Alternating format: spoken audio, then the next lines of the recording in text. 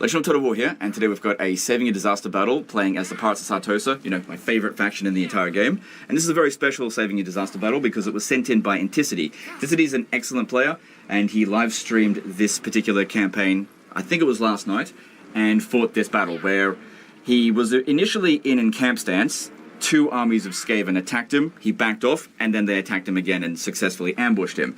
There's no retreat. If we lose the battle, it gets wiped out. Now, in his attempt at the battle, he did actually manage to win, but it was the real definition of Pyrrhic victory. He suffered 1,414 casualties. And so at the end of his victory there, his audience asked, send it to Legend of Total War and see if he can beat it, or even better still, see if he does a better job. Now, doing a better job is subjective. It depends on what parameters you're using. But for me, it would be to suffer fewer casualties. So that's my goal there. 1,414 casualties or less. But also on top of that, he wasn't quite playing on the hardest difficulty. Sneaky, sneaky Inticity. I'm sure it was just like an oversight because you're probably not checking this stuff all the time. And whenever I do a disaster battle, I always check this stuff. You were just not quite on the highest AI stat modifier. Now, I don't think that would have made any real difference on the battle. Pretty sure he would have had basically an identical outcome. But yeah, I'll just bump it up there anyway. Alright, so we can't pause the battle when the battle begins. We can't pause at all because of legendary difficulty. So I kind of want to explain my thoughts before I get into it, because once I start, I really am going to be flustered because this is going to be a shit show right from the get-go. The enemy forces that we have to deal with initially are extremely aggressive. They've got 4 pieces of artillery, and depending if they position them differently than in Inticity's battle, they're going to dish out tons of damage, because our army is very vulnerable to their army. Super bloody vulnerable. Now, the way that Inticity beat the battle was just microing his guts out. I'm going to do things a little bit differently, because if I do the same thing that he did, then I'm probably just going to get the same results. So I want to try to get a much better result, and I think tactically he should have used the forest as cover, given how much artillery and missile units they've got, and also just the benefit of being able to maneuver around when you're hidden. That is going to be way more useful to us. Now, the ogres aren't going to fight super well in the forest, but anything that we can do to reduce their missile effectiveness is going to be massively advantageous to us. Now, the real challenge, though, is getting into the forest as safely as possible, because it's going to be a massive scramble. Because we're going to be basically in a tight formation right from the get-go, there's no two ways about it. We're going to take massive casualties. But I just need to try to minimize that as best as we can. They've also got Menace Belows. They'll probably try to slow us down on the approach. They've got Poison Wind Globadiers, which are going to cause area of effect damage. So, yeah. I reckon like most of the damage that we suffer on this battle will happen at the very beginning of it, because that's the point where I can't control how much damage we're going to suffer. It's only after we get away from them can I control it to some degree. So what we want to do, I really sort of hate how with ambushes doesn't let you. Okay, that was actually pretty good. I was going to say, it doesn't let you command your units very effectively. So we want her in a control group. Control group. No. This way. Don't go around there. So there's a bit of an obstruction there. Okay, we want to get rid of these plague claw catapults. Let the ogres sort that out. Try to keep these guys as spread out as possible. If you guys could get into the fight with this one. Don't use any of the army abilities just yet. Okay, Poison Wind Globadiers, we've got to try to stop them. Is that neutralized? Yes, it is. Okay, get them out of here. Someone's probably going to have to be left behind. I think a few units are going to have to be left behind. You're staying behind. Go. And this one here is already damaged. You stay behind. Just try to get everyone else into the forest, especially the ogres. Go. You're all badly damaged. You can stay behind as well. And then everyone else, yeah, we're taking some damage. Get them in here. What about you? Yeah, so they're just trying to really pin us down and dish out shitloads of damage. Now would be a terrible time for us to turn around and fight. Oh, she didn't listen to the goddamn order.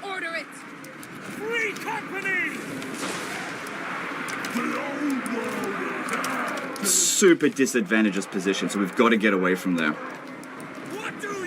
Alright, let's see if we can manage to get this guy out of here. Another thing to keep in mind is that the AI is most aggressive at the very beginning of the battle, and that's when the AI is at their best. If you can manage to survive for 5 minutes, the AI actually kind of gets like gassed out and starts making really stupid decisions. oh my god, he's gonna do it by exploiting the AI. Well, I just understand how the AI works, and it's just like, you don't fight your enemy when they're at their strongest. Duh. Okay, so let's try to neutralize this artillery piece here. So they're getting some shots in. There's another one over there. I'll see if I can get the ogres around that way, although that's when Claw is going to be coming in, so maybe not. So this one here, I think that's one's going to get wiped out. There's no two ways about that. This one here, try to draw them away if we can. How are we going with that? That's been neutralized. Cool. Just move Aranessa out of here. She can slip away. Yeah, some of our units are just going to get wiped out. Like I said, there's no two ways about it. Bring them in here.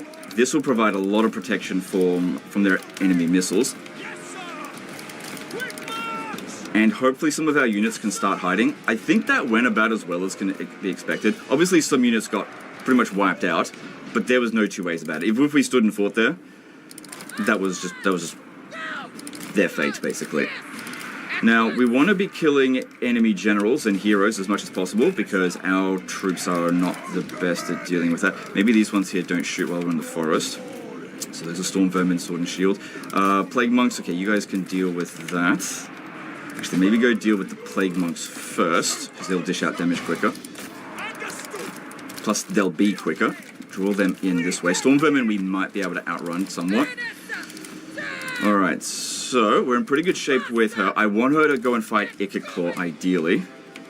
I'm so glad that he didn't put Aranessa on that fucking stupid mount, the Rotting Promethean. Good job, Anticity. Just, yeah, it's the worst goddamn mount. I reckon if he had put it on that mount, not only would he have lost the battle, but I wouldn't be able to win the battle. Because that is such an awful mount for this battle specifically. Just makes her big. And actually kind of lowers her combat capabilities. Alright, so we're not properly hidden. Alright, that worked out pretty well. These ones are starting to hide, that's good. Just try to get them out of there. Don't blob up, but we have to get rid of... Yeah, come back over here, we gotta get rid of these Storm Vermin. Come on, just get back. Okay, these ones here might have to go back in and fight. Luckily, most of their forces are... Alright, let's see how we go here. Most of their forces are not in the forest, so that's good. That unit might actually survive. Maybe. Obviously, the trees will block some of our shots as well. Oh, rattling guns. Okay, I need you lot to get rid of the rattling guns. Go through this way, and there's Gisele's there. Alright, there's another piece of artillery. We need to go and neutralize that. As much as it would be good to get rid of Claw, the artillery is actually still more of a threat. And all we're really doing at the moment is just buying time.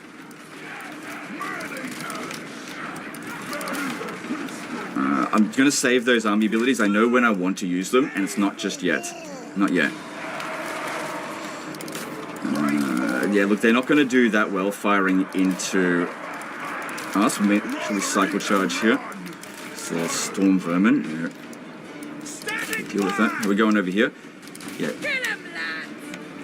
The trees will be blocking a lot of the shots. Not all of the shots, but we just need them to block enough of them. Alright, how we go here? So, it did a bit of damage to Claw with Aranessa. She's in kind of better shape than him. Kind of. Ran back too far there. But we've got some of their Storm Vermin broken. That's good. All we want to do is just get them off the battlefield as quickly as possible. Quick march! Take position! Crew, attend! Alright, neutralized. All artillery has now been neutralized. That's great.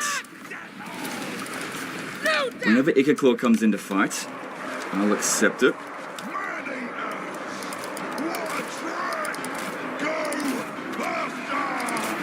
Okay, if we could get these guys out of here, that'd be amazing. So yeah, they're shooting at us. They're doing some damage. They probably did most of their damage at the beginning there. And this is going pretty well against Ikit, because Aranessa is anti-large. She doesn't have magical attacks though, because I believe he's got a lot of physical resistance. Right, I'm going to try not to get into too much of a blob right now with Aranessa. Obviously we've got these, but they're limited number of uses, so I want to make sure if I'm going to do it, I'm going to get a lot of value out of it. I guarantee you we will end the battle having used up all of them. Guarantee it. Okay, last one over here. We got a break. Just charge in there. There we go. That's gone. Get in over here. Try to route. Try to get these ones here to hide and make sure they stay routing. How are we going here? Okay. Yeah, just keep trying to run down this way. That's where Ikaclaw's going. Okay, we're about to reach the point where we can start using these. So I wanted them to like blob up around Aranessa so that we get the maximum use out of this stuff here. That's good. It's so good that Aranessa is on, or just being real small. Okay, good. Alright, now things can calm down a little bit and we can have it, we can do the battle the legend way, which is the cheesy way. Which is to say, the Skaven way. Not the brave way. Okay, so, still want to kill Ikaclaw. That should be our top priority. Why were they revealed? They've got units in this area. Okay, I need to get these ones over here to help them out. Let them just hang back.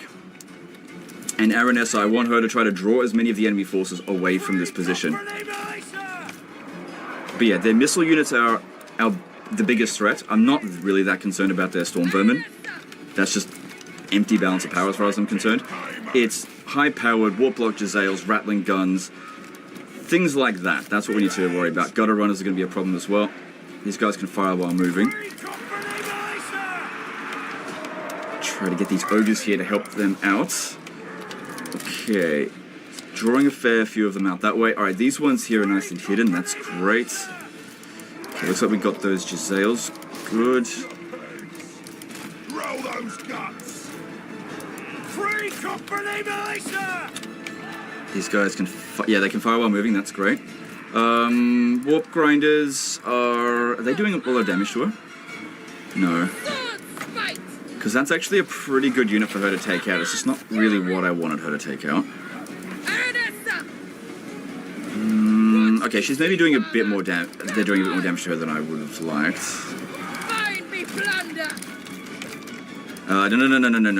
No. Stay in the forest. Yeah, there's still a lot of missile units in this area here. These ones here pulled back. Gutter runners are always a pain in the ass to deal with when you don't have, like, really fast cavalry. Ikaclaw wants to seemingly come up this way. Can't let that happen. Yeah, so they just drew us out.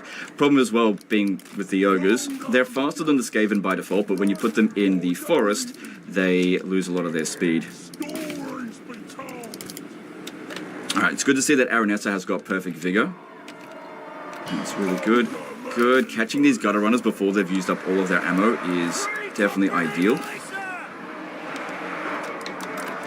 Also, another thing that this gives us a bit of an advantage for is recovering our fatigue. So obviously we've had a bit of a fight here, and they're going to keep running around. So if we can get them exhausted and get us nice and fresh, that is going to be really good.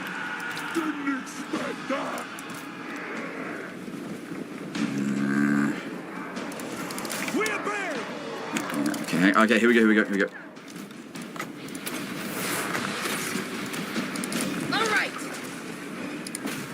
So Ikaclaw has so far only done 650 damage. Aranessa has no ability to heal, but she beats the shit out of Ikaclaw. She's got the advantage in this situation. Free company militia! Go! Take the ground! Okay, just let them recover a little bit. I want to save this last one for when we're ready to finish him off for good, like when he's just about ready to break. Oh god, I hope that hits a tree. Yep, well, sort of. It hit the ground, but it didn't hit us. Oh, no, stay away from that fucking warp grinder.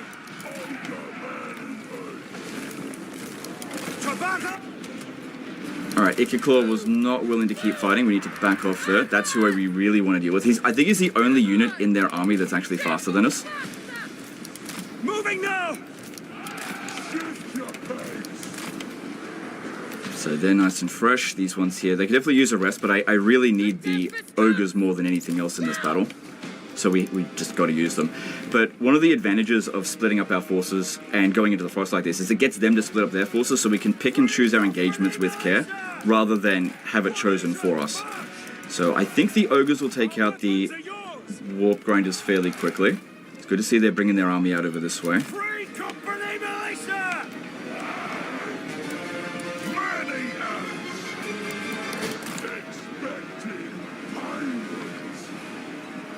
Alright, all good there.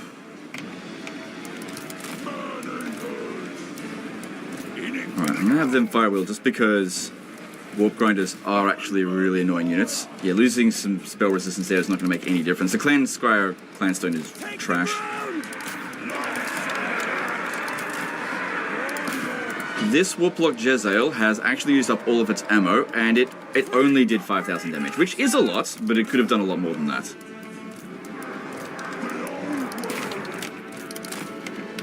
Okay. Ichor Claw being tired is definitely good for us. This overall engagement here is definitely favorable for us. This rattling gun has done barely any damage. That's a good sign.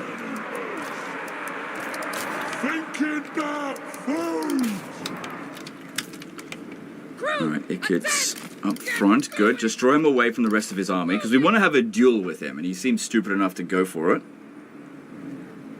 So the further we can get away from the rest of them. So this one here, looks like a Grey Seer. That's fine if that wants to get involved. It's good to see so much melee defense. Alright, let's get in there now. But don't use the net just yet, because we're very close to the edge of the map. Use it once he has actually broken, so I need to pay attention to him. So doing this kind of stuff over here, not ideal. So let's just focus on this at the moment, because I want him actually wounded. I'm fairly sure Inticity routed him from the battlefield, didn't actually kill him, or, wound him. Okay, I'm pretty sure he's about to break.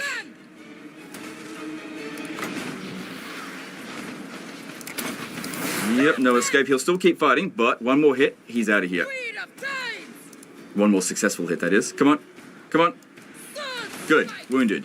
Now go kill that one. Now they're going to suffer a permanent leadership penalty for the rest of the fucking battle. Very nice for us. And the thing is, we needed time for that to happen, which that has allocated for us. Okay, that's it. Move back. It's good they've got no more artillery. But we don't have any more of these spear fisher-nets. But I think getting a kill on their legendary lord was well worth it to use them up. So she's still got about half of her health left. And I think she's best used trying to take out the enemy heroes, because that's what our army is probably going to be least effective against. I don't really care about killing that one. So if that one just leaves the battlefield, that's fine by me. I think that's their last spellcaster. And the Jezzails are shooting at us. I should probably try to stop that.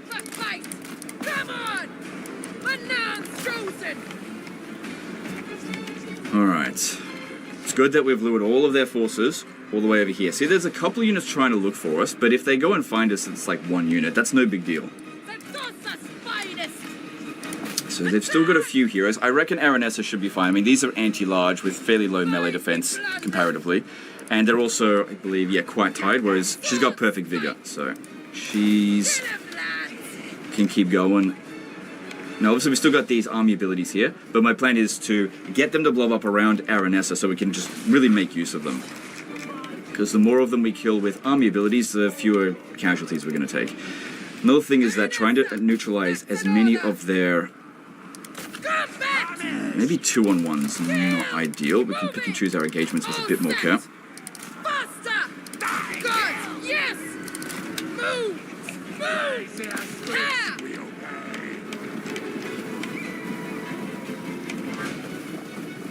Okay, how are they going? So they're slowly recovering their fatigue. This one coming in over here is fine.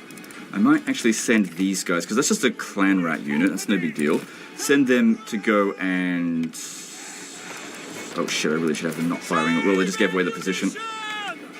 Free company militia! On shattered units. A tempest comes! Yes! And you see, as soon as our units get detected, see how they all just like start running out this way?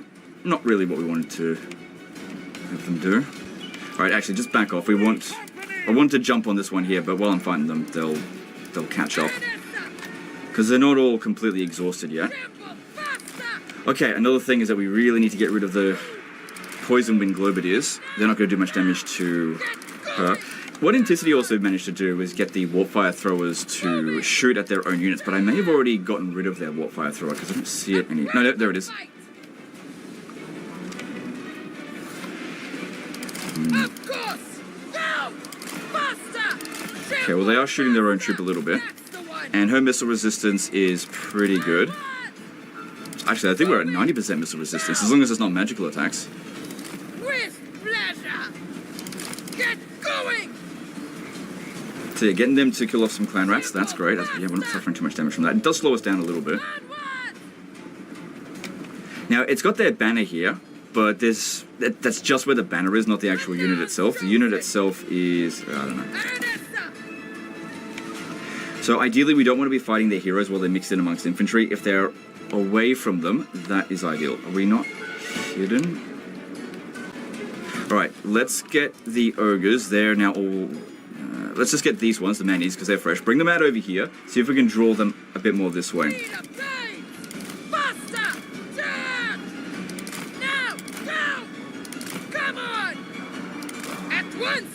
I really need to get rid of these heroes. So yeah, they're all heading out this way. That looks actually like a pretty good blob. I'm going to take that. I was hoping to get them into a massive blob fighting Aranessa, but honestly, that's better. If we're not in a fight and they're still blobbed up. Okay, these goddamn Jezzails. Move! Move! Get going! Faster! Come on! No Do you want to fight them? Just wait for the right opportunity. But yeah, we're no longer really in an ambush battle. This is just like a regular battle, I guess, now. And that's one of the reasons why I wanted to rush into the forest. So it stopped being like an absolute shitfest, where we can't pick and choose our engagements with care. Alright, I'm going to go in here, because he's only mixed in amongst ratling guns. That's not a big deal. Oh, and clan rats. Oh, she's got glittering scales as well, so that's also reducing their combat capabilities. Just leaving him out in the open over this way. Alright, so that one... Okay, fine. If you want to shoot at these clan rats, that's fine. This thing's just gonna... Oh, hang on, they're actually kind of obstructed. Don't worry about it right now. Just get back. Bring those other ones back over here. Just use the melee. We'll route that straight away. Come on! Alright, we took a little bit of damage. She's obviously not going to last forever doing it this way. But sometimes waiting for these abilities to recharge, because an extra 20% melee... 24 melee defense and 20 damage resistance. Obviously will significantly reduce the amount of damage we take. They don't seem to care at all about the man-eaters. Just give it some time, they'll eventually send a unit over there. Good, we took out the clan rat with it only dishing out 160 damage. Run them down or just get them off the battlefield, whatever.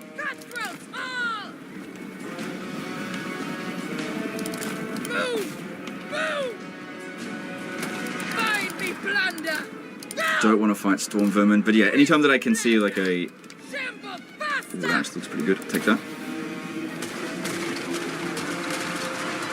That looks cool, but it really doesn't do very much damage. Oh, it's non-armor piercing.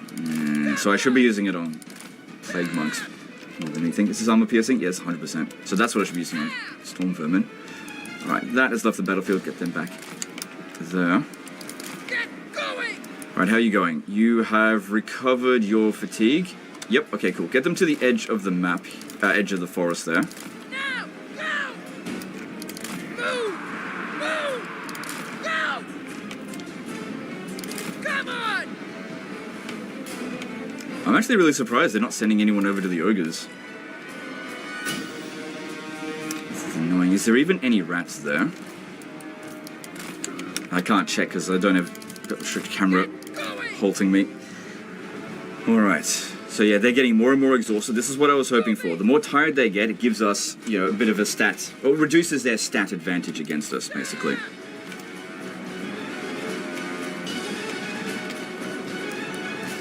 Maybe I need to bring more of the ogres over here.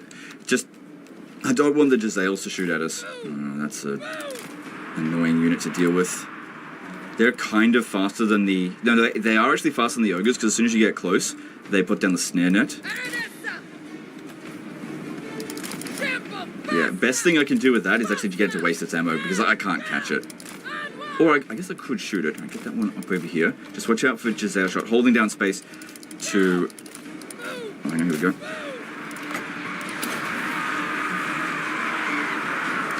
To see where they're able to shoot from. I'll cut them!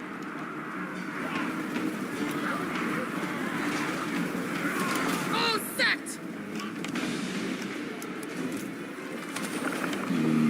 Okay, no, back off. So hang on, let me see what's going on over here. Is there any rats in there whatsoever? No, it's just the banner for that unit. Yeah, just get them back inside. Alright, looks like we got hit by a hero. Let's get her out of there again. That one's almost been dealt with. I don't have to kill it on this battle. Should we get it out? Because yeah, when you turn your back to them, you do suffer a bit more... well, it's, you lose melee defense. That's what I'm trying to say. Alright, let's bring the ogres out this way. Alright, do they have Jezzails left? Well, don't they get them... They stalk? I can actually check that stat. They're not stalking. Okay, so we can see it. It's this one here. It's already pretty badly damaged.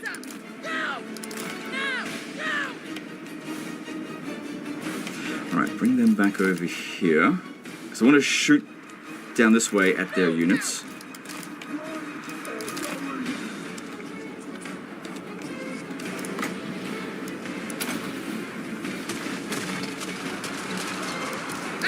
Yeah, it does a bit of damage. I'd say that's fantastic. Okay, that looks alright, I'll take that.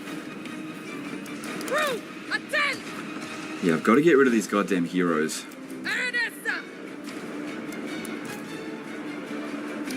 Don't have huge range on these guys, but at least they're faster than their average rat. Good, this is like the ideal situation here because none of their other infantry are going to get in the way. That's why I want these distractions. Shooting at clan rat spears, well, at least they don't have shields. I don't care if we're not shooting into storm vermin. That's, like I said, I wasn't really concerned about storm vermin anyway. Just for a bit, get their attention so that Aranessa can have this duel without them getting in the way, which she has successfully routed him. Like I said, don't need to kill it.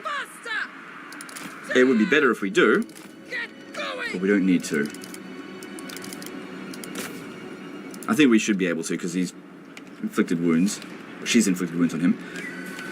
Ogre's still over here. It's fine. We got shot at something, did we? Anyway, they'll be hidden again soon. Alright, let's now bring... I need another control group. Yeah, 4 for them, 5 for them. Bring them over to the edge here. So we can start drawing some units over this way.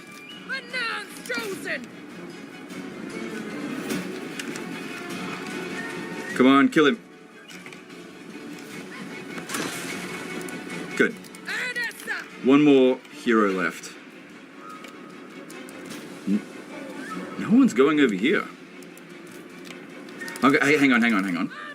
See how few units are chasing after Aranessa now? This is what we want. Bring the ogres over this way. Okay, I think they've just taken the attention. Alright, get rid of these rattling guns. That's good. So yeah, we split up into a bunch of different groups, and then we just engage where it's favorable and don't engage where it's not favorable. Oh, but that's not fair. I think you do better for blobs than that. They're sending a lot of units over here now. Still, I'm getting the kills on the rattling guns. That's a very high value unit. Bring this one back. Alright, I need them to reveal themselves so that they take us a bit more seriously over here. Maybe reveal these ones as well.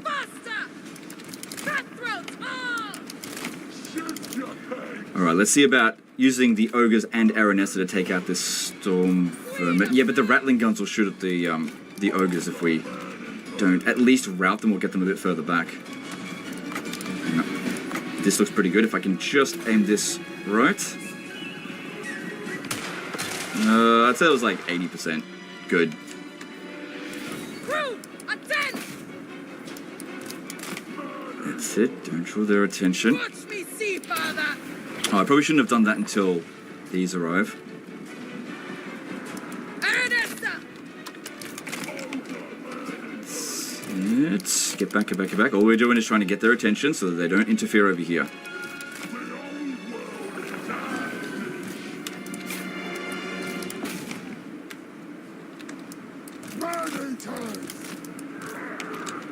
Ducks in glory. Okay. Them chips! I don't think these storm vermin are going to do much damage to Aranessa, but I want to make sure that we kill them as quickly as possible, so we pop down that ability the moment the ogres can get in. Ducks in glory. There we go. So that we dish out the maximum damage, because obviously we don't want to stay in prolonged combat with them for very long. The shorter the time, the better.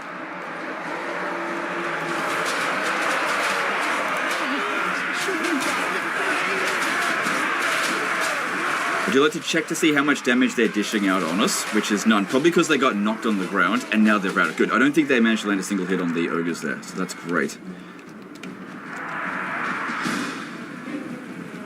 Okay, let the ogres run that down while Aranessa goes find another target. Okay, this one's coming out over here by itself. Great. Let it do that. So what's going on over here? They're not sending anyone... Well, they're sending a couple over this way, maybe. Just okay, just leave them there for the time being.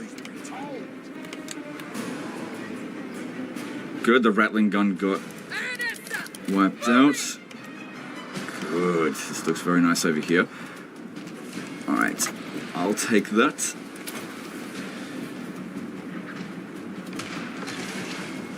I'd say that was 90% good.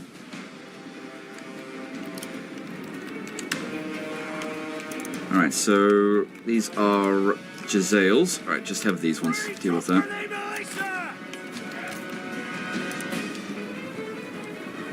And the abilities are ready again. Nice. Oh, shit. Okay, I see what they're trying to do here. They've pulled a smart on us. They're trying to get us distracted so that these ones can get around over here so that we can't hide again. We got to get back in here pronto, or we're going to be... Yeah, okay.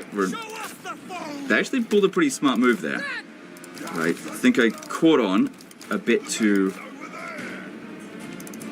early for them to pull it off, I think. Because, yeah, now these guns here are going to keep a constant sight on us. Let's get them over there.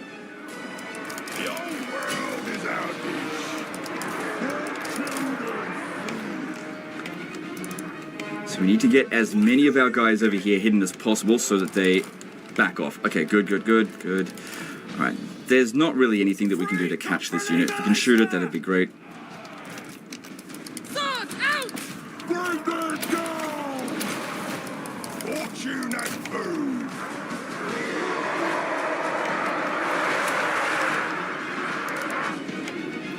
Free company militia! Fire! Fire! No, we're covered! Standing by! Okay, yeah, probably best way to deal with them is just shoot them. Good, so these ones here, they only did 387 damage. They're definitely not trading their worth. Bounce Power is still in the enemy's favor. Free company militia! Yeah, just escort that one off the battlefield. Alright, I'll get these guys to go take out those Jezzails rather than the gunners. Good, that one's been dealt with. Our guys are just active, they're not exhausted, that's great. Aranessa once again needs to go and draw another unit over here. Free company militia! What do you bid? Understood! Moving now!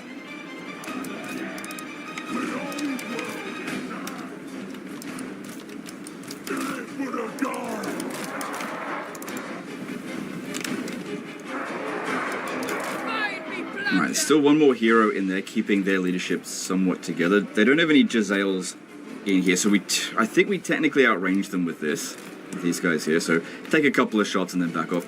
So that's not going to get wiped out. Why don't you run that down?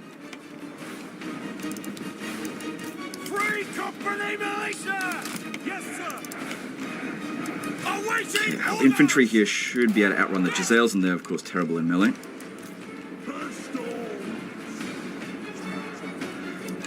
Okay, watch out for the rattling guns because they actually do outrange us by I think 5 points.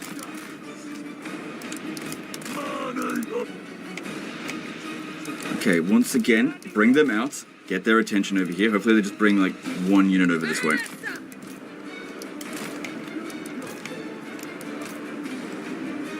I'm fine with that. It's 1 unit. I wanted a duel. Not with the rattling guns. Stay away from them. Stay away. Come on, you guys need to be a bit more responsive.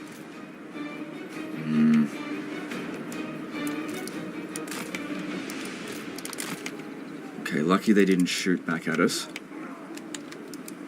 Okay, that Storm Vermin unit is wiped out. Good, they're getting a chance to recover their fatigue. Nice. And the enemy forces, they're all exhausted now, so that's great. That's going to give us quite a big advantage. Okay, last one of these, because this is a fairly big blob. Make sure we're hitting those plague monks. Alright. Okay, I don't think they should ever shoot off against the rattling guns. Draw them into the forest, and then we'll just charge at them in melee.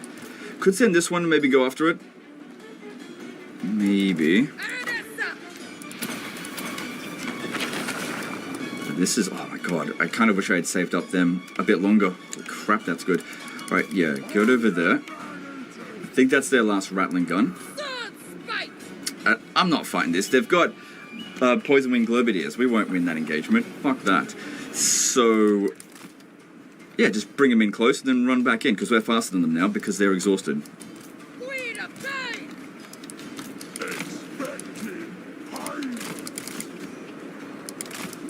Not sure if this guy's going to get there in time. Cutlass is out! Good with wounds. It's going to drop their speed a little bit.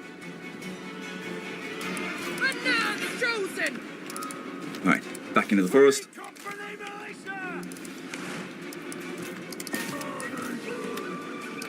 Use the terrain here as a bit of cover.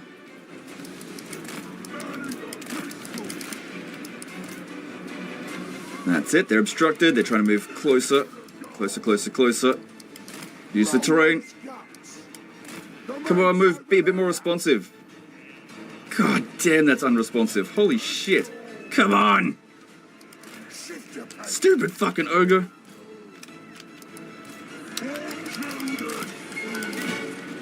Alright, it didn't do that much damage, but yeah, we got him. Because now they're in skirmish mode.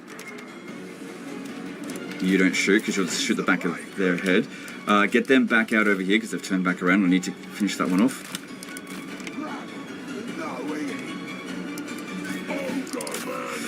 Can't get too close. Even just getting rid of a few of them. Oh look, they don't even have the unlimited ammunition. They're, the AI definitely does get it. I guess they don't get it all the time. We did kill him, right? Yeah, the rat's on the ground there.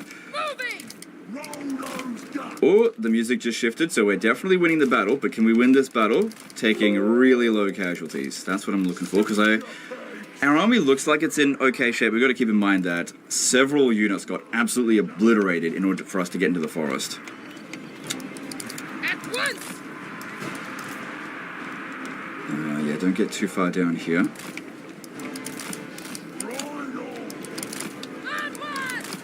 Run or no eating! And just shoot at them wherever we can. Gutter runner slingers should be a higher priority just because of their stalking. Even though they've got physical resistance. I mean, I can't catch them otherwise. They're too fast. Anyone that gets close to them, they slow down. Slow them down. And they're also not going to do that much damage to us. But we also don't want to stay there just getting shot, so back off. Unfortunately, the rattling guns do come back. I'll send Aranessa to go sort them out. Now, because they're staying in a tight formation now, getting them separated is maybe going to prove a little bit more challenging. That's the one! It's good to see that some of their units have really low morale. These ones over here, that looks promising for us to go and hit. Especially their missile units. Once we've dealt with their missile units, everything will be easy. Because they're the ones that can just massively push their balance of power back in their favor if we let them. Obviously, I'm not going to let them. Good. And even got Aranessa's attention. Aranessa's got their attention, I mean. Don't just charge headfirst into warp fire throwers. Because, yeah, by charging into the flank, it forces them to have to turn around. That takes time, so maybe you can get in just that little bit closer so that they can activate their skirmish mode. Now, stay on the high ground over here. No, that rattling gun's not going to save you. These ones are mine.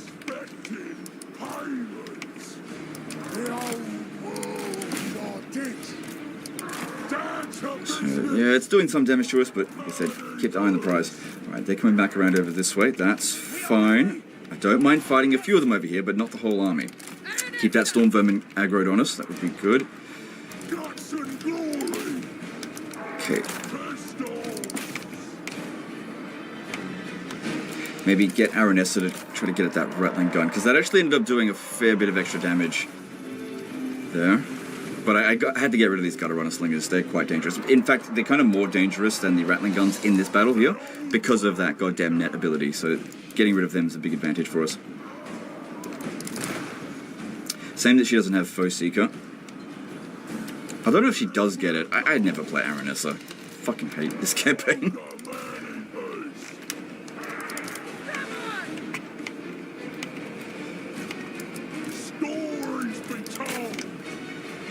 Alright. Come on, get the kills! Okay, the... what's it called? Are dead. Warp fire throwers. Alright, get them back up here. Another thing as well is that if we can manage to retain as much balance of power as possible, goddamn rattling guns, then we should be able to inflict an early army losses on the enemy.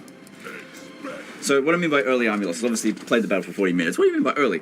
Premature evacuation, which is they leave the battlefield while they've still got a good amount of balance of power remaining,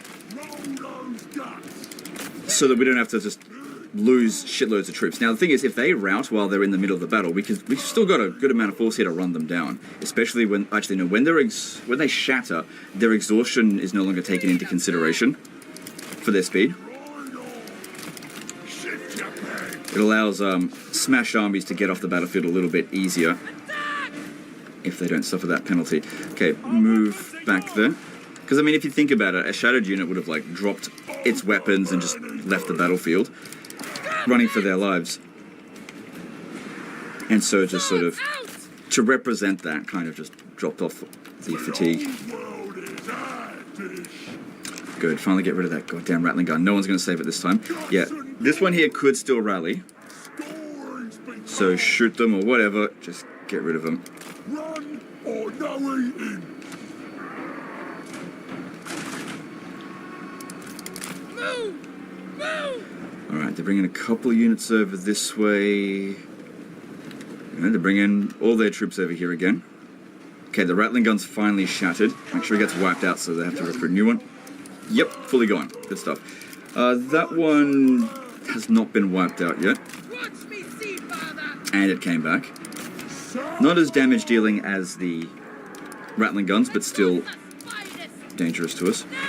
Alright, get back down over here again. Gotta keep drawing them over this way. Basically a game of tug of war, where tug them over that way, then over this way, and then eventually deliver the final blow. Except I guess we're playing both sides. Alright, if they only bring melee... No, they can't bring the Poison Wing Globadiers. That'll fuck us up. So if they bring the Globadiers, we've got to back off. Okay, that unit's wiped out. We don't need to do any more of that. Alright, Aranessa, I might need to just send you in to go sort that out. So their range is 85, our range is 90. So I can take like maybe 1 or 2 shots on the Storm Vermin before backing off. We are faster than them. Okay, they're not... I think they're being a bit indecisive. We've got Storm Vermin out in the open here. Just get them to shoot. Speed us up a little bit.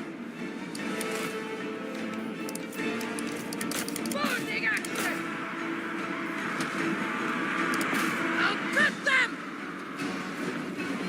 Yeah, once I've gotten rid of the Globadiers, then we can utilize these ones here way more effectively. It's just so, like the Storm Vermin will pin us down, keep us busy, and then the Globadiers will kill their own units, but they'll destroy so many of our infantry. That's why we've got to be very careful with them. Expecting violence. Cut their chips! No doubt! Gutless is out! Done! So they're trying to bog us down with melee infantry. Not interested. Don't have to fight. We can slip away. Go for their. With pleasure! Go for those units. Yeah, if that one was okay, moving maybe a little bit. Also, if the even if the Poison Wing Globadiers are the only ones going over here, still don't do it because we won't wipe them out instantly. One volley of them is worth like 10 volleys of ours. We can't let them do that. Okay, we've almost used up all the ammo there, which is fine. That lowers our balance of power a little bit. That's okay. I kind of want to keep them fighting as long as possible so we wipe out more of them.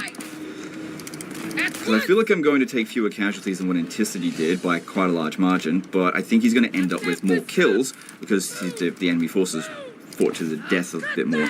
Get going! Good, the enemy forces are starting to spread out a bit more. That's what we want to see.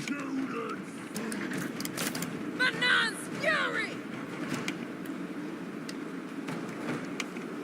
Still, loads of Storm Vermin with halberds. We can't be sending Man-Eaters just charging headfirst into that, obviously. Hey, if they want to shoot their own troops, I'm all for it. Get him, lads!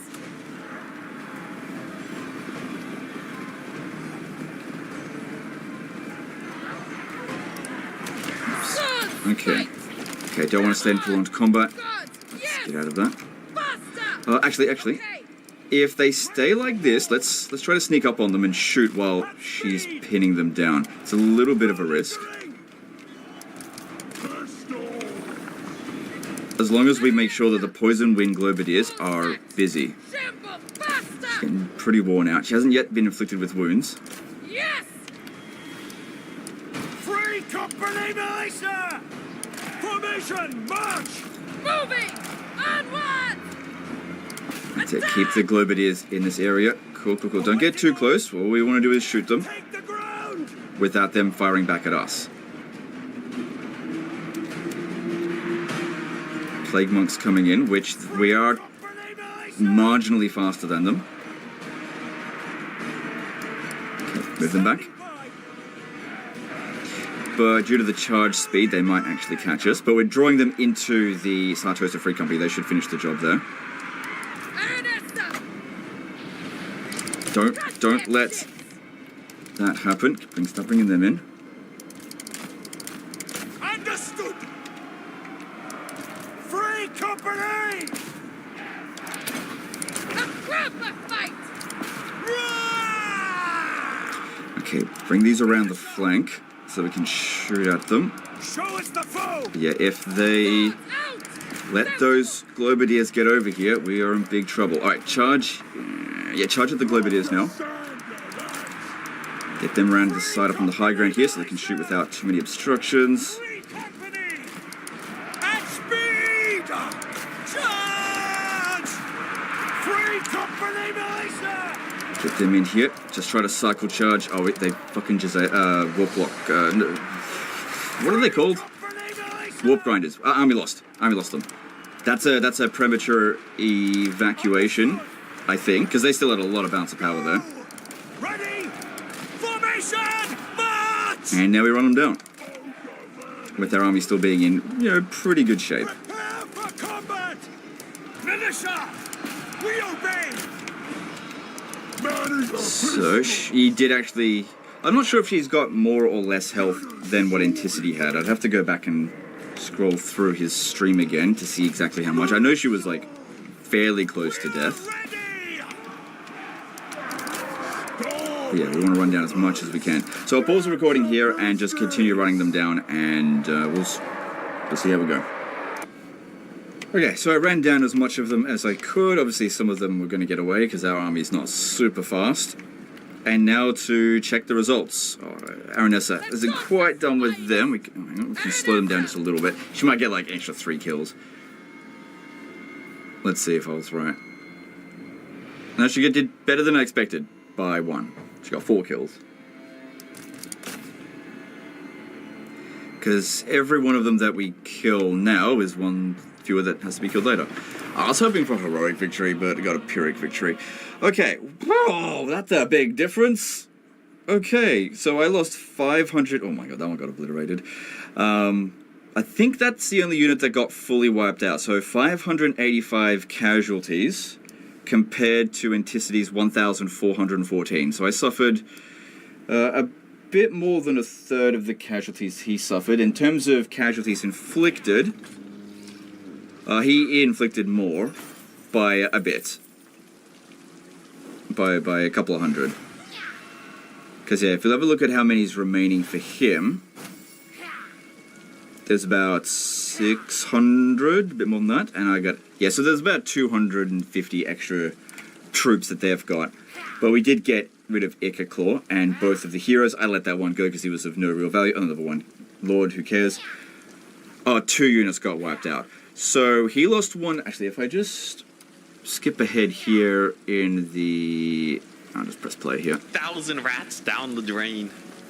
I love these kind of battles so much. I know, right? Also, we got the Potion of Farsight. What did he get? Meteors cooked with the 400 kills there. Send it in. It'd be pretty funny. Let me just freaking... Could you go a bit better quality, please? Okay, that's much Pretty better. funny. I don't know if I saved So it. 295 kills on Aranessa. Just comparing, we'll obviously. I don't think my Aranessa got as many kills, because I think he spent a lot more time almost fighting infantry, certainly whereas do I it. spent more time fighting heroes. Man, Yeah, look at that I man-eater. should That one see if got I have the save shredded. file afterwards. Lots of I kills don't on know him, if for I have sure. it, Alright, let's have a look here. So, yeah, he had 200... we've got 200 more remaining, but he only had 233 remaining. And we've got 1,000 remaining, 875. So it really depends on which way you think it's better.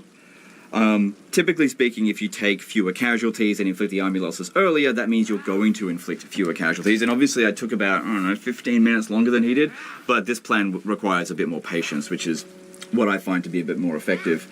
Last little look at this. So how many units of his actually got wiped out? So all of his basic Sartosa units were saved. One Ogre Man-Eater wiped out, that one there. So he actually only lost 3 units completely. Some really close calls there for some of those units, for sure. So he must have, I think he did a pretty good job at the beginning of not getting totally smashed. Whereas these guys here, they were basically sacrificed so that we could get away. Unnecessary sacrifice, in my opinion. But anyway, that's the end of this one here, guys. Let me know in the comments below what you think of how I did. I'll let Anticity know that I was able to beat the battle, and you guys can be the judge as to who you think did a better job of it. Obviously, Anticity was faster, killed more of them. I took longer, suffered fewer casualties. That tends to be the difference in playstyles, because I'm more than willing to spend a lot more time on my battles to make sure that my troops stay alive, and obviously utilize cheese so that I can get the ambushes and make sure that the engagements are 100% favorable on mine, rather than just like 20% favorable, compared to Anticity being a lot more aggressive and having focusing more on micro. Anyway, send this one. Appreciate you guys. Don't forget to check out Anticity. I'll leave a link in the description, and we'll see you guys next time. Later, guys. It's no secret.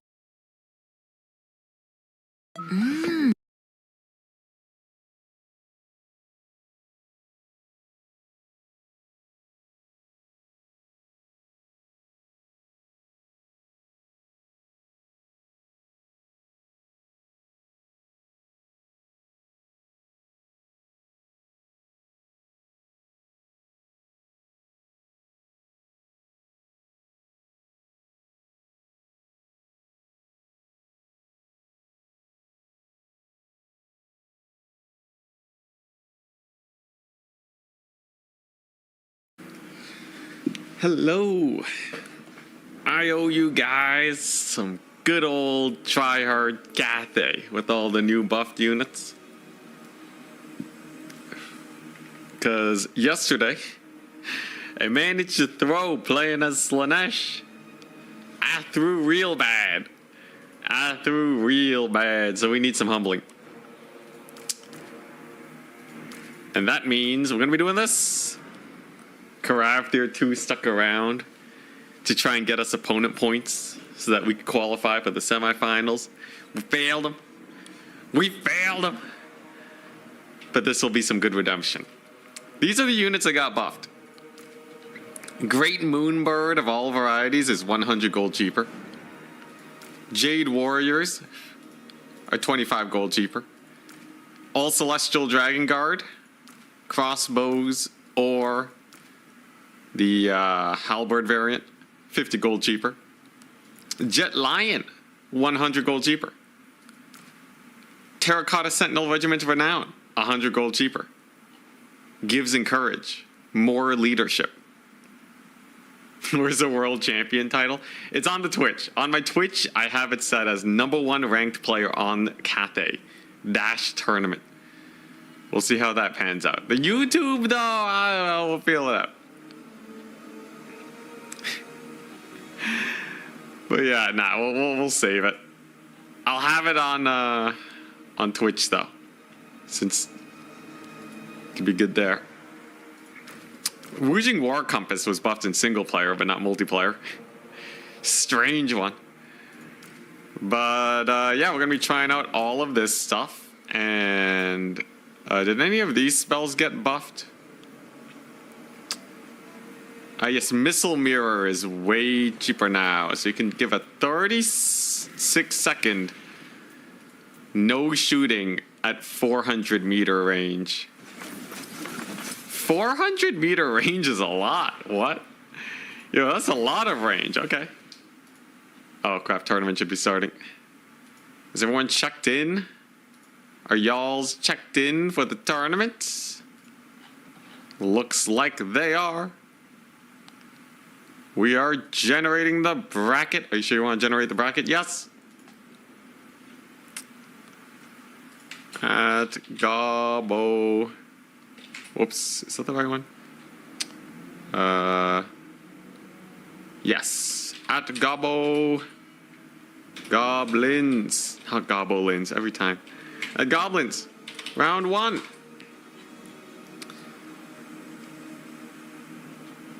All right. Here we go. And I got a buy round. Wow. Wow. All right. This time I will remember to give myself a Swiss point. We get to spectate a game today. Ooh, who should we spectate? Charix is playing today. I can't just be a Charix fanboy, though, right? He did. Did he win Turin's tournament last night? Let me see.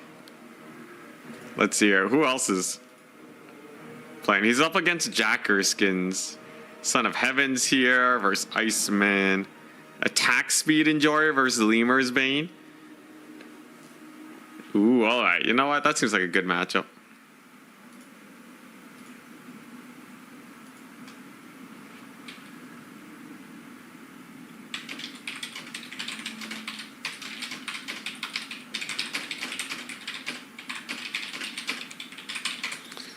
Let's see here. Attack Speed Enjoyer. Lobby code, please. I'll be casting. Ah, hell yeah.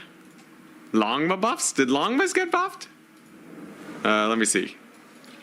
Longma. I don't think Longmas got buffed. No. Dwarves. Long appears 3 times in the dwarf update changes. You know how it appears? Dwarves can no longer take Rune of Hearth and Home. And then it's repeated 3 times. RIP. RIP. Incompatible versions.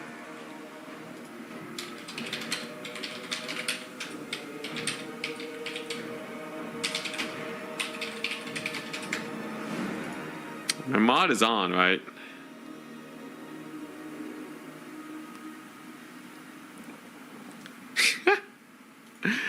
Attack Speed Enjoyer does not have the mod up. Alright, we'll still cast this game though. Oh, Longma balls, no! No! No! Hey, what's up? Aether Wolf, how goes? We just got wrecked, actually. How have you been? I've been doing pretty good. Been catching up with the news. Anyone see the news today? No DLC this month. Oh, the pain. But at least we have a roadmap for the next couple months. So what? Siege improvements in July is actually pretty high. DLC's not showing up, it sucks, but if they gotta make it better, they gotta make it better. What I'm personally excited for is that apparently we're getting a multiplayer balance patch in 2 months, which is like unprecedented.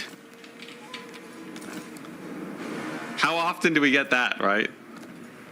So at least on my side of things, it's actually not too bad.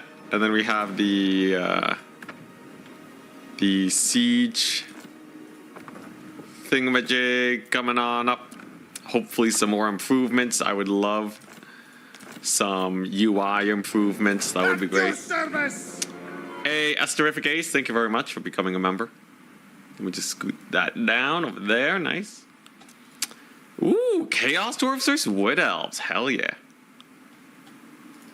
Alright, technically, I get 1 win. Alright, no, I'm not going to give myself that, though. That's kind of silly. You think C8 watches your streams? Literally, on patch day the other day, they were in my stream. They were in my stream doing some scouting to see how people were reacting to the new update. So that's pretty cool. But sorry, I'm just getting some messages. Oh, okay. I can add you, but you'll be facing me first. All right, never mind. We got someone. Someone is joining late, so I'll be playing versus them. All right.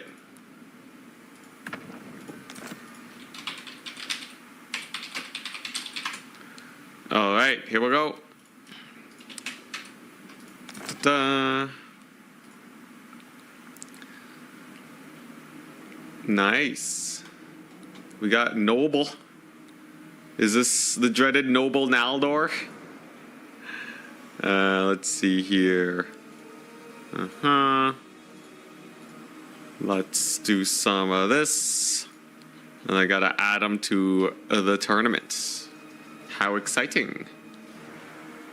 Good afternoon. Finally the best faction gameplay. Yeah, I gotta set myself to Cathay so people don't get confused. Yeah. Good old Cathay. I feel like Cathay, they're they're a fine faction. I actually do have some shenanigans I want to try out. Wait, did we get raided? Whoa, I got raided by Mini Maple. Wayo, how'd I miss this? While I was adminning, what's up? Thank you so much. Does this surrender your Doritos? Yo, dang. I don't think I have many snacks here. What's up? He pays more attention to YouTube chat. I'm sorry. I was admitting. I'm sorry. Oh my gosh. Yo, I missed like 50 messages. Shout out to Mini Maple. Let's see here. How do I... Oh, Mimi. It's Mimi Maple. Ah, I see. Yeah, there you go. Let's see here. I think I'll post the Twitch here too. Chat has middle child syndrome. Yeah, I have the tournament. I have YouTube chat. What is this Twitch chat? Never heard of him. Oh my gosh. Whoopsies. Yo, when did that happen? Okay, that was after the Terrific Ace. Okay, we're good. We did. I don't think I neglected them for too long. Thank goodness. Okay, back to admin. Screw Twitch chat. Anyways, back to things that actually matter. All right, I'm kidding, of course. I'm kidding. How do I get this person part of the tournament? Okay, I gotta make sure they're checked in. F you, YouTube chat. Oh man, no, I'm just trying to stir discourse between the communities. Let's see here. Tournament sign up checked in on. All right, I think that's everything I need to do. Looks like he's playing Lizardman. Hell yeah! All right, Twitch chat rise up. All right, yo, how goes? I haven't actually. I don't think I've ever seen Mini Maple's content. I should check out the stream sometime. Let's see this. A lot of Warhammer stuff. A lot of Warhammer content. Have you been enjoying the new patch? Or Mimi Maple. Or for any of the viewers, has it been good? We usually play single player, so I don't really know how the... we usually play multiplayer, so I don't know how the single player scene looks like. Twitch chat revolution? Oh, jeez.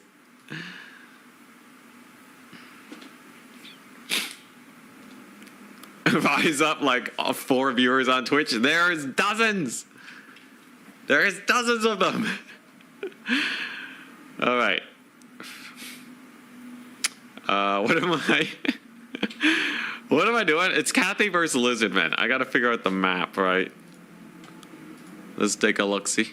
We're doing the Thursday Swiss Borderlow landing. All right. Borderlow. Very fun. Up against Lizardman. I'm going to need to get some work done here. Gate Master maxing. They didn't even buff him that much. I think they just made, what, like his calibration? Is he more accurate now? I don't even know. You guys want to see me use one Gate Master? What does he have? Bulwark of the Gate. Gets armor from standing still. Wow. Leadership. Melee defense and reload skill? Okay, 5 melee defense. Aura for, what, an 800 gold character. Is that worth? Is any of this worth? He has Bolt Storm. A 33 damage, 12 projectile attack. Alright, sure, let's try it. Playing as a Chaos Dwarves and just found out how annoying Grimgor can be. But other than that, things are going pretty well. Yo, Grimgor's always been a menace. Whether it's to the normal dwarves or the Chaos Dwarves. He's been killing orcs with Chaos Dwarves recently. Yeah, like, he just makes so many armies. Let's see here. Lizardmen. Lizards. Who says Cathay doesn't have skirmish cav? Oh yeah, that's true. Gate Master is a skirmish cav unit. Technically, he is skirmish cav. It's true. Let's see if I'm playing against Lizardman. You know, I had a really fun strategy I wanted to try out. We'll see if it actually works or not. But, it might. It could very well do something. Maybe. Maybe. Let's see here. Yeah, so I want to take this ability. Stolen Ground Stance is just useless, right? Same with Might of Heaven and Earth and Wall of Fire. I guess Dragon's Breath is okay. Grimgor hates anything that's not a Black Orc, basically. Yeah. He's a pain in the butt for Chaos. He's a pain in the butt for Dwarves. He's a pain in the butt for Order. And then his Endgame Crisis hits, and then... yeah. Oh, Grimgor got wrecked? Oh, okay. Oh, dang. Alright, so be it. I really do want to play some more campaign eventually, but I'm a little bogged down with all the multiplayer action. So Moonbird got cheaper. Taking an Astromancer on a Moonbird is paying 200 gold for a little bit of mastery of the elemental winds. Is that worth it, though? He does have insane fire resist, so with the new salamanders being so popular, that could actually be rather sick. Honestly, there's a lot of cool stuff. There's a lot of really cool stuff that I want to try it with Cathay. This new update should be quite hype for them. 1 Grand Cannon contingency. And then we go for what?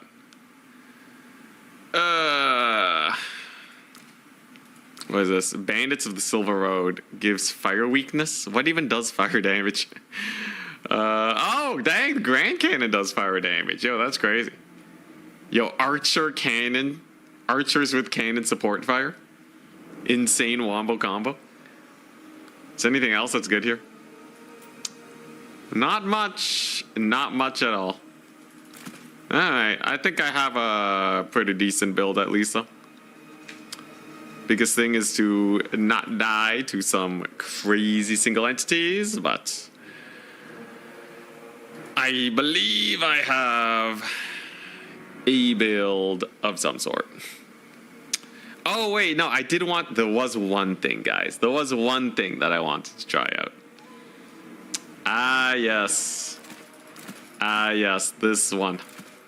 Oh, boy, you guys are going to love this. Oh, boy. Now, this is a build. This right here is absolutely a build of all time.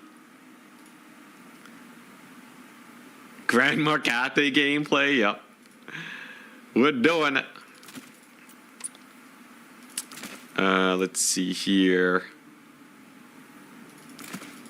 Does this work? Okay, I have 100 gold left over. What does one do with 100 gold? Oh, I guess this is not the worst. All right, sure. All right, alrighty. Here we go. Jet statue to counter javelins. I would not say an 18-second reduction of shooting is a counter, but you'll see what I got cooked up here. It's pretty hype. If there's no Longma build sucks, oh, you just wait and see, man.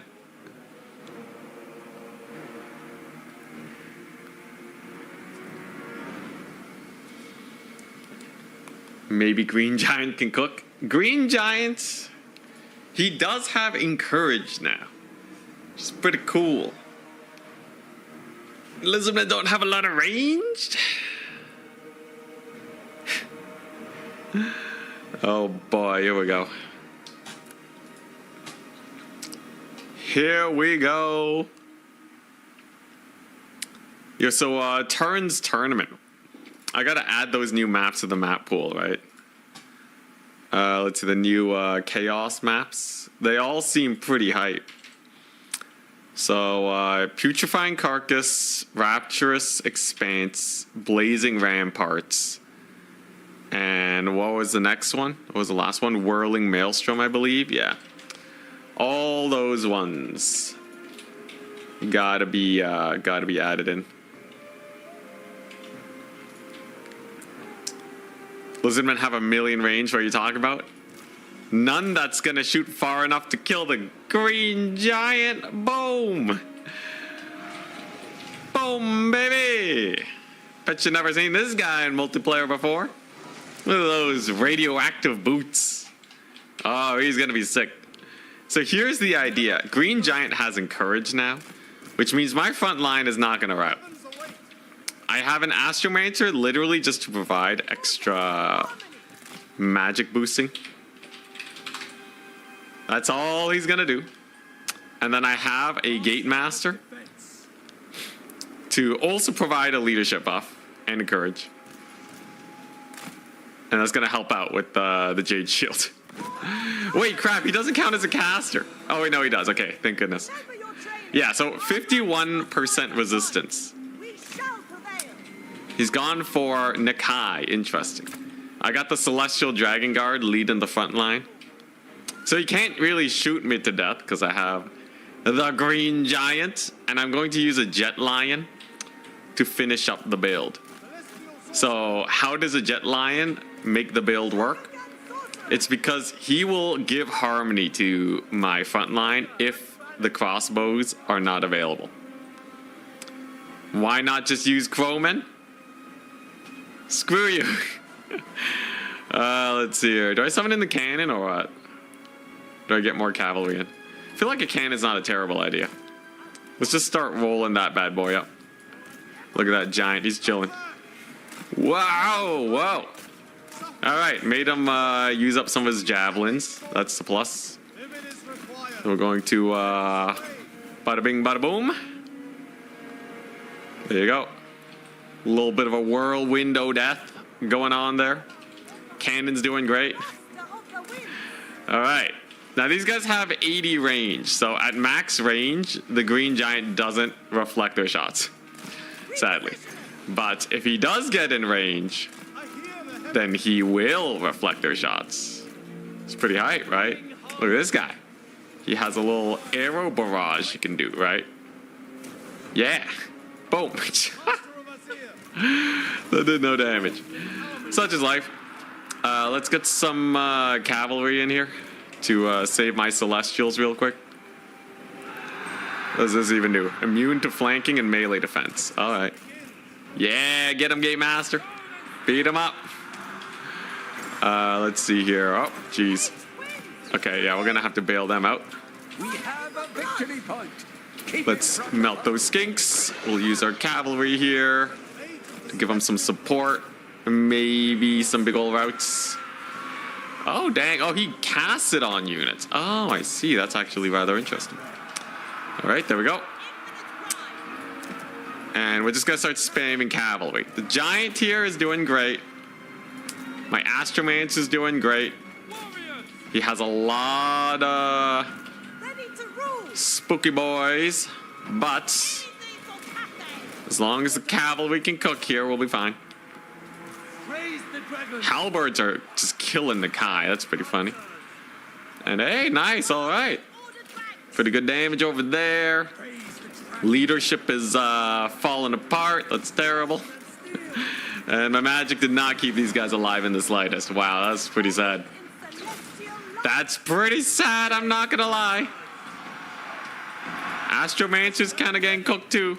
I don't think my cannons were actually shooting for the longest time, but now they're killing off those little birds there. Look, as long as the giant here survives, I'll be good. Get another one of those little breath attacks. There we go. Should be able to kill his crowmen. Looks like my cavalry's doing relatively okay. Nice. We did rout off his little birds there. And wow, really? They routed off even with the giant? Wow. Celestial Dragon Guard.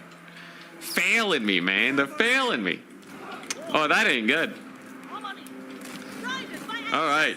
Yeah, that's actually quite bad.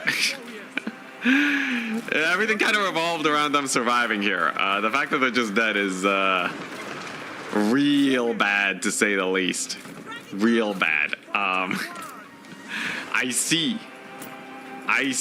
Yeah, that's a little oopsie daisies there, isn't it?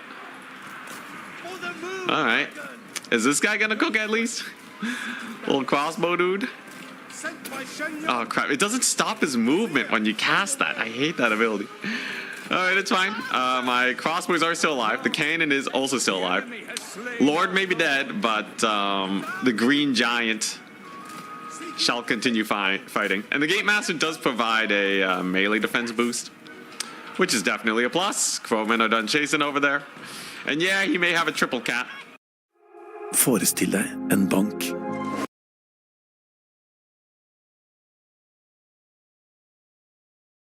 But a single triple cap shall be no issue for me, because I have more cavalry on standby. All right, there we go. Hey, look at this guy. He's maybe fighting Nakai. In fact, maybe I can just kill Nakai. Yo, Green Giant's cooking too. You can't say the Green Giant ain't cooking. There we go. We've killed off his little infantry corps here. And while things may look bad, I do still have quite a few single entities that are doing well here and a pretty good cavalry corps. Lord Thor has happened, I know. I can get her back though, she's cheap. Yeah, let's go. Look at this guy, he's insane. He's actually fighting Nakai. Green Giant's getting shot by the salamanders, but no armor piercing's gonna hurt them a lot. Cannon's still popping off. Come on, Green Giant, you got this. There we go. So that's the point captured. Very nice. Victory point. Oh yeah, no, we're fine, man. We're fine. Look at this guy. We got our Lord back over here. Amazing. Come on, you darn Astromancer, just cook him.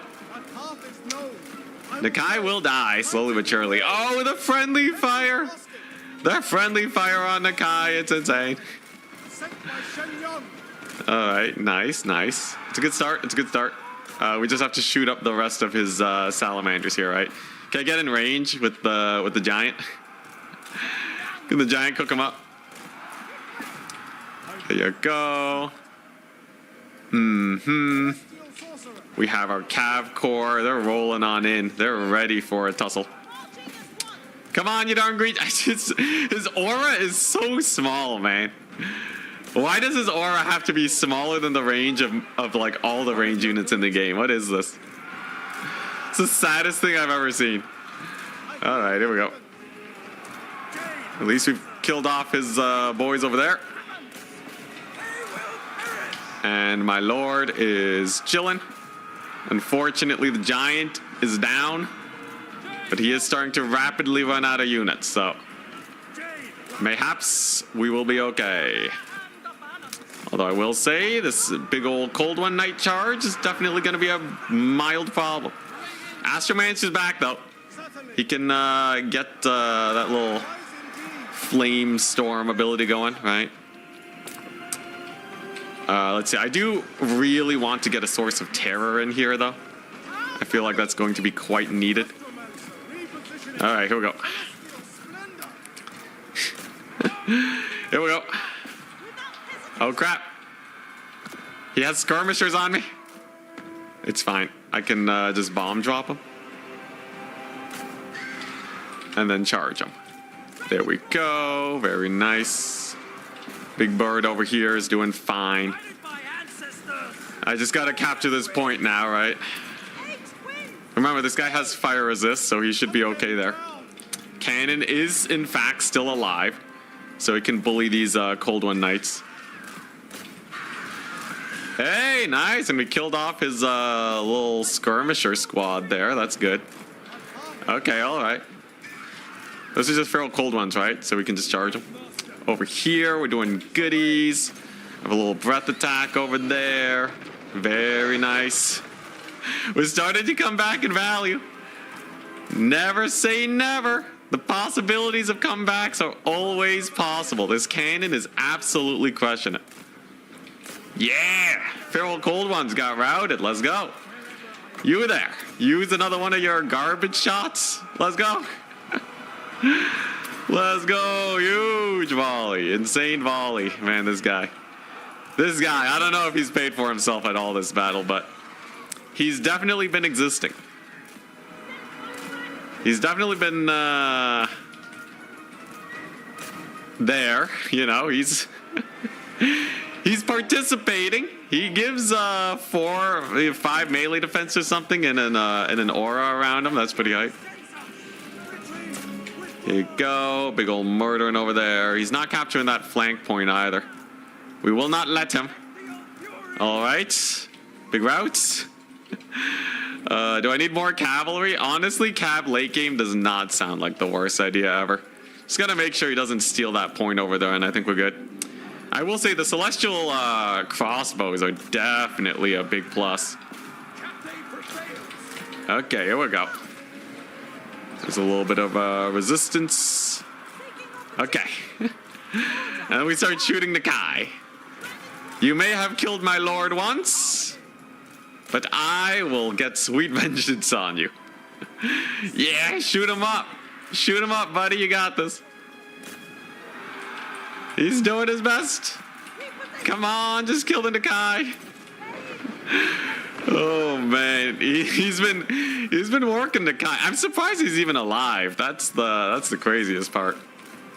How the man has continued to live after all these shenanigans. Oh, is he gonna get the last shot on Nakai? Come on, come on, give him this one chance. Oh wait, use the ability. He missed all the shots. What a noob. Holy crap, he's so bad. All right, here we go. Let's get an actual single entity in here. Holy, he's bad.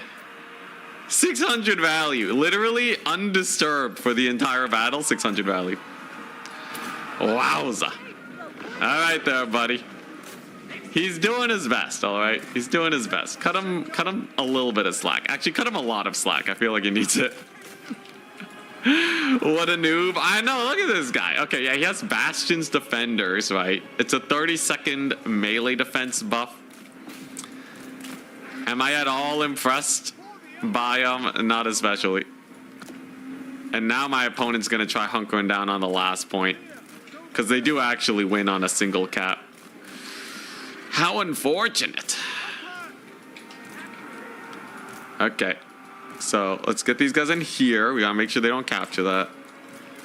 Alright. Alrighty.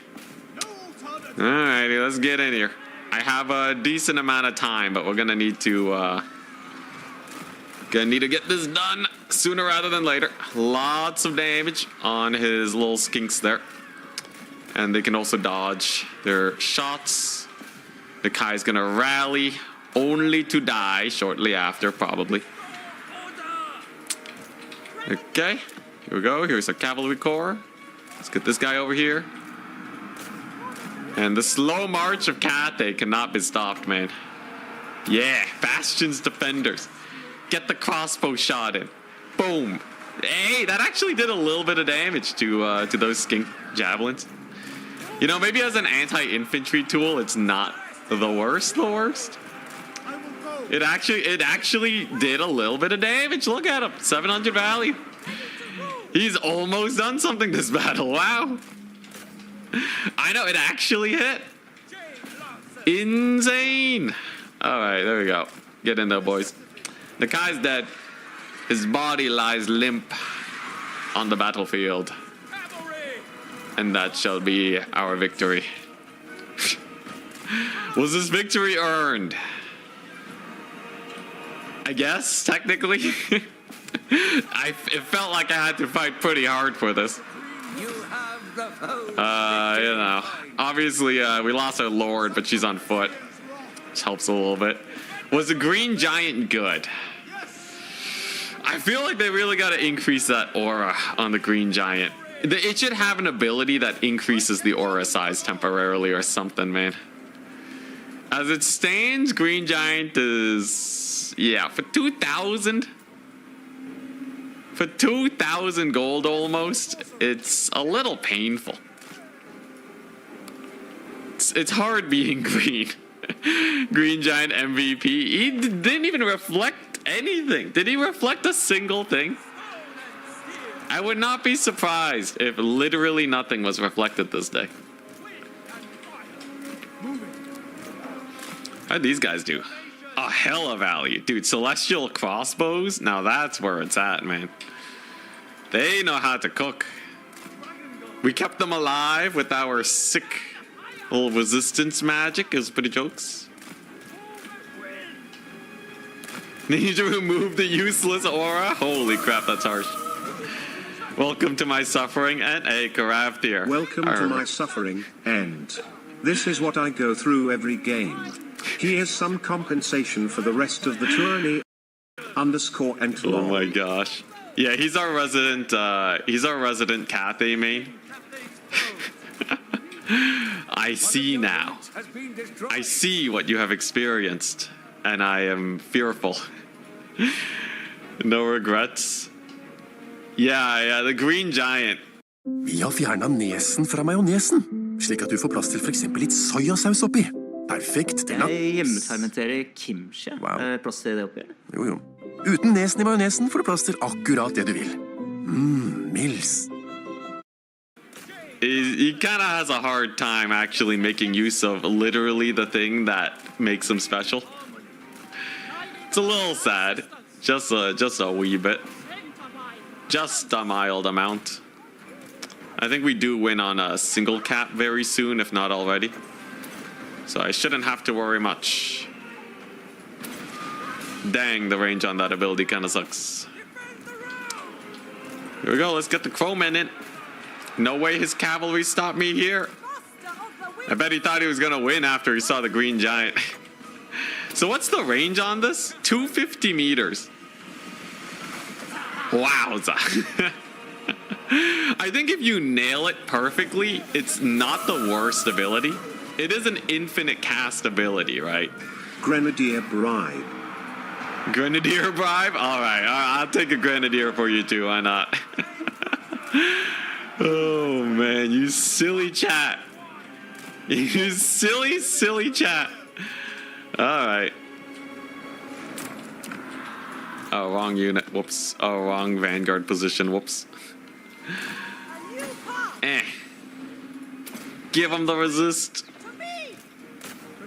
Oh, nice. Look at that. Melee defense. 65 melee defense. Yeah, I don't know. Maybe if you take him on a horse, you can get into position for the sick plays. Sick plays for days.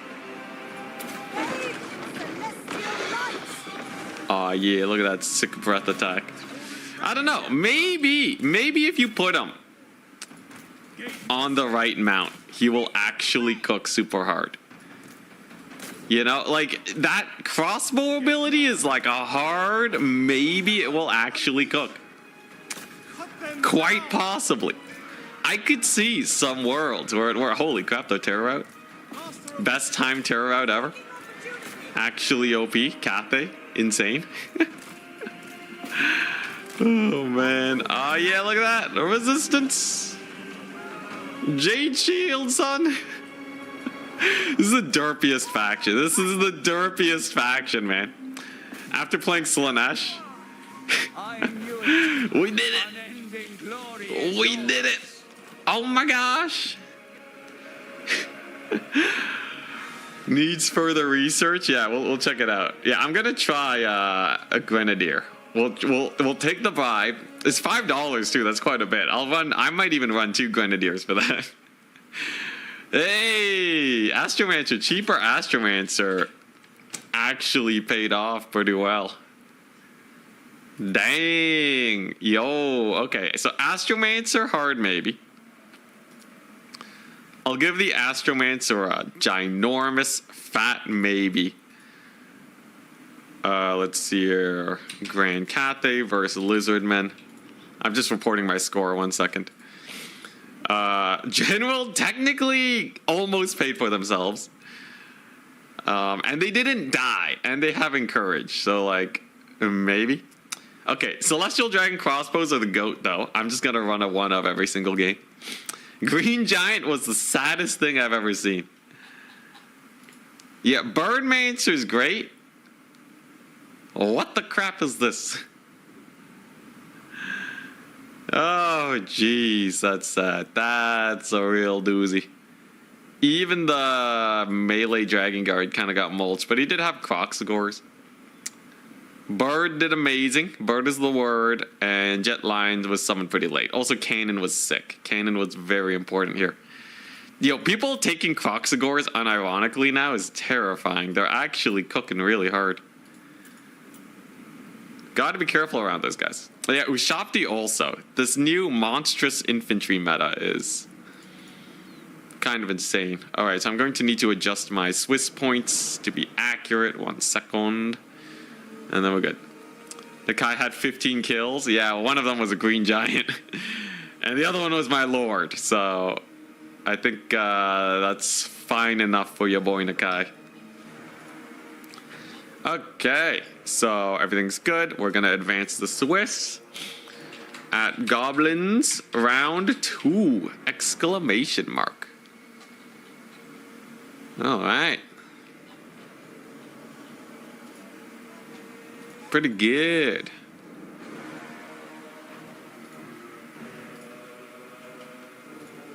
I got logged out of Total Tavern. How'd that happen? Let's see here. Yeah, I might take this guy on a horse and just take like no other abilities. So he'll be 850, and then you can just spam his little crossbow shot for a couple of years. But like if you just use it it's really long range. Like, I don't know. Maybe you get some sick flank shots.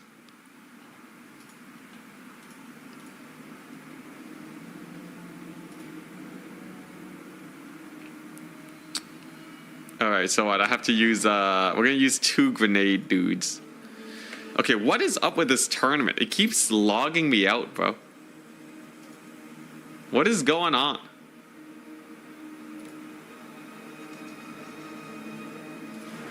What is wrong with Total Tavern?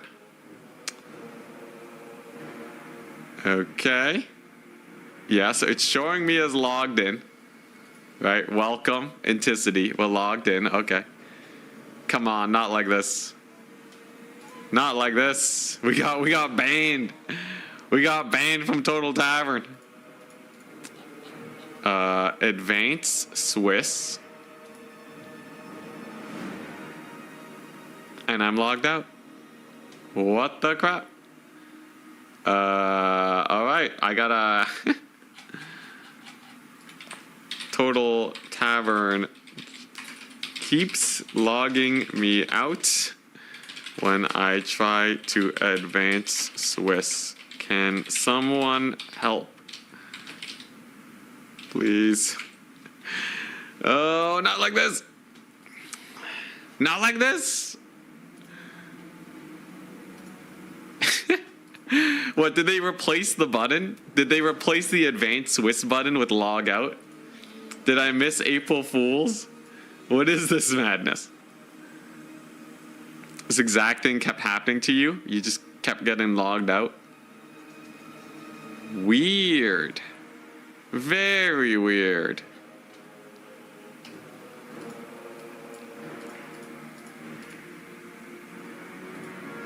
Let's see here.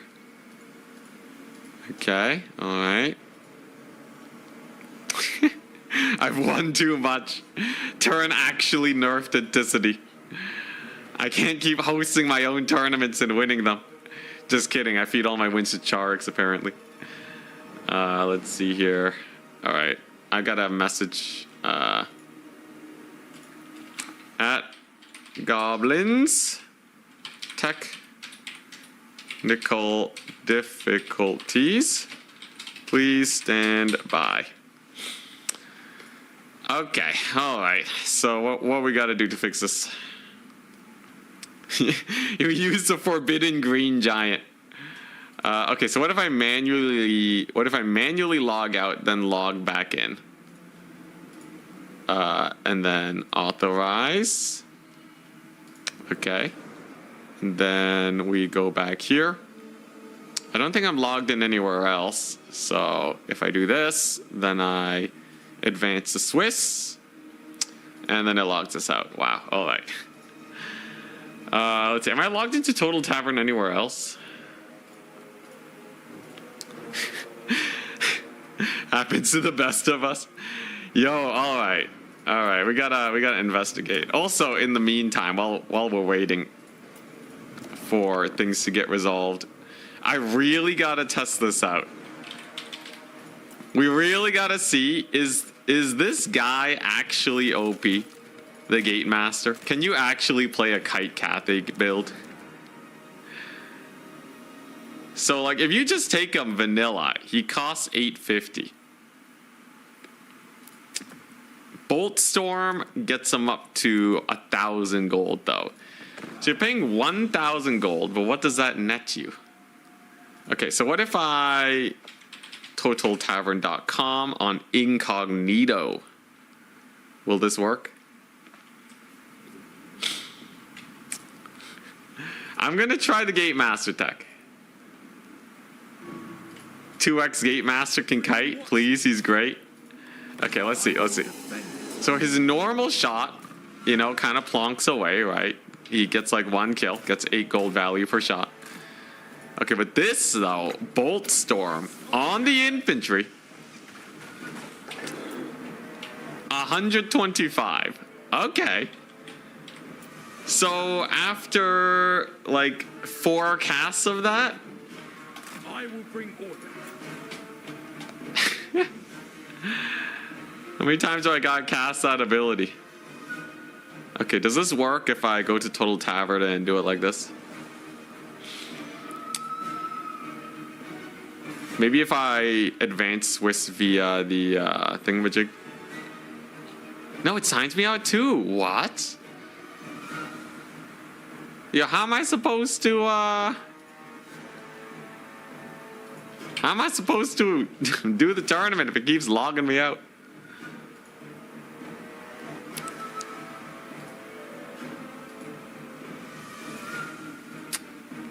Yeah. So the ability is worth, but this guy costs 1,000 gold, so we got to do this for like a few minutes, right?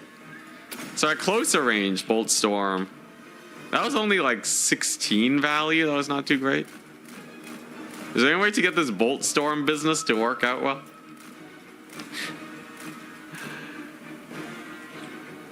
It's not the most damage in the world, but it's a volley. I can get a whole Celestial Dragon Guard in here, though, instead of this dude. So, like, unless we're really committing to the Cathay Kite, like, what the crap was that? It's like 30 value. Yeah, like, compared to Celestial Dragon Guard, this guy, you would need to go, like, some Forbidden Balloon build to make this work, right?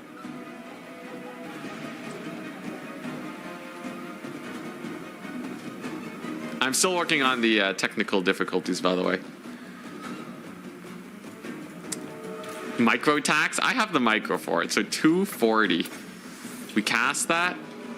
He goes up to... Okay, so it's like 100 gold per cast. We're like 9 minutes in. He still hasn't paid for himself shooting Saurus Warriors. Maybe it's the loose formation. Maybe we need a slightly tighter formation.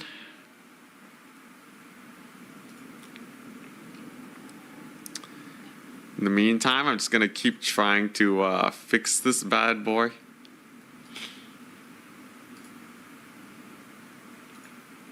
Man, let's see. I need to find like someone who's managed this a lot in the past. Oh boy, what is with Total Tavern, man? Okay, what if the most dense unit on the Lizardman roster, right? Skink Cohort Javelins. Let's take a look. Celestial Dragons are better. Like, you know, maybe you can get a kite build working though, right? Now, here's the thing. Your opponent will outpace your value just by their raw gold gain. But you never know, right? Probably clear cookies and try again. I hate clearing cookies, though. Is there a way I can clear cookies for one site specifically? It didn't work on Incognito, though, so it can't be cookies. Supreme Watchman. Okay, wait, let's see this. Okay, he does have his normal ranged attack that does like a little bit of poke damage. 8 to 6 gold per shot. So he's gonna get like a solid 100 gold with all of that. It's probably better versus single entities. Wowza. Wow, that was a great shot. That was a real good shot right there. That was huge. Can he kill this guy at least? Let's see. You think he kills him if he uses all of his ammunition? Let's see here. I'm just gonna see if I can fix this.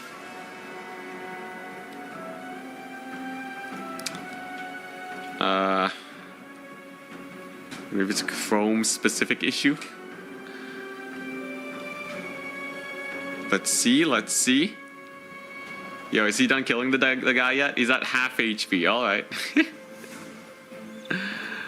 Yo, how about this? Oh, hell yeah. Oh, yeah, look at that. He really annihilated that one skink. Get wrecked, little skinky. Get wrecked. Oh, yeah, he's pretty bad. He's pretty bad. I think the RNG is way too risky. Way, way, way too risky. All right, advanced Swiss. It logged me out again. Wowza. All right, let's try. We're gonna. God, I'm gonna try a completely different browser. Maybe this works. All right, here we go. Total Tavern. We're gonna search for Total Tavern. There it is. We're gonna log in with Discord once again.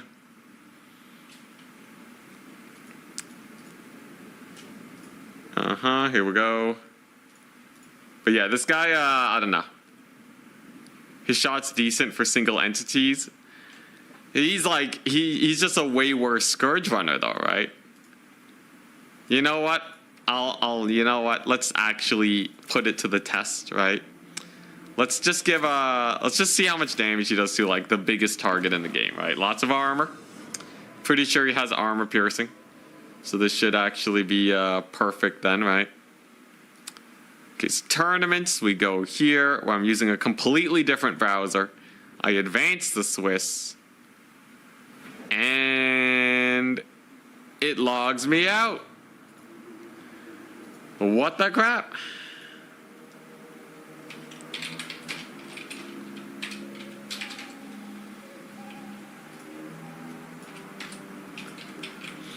Praise the dragon. Okay, we're seeing if someone else can advance the Swiss for me.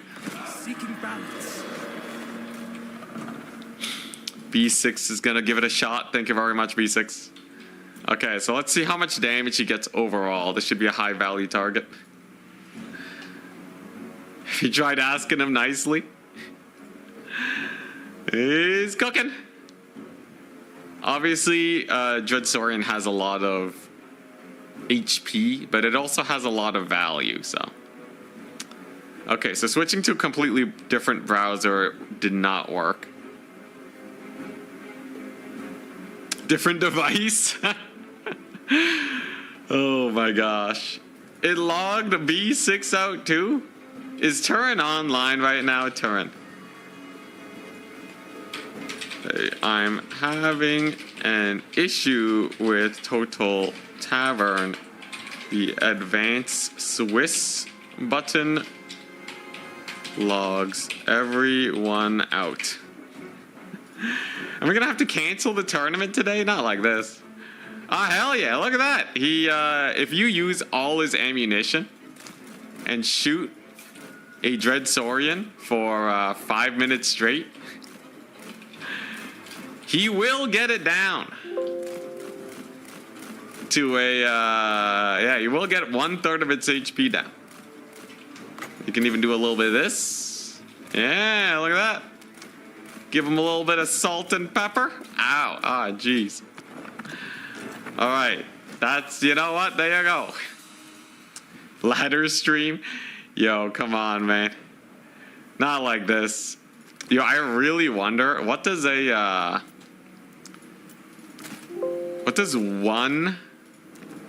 one Scourge runner do in terms of kite? Because that's kind of the big competitor we have here today, right? Okay, so advanced Swiss button is logging people out. Is there a way I can advance the Swiss via the database? Oh boy.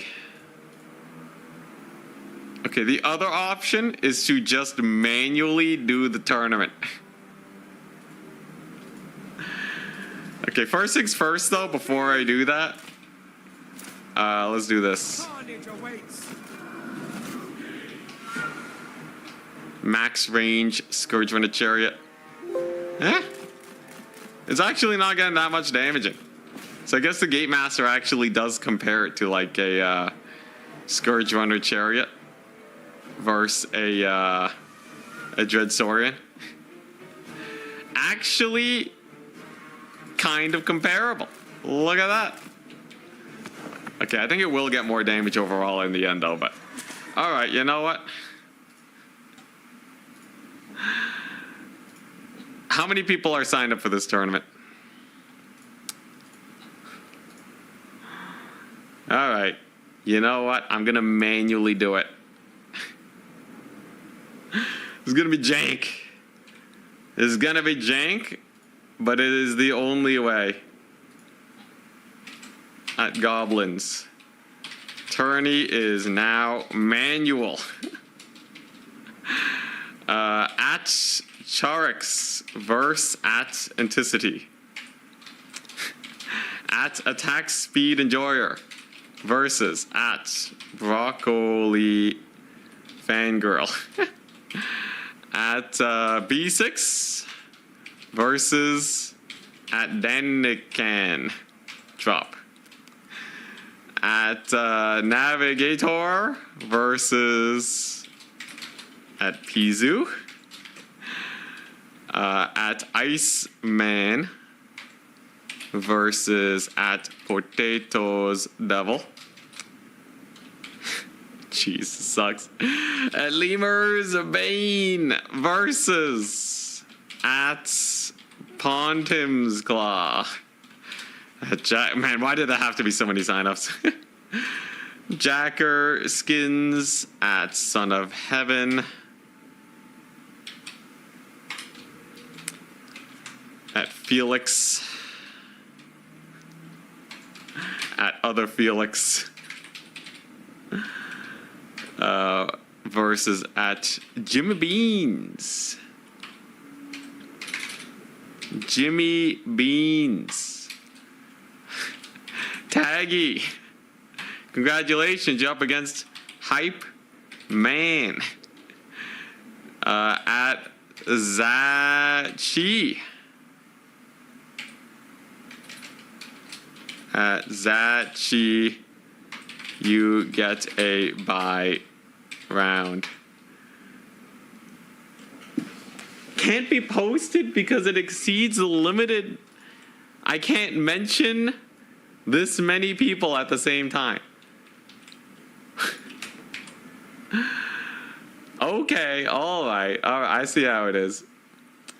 I see how it is. So you want to do me dirty then, eh? You want to do me dirty? That's how it is? All right, screw you. Turn hates my guts. Alrighty. Wow. Just screw you, Turin. Screw you too. All right. All right. Well, I guess I'm not at mentioning them. Oh my gosh. At Goblins, please report scores in tournament chat.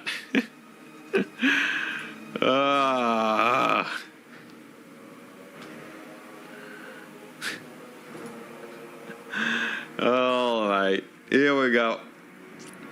We're up against Charix. Yo, we are up. Make it single elim. I might just make it single elim. Oh boy, here we go. Yeah, some people are just gonna drop from the tourney. It's fine. I'll just we'll play our match versus Charix, whoever sticks around, and then we'll go there. I'm Grand Kate. Turin! Alrighty. Oh, jeez. Jankiest tournament. whatever. All right. Oh boy. Oh boy, here we go. All right. The Mega Jank. Just do a best of 5 against Charix. I might just do, I don't know. Maybe after this round, we'll just pick the winners and have them face off against each other. Alright, you know what? At Goblins, the next round will take the top 8 players and then do single elim from there. Alrighty. Very sick. I'm not in the lineup. Noble Naldor. Okay, Noble Naldor, you will face message. I think someone dropped out. Navigator dropped out. So Noble Naldor, you get to fight whoever Noble Naldor was gonna fight.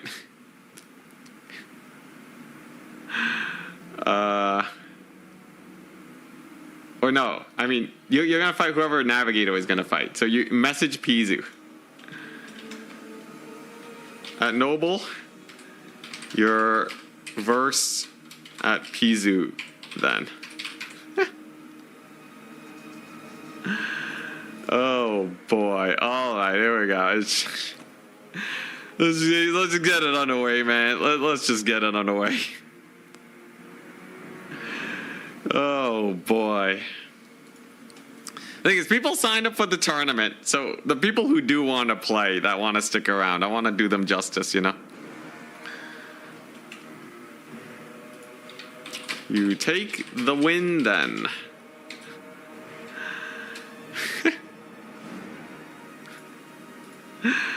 Alright. Doing Craftier justice. One way or the other, we're playing Cathay today. Let's get the army blocker up in case Charix wants to chill on stream. It's a Lizardmen, which is very hype. I recall you guys saying that you wanted to see some grenades. We're gonna run the grenade, should be fine. What happened to the tournament? Some people can't play. The tournament bracket just stopped working. It just would not advance the Swiss or anything. It's just broken. So we're gonna do one more round, and then out of the winners, we'll do a top 8 tournament.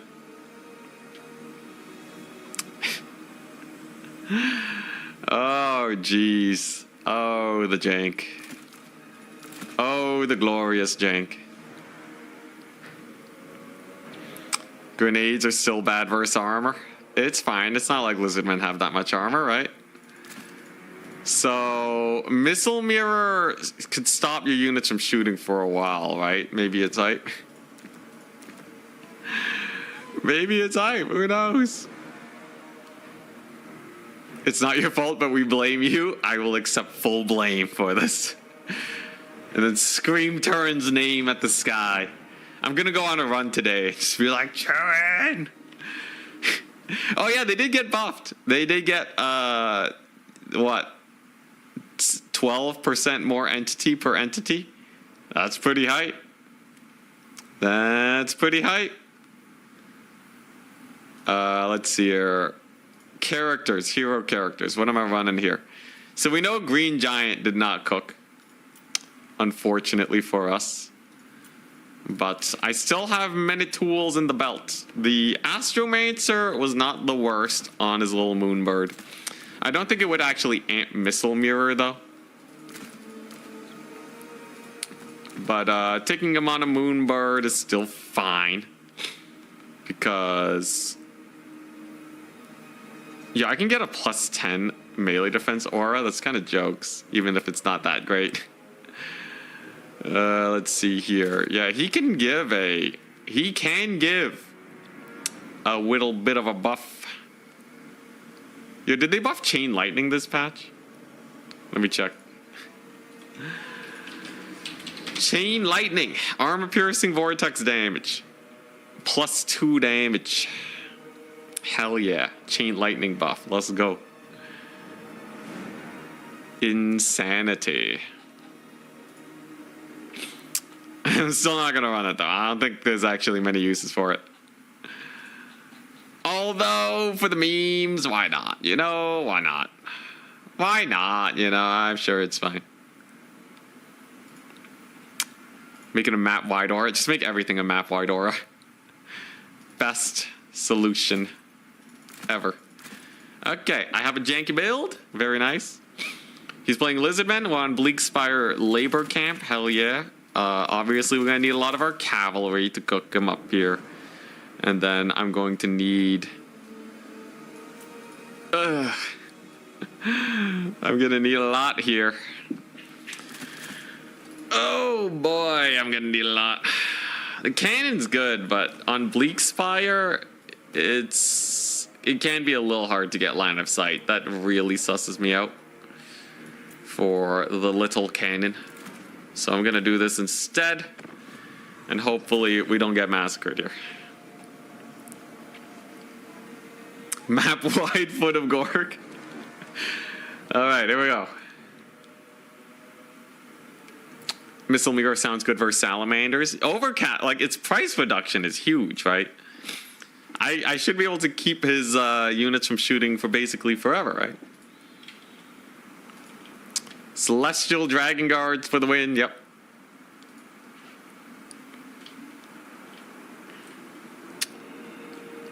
You know, there is a Lizardman Rampage stopping ability that is AoE. It's just not on all the characters.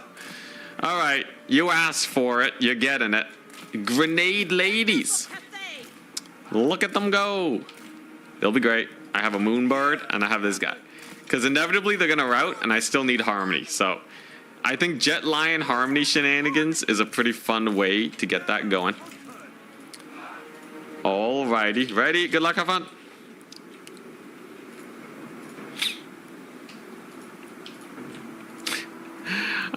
You know I'm not winning, but you just want to watch me suffer with Cat Day as you have. I don't know. It's versus Lizardmen.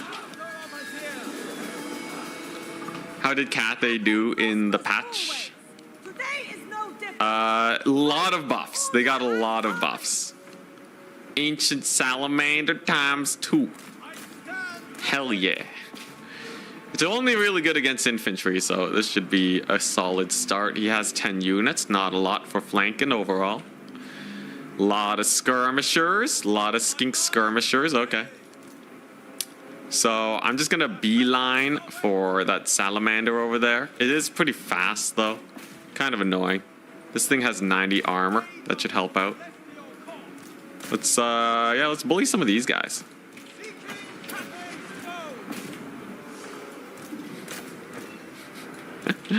Missile Mirror. It's a spell. Oh, hell yeah. They just got missile mirrored. Yo, look at that. Look how they go. Ouch. Did the normal salamander always do this much single entity damage? Oh, crap. Oh, crap. He got me with the net. He got me with the net. The stealth Mazda. It's fine. I still got infinite cast missile mirror. God, this lion has like no HP, does it? Actually, 0 HP single entity. At least the net will run out soon. There we go. These guys are still getting missile mirrored. It's pretty jokes. Pretty jokes. Run, little lion, run. Alright, that's solid, I guess. Alright, here we go.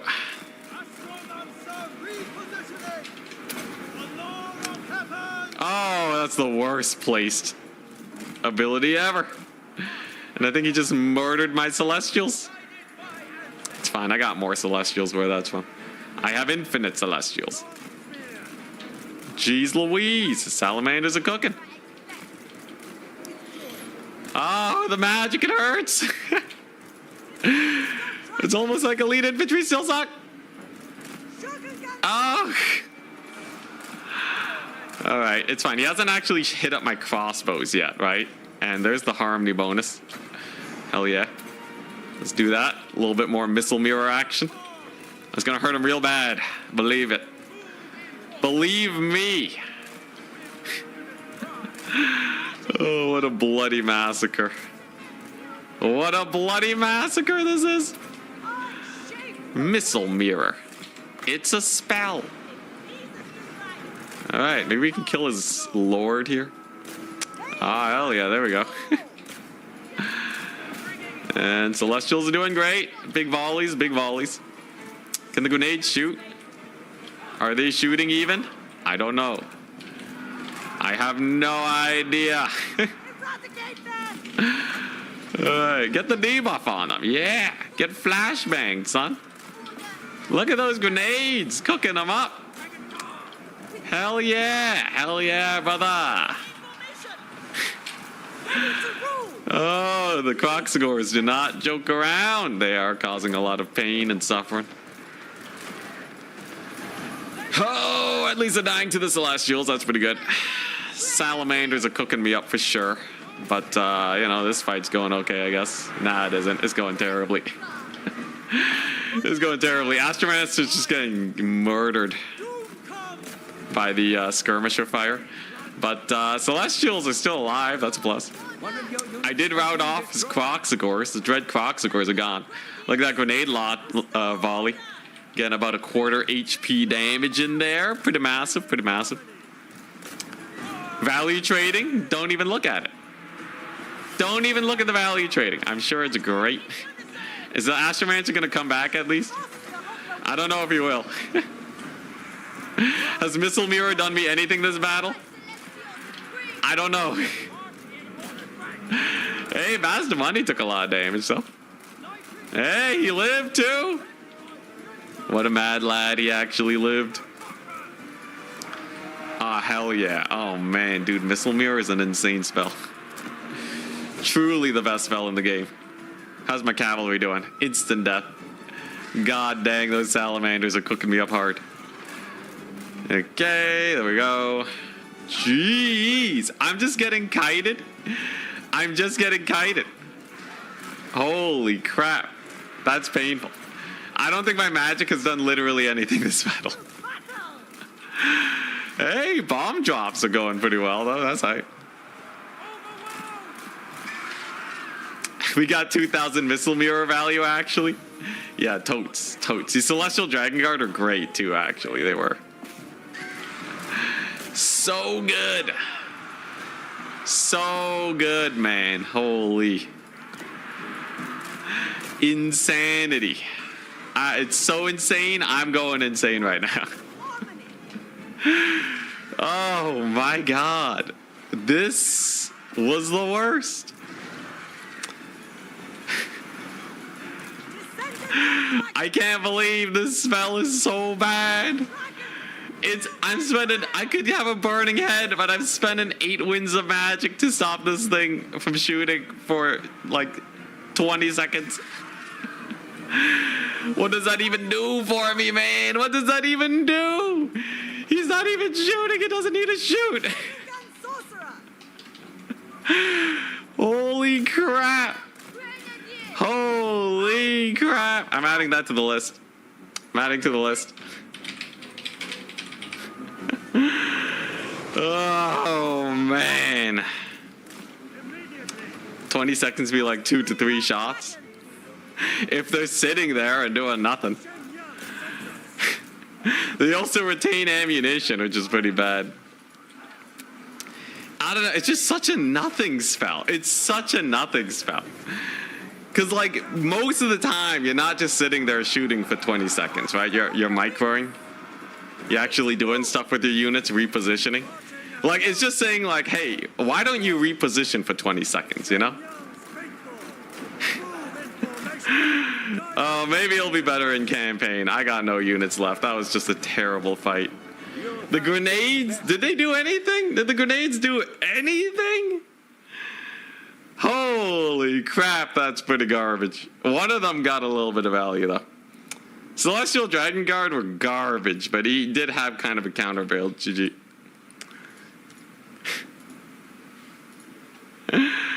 Oh, boy, that was sad. That was so sad. Yeah, there wasn't a lot I could have done versus build either. So the salamanders were going to be a big problem regardless. Let's see. If I had to try and get a counter build, I would need crane gunners, essentially. The grenades did not do anything. They had like no pushing power. The debuff did not help me win any fights. Oh man, already flexing the #1 rank. Chat told me to. Dude, this is the worst. This is the worst, man. Yeah, I think you have to go for crane gunners. That map's super rough for range units, but you can still make it work by parking in the trees. I think you have to just rely on crane gunners. The main problem was not enough grenades. Totes. Holy moly. Yeah, Celestial Dragon Guard too. High entity unit, so they do take a lot of damage from AoE as we saw there. Oh man. Jeez. The missile mirror didn't even do a lot to his skinks. Did you see that? He didn't even turn off fire at will. The guy left fire at will on. And they didn't take damage. He left it on. Oh, I need a replay. I need a feel good replay. We're gonna watch proof that Uncle for Uncle is OP. Here we go. I think the build was not great versus Lizardmen in general. But yeah, I don't know. I don't know how you're supposed to make Missile Mirror work. You could use it against artillery, but Fire Breath also works on artillery. Someone on Twitch gifted us up. Oh, Rentacat, thank you very much for the gifted sub. Dang, I can't believe I missed it. I'm sorry, Twitch chat. Why did you missile mirror the skinks and not the salamanders? Because the salamanders would not get that much damage reflect back. And the skinks I thought would be way more threatening in against my single entities. In the end, they were both threatening. How does Amplify affect Missile Mirror? I don't know if it does.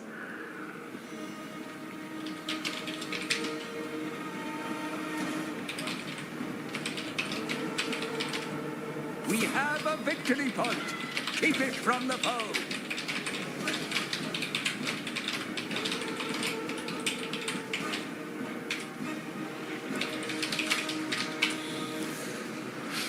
Oh boy.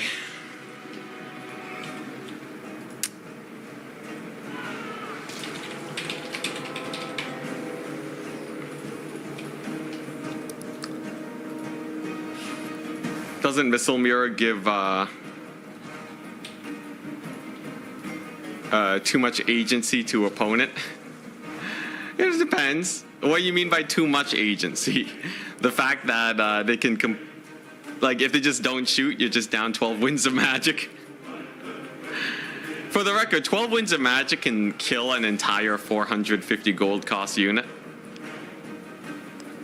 So you need to get 450 gold worth for your 12 Winds of Magic if you overcast it.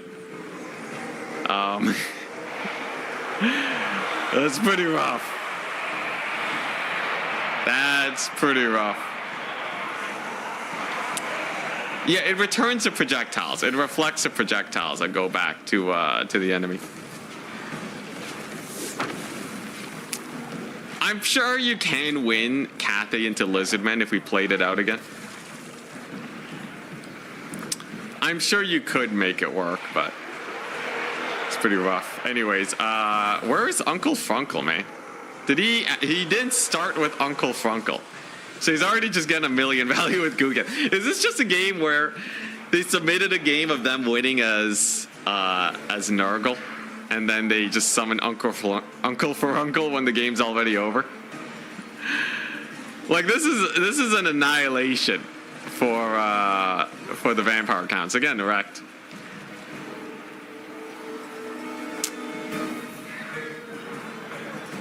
It's kind of a Wreckaroni.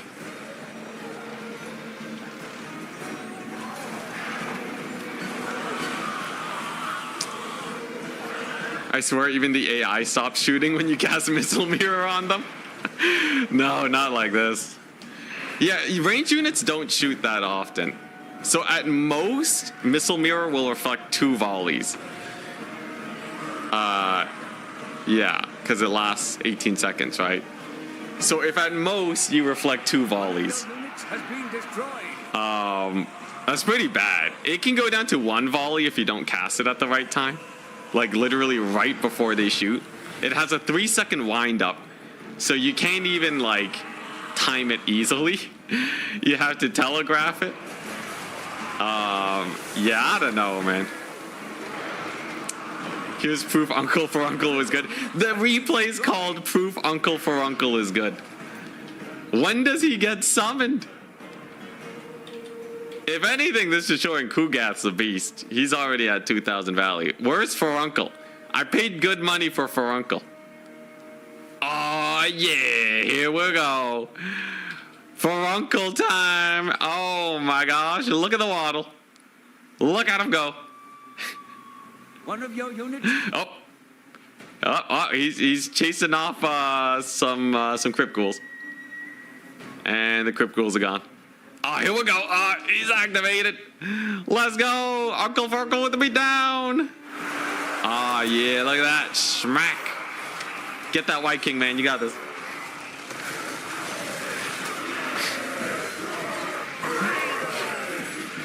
And smack. There's a second attack. He's already got massive value. He's attacked twice. The great Uncle Furuncle. He's gotten 300 value. He's gonna give him the beat down. Any moment now, and he will attack. Oh, and the foot stomp. The foot stomp idle animation. The weapon swing idle animation. The weapon swing idle animation again. And smack. Huge hit from Uncle Furuncle. Holy crap, that's huge. Oh, and the foot stomp attack animation. That's his 4th attack this battle, and it missed.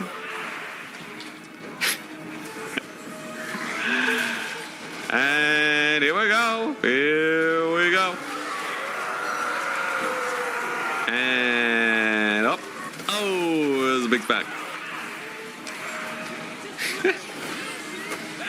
I like how the skeleton spearman unit that I accidentally selected got more value than Uncle Furuncle. 300. 300 though. He's gone to 300. You can't say he did not do anything. He's just happy to be there. Here we go. He's hunting. The White King is fast though. The White King has 28 speed. So Uncle Furuncle is only slightly faster than him. It's hard to tell though. The White King is actually keeping pace. And here he goes. Clickbait replay. He hits another skeleton unit. I think that got him. Oh, that's a chosen of a Nurgle. My bad. An actual good unit. No, he actually missed. That attack that he just did on the skeleton straight up missed. Wowza. Wowza. Wow. You're crazy. And here we go. And boom, baby. That's going to net him another nice 46 value attack. You know, better than that gate dude, you know? Better than the gate dude for sure. Oh, dang, that was a pretty good one. Big debuff. Defiling Deluge, AoE damage to everything. Let's see the value gain. 100 gold value on that ability, hitting about 6 different units. That's like a per unit hit. That is like dozens. Almost. Almost. Not quite. Not quite, but almost literal dozens of damage of gold per entity, per unit hit. You stack 20 of those on them? That is many dozens gold worth of damage. Oh, hell yeah. There's a little spell casting there, too. And, oh, there's a big melee attack. Oh, another big melee attack. He's going ham. It did not increase his damage value, though. I don't know why. There's another hit. Oh, he's popping off. Oh, there you go. Wait, is that bugged?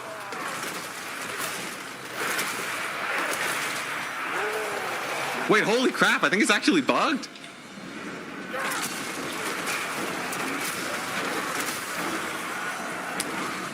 Wait, dude, is that attack animation bugged? His value is barely going up. Oh, can he just not hit anything? What's going on? That attack landed, okay. Check the Kugath value. It's fine. You know, you don't compare yourself to others, okay? Don't compare yourself to others.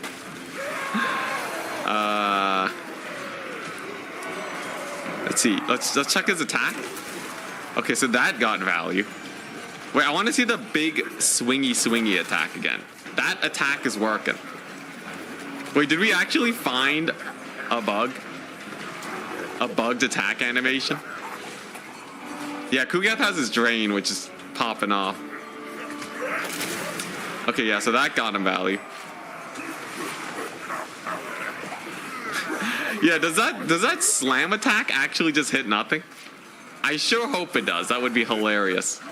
His puke attack definitely gets worked on. Oh, he has a fart attack. That also works, it seems. And there's a stomp. He missed. He missed with the stomp, surrounded by zombies. All right. That attack also not generating any value for him. I don't know. It seems like he's really having a hard time hitting dudes. He has 47 melee attack. He should be hitting something here. Did he just miss with the charge attack? Come on, man. There we go. There you go. That one hit. Yeah, I'm going to test in a controlled environment. All right. Well, there you go. Uncle for Uncle. Best single entity in the game confirmed. All right. I'm done watching this replay. I'm done watching this replay. That's pretty gross. All right, so Iceman, Lemur's Bane, Felix. Okay, so I gotta, man. It's just so Iceman 1. Let's see here. Felix beat Jimmy Beans.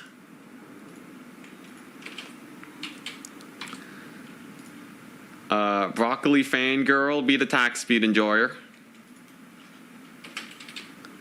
Okay.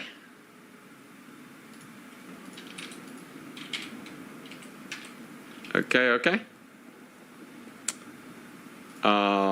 The Skaven B6 has defeated Danican. Okay. Navigator and Pizu. So yeah, Pizu wins because I think Navigator tapped out. Very nice. Charix has won his game versus me. And then Lemur's Bane and Pontim's Claw. Lemur has defeated Pontim's Claw. Alrighty. So that means that it's Charix. Alright. Top 8 single elim is as follows. So Charix and Broccoli Fangirl, followed by B6, followed by Iceman, and then let's see here. And then the bottom is, what's it gonna be? Let's see, I gotta go to the tournament page, so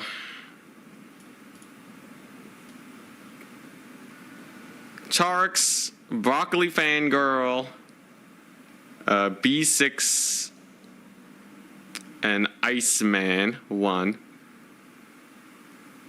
And then there's Lemur's Bane,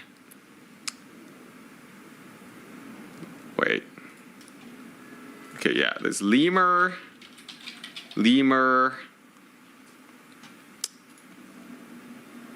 And then there's... Okay, yeah, so Lemur's Bane is bottom bracket. They were up against Potato's Devil. So that means they're both 1 and 1. Okay, so then we gotta do...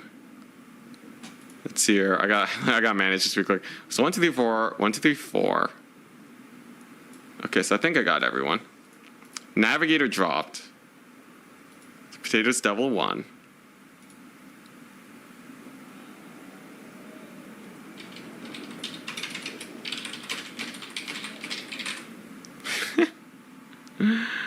All right. Okay, you know what? Gonna do a top 4 for simplicity.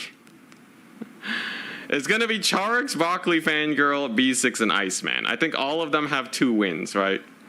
It's Charix 1, Broccoli Fangirl 1-1, B6, oh yeah, B6 1-1 in the second round, Pizu 1, Pizu 1, so Pizu, and then there's Iceman who also won versus Potato's Devil. Okay. All right. You know what? That's good enough. Let's see here. And I'm going to do a random number generator. Random number generator. All right. I'm going to do this. I'm going to do that. I'm going to do this. We're going to... crap. Sorry. I flashbanged all of you guys. We'll do 1 to 5 and 3. So B6 is going to have to drop out. Rolled a D5, and you're out, sadly. All right, there we go. We're just gonna have to settle for this. I'm sorry, B6,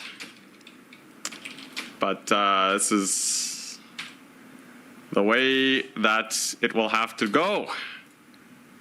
All right. There we go. Let's get rid of that. All right. Oh, wait, I just noticed I didn't show like the list of players. So like the die roll could have been completely arbitrary, but whatever.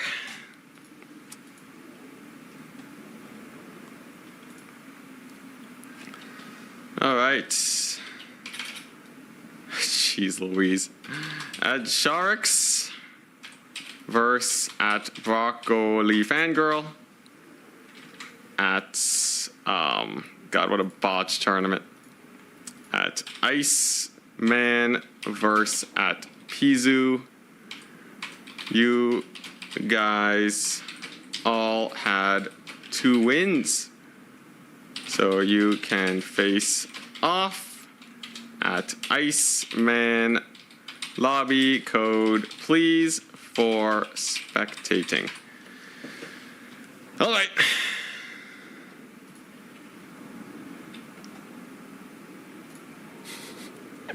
Skaven hate is real, never forgiving you. Oh man. Yo, as soon as I saw your name or the number for your name pop up, a great sadness was felt. But it had to be done. Oh, what a jankalicious tournament. Dude, Total Tavern. Exploding on me. Semis. Thanks. Alright. So we're going to get our armor blocker up. You know what? If it works tomorrow, I will play Cathay again.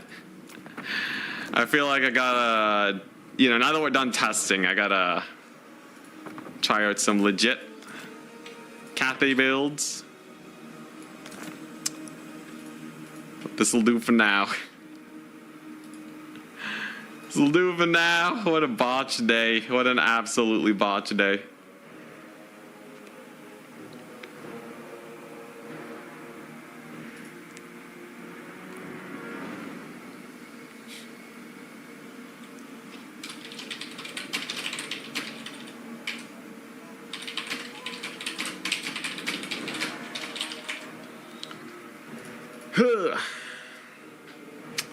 Man-Tide or Cav Max it. You can Man-Tide with like a hell of a lot of spears and archers.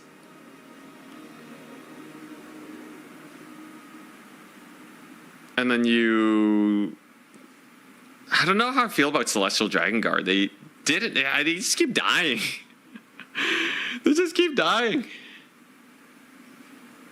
Anticity hates B6 confirmed.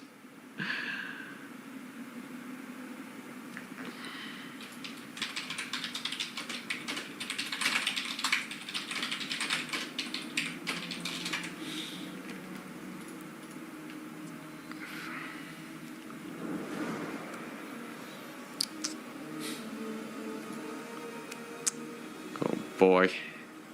Yeah, I feel like you could probably do a decent Man-Tide with like 1,000,000 peasant archers. So the peasant archers cost what, 400? So they're very similar to like your Empire archers, more range, right?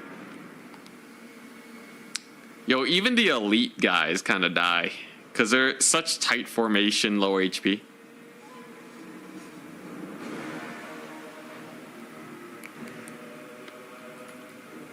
We will get a semblance of a tournament, though, at least.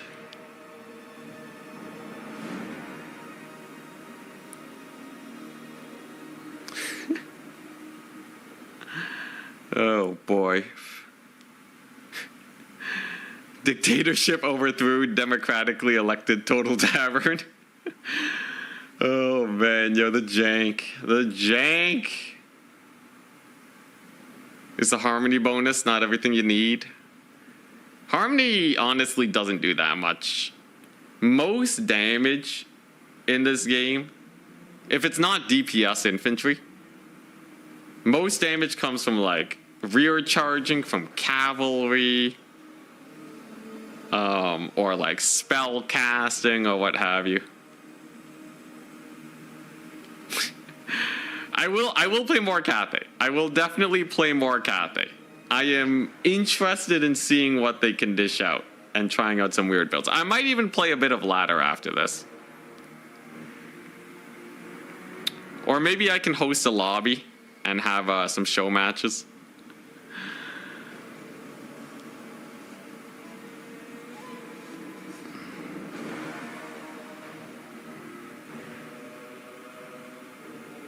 I don't know if Celestial Guard can do any of those things.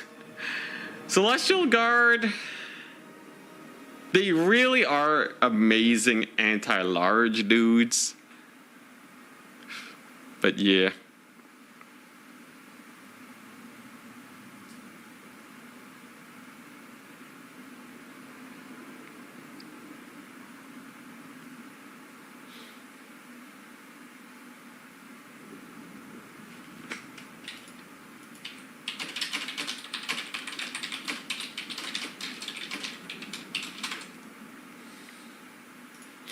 Oh, apparently the fix is to log out of Discord and then log back in. Interesting. Interesting. Yo, is there another tournament happening today? B6 is hosting a tournament at 4:30 p.m. It's a little late for me, though. I think I'll probably just host a tournament tomorrow and maybe just play a couple short matches. We'll see. Rip all of the password forgetters.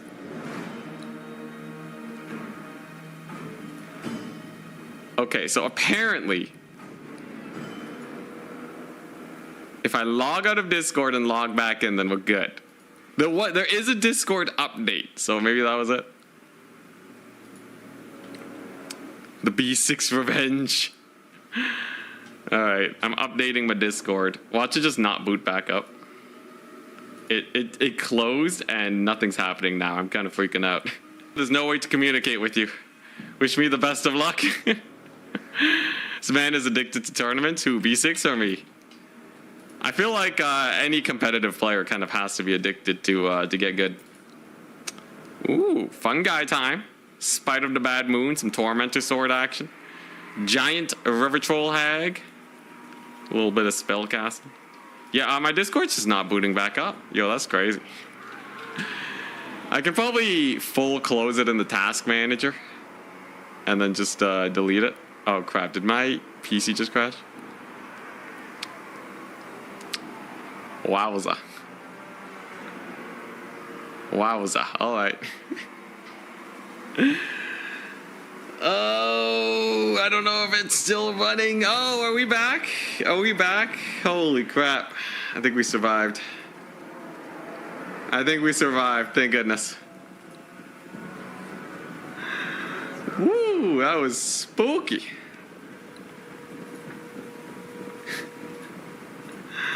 Wow, alright. I think we're good.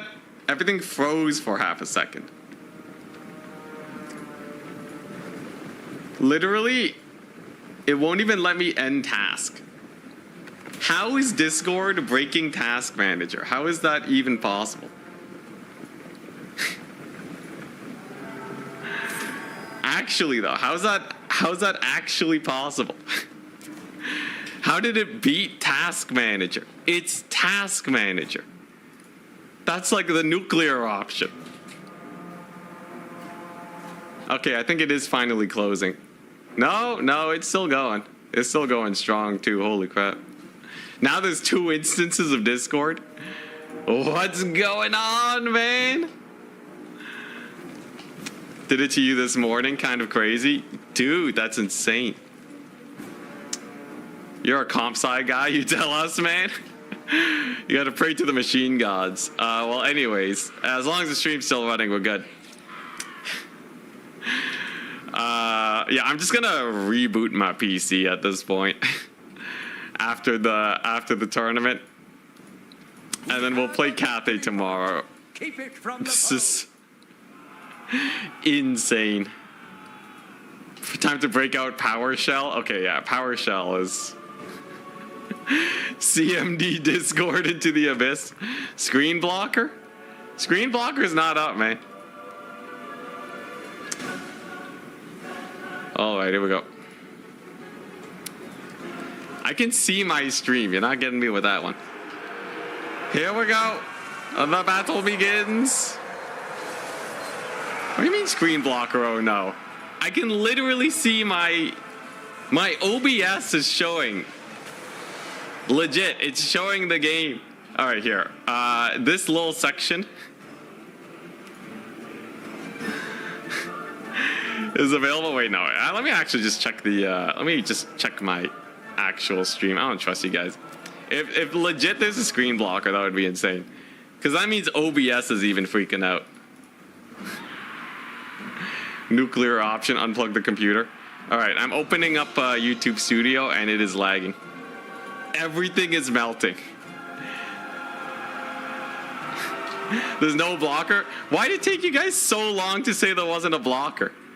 Why did it take you guys 50 years? Oh my god. It took you as long as it took me to boot up the stream to say that there's no blocker. You guys. Oh man. Yo, why is it taking so long though? Everything's lagging. Everything's lagging. Discord still isn't booting up. Okay, yeah, I booted up the stream. We're good. Kick the power supply. I don't know what's going on. I think I need a full PC reboot right now. Things are melting. Okay, Discord finally is done freaking out. Yeah, how's the game going though? What's this? Sorceress of Doombolt? Oh, hell yeah, Doombolt. I'm sorry, I was eating. Too much chat delay. Oh my gosh. Dude, it's like a 6-7 second chat delay. It's like not even that long. I was the only one to say there's no blocker. All right, Discord's back and running. Hell yeah. I can now message people here.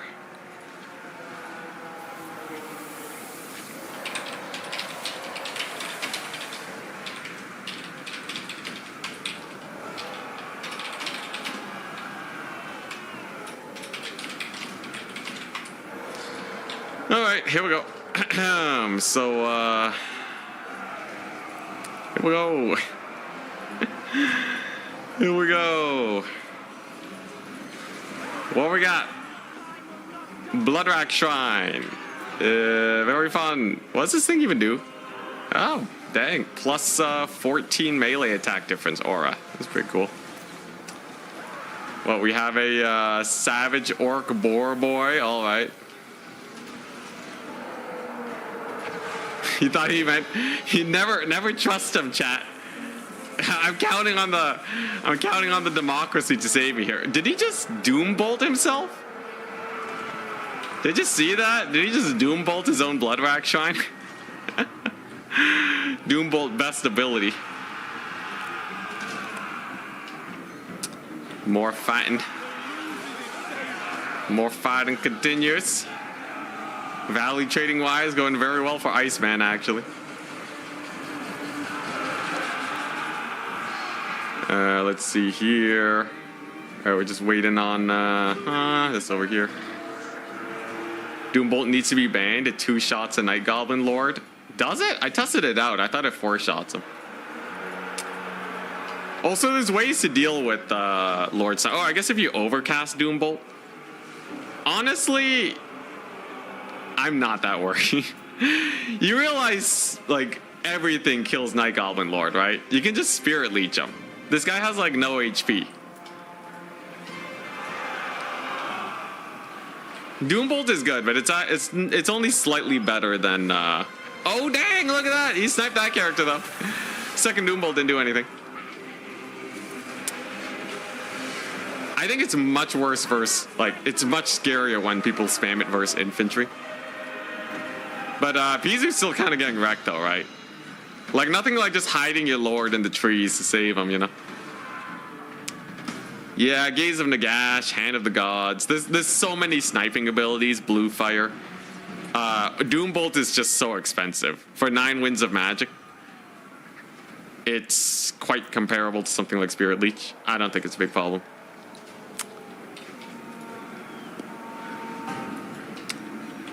Sniping continues. Especially when people like catch on that Dark Elves are Lord sniping all game.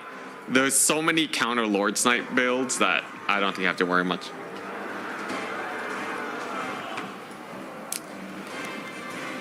Pretty one-sided stomp from the Greenskin, so they've done a lot of damage. They have yet to kill the Bloodrack Shrine, though. And it's going to be getting a pretty mighty charge with these Doomfire Warlocks on the Black Orcs.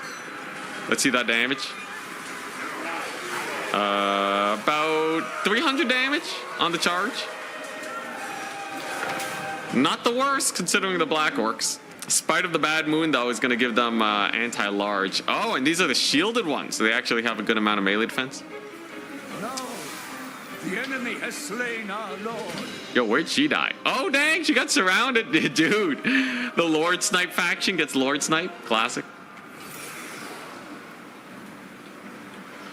Peanuts make you allergic? Or you're allergic to peanuts? Rip, man. Dude, peanuts are like everywhere, too. Heed my words, it will be banned by next week. Probably. I think the multiplayer community in general gets pretty trigger happy when it comes to these things. So like anything that seems even mildly extreme, they ban it out real fast. Even like Errors of Kurnos, I don't even know if it needs like a full banning like a lot of people are going for. Turn restricts it to 1. I think that's probably good enough at most. But like, you know, people aren't even like, I think if you made Thunder Tusks not banned, I don't think people would actually get a lot of work done with that anyways. All right, here we go. Grand Finals time.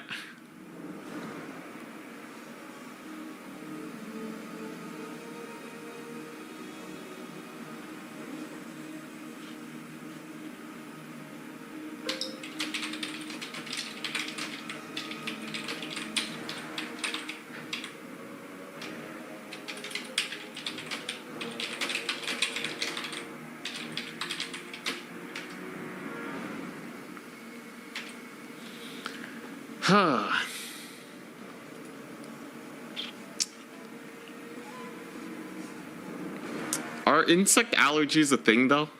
Because like, I feel like if you had an insect allergy, you would just immediately die. Like I think a severe insect allergy would be like the worst thing ever. It's like being allergic to sunlight. But then again, there are people that are allergic to sunlight, so like I don't know. Did you go over the patch notes in the previous stream? We did. Or I think it was a previous stream on patch day. Bee stings, yeah, there's bee allergies, but I mean like insects in general, like the whole category of insects.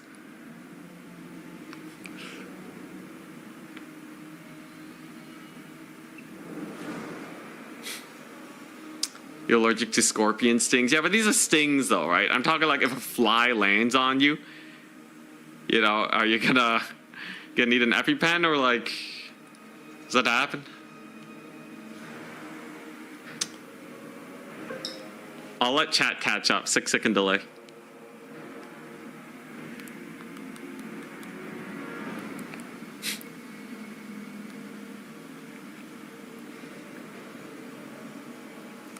Grass allergy? Oh my gosh. Yo, pollen allergies are painful.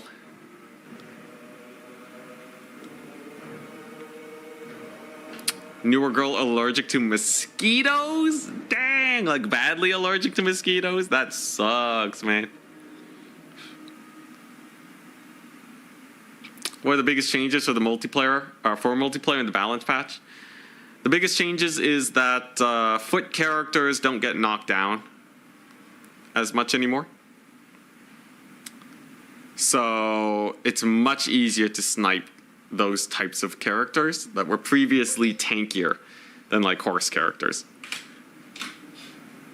That part's pretty good, followed by a little bit of a change to capture weight on elite units, which feels so far like a more minor. It feels like a more minor change. I don't think elite infantry capture has really played a big part in many of these battles just yet. I feel lucky I have no allergies at all. That's a thing. You can get allergies later in life. They could just appear.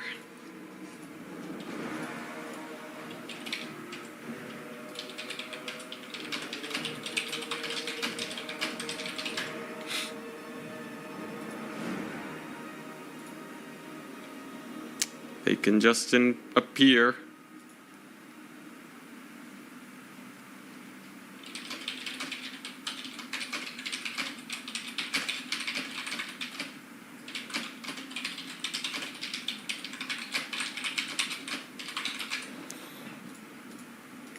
Your skin hates water? Say what?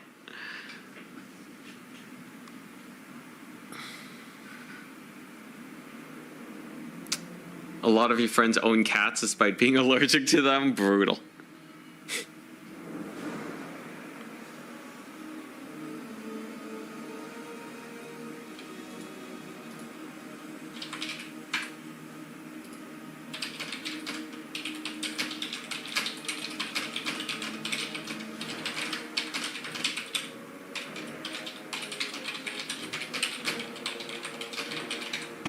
All right, here we go.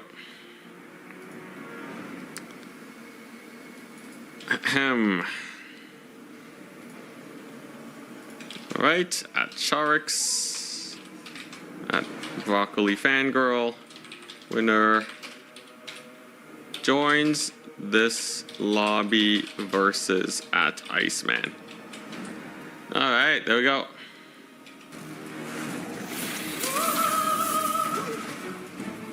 Hey, Eden. First time catching a stream. I love the Imrik video you did a couple of weeks back. Oh boy. Do you have any plans for a This Is Total War soon? Keep it Ooh. up. Heart emoji. That would be fun. That would be really fun. Like, you want to do some of that today? Just some casual campaigning today? Oh, man. I think I do want to get a proper tournament run first so I have a video to edit. I can't believe this is the first stream you catch, though. Absolute disaster stream. Just complete and utter disaster stream. Thank you so much, though, for the 6 euros. Oh, geez, yeah. I want to play some campaign. I just haven't been able to find a format that works for it. But, probably worth trying out, right?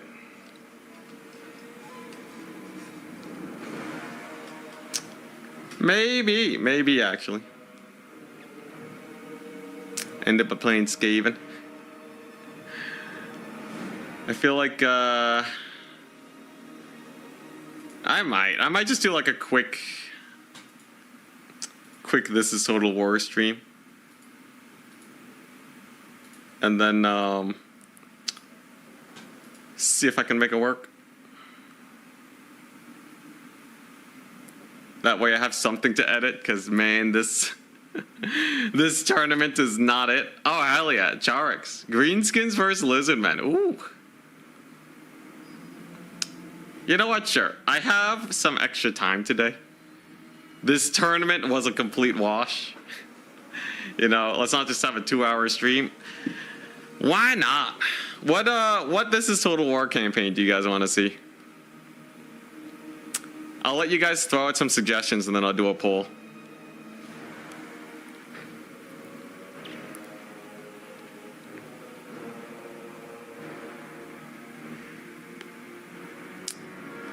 Only campaign format that's good nowadays is like those 500,000 plus videos on Warhammer 3. I can try and do that. Gorst, Wurzag, Grombrindle, Tretch, Dreicha, Kairos. You guys are gonna have to start repeating some. I see 2 Tretch, okay. Vlad. Icket. Everyone wants you to play Skaven. What about the ladder stream? Honestly, ladder's a little janky anyways. I really don't like the ladder maps. Dwarven artillery focus campaign. Daniel. Skaven. Kalita. Alright, here, we'll narrow it down, alright? So, I see a lot of Skaven. I see some dwarves, a lot of dwarf suggestions. Elspeth. I'll take one from I'll take one from chat, from Twitch chat. Okay, alright, here we go. So, I see Skaven was mentioned twice. I see dwarves was mentioned, let's see, which only war campaign after, question mark. Skaven, dwarves, so what, Luther Harkin, Malachi, Daniel.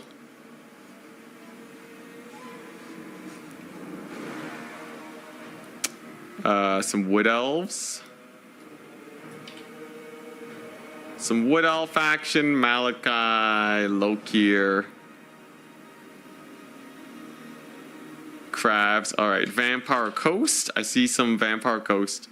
No dragons, Cathay. Let's see here. And then what? Wood elves.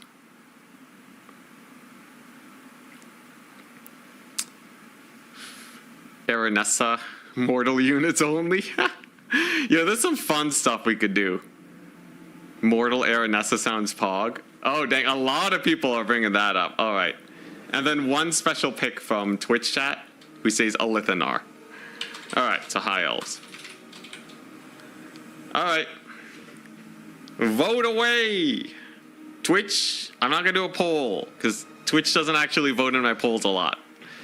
That's kind of my fault, though. I get it, but yeah, let's see. I think Mortals Only Aranessa is like really high tier though, as like a fun memery. But we'll have to see. You're gonna have to beat Skaven, which is actually completely tied right now between Vampire Coast and Skaven. Completely and utterly tied. Vampire Coast now winning out with the 42% vote. Twitch, if you want to vote, literally just type your vote in chat, okay? There's few enough people that will type in chat where like I can just count your votes by people The link to the YouTube channel's down below, man. But no, just type in chat, and I will count your vote. Twitch, don't you worry. Cracking King time. Looks like 45% of the vote goes for Skaven. I think they're gonna win a majority. Knarr voted. You voted for the lowest ranking one, with High Elves at 11%. I'm sorry, man. Oh, hey, Nightbot gave the link. Good timing. Fellheart. He's not even on the poll. All right, so you're the only person voting Fellheart. I think some other people asked for it, but yeah, Vampire Coast wins with 44% of the vote. Okay, I'm gonna try a living only.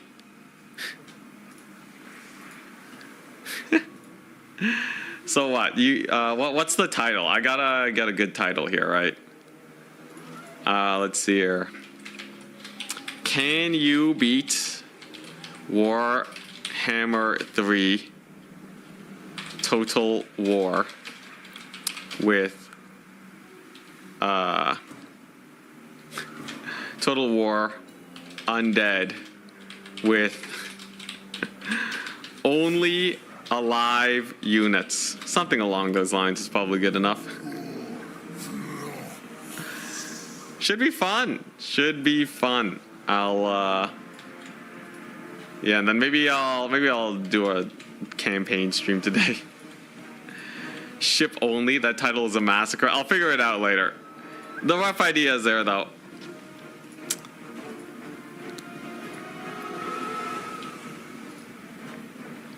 The problem with the game name is that it's so long. Followed on YouTube. Oh, thank you so much, Kimsby. Kimsbimzy. Kimsbimzy? Alright, good enough. What's the build? We got Banishment. The Burning Head. A little bit of Roasted Toasty action. Blood Statuette of Spite. Yeah, I really need a campaign to unwind, though. I think that's exactly what I needed. I know I said I was going to do some multiplayer, but I've been doing a lot of multiplayer lately. I really do feel like I need an unwinder. Just Kim? Oh, okay, Kim's good. Alright, solely swashbuckling Sea Dog stream. It's funny, but I feel like it's got to sell the point. I'll figure it out. Good sounding titles don't actually align with titles that do well on YouTube. It's weird. Congrats on the tournament win. Thank you, John Malcolm, for the £5. Congrats on the tournament win. Thumbs up emoji. We sure did win this tournament, that's for sure.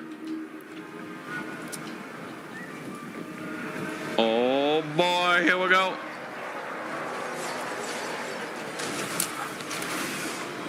And there's another big old laser beam. Blood Statuette. Does that do damage?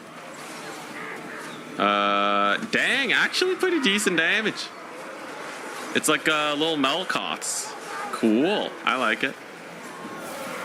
Not bad, actually, not bad. Look at that, big old artillery hit. They're gonna be routing. Burning head drops. Roast some orc boys. Oh, yes, Purple Sun. Oh, right here, buddy. Give me that Purple Sun. Let's go. Let's go. Look at the Lizardmen forces. Oh, let's go. Crazy value. Did it just cut audio? Yo, that's crazy. Yo, when Purple Sun gets cast, there's literally just no audio for battle. It's just dead silence. Yo, that's kind of spooky. I think that's intentional. Pretty hype. She only got 21 kills though. Spooky Purple Sun. Like, no one ever uses a spell, so like I never noticed. Who wins a melee fight? Mazda Mundi or Kairos? That's cool, actually. Yeah, it's actually pretty hype. Also, Mazda Mundi, I think would beat Kairos. Let's take a look at his stats. No, probably Kairos, actually, just from raw HP. Big catch here, by the way, on the Salamanders. Oh, huge hit from the Solar Engine, though. And the rear charge from the Toad. It's going to freak them out, and they run. Imagine getting rear charged by Mazda Mundi. Off the top ropes, just body slams you, terrifying. The net on the big guns too.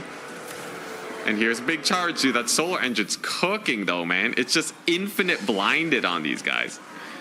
They have 0 melee attack. 2 melee defense. Solar engine for debuffs is a really cool tech. I quite like that. Though he misses the shot here. He retargets. And goodbye, stats. Yeah, that's 0 melee attack, 2 melee defense. Insta route. Very nice control of the Bastildon solar engine. Very, very impressive indeed. But it's not over yet. Lizard men are still getting cooked a little bit on the other fronts. Does Mazmundi have healing? Oh, that's not even Mazda. That's a Salon Mage Priest, my bad. So no healing. Gets a cold-blooded on this Stegodon. Nice Stegodon usage. I think they did get buffed, right?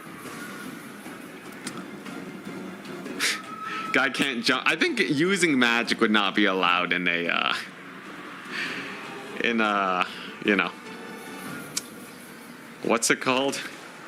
It wouldn't be allowed in a wrestling match. It wouldn't be. I don't think it'd be in an MMA match either. Yeah. Does he have 2 solar engines, by the way? Oh, he does. That's pretty fun. Oh, dang. From downtown. Oh, dang. Yo, targeting with them, even though they're in melee. Pretty cool. The whole immune to flanking bonus that they have going on means that they actually just don't care if they're in melee. You just shoot with them anyways, and it's fine. Against the Geneva Conventions. Oh boy. Comet of Cassandora doesn't make sense. If a comet enters the atmosphere, it's not a comet, it's a meteor. Well, no, it can still previously be a comet though, right? You know, I think that still counts. Even if it stops being a comet, I think, you know, you wouldn't call it originally a comet of Cassandora, right? You know? It's like Inticity of Vietnam, right? You know, if I was born in Vietnam, right, I would still be, you know, of Vietnam. It makes sense. I think it checks out. Yeah. Let's see here.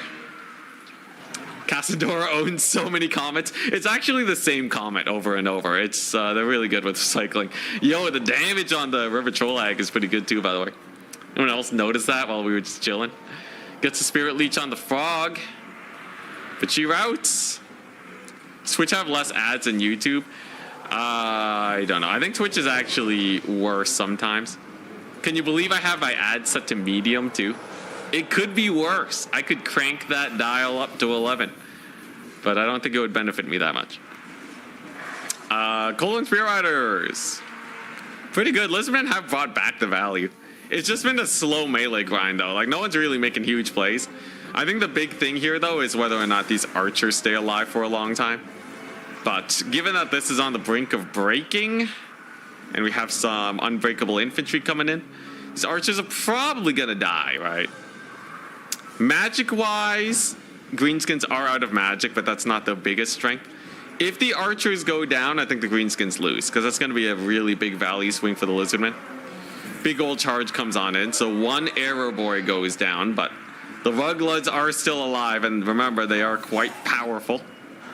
And a counter charge with these boar boys could be devastating. Let's see it. Let's see the big charge.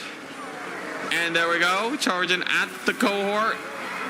But they get counter charged by the Spear Riders, so that's actually could be a little sus for them. Big surround coming from the greenskins though. Lots of rallying forces, not a lot of terror here. And oh, the catch! The catch! The Charix! Misplay? Or was it bait? Was it bait? Burning head! Laser beam, they get routed off! Holy Charix with the Crazy Blaze. He actually kept his lord alive. And now he's come to kill off the Night Goblin war boss. Nope, he's running for the hills.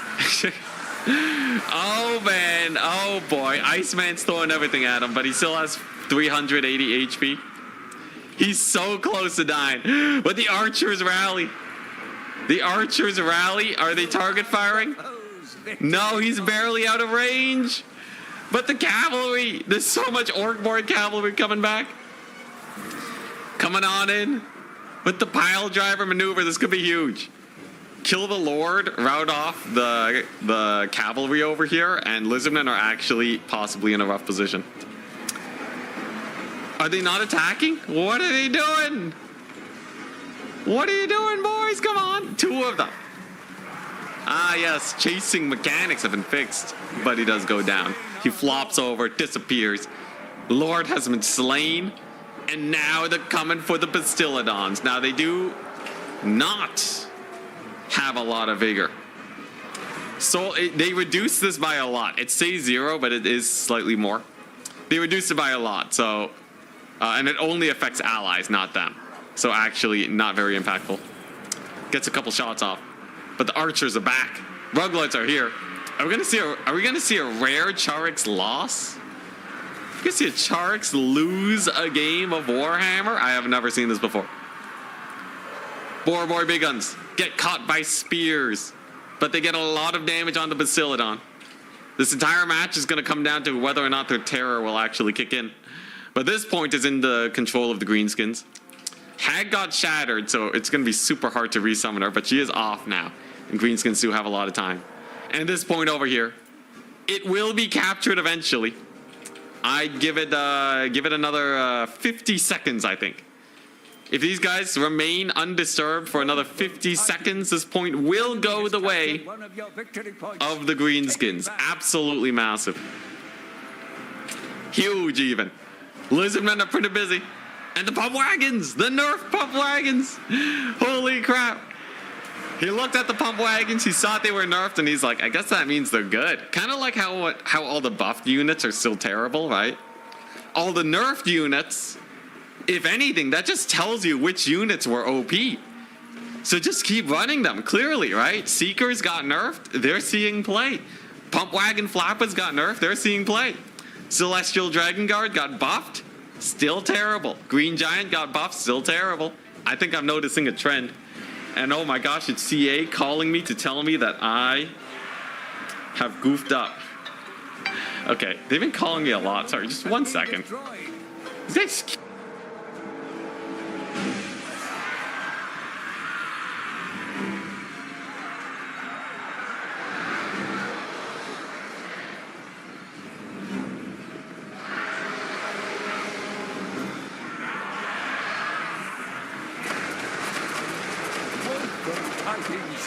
The enemy has captured one of your victory points.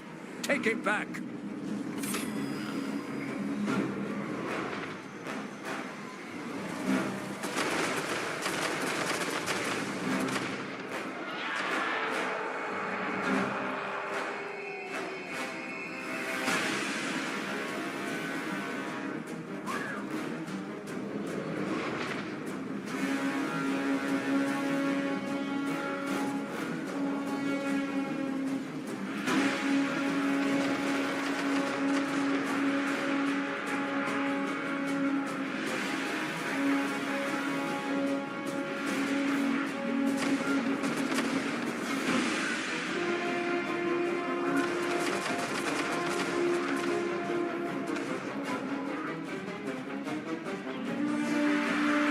And we're back.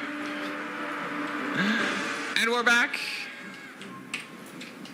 CA is actually the best company in the world, guys. You know, I have a lot of respect for. No. Anyways. Anyways. All right. Who are we looking at? Greenskins. They have a double cap. The middle has fallen. Range units are on the field now. Very exposed salamander hunting pack. If they get charged by orc boys, it's over. Oh man. Anyways, yeah. Let's see. It wasn't CA anyway. For anyone who doesn't get the joke, just in case there's someone that's like, "Holy crap!" No, it's not CA. Are these guys gonna die? Thief robbers are here. Tank at the full charge. Do these guys even kill salamanders? Not entirely sure. Not entirely sure. It seems like they will be able to disrupt them at least a little bit for these archers to get some work done. Maybe some cavalry to get a charge in here. Ticket-wise, it's definitely looking good for the greenskins. Oh, nice. We do have the slow capture once again. These guys have a 1.2 capture rate. I give them roughly a minute. I think a full minute on this point, and they will be very close to capturing. Though definitely these guys here, they're itching for the fight. Oh, and they're going to stall the Skink Skirmisher Javelins. Very nice. Big cap charge. Pump Wagons lost, but they did stall just barely long enough, and boom. These guys do have armor-piercing weapon strength. Pretty crazy. But that charge is devastating. Never get charged in the back by an orc boy. Pulling through the skinks, though. The disrespect. Wow. Full-on disrespect. Take a little bit of damage, but they survive. And they're going to be chasing off those salamanders. Brutal loss for Charix. Orc boys over here, ready to stall it up. They have a 3.1 capture weight. This is a 5 capture weight. Given if damage does not go down here, it will be pretty slow, but a lot of kills are coming down and they will rout. They'll capture this one in about 15 seconds. Pretty fast, but if the greenskins take the middle, it's going to be quite good. Very slow Saurus Warrior over here. Saurus Spears are going down the hill, doing their best. It'll take a while to get to that point, though. Pump Wagons are back, too. Could harry them very much so. Mayhaps the middle point will be taken. Oh, Pterodon Riders with the charge, going full melee. All right. It was actually Turin. Turin's like, bro, how dare you speak ill of Total Tavern? Oh, dang, Spider Riders are here. They actually have a 4 capture weight? Yeah, so they're slowing that down by quite a bit.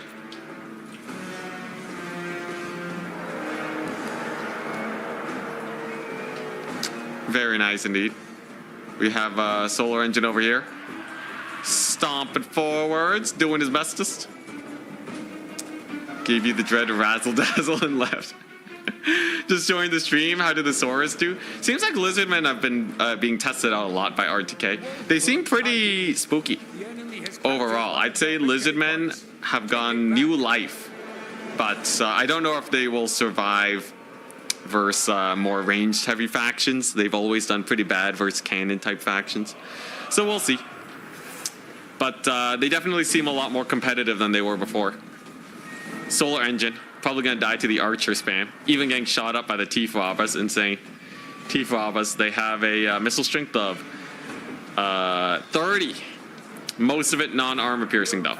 It looks like Charix gets taken out. And that's going to be it. GG! Congratulations to Iceman. Defeating the Lizardmen, showing that greenskins despite getting nerfed. I'm telling you, if it gets nerfed, you better start playing it. That's the rule of thumb, right? At Iceman, congrats on the victory. I'll see if I can get it to count as a tourney win. We'll message Turin, ask him nicely. Iceman just beat Charix in a tourney. But the tourney itself was kind of botched. Played 2 rounds. Let's see here. Bracket wasn't working, so played 2 rounds, then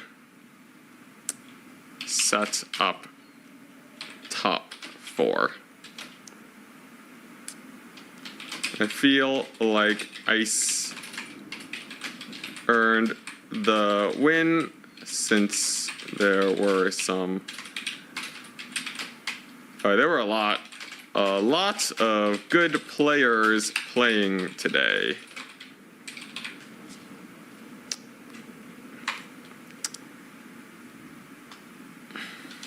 Was wondering if I could give him a tourney win point. All right, sick. How'd the Aslan caster do? 2,000 value, pretty crazy. These Night Goblin War Boss plays, I guess his Rampage is really good. Helped verse the Pterodons, but Yeah, Ruglets. They got nerfed, but they're still amazing. 1,600 value compared to these guys. Almost paid double. Almost paid the combined value of 2 Aeroboys. Impressive. I think it was earned, especially beating Charix, like top player on the ladder right now. Iceman winning with the greenskins. Somebody's got to get a Beastman win. Feels really weird for them to be bottom right now. I don't think they're bottom, are they? They're just not as high as before. But, interesting. Yeah, Lizardman meta, maybe. Maybe. It seems like they're almost there, but not quite. If you get enough ranged firepower against them, it seems like they can suffer quite a bit. Would have loved to see the double Salamander play. But, yeah, fun match. 0-5 according to the stats. Huh.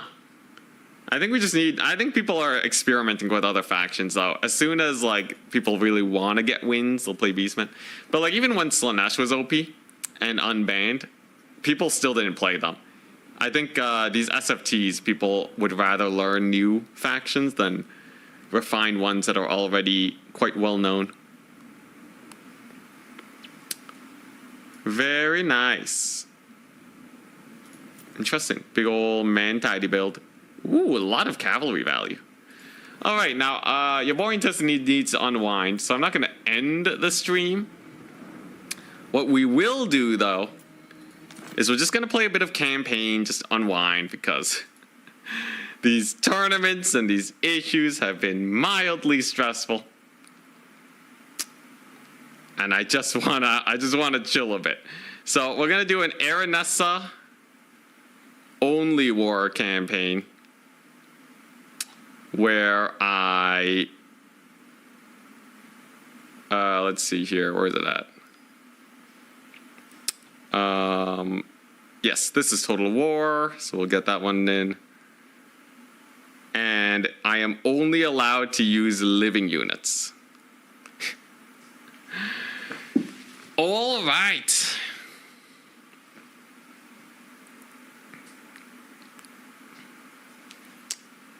Here we go. Chill a bit, only war. Yeah, you know, it's how we roll. All right, let's see if we die immediately or not. So, does anyone know what the best campaign settings are? Vampire Coast, Aranessa. And then maybe I can make a mini video in the kind of similar to how Brilliant Stupidity does it. So, does anyone know what AI is the best here? Where's the AI thingamajig? Minor faction potential. Minor factions make better. Yeah. So, like, what's this? What makes this the spookiest? Are you supposed to have this on or off? Is there any? How about this one?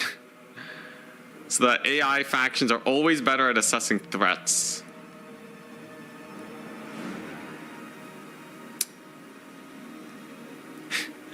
Vampirates, but there are no pirates. That's actually a hilarious title. Or, well, no, it would be Vampire Pirates, but there's no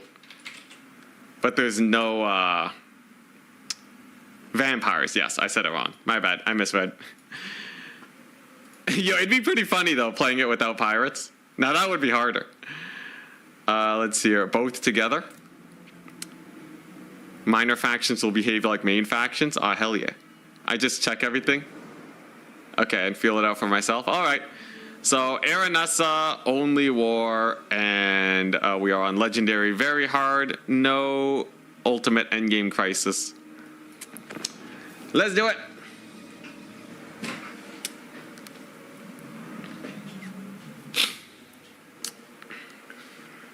Would that be only crabs? Oh yeah, that's true. Yeah. You can take a bunch of rotting Prometheans. That's not the worst. I don't know if Syrenes count as pirates either, right? All right, let's change the Twitch title. #1 ranked player plays ranked player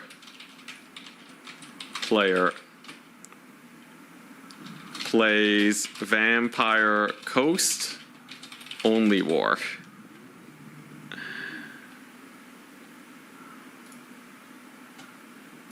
Yeah, there we go.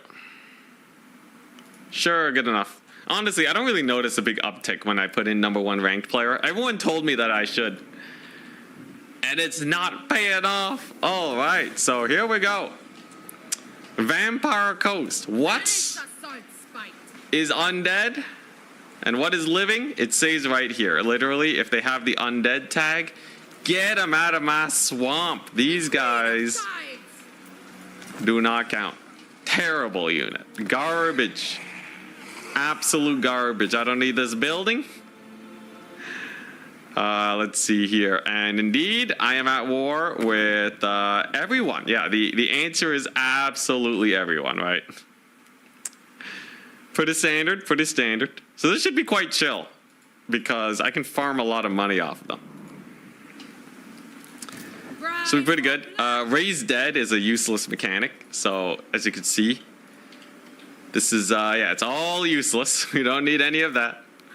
And all of my regiments of renown are also useless. Very nice, very nice. Now, these guys, do they even count as alive? What even counts as alive nowadays? Now, lore-wise, we're going to say that my settlements still have undead, but that's only because that's where we're putting them all, right? Can't even use bloats. Yo, honestly, this is a free company militia spam type situation, right? Isn't that just fine? How do I recruit free company militia? Let's see here. It has to be somewhere here, right? Yeah, so like, is it part of my building chain? You might be right. Now we're getting philosophical. What is being alive? Not being undead, actually, it turns out. My ship. Let's see here. Pirate ship? Is it literally just the pirate ship? Let's see. That doesn't look very good. What's in her recruitment pool? If I go into like in camp stance. Okay. They are there globally. Interesting. All right, should be fine. What is this? 8 units versus my 5 on legendary. Okay, so let's get started with a mild battle. It's from ports? Ah, hell yeah! All right. Bloaters should be allowed. Let's vote. They're called bloated corpses, man. Oh boy! All right, here we go. Besides, I want an excuse not to use bloats today. Alrighty. So here's the great thing about these guys. They are much faster.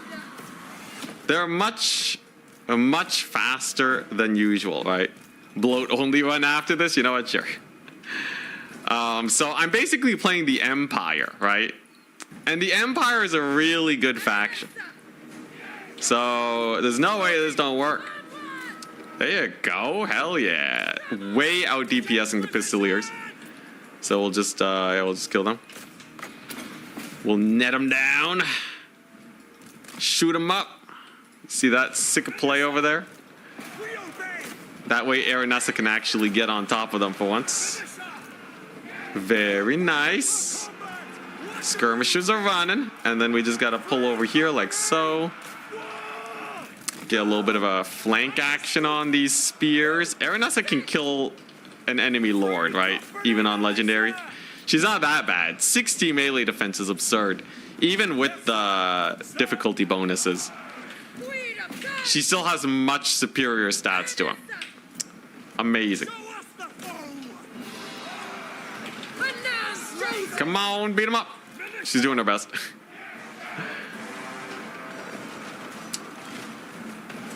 Let's see here, man. You know, I'll do a separate bloated... If this video does well, I'll do a separate bloated corpse run. How does that feel?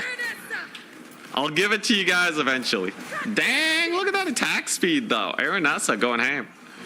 Oh, kind of overshot that attack though, and then gets attacked in the back. What a ripoff. Come on, Aranessa. Yeah, there you go. She got the spin attack. All right. Free company. Free company militia. Very nice. All right, and as long as Aranessa doesn't just start dying here, I think we're sitting pretty solid, aren't we? Hell yeah. Free company, I've done it. Remember, this is on legendary, very hard difficulty, okay? This ain't no simple battle. All right. But it turns out Free Company are sick. Come on. Beat him up. Beat him up. Spin to win? Yo, is she really not faster than this guy?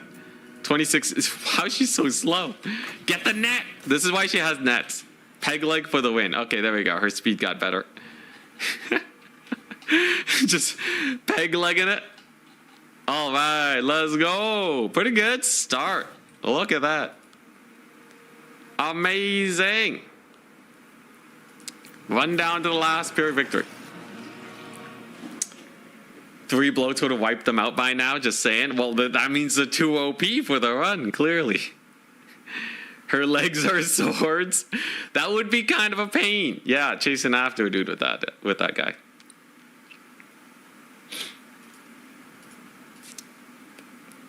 I really do like her combat animations, yeah.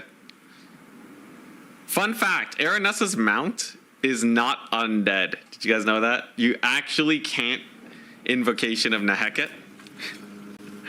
So it is definitely allowed in this situation. Let's see, so that's 150 XP or some healing. You know what? Let's just get the healing. Yeah, no. If it doesn't say it's undead, it's not undead. It's clear as day to me. Seems wrong? Well, tell that to CA. Clearly, all right. Clearly, Creative Assembly, the developers of the game, know what they're doing. Okay, they've read the lore books. So I don't know who you're arguing with right now, all right? Multi-million-dollar company? Or like, I don't know, on a hunch? Just because it's rotting doesn't mean it's dead, okay? Like, all right? Rotting implies that there are living things to rot it even. So there's a lot of arguments to be made, is all I'm saying. Valiant defeat, beautiful. Is Necrofex Colossus undead or a construct? It's undead. If it can be Nehekt, it's undead. Lore-wise, is her Leviathan alive? Because in-game, I don't even know.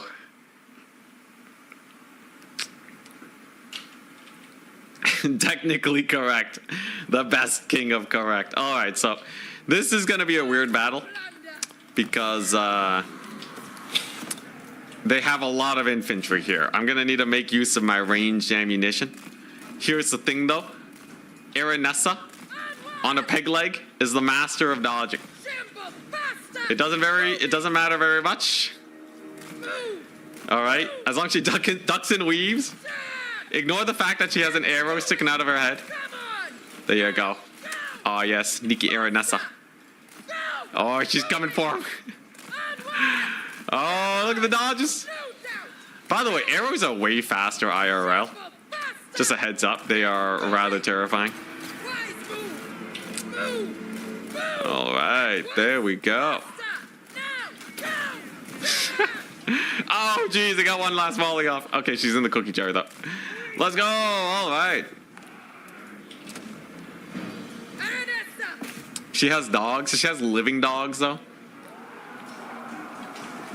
All right, here we go. So, Aranessa versus the world. She's going to distract these crossbowmen for the whole battle.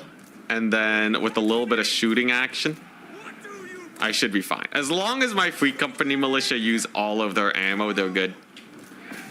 Aranessa's going to just continue chasing. She has pretty good mass compared to normal Empire State troops.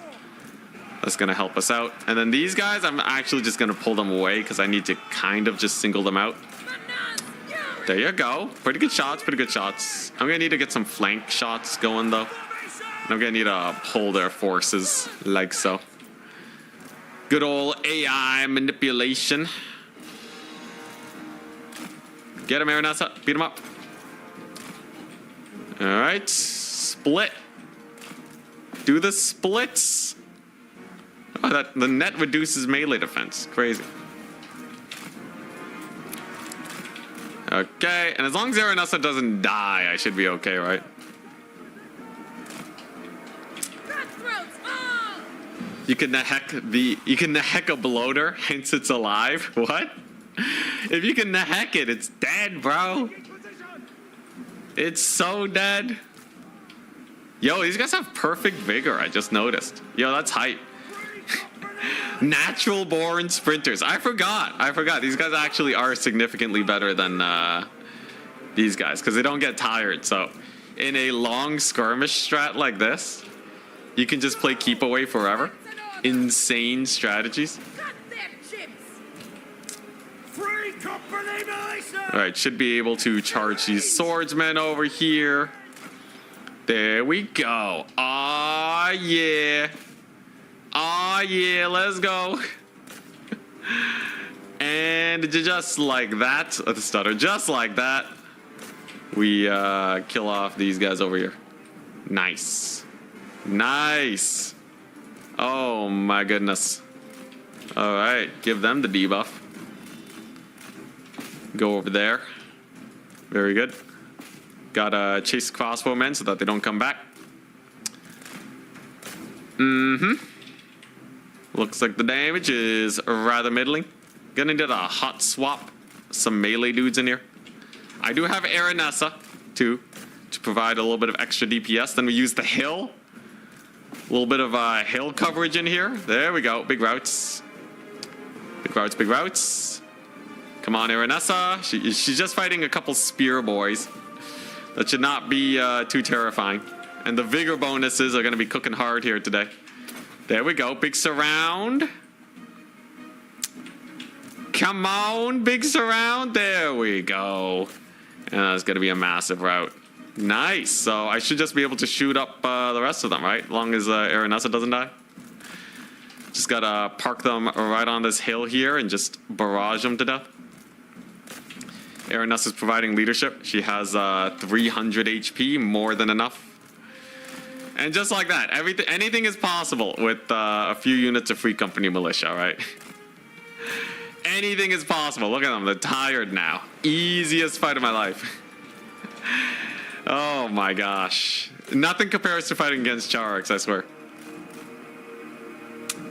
Very nice. You can heck a Necromancer, though? Who says the Necromancer's alive? Or... What, as the Witch Hunters not get to you yet? Necromancers are alive? Next you're going to be seeing Kemmler's alive. You crazy. I know in lore he's supposed to be alive, but look, we're trying to stick to a theme here today. I can't get philosophical. All right, great. So hopefully these guys live. If they don't, I should still be able to recruit a bunch, and then we just have to get whatever the short victory condition is, right? Who necromancers the necromancer?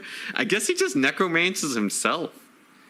Okay, that might actually legit be how it works. Like, they kill themselves and then undead themselves, right? I feel like that'd be a nice, coming of age story for any necromancer. Sick. Occupy. Campaign movement range is 1 million now. Glorious. So what do I need to do to get the short victory condition?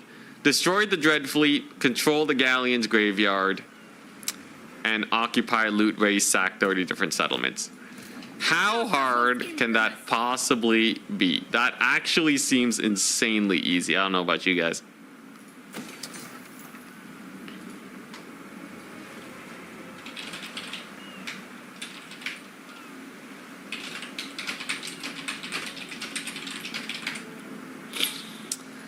Alrighty, here we go. So a victory is a victory. And I'm just going to keep recruiting the only units I can. Now, ogres could potentially be friends, but I'm at war with all of them. That's a mild issue. Very, very mild. I don't think he'll come into play much anyways, though. Should be good. Yes, I have no money. Glorious. Can I solve that in any way?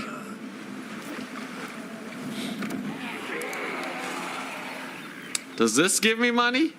10 turns to pay for itself is not the worst, and it lets me do it right. Are Fellbats alive? No. No, Fellbats are not alive. Let's see here. All right. All right, looking goodies. Ogre mercenaries would definitely go crazy here. All right, Sartosa. I see.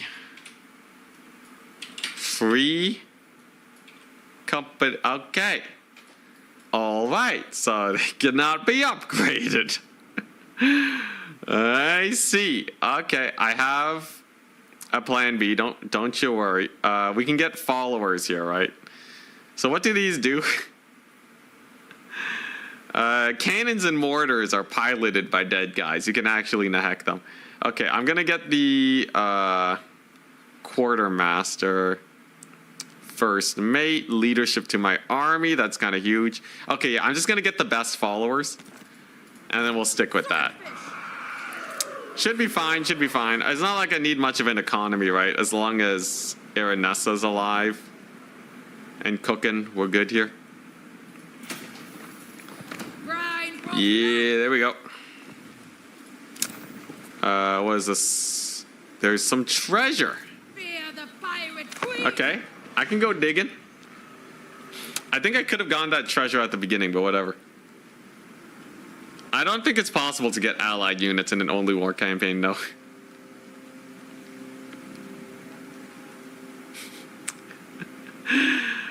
Oh man, yeah, no, literally the only thing I can do is make free company and have Aranessa. I have to raise 30 settlements before the AI outscales me. That's how we win this. It's almost like a turned speedrun campaign if you think about it. Okay, so what does the treasure map say? North of the Pirates' Isle lies a bejeweled city. Okay.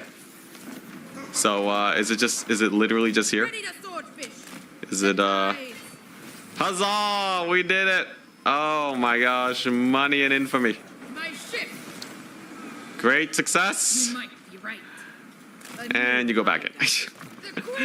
All right. Very nice. Very nice. So we're going to start recruiting at Talea. We're going to get some global recruit going. And then we just pass 2 turns and then we're goodies. Very nice. And then I will have that Doom stack going. Bejeweled City has to be Skaven Blight, right? Totes. All right, so I need 30 settlements that are really easy to loot, occupy, or sack, right?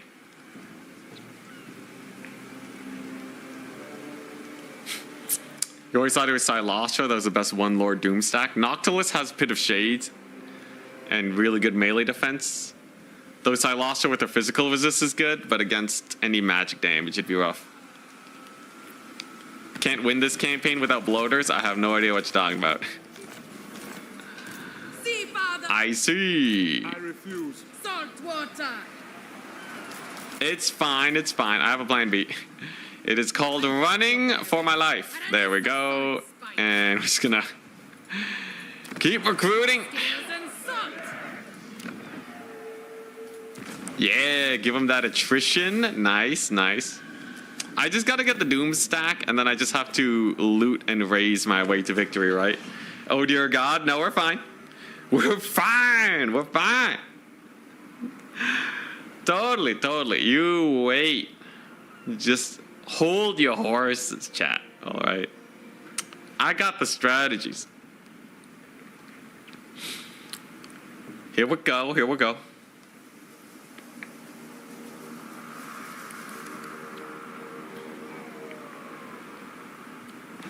And nice. So that's the movement gone. Very nice. I got muddled minds. Classic. Let's see. That's what happens when you're at war with all the Zinj factions of the game. They will muddle your minds 24/7. Let's see here. I don't need upkeep reduction. I literally just need some casualty replen. Excuse me. Casualty replen, very important. More ranged firepower. Get that global recruit going. But yeah, because I'm mostly just going to operate with this one army, I should be okay.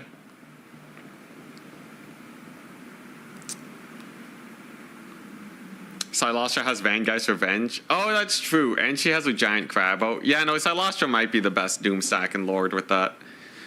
Although Luther Harkin can get spells in campaign, so he might actually be better.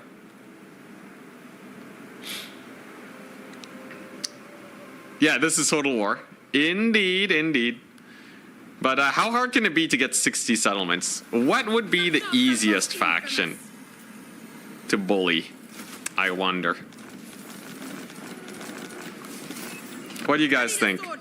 I need to find a faction that I can just roll over like no one's business. Yes. Let's see here. Maybe there's something in the Lizardmen territories. Do any of these buff? Holy, okay. Okay, so the red line skill tree is useless then. Good to know, good to know. I see. That might make things a little bit more difficult. It's okay, it's okay. I can probably get the Sword of Cain, right? I think we go to the High Elves.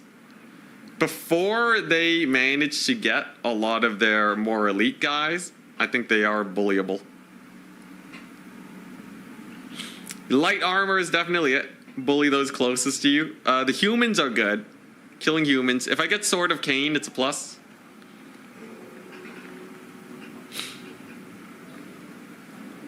Yeah, her special line should be pretty good too. I think they buffed that a little while ago, yeah. Okay, so Ark in the Black is here. That's a great army to go and get murdering on.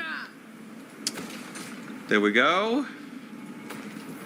The Queen of And Aranessa can get, ooh, okay, melee defense when defending.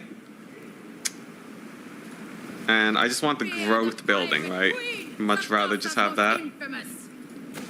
All right. Yeah, I'll just get a sick boat. I'll get an amazing boat. Sword of Cain. How hard can it be to get Sword of Cain? 1,000,000 Free Company militia shooting the one Sword of Cain Lord has to just annihilate them, right? Easy Ark in the Black kill too, by the way.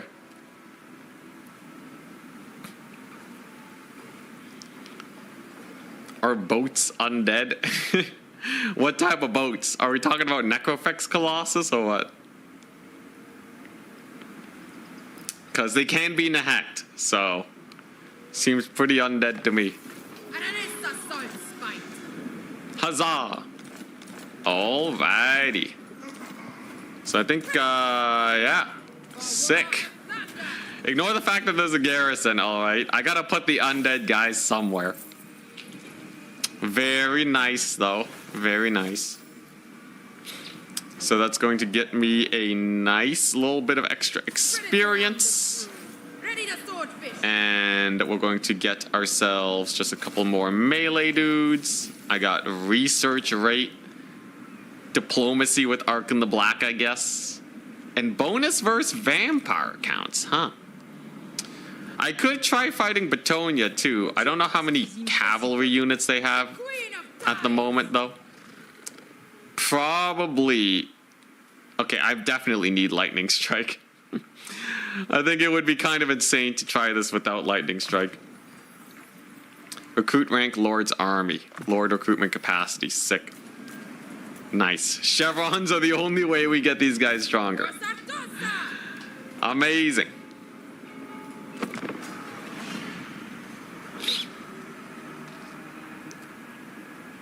They have to build it first. How often does Sword of Cain get built nowadays?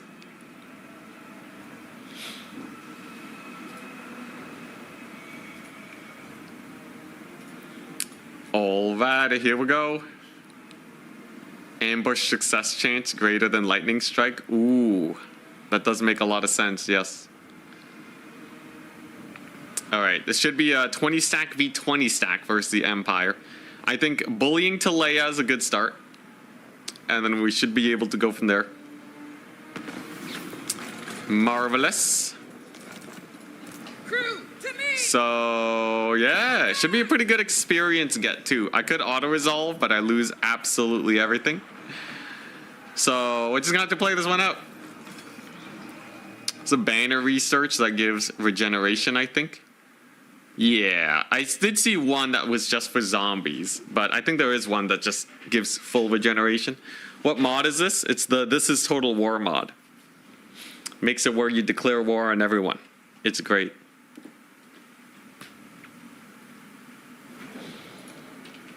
Alrighty, so, yeah, Aranessa has Vanguard now. Alright, sick. So I can do this. This is the strategy that might confuse the AI into redeploying. So they've deployed and they see nothing. But from the hills we come. Now I'm really hoping we get a little bit of AI stupidity here. Oh yeah, there we go. Yeah, you see that business? Oh my gosh, this AI has been worked on for many years now. Actual decades, I think, at this point. Amazing capabilities, indeed. So that's a good start. It's a very, very good start. See, so this, you know, I'm not cheesing. I am invoking panic amongst the enemy forces, okay? This is what happened historically. Alright, I would be pretty freaked out if the enemy appeared behind me too, out of nowhere, alright? It makes sense. You can't tell me this is cheesing. Man, I wish I had Vangeist's Revenge though, that would be hilarious. But yeah, this is actually how Hannibal did it. Nothing personal, kidded them. Alright, let's go and get that sweet surround, just like so. Free Company are shooting up the cav units, very nice. AI sucks? No. It's just, they're just tactically maneuvering.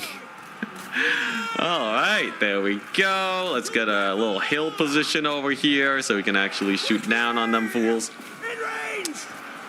Caught the Pistoliers because their skirmish mode wore off or something, I don't know.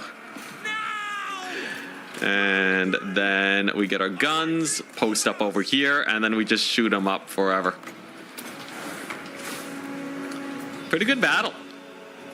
Pretty good, I'd say. You do have to chase off anyone that escapes. The stragglers will be the end of me. Because them running actually puts them in a better position. We can't have that. There we go. Nice. So they're basically gone now. We fire into that blob. Go over here. Chase them down. And we have a beautiful surround. Beautiful surround concave situation on these poor fools. Unfortunately, it is legendary, so the leadership holds pretty strong. But if we just keep firing into that blob. Let's get some money shots real quick. I'm gonna turn this into a video. I gotta get some money shots. Ready?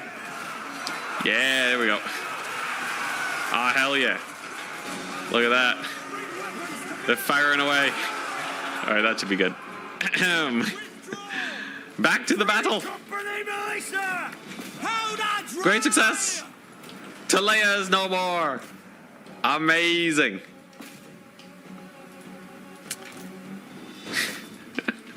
Yeah, that actually went so well. That went so incredibly well. Great battle. Absolutely amazing battle. Oh, man. Yeah, yo, the whole immortal leader thing into blobbing is, I don't know. It's kind of strange. Though it is the Warhammer universe. It makes less sense in the historical games. This is Ents Kanai. Only the beginning, good sir. Only the beginning. We're gonna cheese them up so hard here. Because, like, I'm stuck at tier 1 units for the entire campaign. This is gonna be brutal as soon as they get anything that's better than an Empire Spearman. We're gonna need some ship magic. We're gonna need a lot. And hopefully that's the only big 20 stack. I don't know how much they've been recruiting while I was recruiting. Just checked out Aranessa's skill line. If not her ability to use horde mechanics, she would have been surely the worst lord of her entire race. Oh no, you're kidding me. She's actually that bad? Come on. Yo, the worst part is she's also bad in multiplayer. Bad in campaign, bad in multiplayer. What a life. She's gotta have something in here, right? Gifted sailor. Movement. Oh, 8 leadership. Oh, hell yeah. 10% missile resist. Perfect vigor. She can give herself perfect vigor. Zuffbar. Okay. Nice. Zuffbar pounder usage. Some ward save. Smuggler is +8 melee defense. That's actually pretty high. +8 melee defense is where it's at. Hell yeah. Even Khalida. I wouldn't say she's good in multiplayer, but she's definitely more usable than Aranessa. Alright, 6. Then we also get the melee defense from the boat. Ready to swordfish. The boat defenses are cooking. And then, yeah, then I'll heal up, and then we go here, and we continue on our great conquest. And we got the Seascape Artist coming on in. So already, my Free Company Militia are getting pretty good stat bonuses, right? They have, yeah, a little bit of extra weapon strength, melee defense, and melee attack. And 39, 35 is not bad as far as, like, multiplayer is concerned. Campaign Legendary is a different story, I know, but it's a good start.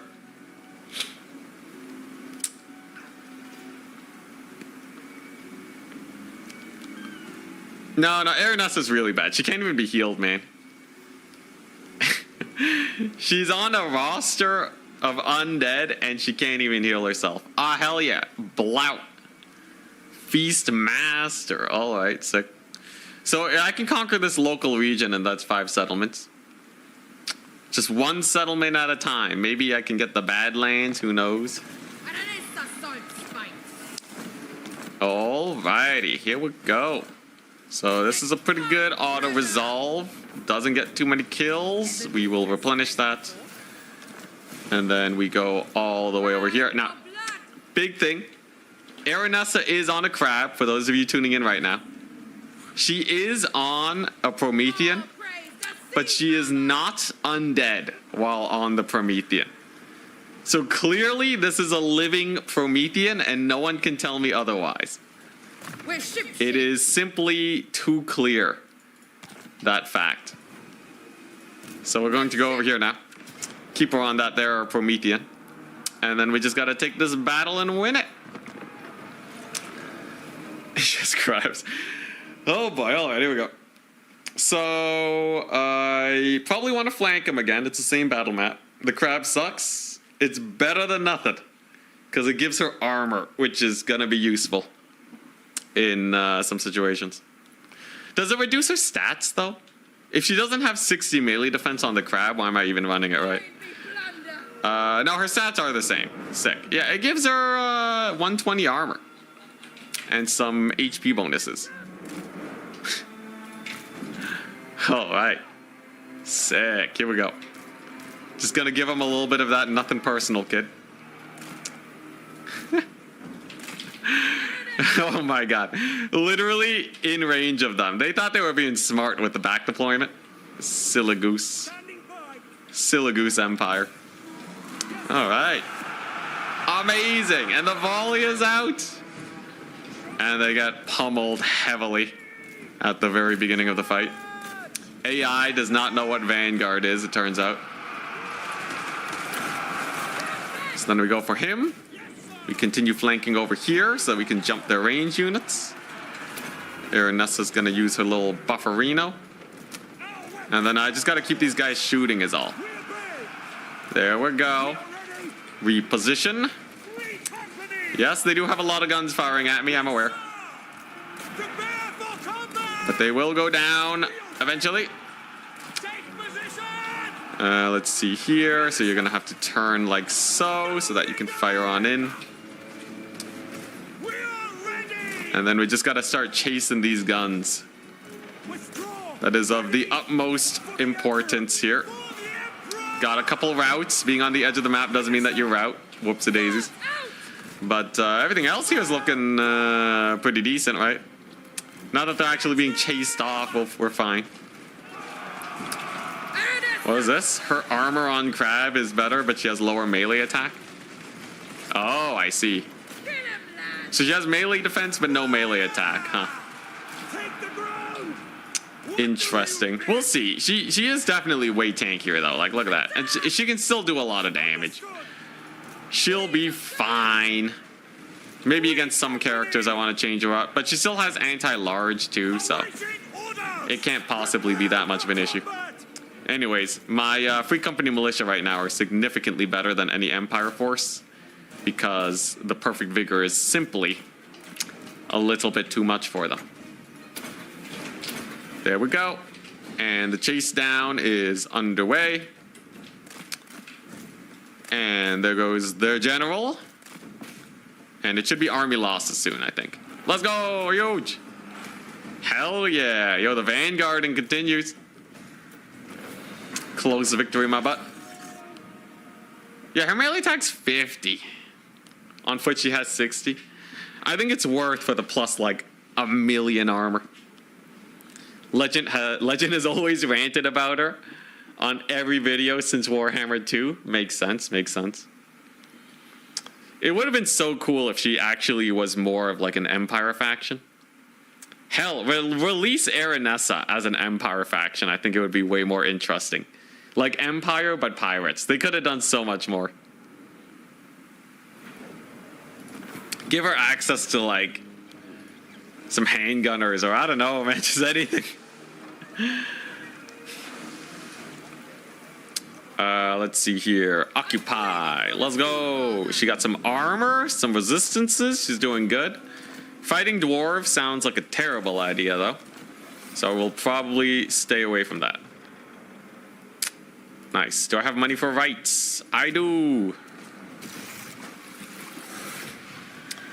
Here we go, here we go. I'm going to wait for her level 12 so I can get her all of this commotion. And nice. We have 2 out of 30. This should be doable in one day, I think. Unlike Daniel, I wouldn't even know where to start fixing Aranessa. She should just give... She should have the same units as Vampire Coast, but they're more accurate and they're faster. Like, it's literally zombie pirate handguns. Just release pirate handguns. Just release pirate handguns, and it's a loose formation gunpowder unit with a lot of speed. Doesn't that sound hype? Right? Instead of animated hulks, give, like, hulking ogres. Hulking ogre pirates, whatever, right? I don't care, right? Just give her the same units, and they're actually very similarly statted, but they're alive, so they move way faster. Compare it to Volkmar, please. I don't want to feel more pain. You know, like that would be that'd be a good start. I feel like that'd be a very good start. Pyrrhic victory, lots of death. I think we can win this without too many losses. Perfect vigor means I don't lose vigor climbing walls, right?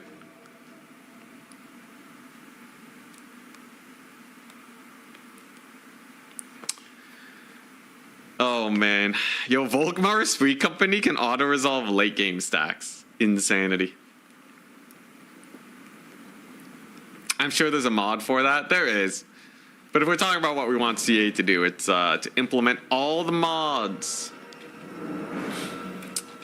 All right. I think I saw a video today about Legend complaining about butt ladders. I think this will be a good demonstration. Get 'em, boys! Walls mean nothing for pirates. As in history, pirates were amazing at scaling walls with their very high vigor. There we go. Looking pretty good. Unfortunately, it is a little glitchy sometimes. They don't always climb properly, but this will do.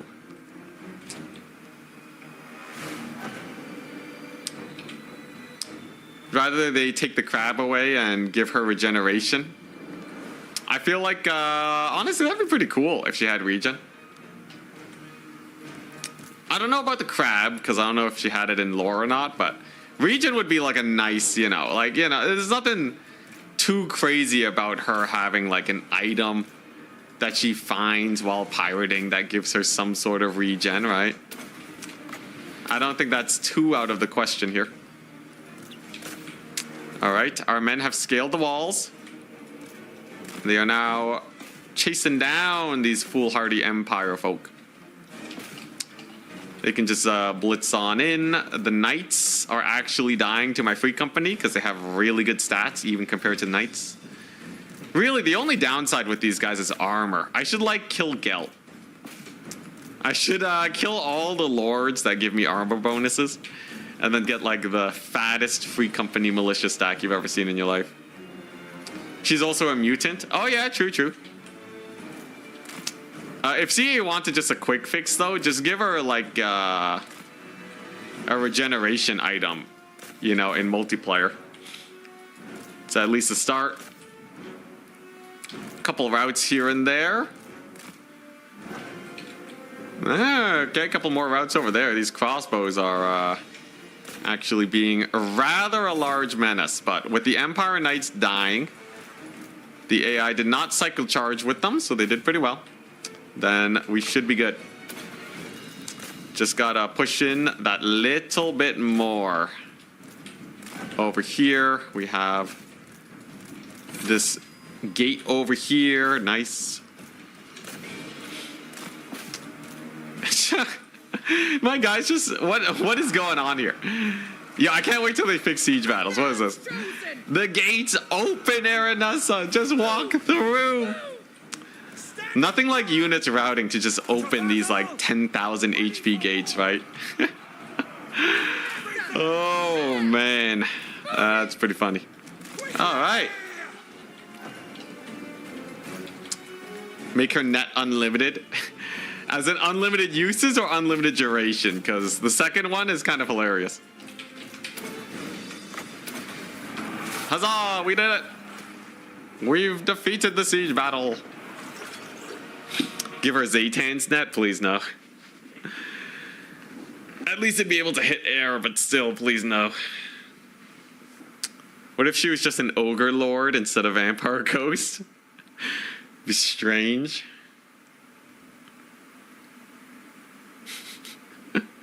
Yeah, they should make it her net. You cast it, and they literally can never move again. I think that would actually make her usable in multiplayer.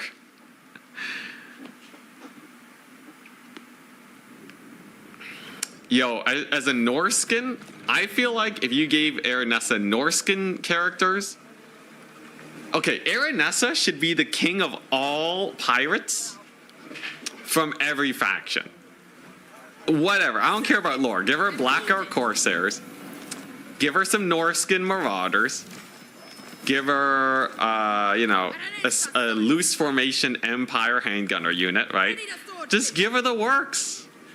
Why can't she have some human pirates? The pirates, I'm sure they work for everyone.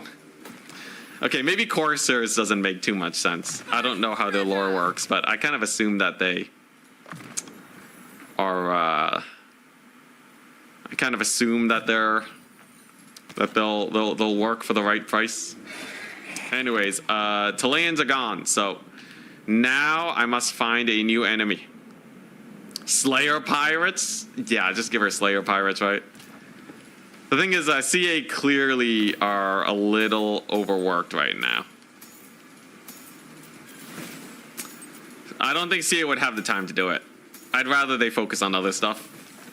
But if they ever do have the energy to do so, fingers crossed.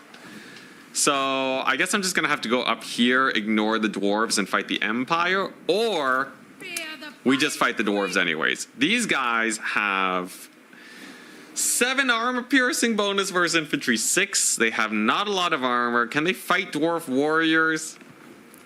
It is a kind of melee rush build. They're silver chevron. Do you take me for a wizard?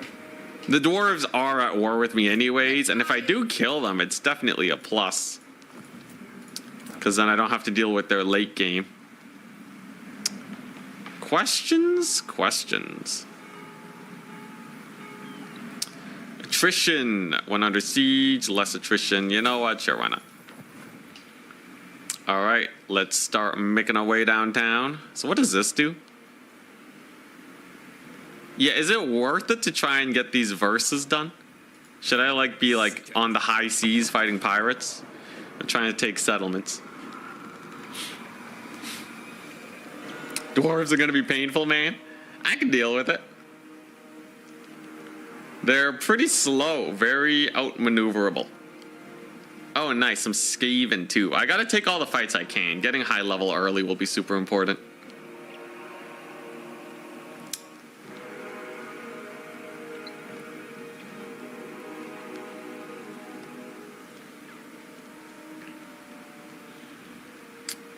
And, oh.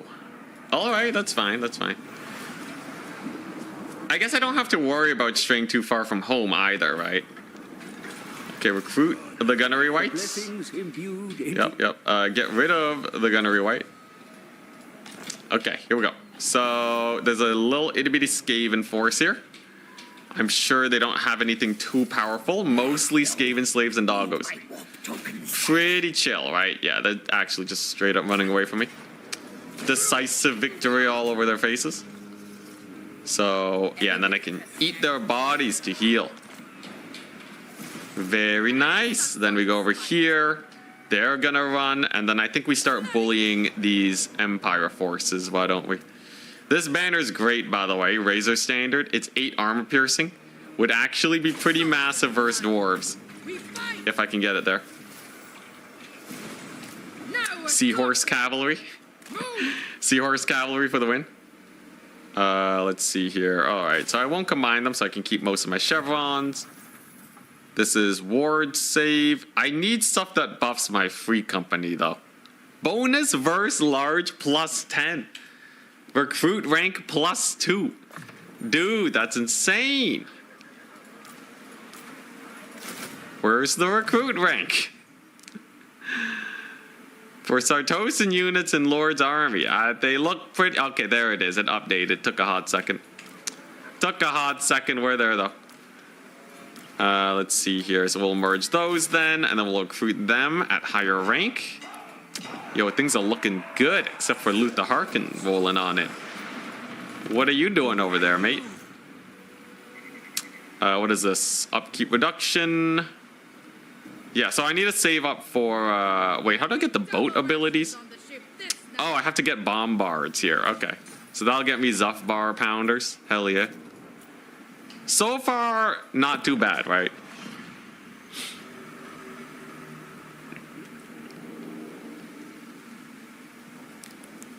Spending money on your capital is bold. I don't really have anywhere else to spend my money. What the crap? Luther? Luther, how dare you? Alright, you know what? Screw the capital. I didn't like it anyways. Screw the capital, I am the capital. Alright, if Aranessa Saltzbite dies, the campaign's over. But I guess that was pretty standard anyways, right? We're a pirate. We don't need a home. Where'd the Tomb Kings even come from? It's fine, it's fine. I'll get, eventually we'll make our way to Noctilus, it'll be great. Okay, here we go. We're going to do this. The winds blow true. We're going to get melee attack for our Sartosan units. So that is going to now give them 47 melee attack. 37 melee defense, weapon strength 31. That's pretty massive, right? See, Father! Why is this not work? Oh, it gives Aranessa bonus versus large. What a ripoff. I thought it gave all my dudes bonus versus large. That would have been way better, but such is life. The tides rise. All right, here we go. To battle. My auto resolve does suck. I'm aware. It's fine though. Okay, so I have the bombards. Let's see here. We have the bombards. We are going to recruit me more of. Ah, crap. Oh, I guess, yeah, I guess my boat can't recruit these guys. Well, I'm gonna have to wait here to replenish anyways. It's fine, it's fine. We take our time here. I do have the Seascape Artist. Then we're going to get the first mate, which is leadership. Quartermaster is income from raiding. Yeah, let's get the first mate. We go to Aranessa. We're gonna equip that bad boy. Oh yeah, we gotta equip the Seascape Artist. There we go. So now we have insane line of sight. And that's gonna help me not get ambushed here. Queen.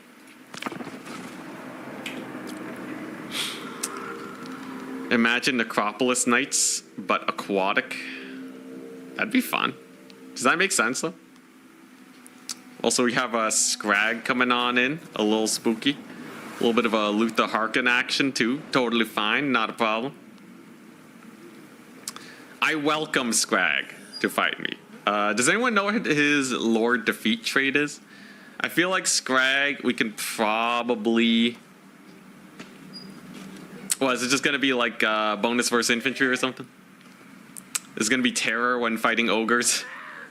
Something garbage like that?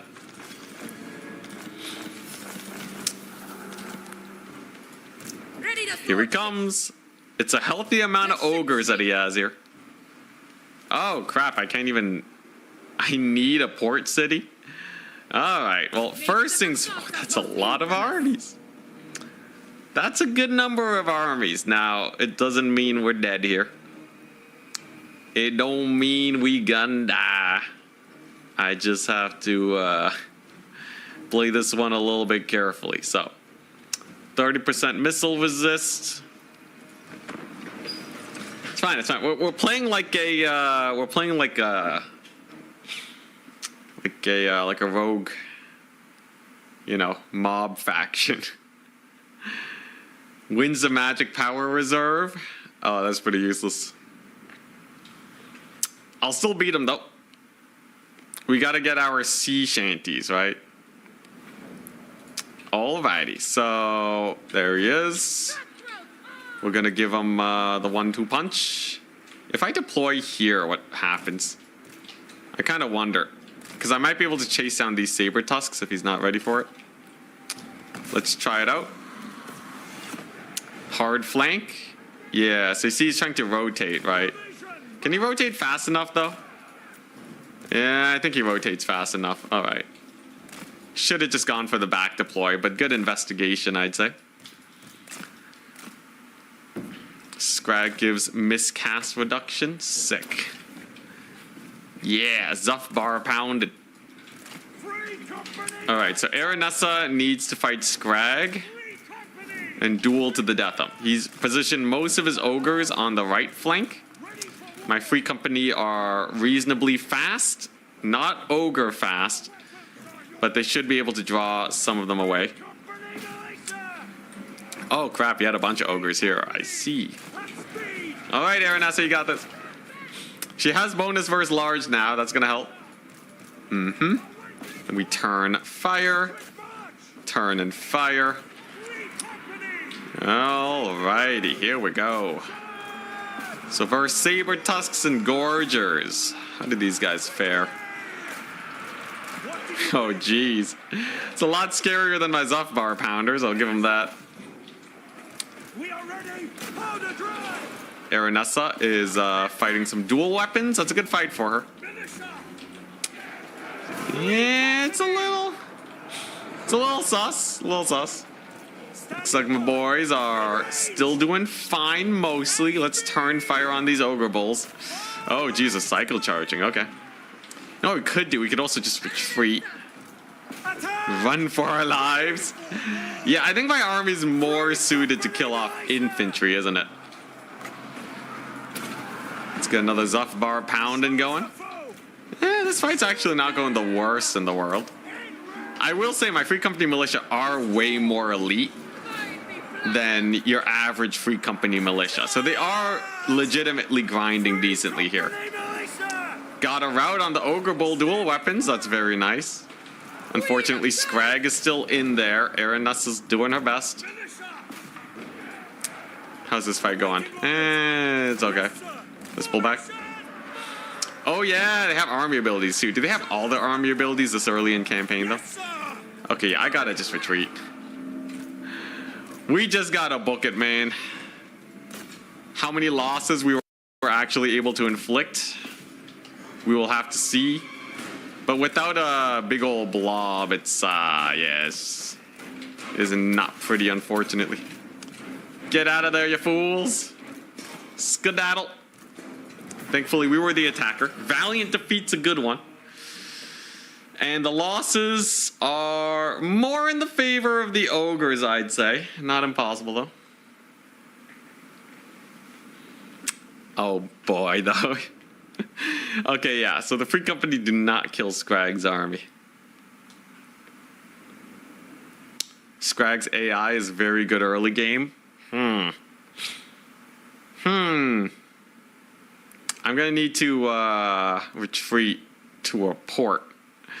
Auto-resolve gave it Pyrrhic victory. Okay, alright. And okay, we only lost that. That's okay. There's Luther Harkin. I should have just fought Luther, man. Alright, hopefully this guy doesn't roll in and kill me. I do have... Jeez. So much raised dead. So little time. Cannot recruit. The recruitment building is damaged and must be repaired first. Fear the pirate queen. I see. Yes, fear the pirate queen. Alright, I think we can optimize the start though, for sure.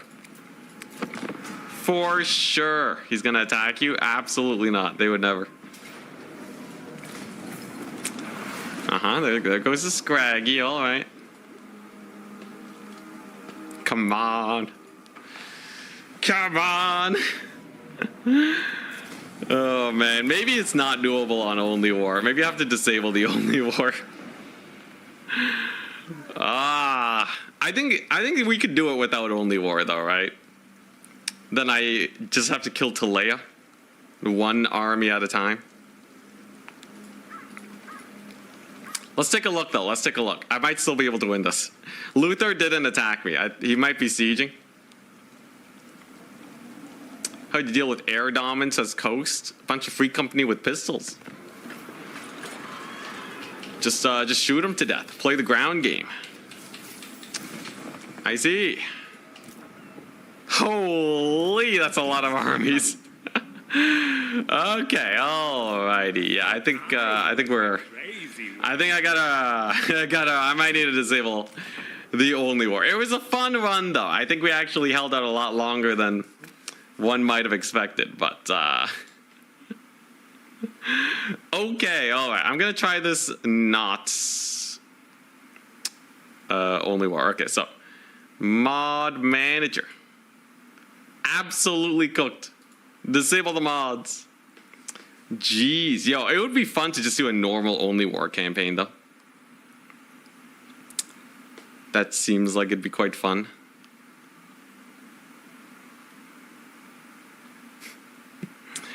Yo, I'm actually having quite a bit of fun trying this though. Legitimately, I am having a good amount of fun. Okay, so this is now modless. Modless Vampire Coast. So now I am actually able to recruit me some ogre bowls. Run the poll again.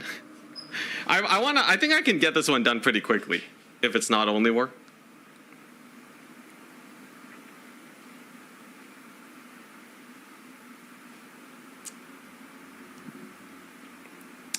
And then we're good. At tier 3, what happens at tier 3? You can get ogre man-eaters? Really? Where? Yo, that's sick. Wait. What building does it? Oh, dang, 2-3 ports. Dude, that's insane. Oh, yeah, no, that's super easy. Wait a second. Wait, no, so I can do this with Only War on. Oh, wait, no, you know what? Only War is going to be enabled. Yeah, dude, I just make man-eaters, bro. Dude, that's like the easiest campaign ever. Literal just man-eater doom stack. Give me this. Yeah, dude, that's huge. What the crap? Screw these free company.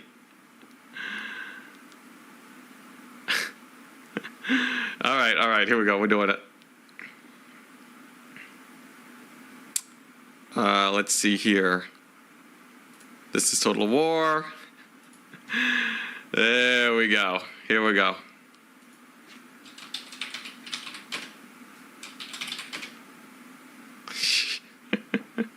Oh boy, yeah, this is gonna be fun. This is gonna be fun because I almost had my tier 3 settlement coming up anyways. So that's actually very straightforward and simple then. Vampire, Coast, Aranessa, Settings, correct. Here we go. This is the run. Redeem the stretch, thank you. Gotta stand up for a second. Do some lunges. Gotta get some blood flowing. Can't be sitting all day. All right, here we go. Isn't there also the mercenary mechanic? Yeah, so I can get some recruiting with the mercenaries. Honestly, well, I guess not with Only War, but usually there would be. But yeah, getting that port down and then getting man-eaters, and we're done. It's over. Easy peasy victory. Okay. Alrighty, here we go. Aranessa. Living only Vampire Coast. I'm gonna have to win these battles again, but that's totally doable. And what I need to do is I need to get my port to level 3 as fast as possible, and then we should be fine. So as usual, we do have the very casual Only War against all the factions. And what I need to do is I gotta get rid of this building. Income does not actually matter. We're mostly gonna get money from winning battles, and it's gonna be Tree and Noose for the growth that will hard carry here.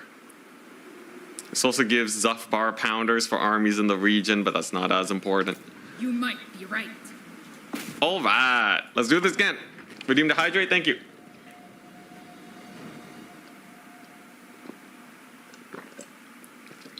Why not use a hero for treasure hunting? I'm sorry. Is the Gunnery White alive? Or do I gotta call a witch hunter on you, good sir? We will not be supporting no heresy on this stream today. All right, sick. So we won this one last time by just blasting them with free company militia. Yeah, blast them.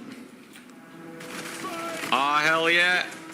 The superior pistoliers, they're doing great. Show us the foe! All right, and that is the first pistolier gone, and then we go for the next one. And then my free company should be able to charge these guys in the flank, which will stop them from disturbing my boys, who need to be shooting much, much more. There we go, nice. That's a beautiful blobbing. All right, and then from this point on, it's basically ×4 victory condition, yeah? Aranessa this time around is slightly losing her battle against that general there. Ever so slightly. I don't know why she's doing so much worse this time. Kind of painful. Kind of mildly painful.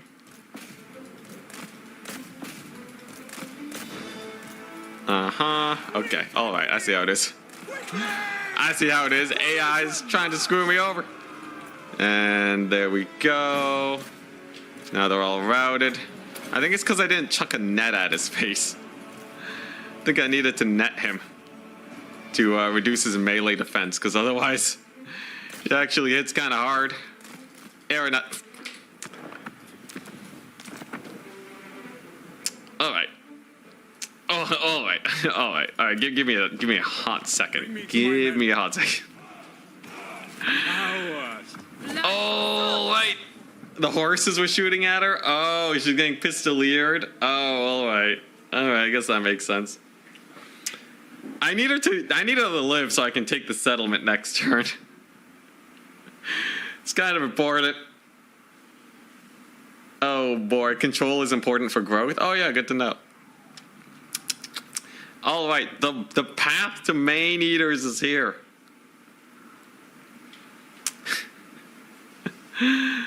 Oh my gosh. All right. All right, here we go. You need to lock in. Yeah. We gotta play this normal speed. Gotta do this normie speed action. Alrighty. So here we go. Gunnery White. He's not living. Get him out of here. These guys, also not living. Get him out of here. Lords, not allowed. I'm not allowed a single lord over here.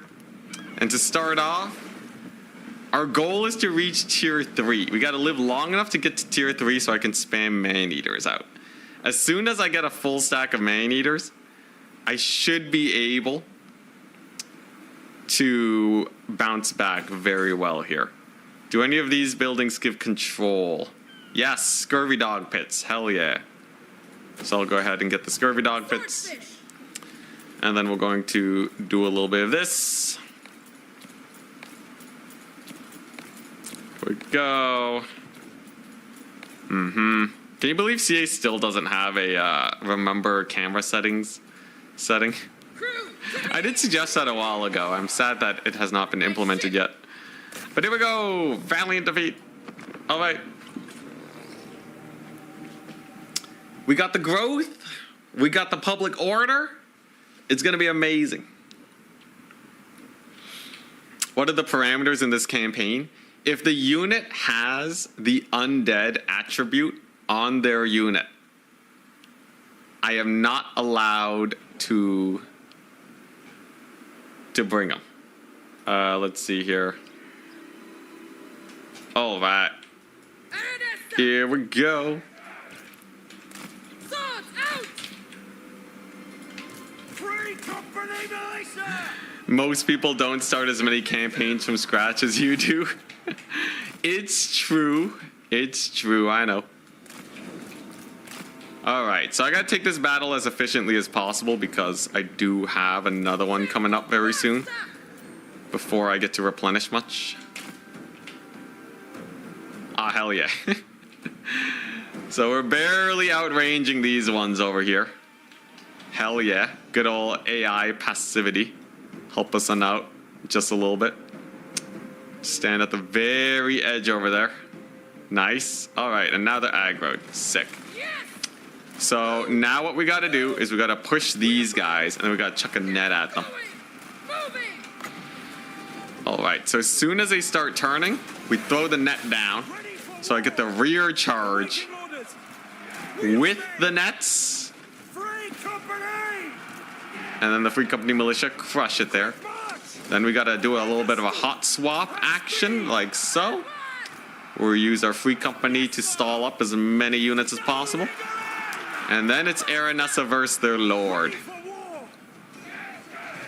To do this most efficiently, we need Aranessa to hide in our Free Company Militia so that he wastes his attacks trying to kill the Free Company Militia.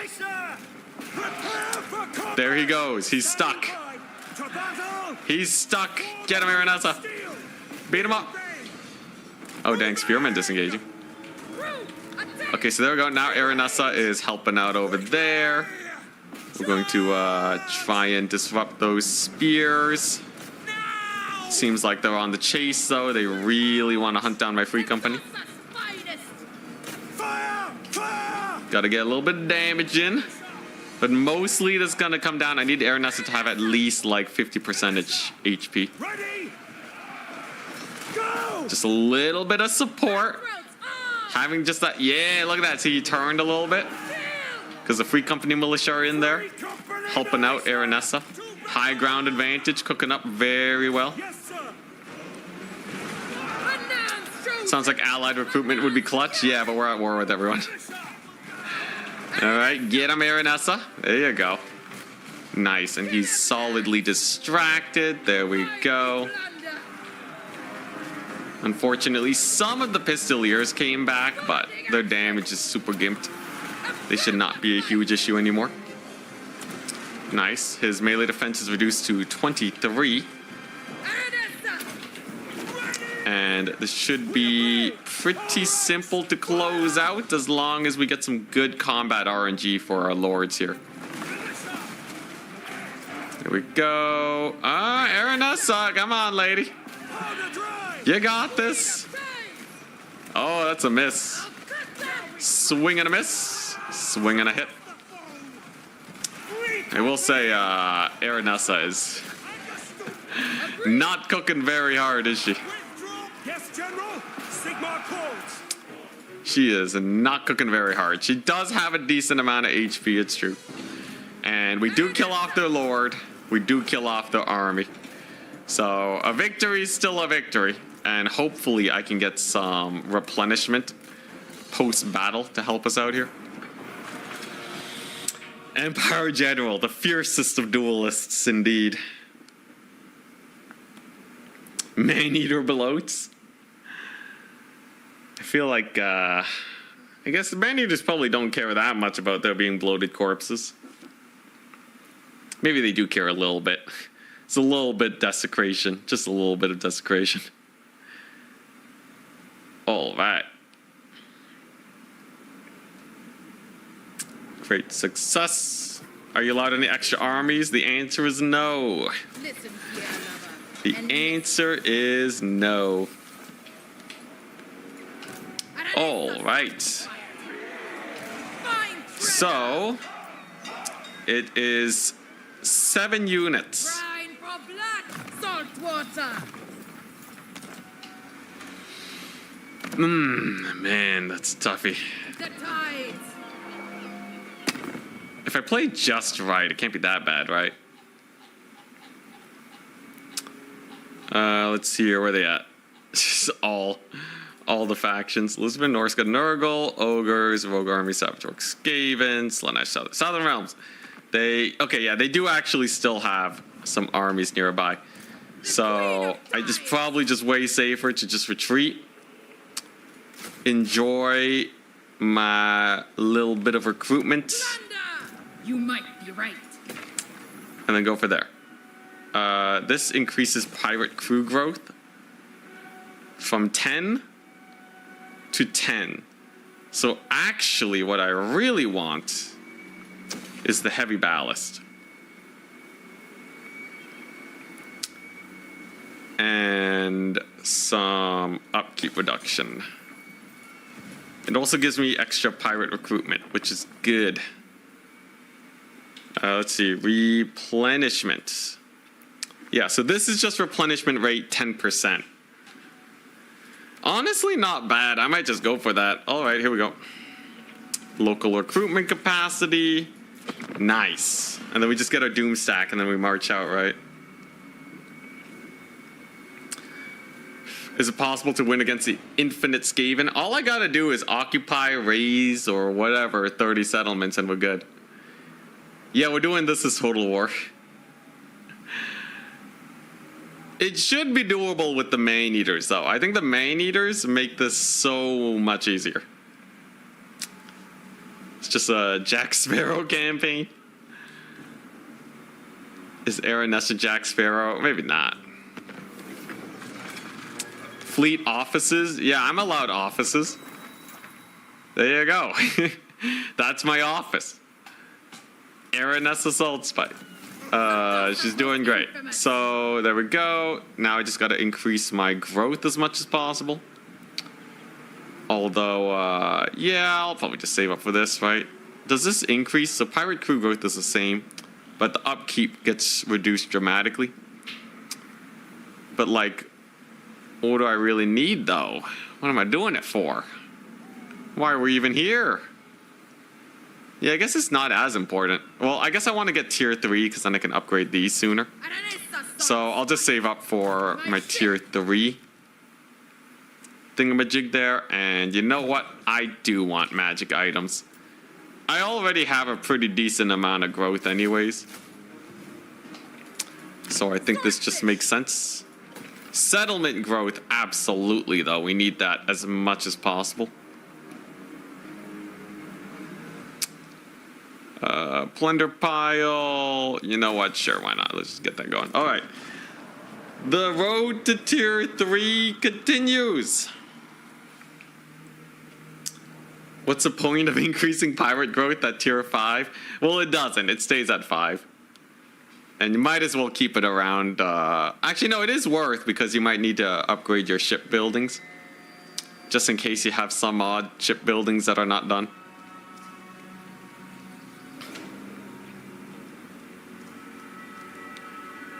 Ah, hell yeah.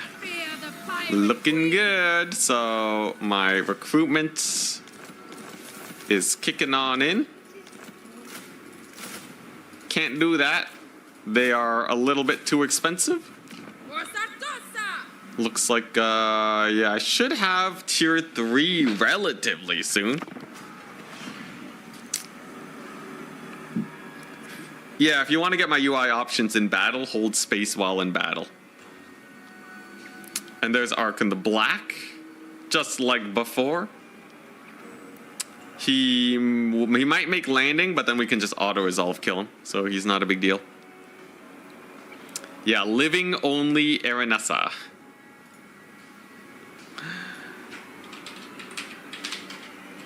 Only, or what was the title that we were planning? Vampire Pirates, but no vampires challenge. All right, here we go. I'll change the stream title. All right, I'm not gonna change the thumbnail though, because then I'll have to swap it back a lot again. A live coast. A live coast is pretty funny.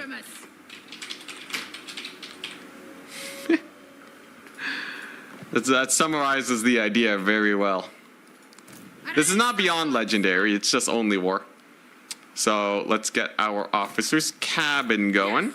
The winds blow true. Get myself more Sartosa militia. Our tier 3's on the way, it's looking good. Got baited by the Cathay picture. Yeah, I gotta start swapping it out.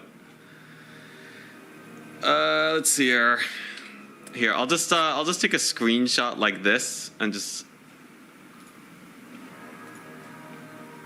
I'll whip together a janky thumbnail, right?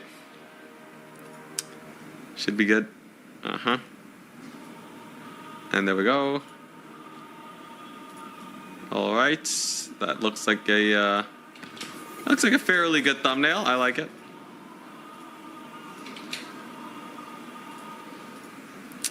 Enhance, sharpen the image just a little bit. All right.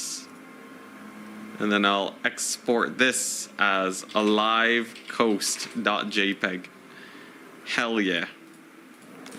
That way there will be no more confusion until I end the stream. Then people open it up and then they are re-confused. Okay, so magic item, drop chance is amazing. Auto-resolve doesn't like me very much here. You just play it for simplicity's sake. I'm gonna be recruiting here anyways for a while. Let's just play it. I'm sure it's a fun battle.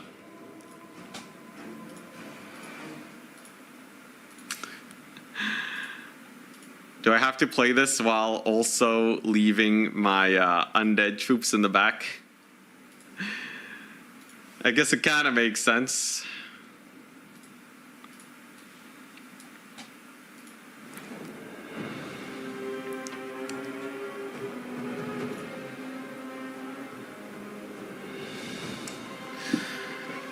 All right, here we go.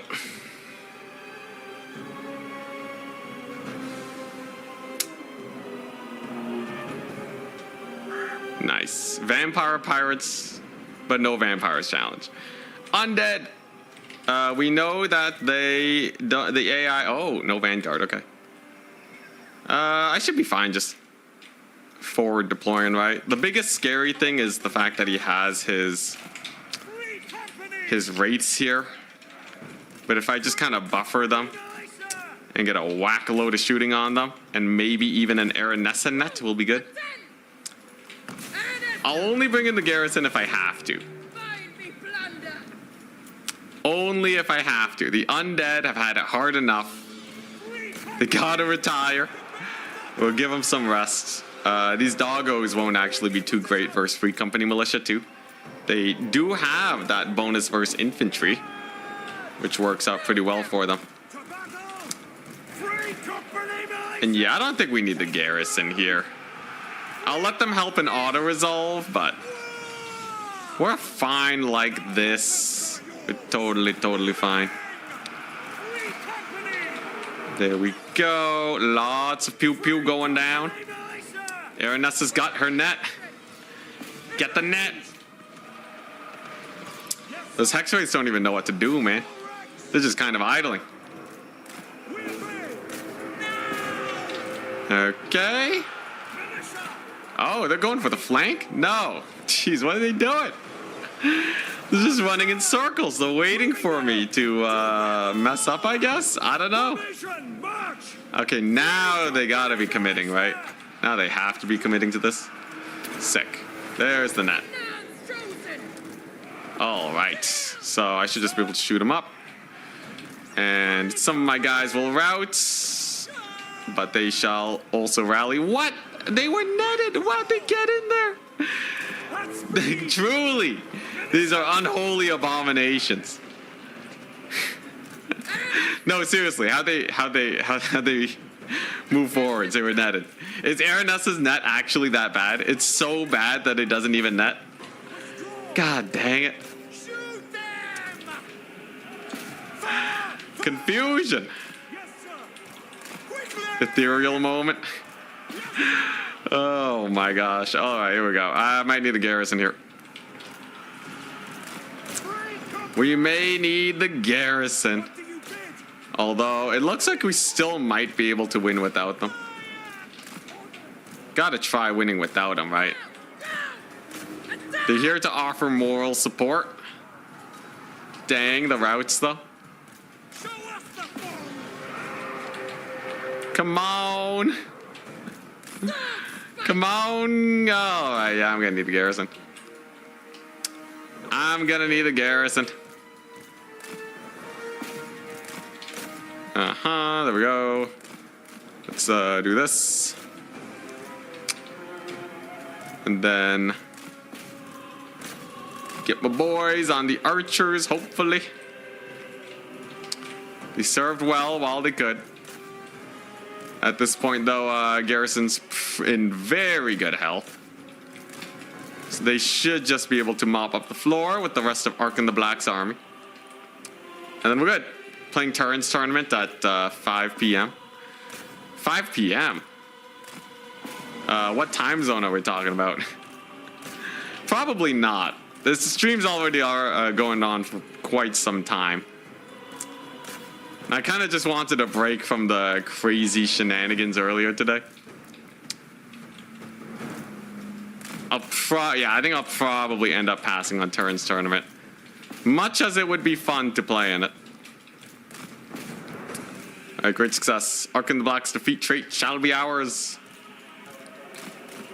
Assuming we can actually win this. I'm not gonna lie, it's getting a little sus. Actually insanely close battle. Okay, there we go. Those guys are dead. Jesus, hex rates are still... Oh my god, you're kidding me. It's fine. I'll just attack them again, right? It's fine.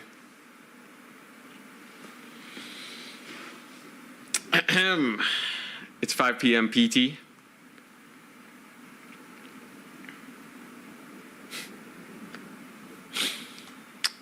2 GMT. Yeah, anyways. I'll be holding back. You missed the 8-hour Giga Grinder, and I just want to get a video that I can work on. Alright, so the great thing about losing battles, this is actually some 5D chess plays that not many of you would know of, but you can just die and attack them again. And then you get more experience, and you still get to win the battle. And as long as Talea doesn't roll in and just murder me, we're fine.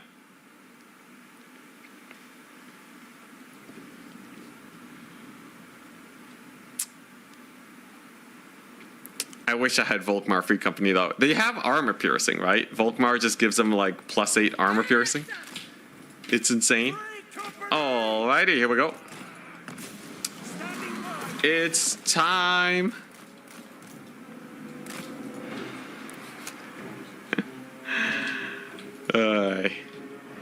I wish I could make full-time off of just streaming. Dude, if I could make a full-time salary off of just streaming, I totally would. Absolutely, man. I just stream 8 hours a day. I got my paycheck. We're good. Until then, though, we gotta make videos. Do we net this? They're kind of holding their ground. Oh, holy crap. Did he just... All right, well, that's terrifying. Oh, thank goodness. He Spirit Leeched the infantry, not Aranessa. If he Spirit Leeched Aranessa, we would have been screwed. Also, crap, I'm giving them aquatics. They straight up have, they have aquatics. This is where the Vampire Coasts are strongest. I mean, the Vampire Counts. I mean, the Tomb Kings. Wait, no, they don't have aquatics. I have aquatics, right? Oh, no, I have aquatics. Never mind. Sorry, I was getting so into the human mindset, I forgot I was the Vampire Coast. That's how you know you're doing well. Alright, mission accomplished. We have revoked all things Vampire Coast. Alright, here we go. So if I donate enough every stream, will you narrate my campaigns in real time?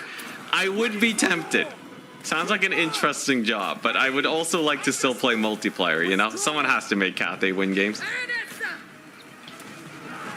Aw, hell yeah. Get him, Aranessa. Beat him up. She's doing great. There's nothing else to micro, really. Except for a couple free company, I guess. Let's shoot up them Crypt Ghouls. Arkin the Black's little abilities triggered, but it shall not save him. Jeez, those hex rates, though. He's dead. Huzzah! I need Cathay wins. Don't we all?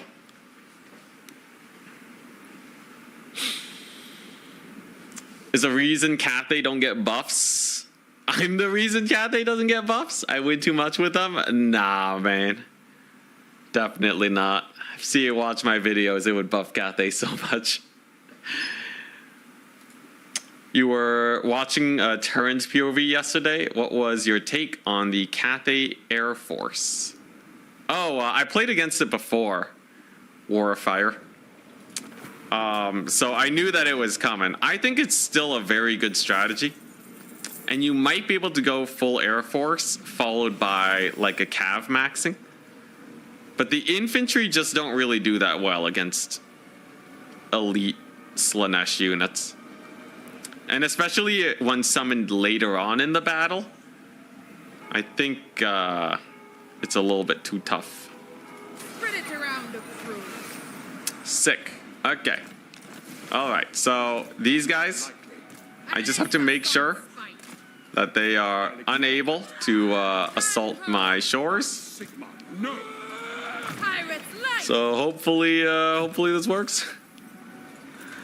If they just roll in and kill me, well, I guess the campaign's over, but we'll see.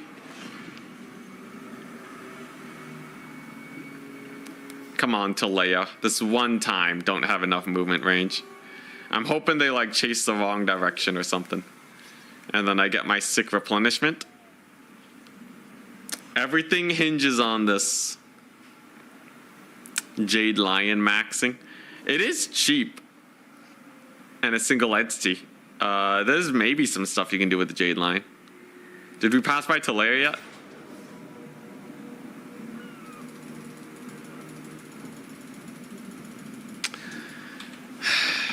Okay, how did I even do it the first time? I think I got a sick auto resolve on Ark in the Black, right? I command here. Wait, how did I do it the first time, man? Vampire Coast. Ready to cast off. Aranessa. Encampment? Dude, I know I can get to tier 3. This entire campaign hinges on tier 3.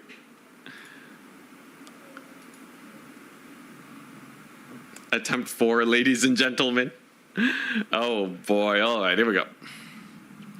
I think I have to take those first few fights extremely efficiently. Like, I probably have to kite the that first army, take the minor settlement,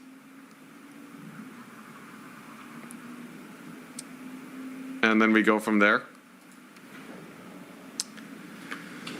All right, here we go. So, Aranessa. We do have only war selected. Let's take a look-see. Let's take a look-see. So if I get rid of these guys, we get rid of him. Get rid of this. We get the gallows. We get the scurvy dog pits. Salt water. And then we fix our camera settings for the 4th time today. Very nice. It's good for mouse accuracy. The practice that I've done. You have the mouse accuracy for that? Alright, so. Is there second army here? Last time they sieged me at the settlement, right? My ship. And then I retreated back to Sartosa. The queen of. You could abandon your position and try to capture a port settlement. Well, the home settlement's just too good to pass up. It's already almost tier 2.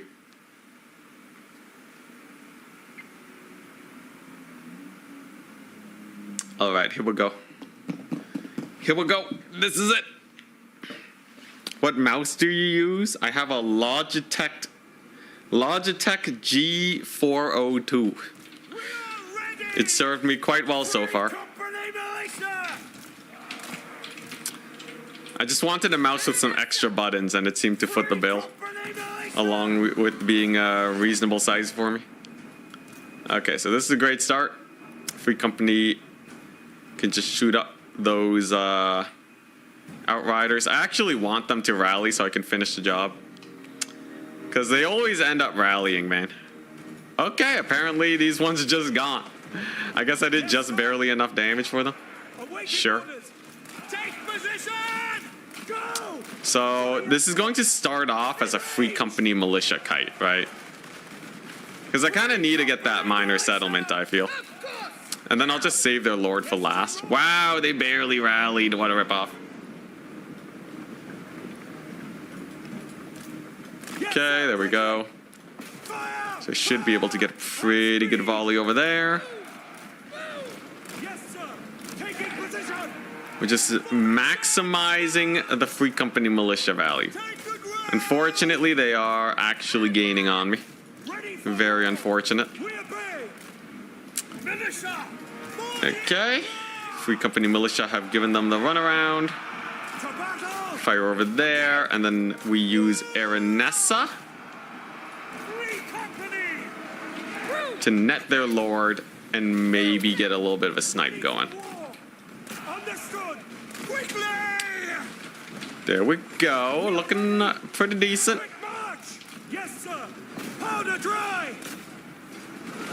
Aranessa's landing her hits.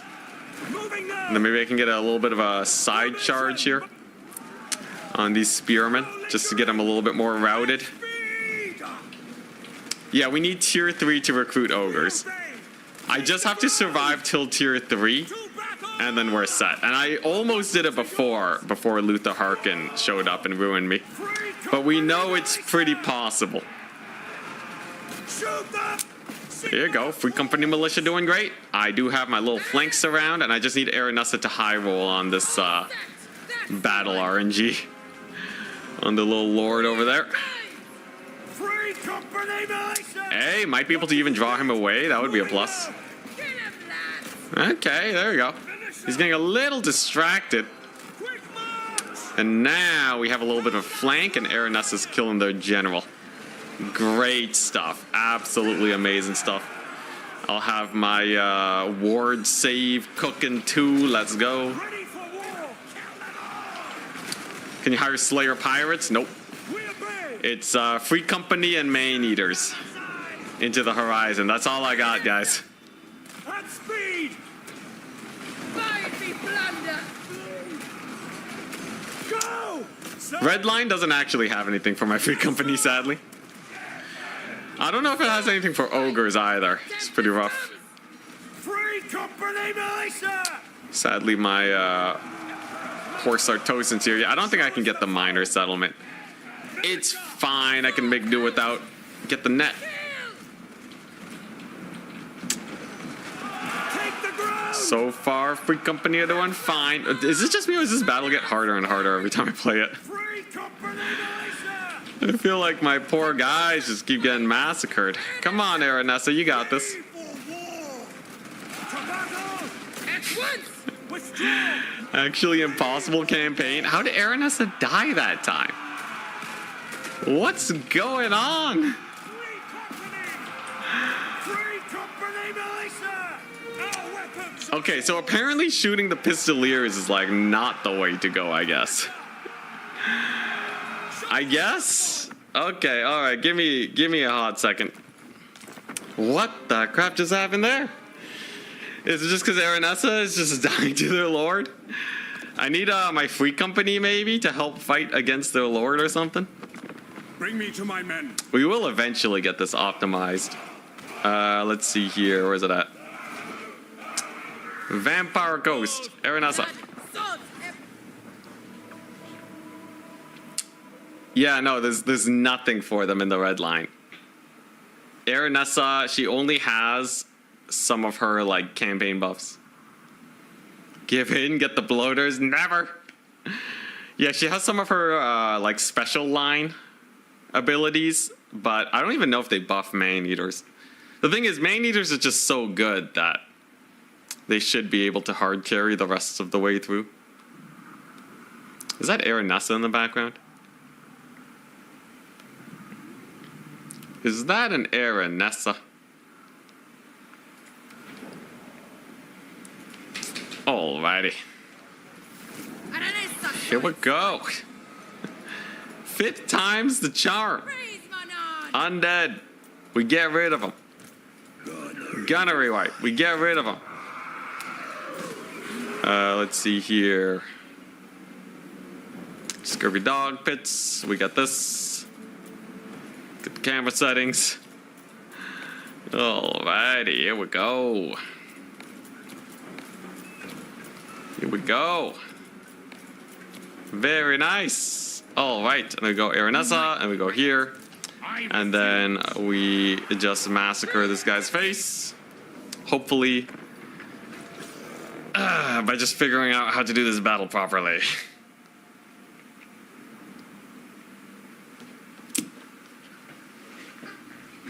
Thrones of Decay. I think I had a good time with Thrones of Decay. What, you get, honestly, Tarmacon's pretty hype. Okay, so how do I do this? I could try to take the high ground. Alright, so, here we go. Why can't you use Scurvy Dogs? They're undead. They're literally marked as undead. Lord needs to go for the leadership debuff. Ooh, maybe.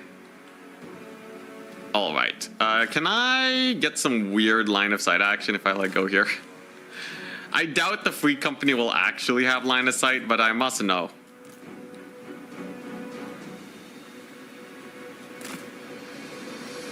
Nah. It was worth a shot. Alright. This is a much better position. I have the high ground, Anakin. So here we go. You can see. Weird thing about units, by the way, they have a slightly longer range than what it actually shows here. Although it can kind of be awkward getting it to work properly, but... Okay, yeah, nah, it seems like it's actually working out pretty normally this time around. Hey, great cavalry killing, though. Lots of cav death. High ground's working great. Okay, and then we pull back without losing too many of my entities. And then we break their line of sight using the hill. Charge this dude. Decreases melee defense. And then I just gotta get my free company into position. There you go. Fingers crossed this works. I'm hoping the Cav tried to get in on the fight too. That would definitely put them in a rough position. This time around, Aranessa with free company support. And my Sartosan militia. Doing great. Just knocked them around. Alright. Let's see here. Gonna need to move up just a smidge with these guys. But yeah, this time their lord's taking way more damage, right? There you go. Looking pretty decent. Can I get a, hell yeah, there we go. Pretty good shot. Over there. Come on, Aranessa, you got this. Oh, huge hit. Huge hit on the Aranessa. Massive hit again. Yo, Aranessa cooked them this time. She cooked them so hard this time. Holy moly. I'll take that one. Thank you very much. Your line of sight is awful. It really is. But we got the Lord killed. And that's all that really matters now. Because Aranessa can now contribute. Then we go over here. There we go. While we chase down the Lord. Get the massive flank. Come on, boys. Yeah, 72 HP. 62 HP. There we go. And that will let me take their minor settlement, which will make a huge difference. Oh my god. All right, so that's how you take this battle effectively.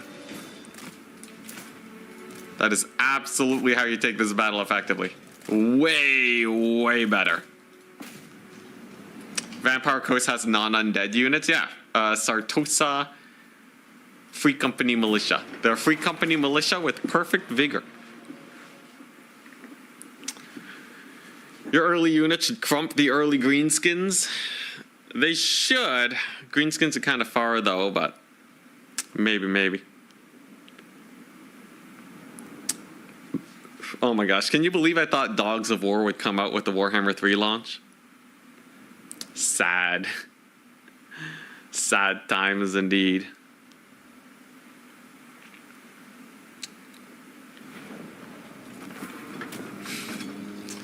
Alright, so the trick is you want to get your replenishment. Opal Amulet, very nice. And then we want to go over to this settlement. And then we take this by using Aranessa. Hopefully they don't just kill me though.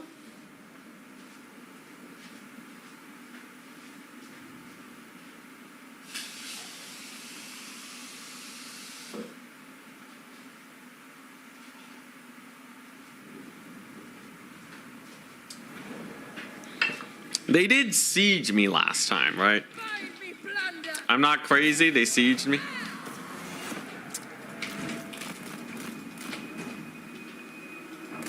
How long ago was the Warhammer 3 launch? Too long. Okay, so I just gotta line of sight them. Haha, silly crossbowmen. You did not expect me to be slightly out of your range, did you? Alright, so Aranessa is cooking them. It's a good start, but we're going to need to kite out the rest of these infantry units here. So that's going to require quite a bit of maneuvering, but we will get there eventually. These guys have 30 speed to my 36. So in theory, we are much faster. Unfortunately for me, the AI is cutting some corners.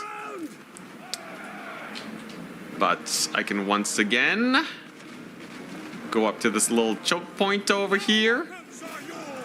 And then I think that would actually do it, right? It's a pretty nice choke point for me. Yeah, there we go. This is where we're at. This is where we fight. Right here. What do you bid? The unique points I actually don't need that many. It ain't too bad. Alrighty. So get the counter charge. Let them blob up just that little bit. There we go. Give them the nets. Okay.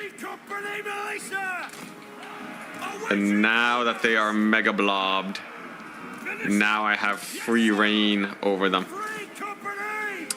These guys I would rather be able to shoot at them from the flank though, but this is a pretty good position to be in, I'd say. Yeah, one of my guys got flanked, but other than that, they are getting shot to bits.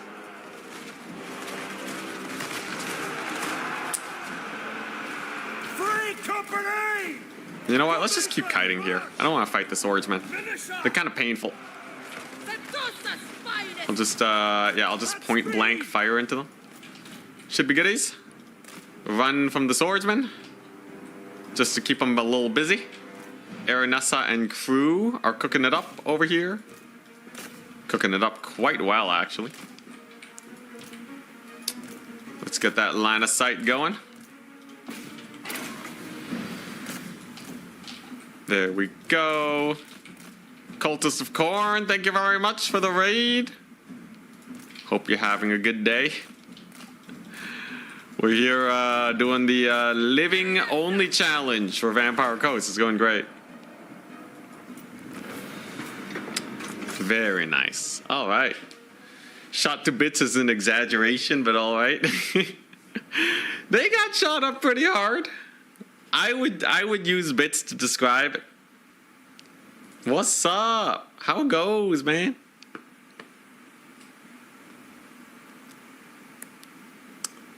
Let's see here. Hope your stream was good. This one's been a long one. I kind of wanted a short stream today, but this campaign has me enthralled. Terrifying Mask of E. Oh, hell yeah. That's actually pretty good. So the strat is after you take the settlement, you dig. And then you hide back in the settlement. So hopefully I'm able to get at least one turn of recruitment here.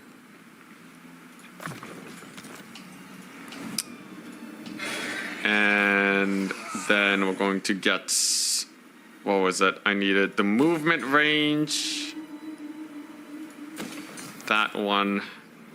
And this one. Seems pretty good to me. Let's see. We're going to get our casualty replenishment rate going. We're going to increase our local recruitment capacity. And okay, yeah, they do start far away. Okay, so I can actually get my recruitment, then go back here, and then I should be safe. And that way I can actually recruit enough units to not lose this campaign. Very important start. What is the intent of this run? I want to get a short campaign victory. We're using only war. So that means I am at war with all the factions on the entire map at the same time. No diplomacy. And I am only allowed to recruit the living. So that's, yeah, that limits me to, I think, 4 units. 5 if you include Aranessa. Because I'm also not allowed to use any of the other generic lords because they are filthy undead. We're playing Aranessa as CA intended her to be played. So here we go. So I'm going to... I know that they moved their big army over here next. So we're going to retreat back to lovely Sartosa and get ready for Ark in the Black, who likes to arrive here shortly after. I will get the Zufbar Pounders. Sartosa's most infamous. Alrighty. Aranessa's mount. We are allowed Aranessa's mount because when she's on the mount, she still counts as living. She doesn't count as undead on the mount.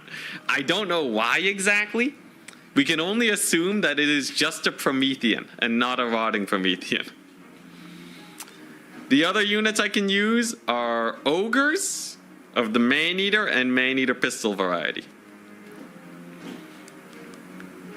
And that is it. That is all I can do. Ah, hell yeah. And there's a little sea island over here. Perform better in battle. Give me that. Book of Azure. Azure. Alright, nice. That's not very useful. Full sail. Unfortunately, I think I lose a turn of recruitment going back here like that, but Frenzy for my entire army is definitely a plus. Interesting. I can still boat upgrade even though it's... Okay. Even though I'm in March stance, sure. Sure. But yeah, I need to get to tier 3 so I can get Man-Eaters. And as soon as we have that, we're basically done. I just have to close out the rest of the campaign.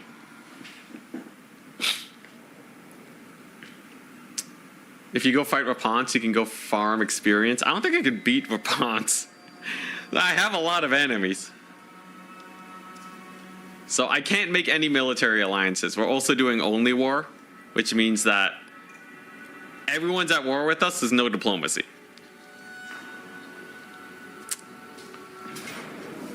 Besides, diplomacy is OP anyways, right? What's a short victory? Kill Noctilus and take over 30 settlements. So, like, I just gotta survive, mostly. It's mostly just that. Here we go. Some more free company. A done deal. Ark in the Black shows up in a little bit, but I think we still have 2 turns before he does that. And I don't think the Talaeans will be coming for me. Just Noctilus is wild. Yeah, it's literally just Noctilus, 30 settlements. Queen Bess is undead. You can heal it with Invocation of Nahek, which can only heal undead units. If push comes to shove, you can sail towards Snorko. Who dat?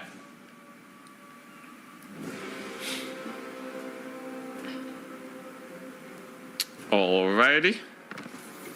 Aranessa. Looking good. The recruitment's going well. We do have Zufbar Pounders helping out this local region now. But yeah, when I say only war, I do mean only war. We are at war with everybody, all right? All 300 some odd factions are in there. We'll win. We'll beat them up. Let's see, was this upkeep reduction and vampire corruption? None of these do me anything, so do I want to do this? It does cost a growth point, and I'd rather spend that on my ship. So we continue to wait.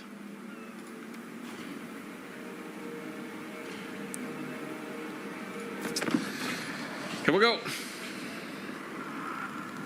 Greenskin dude in the magical forest. Not as crazy as the Empire campaign of 2 years ago. It was pretty crazy.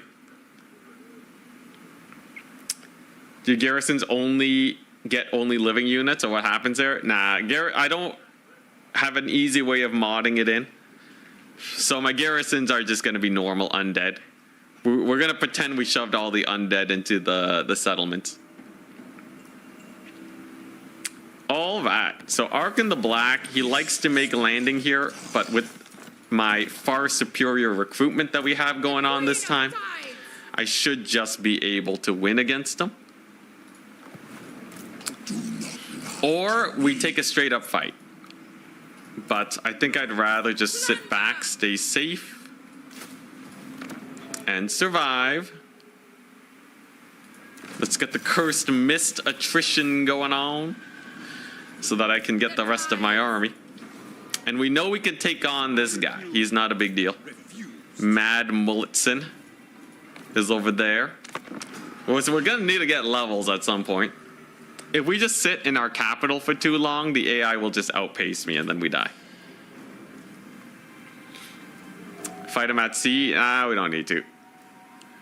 The garrison auto-resolve gets some. And last time I played, the Chileans did not roll in. Full Frenzy is definitely a big plus. But yeah, I'm just going to kill Arkin and then we're good. And then the Chileans. Whoa. Whoa. How different than usual. Honestly, this could be better because I do have army-wide Frenzy right now. Frenzy, Perfect Vigor.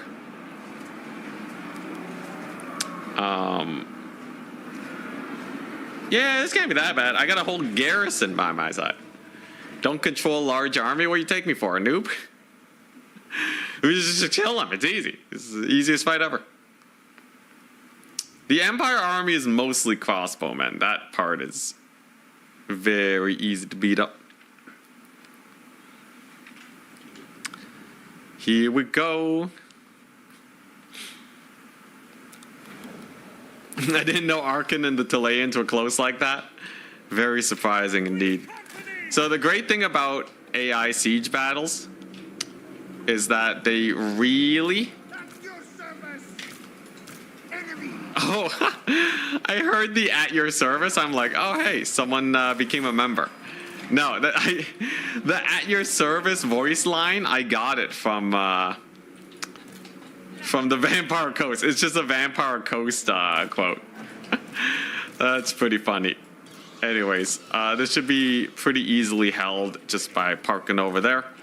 Aranessa will provide leadership, and then I just overrun them over here. Very confusing playing Vampire Coast. Alrighty. Let's get them. Yeah, the whole defensive siege should help a lot if these towers can actually do anything. I gotta find a tower that has proper line of sight, sadly. And there aren't many, but this one should help. Over here, it's a bloody massacre of the Empire forces. Free Company, cooking them up pretty hard. And then I got the Zufbar Pounders to bully them up. It does middling damage, but definitely still quite worth. All right, and the Halberdiers are gone, which means it's really just going to be Ark in the Black after this, right?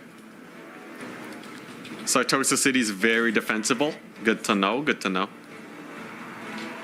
Yeah, they're really not making much leeway over there. And this little flanking force is doing some work on them. Ark in the Black's army is, what, just a bunch of doggos? Yeah, Siege Overhaul is coming. Didn't they say it was coming this month, not next month? Okay, that mortar's not going to do any damage. They're nice. And the cannon towers are working. Very good. Actually, I can get a pretty sick flank on these halberdiers too. Very, very nice. And there go the pistoliers. We should be able to take those ones out too. Halberdiers are down, and there's Ark in the Black's massive army. Thankfully, we do have a Zufbar Pounder here. He is quite blobbed. Can it do any damage though? Actually, maybe I should have waited for a bigger blob. Such is life. At least this force is completely crushed. And I'll let them just mash their faces into my walls here. These zombies will be able to hold for a very long time. And the flank that I'm about to enact on them is glorious. The Frenzy Free Company militia flank. Let's do it. In the meantime, Araness is just crushing their faces at the gates. Very nice. The Free Company militia flank, it continues.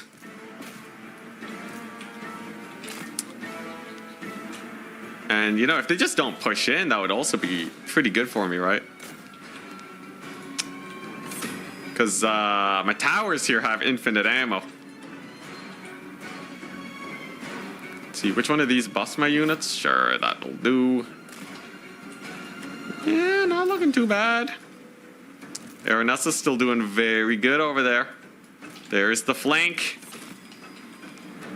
Is the AI gonna do anything? Beautiful AI. I think it's because they have their mortar.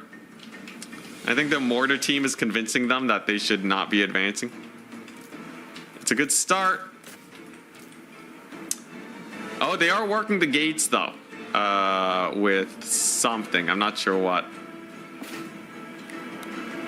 The bombers are annihilating the deckhand mobs. Whoops the daisies. Love the routing into my settlement shenanigans too. All right, there we go. So now that they're beginning to push in, I can start the flank. Ah, they use the mortars. They use the mortars to bust a hole in my wall. The breach. All right, let's just get this flank though.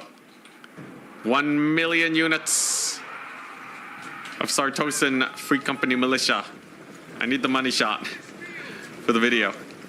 There they go. Get them. They're frenzy, they're perfect vigor. They don't get slowed down at all. They just gotta get that sick advance. And then we'll just bring in all the forces here to stall them as much as possible. Yeah, the mortar breach. Classic, classic. I still have my towers though. And so begins the mega flank. Their artillery is out of ammunition, but 'tis fine.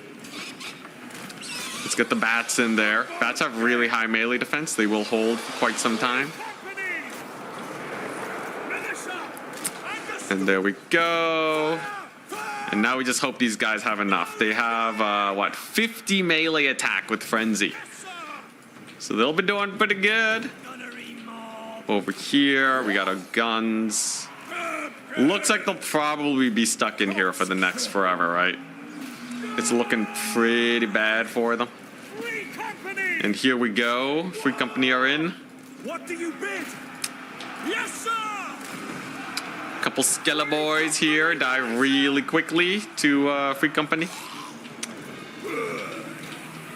We're Lord of the Ringsing it, except instead of cavalry, it's a bunch of very lightly armored Free Company militia that really want to get things killed. Pool noodle pirates, let's go. They do pretty decent damage, man. Look at them, they're pulling on in. Yes, sir. Sigma calls. Let's see, Very good. There's the sick flank. Our weapons are yours. And I think we're good now. I think we got a pretty safe X4. Yeah, and they're gone. Climb the ladders. You know what? I'm gonna climb the enemy ladders to so that I can get in there. Imagine getting flanked via ladder. Truly terrifying. Okay, all the boys are in.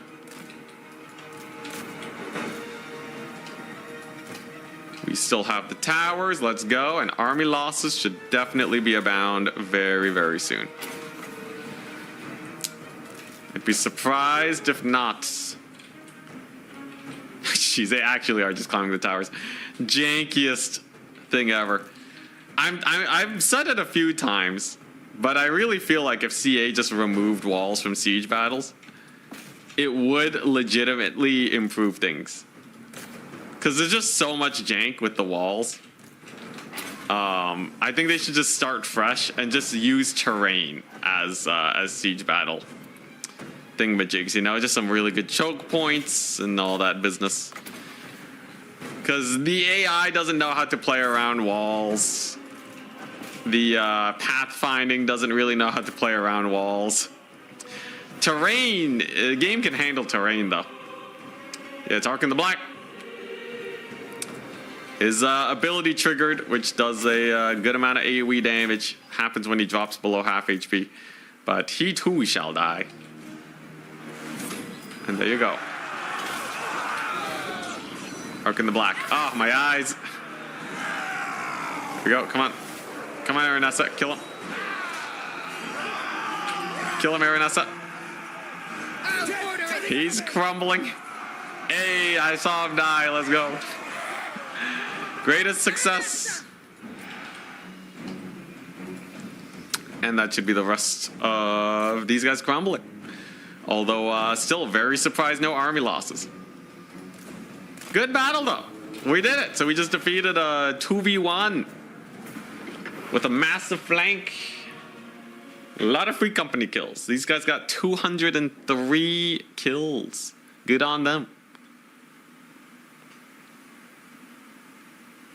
You don't know how to play around walls either. It's real janky. Ooh, yeah, if I saved my bomber ammunition, that would have been even better, but we didn't need them. I had tactics. Yeah, one of them routed into my city, but they had way too little capture weight to do anything. Sick. So that's the Chileans gone. We will farm up just a little bit of money in case I need to make some buildings. But that is amazing. So the Chileans, they don't have much money left. Scroll way down. Yeah, they have basically no armies. So I should be able to just pile driver and take out a bunch of their settlements. And then we go from there. Look at this. Aranessa's out for blood. Easy settlement get. I would make pirate coves, but I don't think it's very much needed. And there's tier 3 over there. And this one, we can start getting tier 3 in 3 turns, people. 3 turns. I just need to make sure no one rolls in and kills Sartosa. Emergency save. Okay, sick. And Poacher increases charge bonus for Sartosans. Smuggler increases melee defense for Sartosans. Arsonist increases their stats even more. And now, if you take a look at them, they have 44 melee defense, 35 melee defense, 44 melee attack. That is an acceptable amount of stats. They should be able to cook way harder now.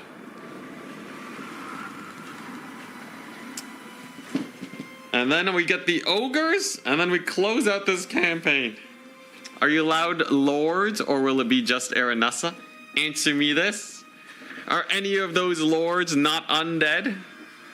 Are any of them untargetable by invocation of Nahek? Yeah, no, I only get Aranessa. This is one of the reasons why I'm going for the short victory condition. Because, yeah. Might be able to 1v1 some spearmen now. It's like they have the legendary buffs. It's nice.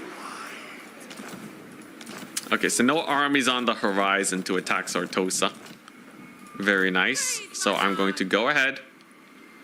So my victory conditions, I just have to get 30 settlements, Galleon's Graveyard, and kill off the Dread Fleet.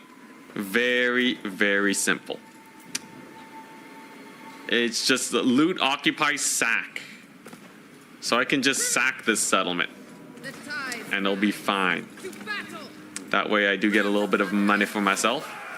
We have the crab for Aranessa now.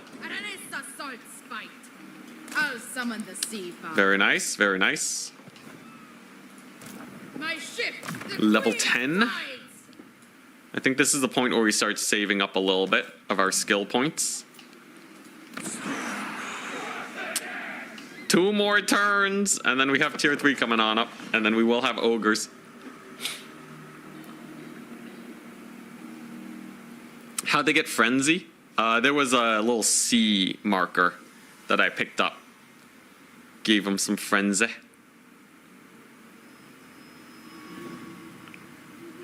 Put her in the stance. Oh, yeah, I should have gone like digging or in camp stance. Oh, hey, Blout's here. Feast Master has arrived. Not a big problem. It's fine. Does she even get anything for being in camp stance? In camp stance is just more work, isn't it? Oh, crap. Negative growth. Wait. In camp stance is... Yeah, I would replenish the same amount, right?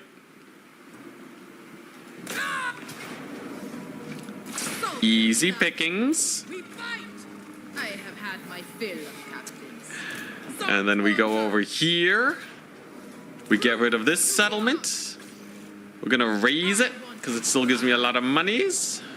Ready to swordfish. Encamp is better. All right, well, we're definitely going to encamp stance here. So Sartosa, yeah, one more turn. So I still just have to wait one turn, and then we're goodies. And then I am set free. We can make some man-eaters. Finally.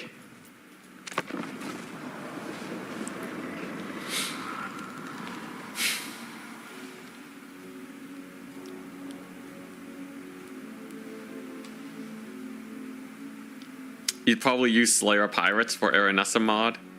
Slayer Pirates would be a game changer for a faction.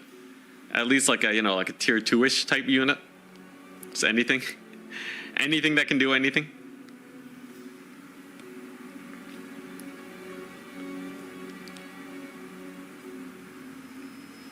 Looking good. No major threats have arrived. All right. So I do still need to take fights. Fighting the Skaven is definitely a good one. It's not too dangerous to just chill here in this settlement. And here's the wondrous tier 3 settlement. So 5 turns to upgrade that and 4 turns for this. I just gotta survive until turn 20. If I get to turn 20, we can get so many ogres. It will be perfect. Let's get the bombards going. All right. And then the true test. Can we defeat the Skaven? This really is banking on the man-eaters being good, by the way. I do not have a lot of stat boosters for them. Interesting to see the Skaven go for Talea, though. Huh.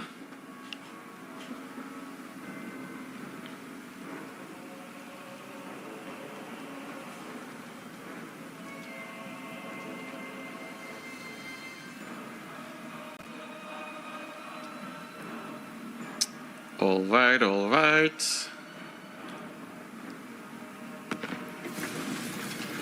Amazing. Morgur the Shadowgave is there. Just chillin'. I could try to attack him, but he's just a little bit too far away for me to get back to safety. I can burn down this settlement, though, at least. Pretty good. Raising it will increase my infamy. More infamy means that I can get some pretty sick buffs later on. First things first, though. Gifted Sailor, replenishment and speed, and extra Sartosan buffs. And missile resist. So now they have 45 melee attack, 40 melee defense, and missile resist, I think. No, only rotting Prometheans. Never mind. Wow, okay, so it just makes them cheaper. Okay, well, that's just garbage. All right, that's a little awkward. Whoopsie daisies. He might go for your capital. I don't think he can attack it in one turn, right? And then Aranessa can get back in time. Hi, Queen Bess. I can do the right just to get the casualty replenishment, right? Not the worst. They have 25 armor? I know, right? So much. So much armor.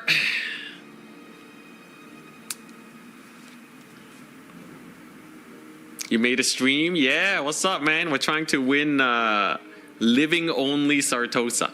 So far, we've taken out 3 settlements, so I'm 10% of the way there. Insane how they're basically chosen by now. Chosen with no armor. Though the stat increase is actually quite notable. Interesting. Okay. Yeah, screw that business. I'm backing it up. That's actually going to help me a bit. It moves me slightly closer to Morgar. And there's a quest battle. Okay. So the quest battle will give me a Regiment of Renown, but it will give me Kraken's Bane, which is a nice little aura buff for Aranessa. So I do want to get that done as fast as possible. Casualty replenishment rate research is done. So the question is, can I make it there in time? The answer is probably yes with March stance, right? Yeah, so Morgar is effectively dead now. It does not really matter what he does. He's just gonna get murdered. So, let's see, what is this? Banner, ward save assigned unit, construction cost reduction, stock, extra pew pew, bonus versus large. Yeah, I guess the next big one is this, for that movement range. The Queen of Time. Should be good. Yo, these treasure maps are so bad. They should give you magic items. They should give you rare magic items. Scales and I feel like that would have been so much cooler. Was this a discounted Dogs of War stream? I guess essentially so, yes. Super discounted Dogs of War.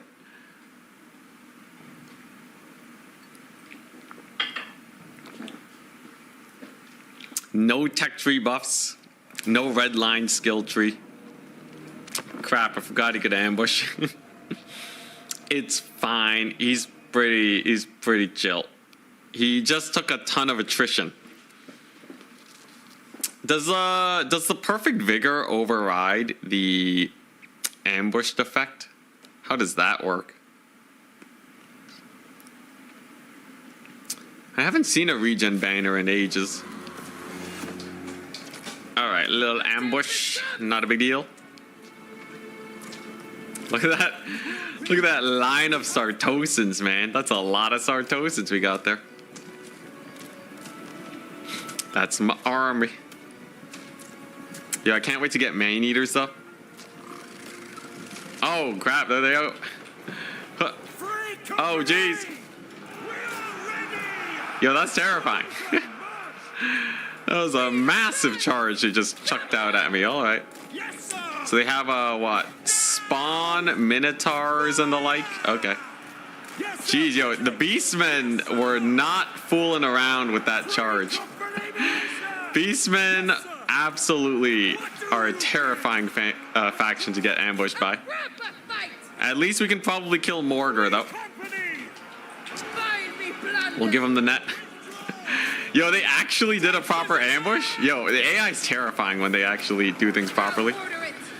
Okay, there we go. Lore accurate beastman ambush. That was terrifying. Let's see, there we go. Aranessa's on Morgar. She should be able to kill him. The debuff has worn off, and it looks like my vigor is... Okay, yeah, they're just winded. That's not the worst. I think if they stay winded, it's okay.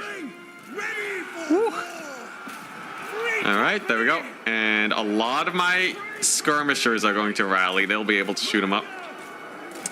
We can chase off his archers, too. And we have this big old mosh pit. But as soon as Morgar dies, life gets way, way simpler. That's all we gotta do, really. Just kill Morgar. And he is in a terrible position currently. He's in the utmost of terrible positions. I don't like the chariots, though. That's definitely a bad one. Let's, there we go. Shut him down. I do kind of have to win this battle, by the way. If I lose, I just lose my entire army, right? So we'll see. Get him, Aranessa. Beat him up. A lot of routing, that's for sure.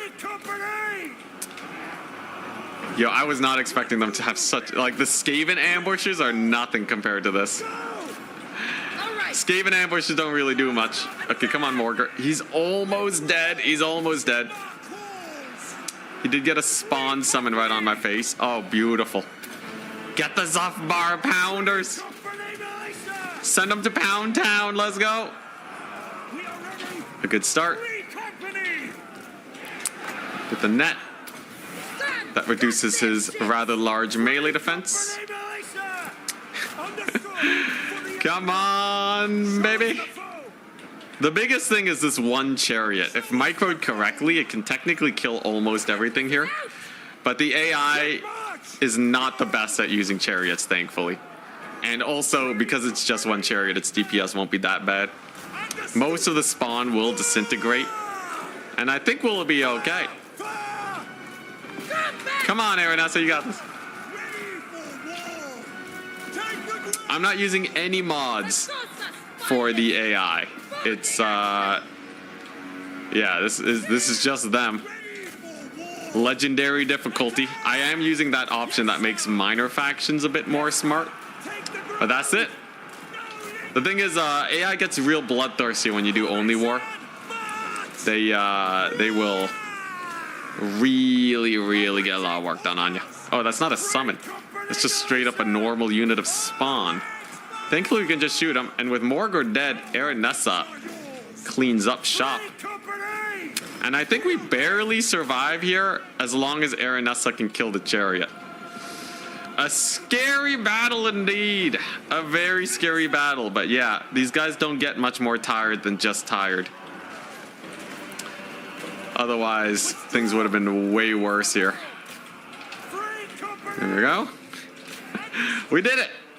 Easy peasy. I bet you guys were a little worried. This Minotaur over here is also going to be a mild problem, but you can't say we did not achieve victory this day. Let's get that net on the chariots. Aranessa can then begin to bully them with her anti-large. The Ungors are down for the count. Looked like a loss. You didn't. Haven't seen anyone play Aranessa since Warhammer 2. Yeah, it's been a while. All right. It's just the chariots and the one character left now. Aranessa's gonna have to put in work on them, though. Gotta regroup with most of my forces, too. Come on, Aranessa. Her anti-large is pretty good, right? Yeah, 45 anti-large. She has to dumpster this guy. She must. For she has to. AI's been noticeably more competent in your battles. It's world champion hard mode. I don't know, there was that one time they blobbed up like crazy for no reason. Just because I deployed behind them. Watch me see, father. Ah, hell yeah. 45 anti-large. Really getting work done.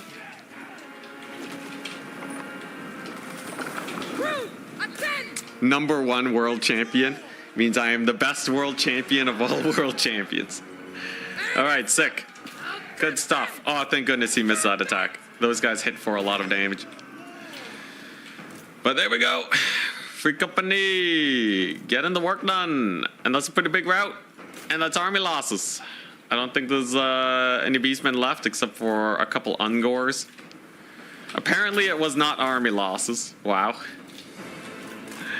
You're telling me these Ungor raiders have enough balance of power over me where they're actually gonna stick around? There we go. Jeez. Hey, I almost won with just a bunch of Ungor raiders. Now, Morgor does give me missile resist for Aranessa, right? That should help me out a good deal. Pyrrhic victory. Yep. Feels like one. Oh, man, that's a lot of dead free company. I think most of them will stick around, though.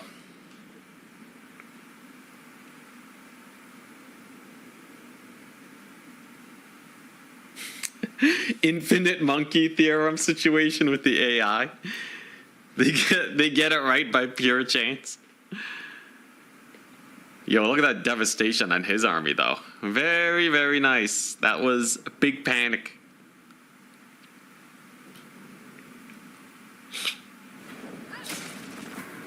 Casualty. Ooh, I only lost one free company. Ain't that a good time? Hell yeah. 468 kills on the chariot. I really, until I get ogres, I don't have a counter for the chariot.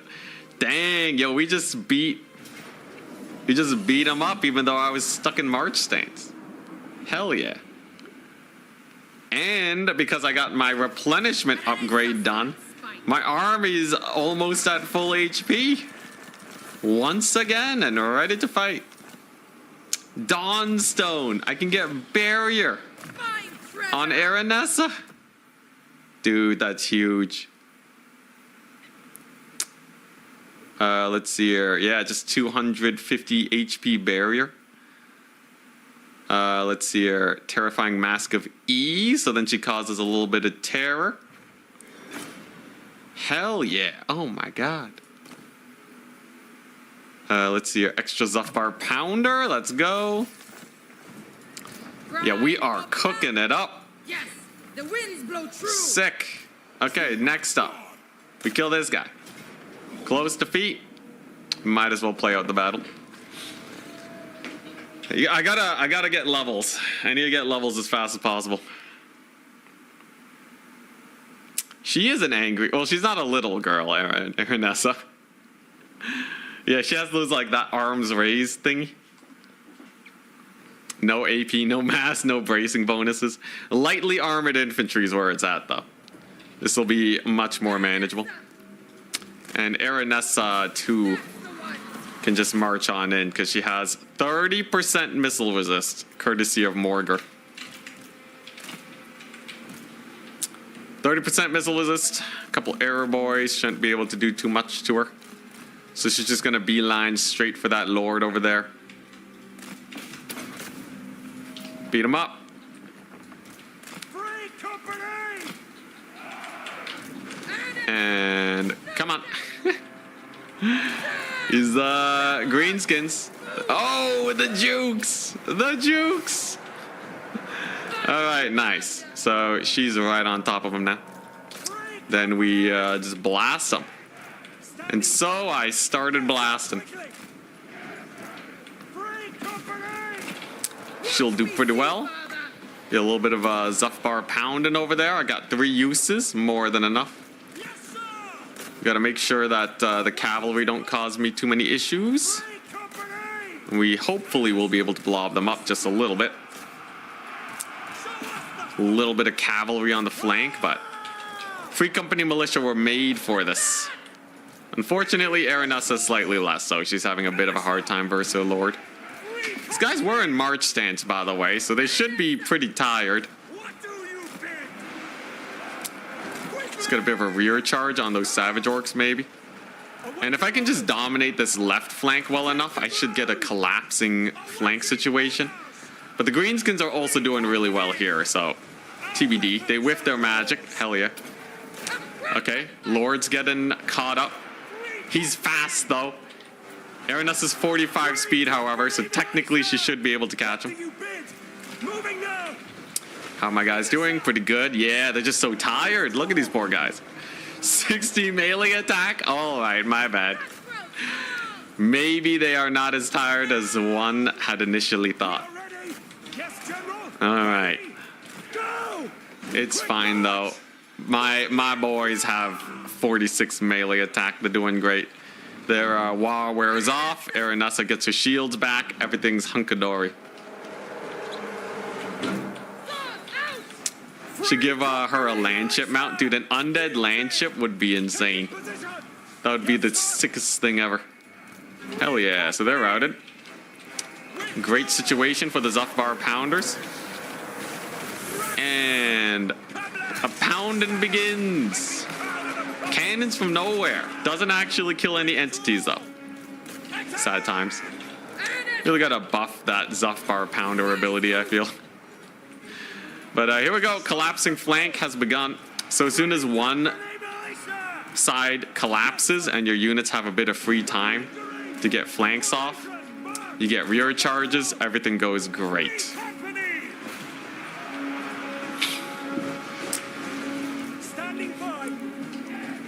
Hey, there we go. Pretty good route. And then we charge over here. Let's get our guns online. Look at this guy. Oh, he's on a boar.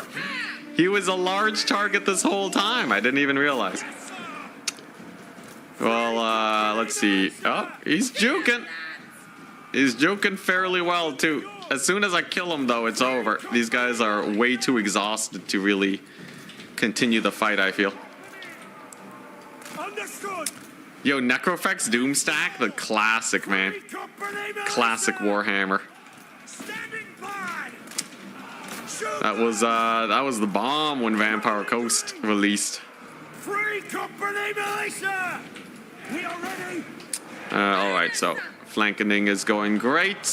These Free Company are cooking, and this last one over here is just barely holding. Another great thing about this battle is as soon as we're done here, because they're in march stance, they will all disappear, so I don't have to worry about chasing them. Here comes another Zuff bar.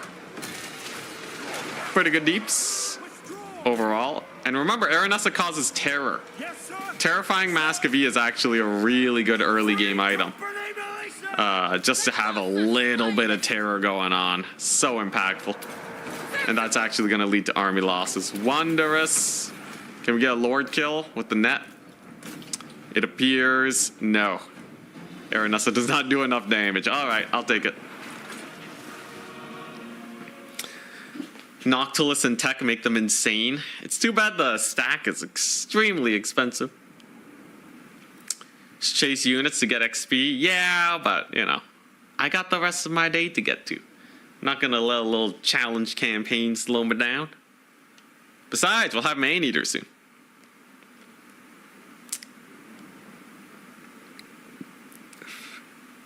Aranessa's start position is bad for only war. More guys to level up on. I don't see what the issue is. Crab mount is truly terrible.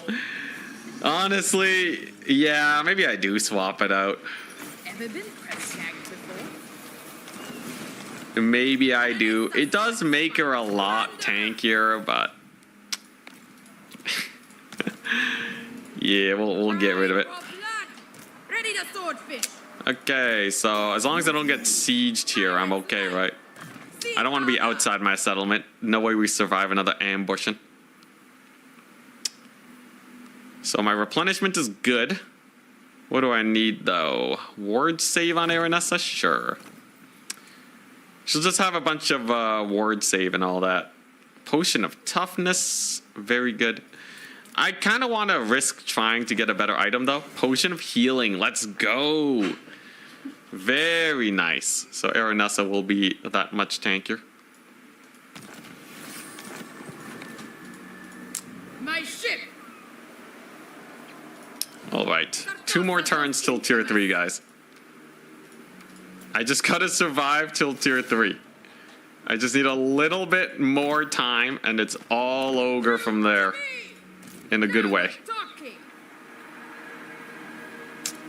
So none of these offer army buffs. So I really should just wait. Oh, no, wait. No, I already got that one.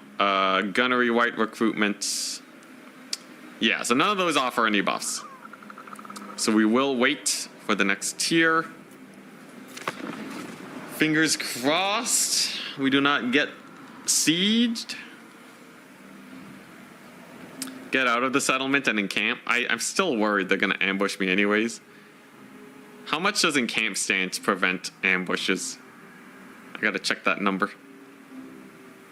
Yeah, apparently Lizards and Tomb Kings are getting campaign updates. Very exciting. I hope Vampire Coast could get one too. They've really been unchanged since late Warhammer 2. 75%? Oh, I guess that is a lot. Huh.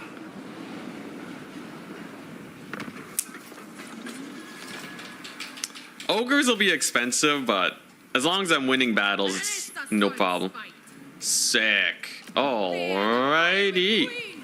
The queen of tides. So, yeah, it's not a very spooky Beastman army. I can just... I never linger.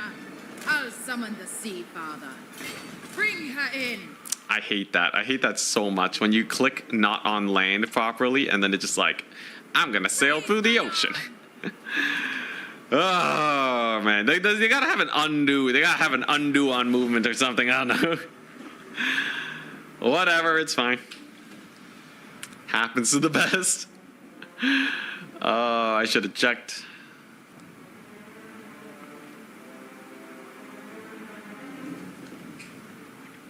Pretty much guaranteed defense against ambush, really.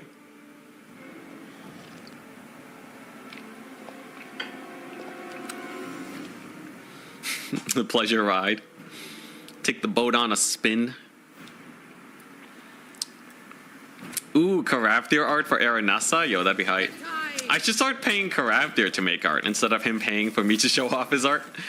I feel like, you know, that's the dream. Become successful enough for that. All right. So this time I am not going to get beat up by a couple Beastmen units. Maybe some multiplayer. I'll do some, I'm going to do another Cathay tournament run tomorrow. That's the plan.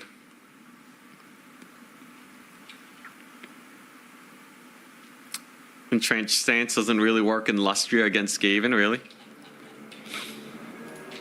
All right. Ooh, aquatics bonuses. Yo, look at this. So my guys, because of terrain, they get a +10 modifier because of aquatics. It is actually rather insane. +10. That's actually like max chevron bonuses for being in a puddle. How does it work? I don't know. But it does. Alrighty, let's blast them. Free company! All ranks, fire! Alright. Let's go. Let's beat them up. Just get my charges in. We have lots of guns here. Dogs just ran past me. It's fine. Zuffbar Pounders. Get the Aranessa in there. And, yeah, my guys, do they still have Frenzy? No more Frenzy, sadly, but they're still pretty mighty. Have you seen Okori's versus Doomstack streams? I haven't. How are they? God, yes! Free company! No lingering! Let's see here. All right. We'll get some pew-pew on these Minotaurs. Find me plunder! Our weapons are yours! Let's get them in. Against some Ungors. We'll just chase them with melee. And most of their strength is in the Cygors, but late game, they will just get shot to pieces. So I can just ignore them for now. Aranessa on foot, indeed. Much tankier. And she has 68 melee. Yeah, you're right. At least as far as campaign is concerned, Aranessa on foot is actually better. Whoa, they cast a spell properly? What is this? Prepare for combat! Let's see here. There we go. Yeah, she's just mulching those Minotaurs. 44 kills already. Very nice. Attack! Let's just recharge these guys. I do still have lots of Free Company militia. And then we use our guns, park them here, and shoot up them Cygors. Awaiting orders! Even on foot. It's arguably so that she would be better on foot for even in multiplayer. I think that might be making it a little too harsh since the crab has a lot of anti-snipe ability.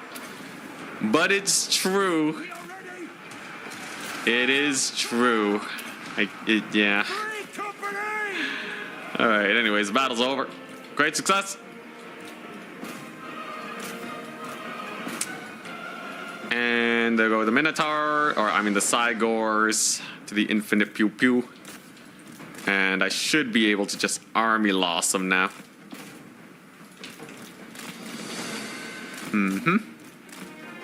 Great success. Amazing.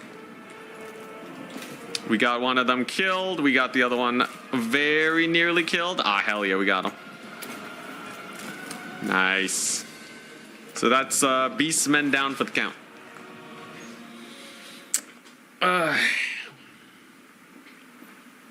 Corraptor is our resident artist. He made my end screen.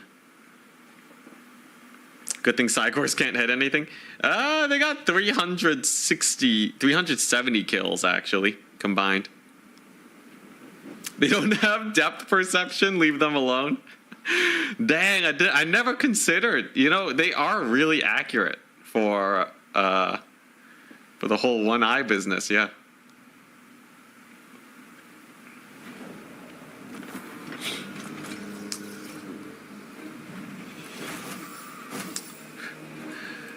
Wait, what? Akori runs a 1v1 or 2v2 where each person just picks one unit and only that unit.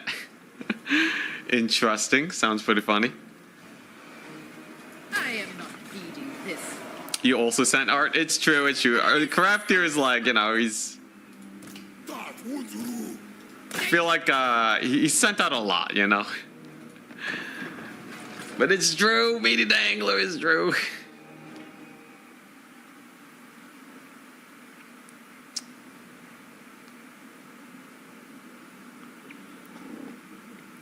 At least Psychors can hit really hard when they do hit. Absolutely.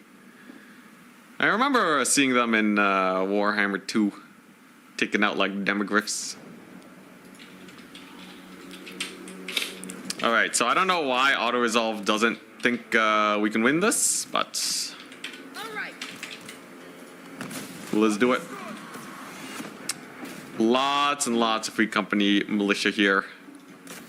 They just gotta focus fire the Minotaurs, really. And then I believe there is near nothing left here that can handle the might of the Free Company. There's a little bit of focus fire. Yep, there we go. Great success. A swift battle indeed. Huzzah. What's better, pirates or Free Company? Like the melee variant or the range variant? I think it's important to have both. Unless you're talking zombie pirates, in which case Free Company are better, but way too expensive. Auto-resolve on high difficulty is so broken. Yeah, I feel like difficulty should not really factor in auto-resolve most of the time. Like, auto-resolve should just help you not play battles that are uninteresting. That should be, first and foremost, its job. Alright, get some of that experience. And we are working our way up the ladder. So we chill, we wait, we get ogres, and then we're good. So you see this? Tier 3. In 4 turns, I can get me some ogres. I'm going to get a garrison going. We're gonna get, what does this do? Plague immunity, discoverability. It's corruption. Yeah, I guess, I don't know, I'll just take this. Like, I just need tier 3 for ogres. Literally nothing else is more important to me right now, so. Ooh, except for this, Captain's Cabin. Do I really need the walls? Aranessa can defend, it's fine. Oh crap, it costs 4. Never mind. Back at it. Alright, so with all the buildings done, Scales and salt. that's gonna help us out a lot. Aranessa can get, work our way to Lightning Strike probably. And then we're good.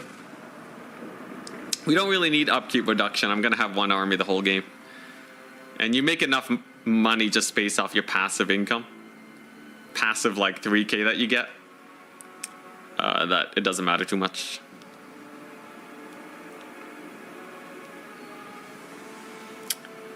And then, at some point, I probably can abandon Sartosa, assuming the ogres are strong enough. Big assumption, but they will be able to do a lot of damage. They will have a lot of replenishment. Mass. Crew, to me! A lot of range damage. Oh, jeez. It still wants to kill the Free Company Sartosa. The tides rise. I'm still gonna take it because I'm gonna replace him eventually, but I'm not happy about it. For Sartosa! Okay, And then what we want to do is we want to go right up against there. Get moving! And then I want to ambush stance them. Fear the pirate queen! Lightning strike will be very important. They'll take the bait. 45%. And then hopefully we catch these guys out. Honestly, their armies are not especially strong anyways. So I think we're good. 3 more turns, people. 3 more turns and then we get man-eaters. Oh, thank goodness. They failed to spot your ambush. If we play this, they are definitely dead. I just gotta win this well enough for these Skaven. They got murdered. Because the Skaven do still have a lot of units. Go in the forest, maybe? Oh, is there a forest patch I could have used? I'm sure this will be fine. Huzzah! Alright, so it's just killing off these guys or chasing them off. Although these guys will be debuffed at the beginning. So I should probably focus on them first. I wish I could use this tiny river for the aquatics. Get those sick melee stat bonuses. But yeah, honestly, the Knarr slingers are like a non-issue, right? Free company! They will get shut down by the most measly of strike forces. So yeah, we're just gonna have like 2 of these guys. So 1 to chase the lead belchers, the rest to harry the guys over there. Free company! There we go. Unfortunately, the AI reacts near perfectly to these ambushes, but still should be good. Aranus is on the job. Beat up Gold. Ready for war! She really does have to execute Gold quickly before he becomes a big problem.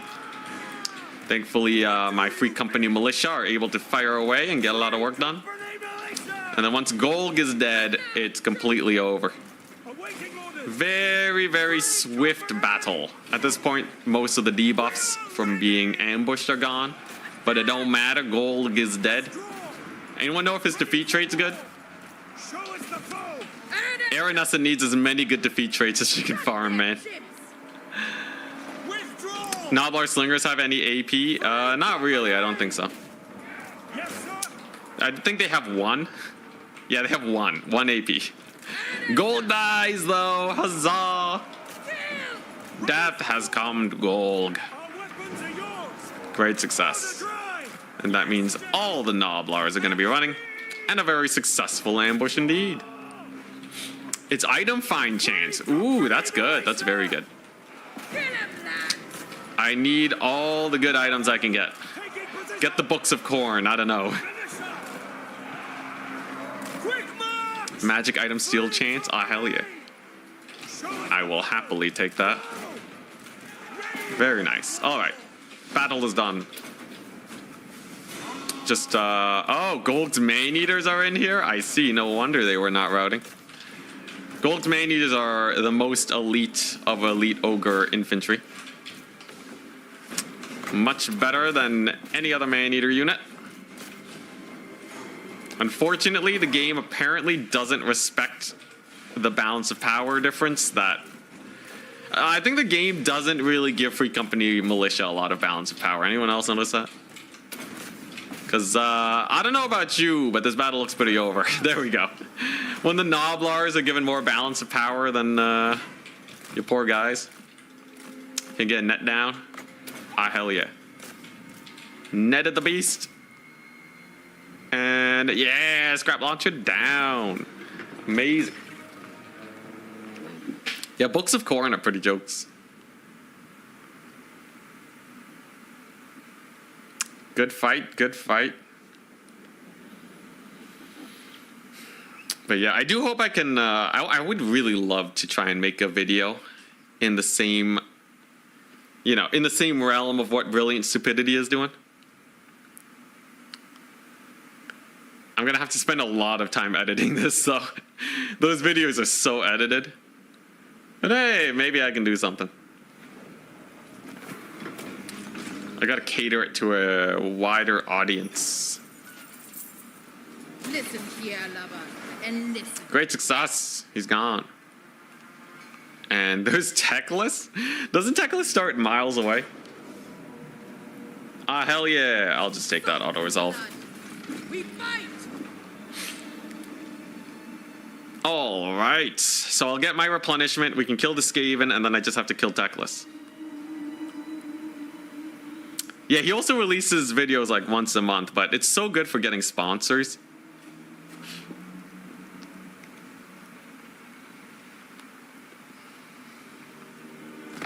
He starts at the southern tip. Oh man, AI does not like my guts very much. Fear the We're pirate almost queen. there though, so I do have lightning strike now. Get them! And the Skaven are on the run. Beautiful. Very beautiful. I took a frenzy banner. Ooh. And there go the Skaven. Nice. And I got a potion of Farsight. Sick. So we're starting to steal potions. Narsa's most infamous. Let's see here. I got my potion of healing. Got the Dawn Stone. Definitely need some armor, but we're getting there. And Teclis's army is pretty chumpy. I'm not too worried about it. So let's replace our militia. Our militia are indeed now at pretty ludicrous stats because of the chevrons. 48 melee attack, 37 melee defense. They're like unarmored chaos warriors with bonus versus infantry. So a good start indeed. A couple Batonians are showing up, not the biggest deal. Yeah, Batonians just have infantry. They're nothing burgers. And nice, here comes Teclis. Hey, Samonsuke, what's up? How goes? You keep saying you're in offline mode? Weird. Oh yeah, Teclis's defeat rate. It just helps with magic, which I do not have access to. See, father! Oh, another great thing. On the defense, this thing gives me +6 melee defense. That will actually help out a lot. Okay. So let's go here. We delete Teclis. Empty the break. And I have one more turn, and then I can start recruiting man-eaters. This is perfect. This is perfect. Let's see here. So I can get Sartosa Grape Shot and Zuff Bar Pounders. I actually don't have that much money, Sartosa's most which is infamous. a little crazy. Sword spite. So we have this, and Ambush Defense Chance, Upkeep. You know what, let's just take these so that I can start getting a little bit more money. I want to be able to afford these man-eaters. Everyone is at war with me, and the usual factions are at war with, but it's not everyone's at war with everyone. That would be pretty funny, though. Mass wars everywhere, but no. This makes it more exciting because then alliances build against you. What does Aranessa unique horde building do again? It's mostly just that melee defense boost. I think that's about it. At least as it pertains to this campaign. The battle sites are crazy here, by the way. We must not fall to temptation. All of this is useless to me. Literally dead to me. Now we're For all you talking. pun enjoyers out there. Find treasure. Alrighty, time to beat up some Skaven. I can just lightning strike my way through this, right? Yeah. So the great thing about lightning strike is that the armies mean nothing. Queen. He's running to gold though. Oh, gold has nothing though. The queen of tides. Bloody up. Pyrrhic victory versus Ikiclaw? Okay, I should still fight him just to take him out, but then we gotta back up. Our leveling up is great. I don't think I can stick around here though. I gotta recruit those man-eaters. This is the most cursed challenge. Just recruit some depth guard, please. Never. Never. I got free company militia up the wazoo. Carrie has a nuke. Oh, true. Yes. I forgot about the nuke. All right, so it's fine. I have a way of making the AI freak out.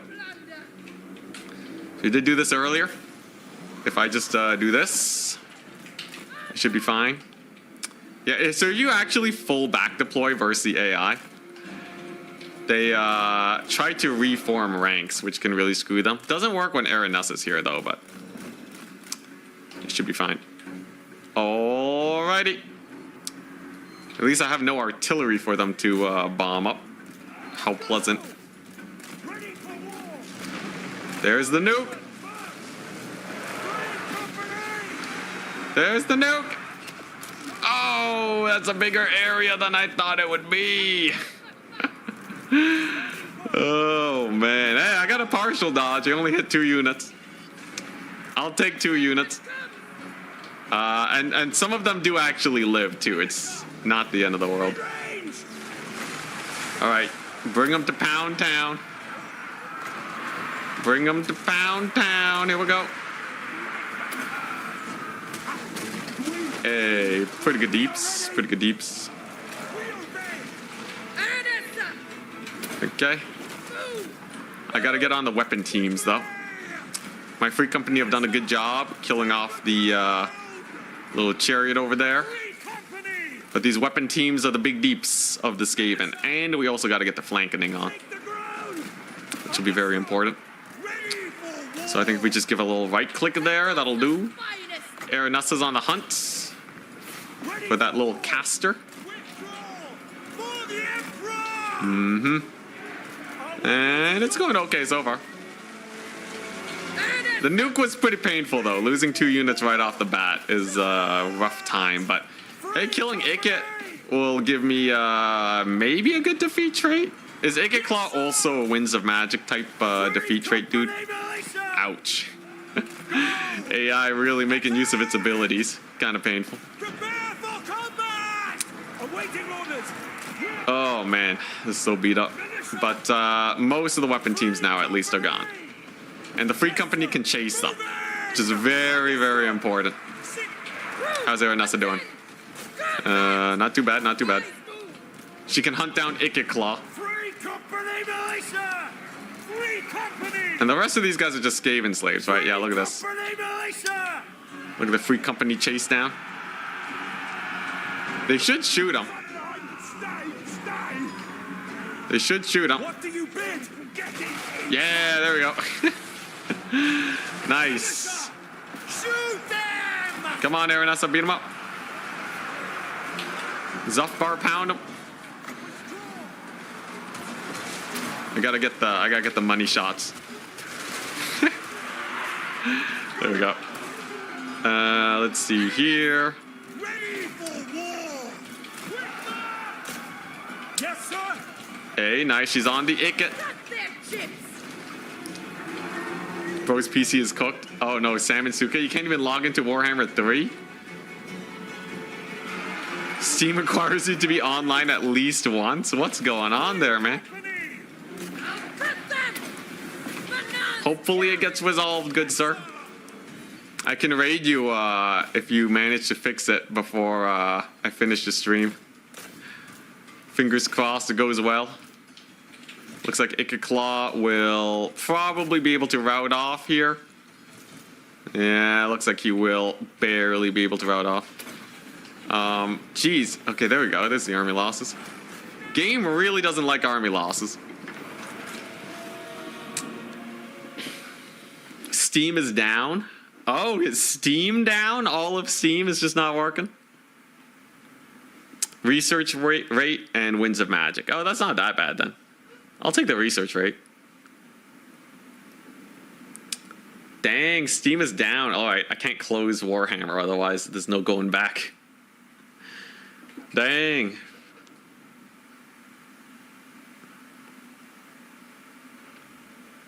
Is this human units only, or zombies are allowed? Human only, or living only. I'm allowed to recruit ogres too. Sick. Listen here, love. So Icket Claw is no more. And it's a son. We got that research rate snipe on him. Hell yeah. Ah, hell yeah. Diplomacy with all factions reduced. Attribute revealed. Yo, wait, so while this is equipped, there's a chance to find more volumes of the Burning Book of Corn after battle. Yo, let's go. Give me that. Yo, I want Burning Books of Corn. That's crazy, man. That's crazy for this campaign. Alrighty. Let's see here. I might as well fight more battles then, right? Might as well fight more battles.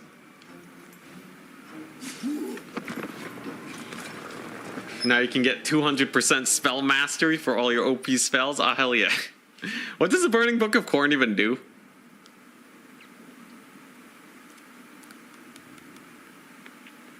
Yo, Steam is just mega borked. Yo, that's pretty spooky.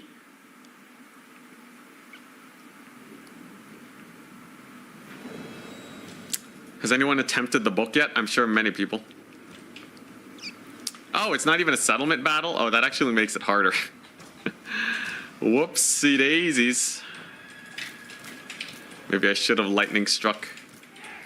Okay, well, I can bully these guys to start off with.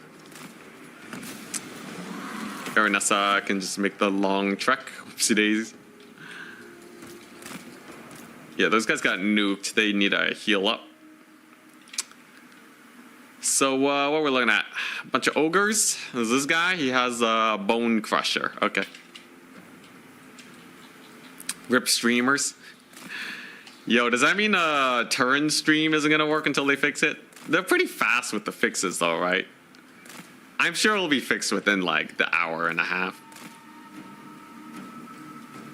Big buffs at the end.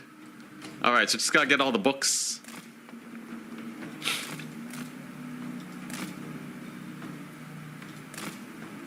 And there's the army. And there's them getting shot to pieces. Very nice. Big ol' AoE. Pretty good deeps. Let's get him down real quick. And that's gonna be a solid start to the battle. Yeah, he just gets Wreckerino'd by Aranessa. Sick. Next up. We go over here to the hill. Aranessa can probably beeline their lord and just kill him. They did get the lord loss penalty. It's going to be a permanent minus 10% now. Very good. Get him, Aranessa. She's trying to get pretty beast mode. 65 melee defense is a lot.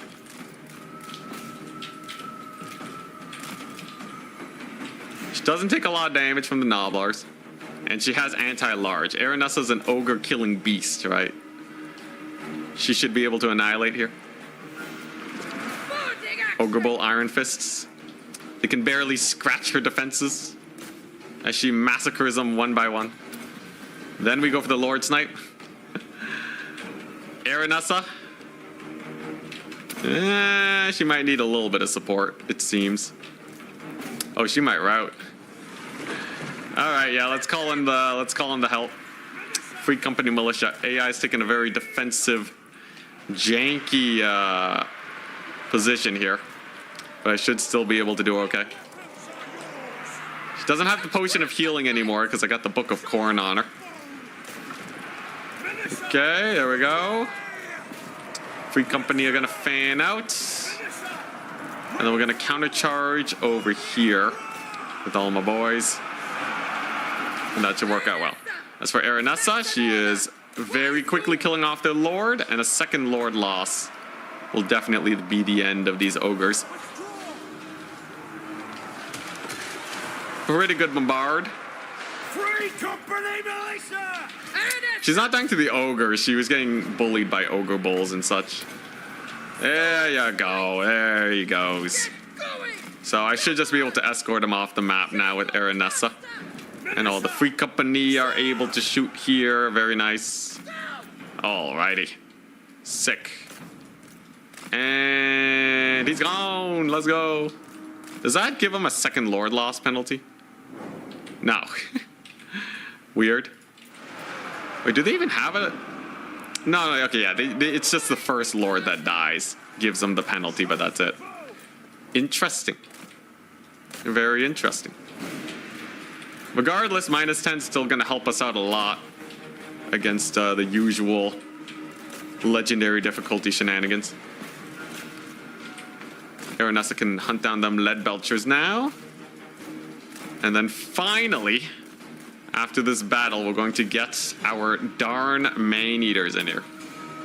Friendly fired my dudes a bit. It's fine. We're finally going to have main eaters. And that will completely change the course of this here campaign. Especially because we also have the Books of Corn. It's going to be amazing. Get some crazy buffs going. And there we go. Goodbye, ogres. Players online. 0 players online in Steam games. Wow.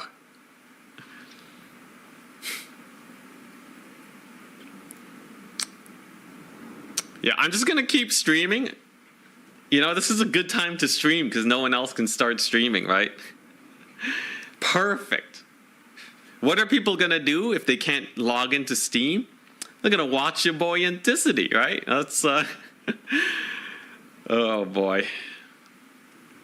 Epic Games. Oh, yeah, true, Epic Games. Epic Games is still running, right? Sabotage the competition. Pro plays. All right, there we go.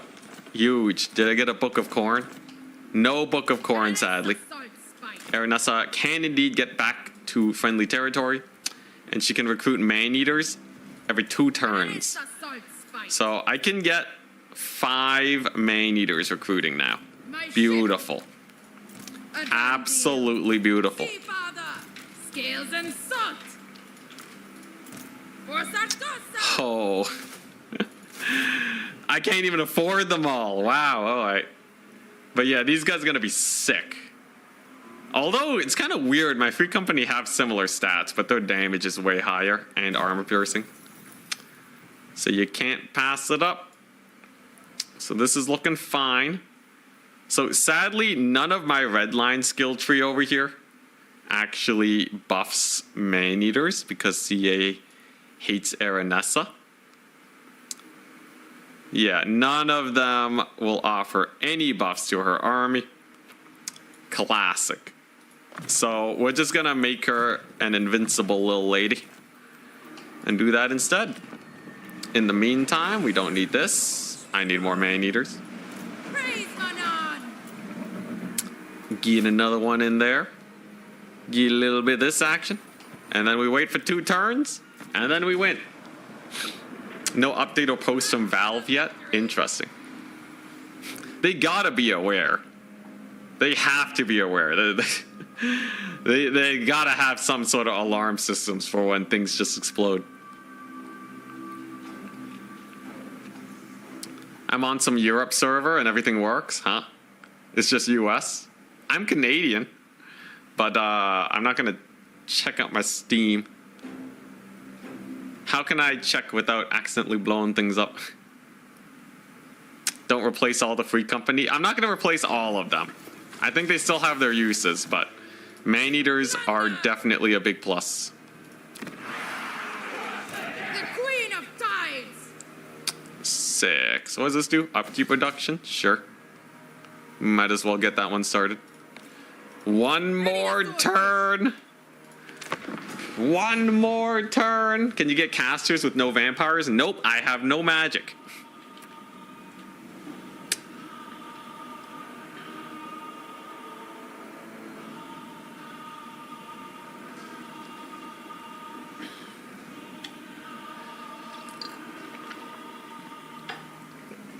Don't cannons and mortars count as vampires? I'm not using an actual artillery unit. I'm using the army ability. And it's hard to say whether or not Aranessa's crew is undead or living, you know? They're off screen. It's very hard to tell. Wow, okay. experience and winded, or I gotta go the physical resist. That's just insane. So we just got our power amp, Super Saiyan mode. I have an insane army now. This should be great. Let's get our walls going. Let's go over here. I got farm me some books of corn. Give me the books. Let's give them some banners. Let's get that replenishment going. Oh, hell yeah. Yo, let's go. We found the other book. Yo, volumes 3 and 4. Hell yeah. So do I have to equip, like, how does it work exactly? Do I have to swap out to the other book? Or can I just keep using volume 1? Yo, that's actually, oh, this is gonna be so hype. Book number 2. Success. Oh, the man eaters help with auto resolve so much. We're back online, boys.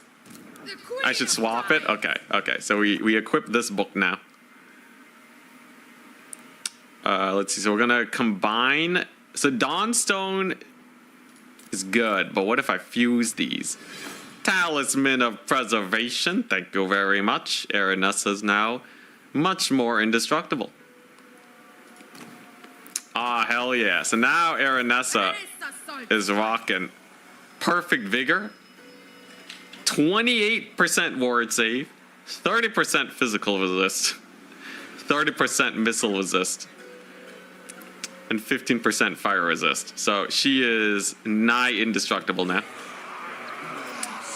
So I just gotta get my settlements and then we're done here, right? At some point I can get these things, which will increase my melee defense for 30 seconds. Pretty nice. Minus 10 control, yep. Minus 10 control.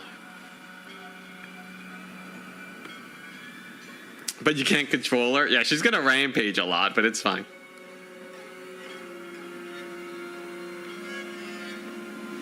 Steam fixed. Ah, hell yeah, for now.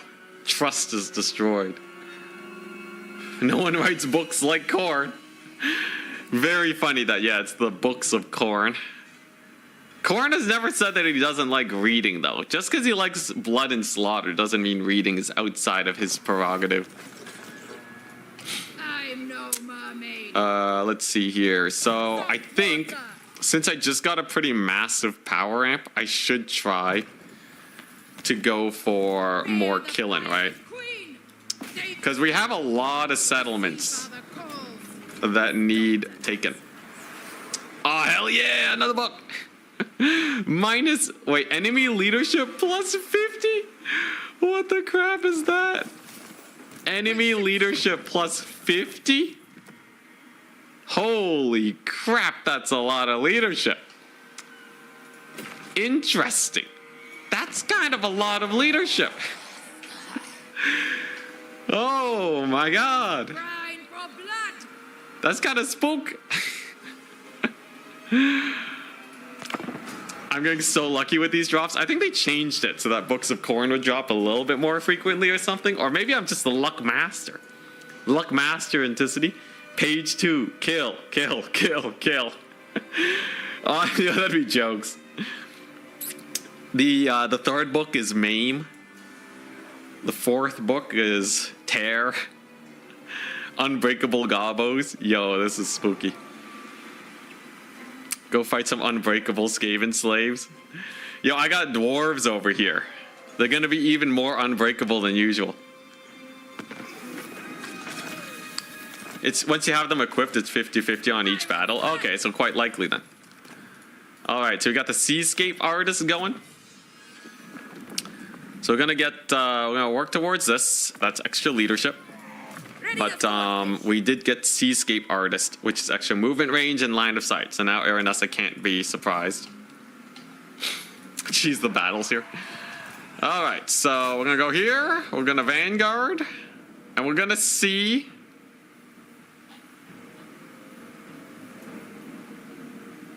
Do I want to?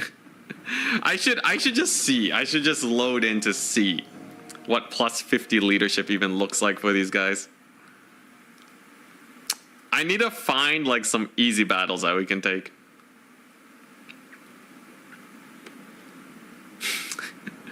Plus 50 leadership on dwarves. They will not rout. Not a single dwarf will rout in this battle. Oh my god, this is hilarious, bro. 134 leadership. Wow. That's pretty crazy. Oh yeah, and Aranessa rampages. Crap. Crap. Ah, jeez. How long does she rampage for? Is it unending rampage? Come on, Aranessa. They're over there. Ah, crap. I thought I was going to send Aranessa in. Can I bait them? Can I bait them into Aranessa? Is that... She's having a moment, guys. Permanently? Permanently? It's infinite? Alright, the only way to get them to advance is to, to aggro them with the Man-Eater pistols. Now, Man-Eater pistols are good for this. And the AI is doing the thing, so I can do a little bit of this. Yeah, they're gonna have to advance or die to Man-Eater pistols, and then Aranessa can actually participate in this glorious battle. She's freaking out. Oh, there we go. All right, here we go. Come on, Aranessa, get in there. Oh, hell yeah, she aggroed. Let's go. Ah, yeah, we did it, boys. We did it. All right, so with her now in combat, she's doing great. Unfortunately, I can't use any of her abilities, but whatever. Corn for the win. And then we'll send in the Free Company. I'm gonna need to get these books up. Reminds me of RimWorld, the random movement pathing. Yeah. All right, here we go. And here comes the charge. Hey, what's up, Biff? Hope you're enjoying the stream. What a hilarious campaign we have going on today. Happy that I decided to play campaign today. Thank you very much for the donation that encouraged me to do such shenanigans.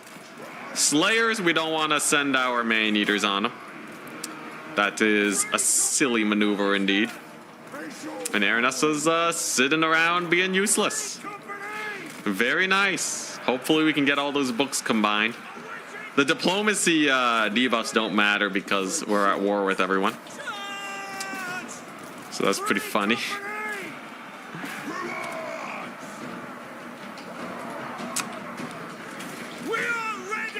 Let's see here. Oh yeah, I forgot. They do have infinite leadership, yes.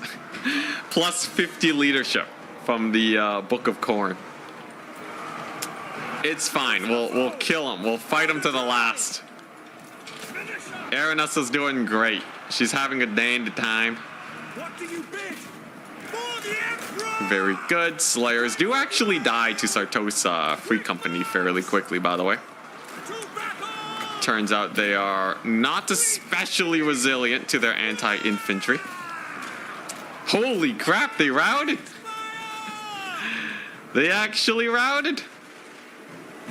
The plus 47 from Other, I think, is the Book of Corn. Yo, I can't believe we actually routed off dwarves despite the Book of Corn. I guess 50 leadership ain't nothing. Huzzah! Huzzah! And rampaging Aranessa continues on the warpath. Easy peasy, man. Now, this was a pretty small dwarf army, so I will probably have to retreat. But maybe we'll get another Book of Corn.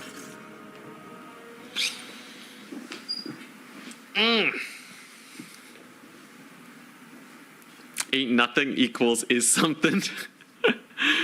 Don't judge me. Very nice, very nice. My Man-Eaters against chevrons too. I just gotta get the last set of books and then we're fine. If I high roll here and we get the last one, we're set for life.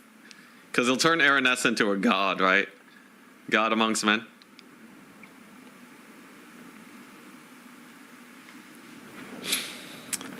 Okay, let's see, let's see. Come on, big money. Dang, no book. I can cheese it though, I can cheese it. Casualties high? Okay there, buddy. No, I can.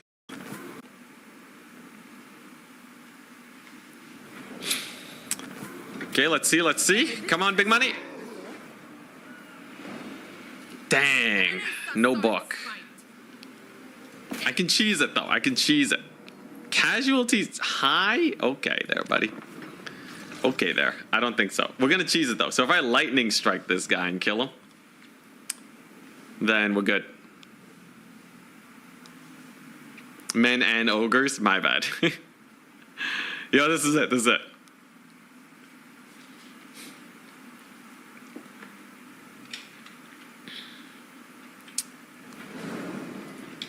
All right. Probably matters less against dwarves than any other opponent because they already have insane leadership. Yeah, that actually makes quite a bit of sense. Here we go. Lightning strike up. Prepare for high casualties, men. This one's gonna be a doozy. He is a rune lord, not some simple smith. He's getting staggered a ton by the man-eaters. Yo, I should just stack the man-eaters. There we go. Yeah, beat him up, boys. Beat him up. Poor guy. Oh, and he's down. Oh, he got up, though. And let's just finish the job. Aranessa rampaging in the distance is quite the sight. And it's a decisive victory. That's a grudging? Absolutely. Put me in the book. Let me fight more.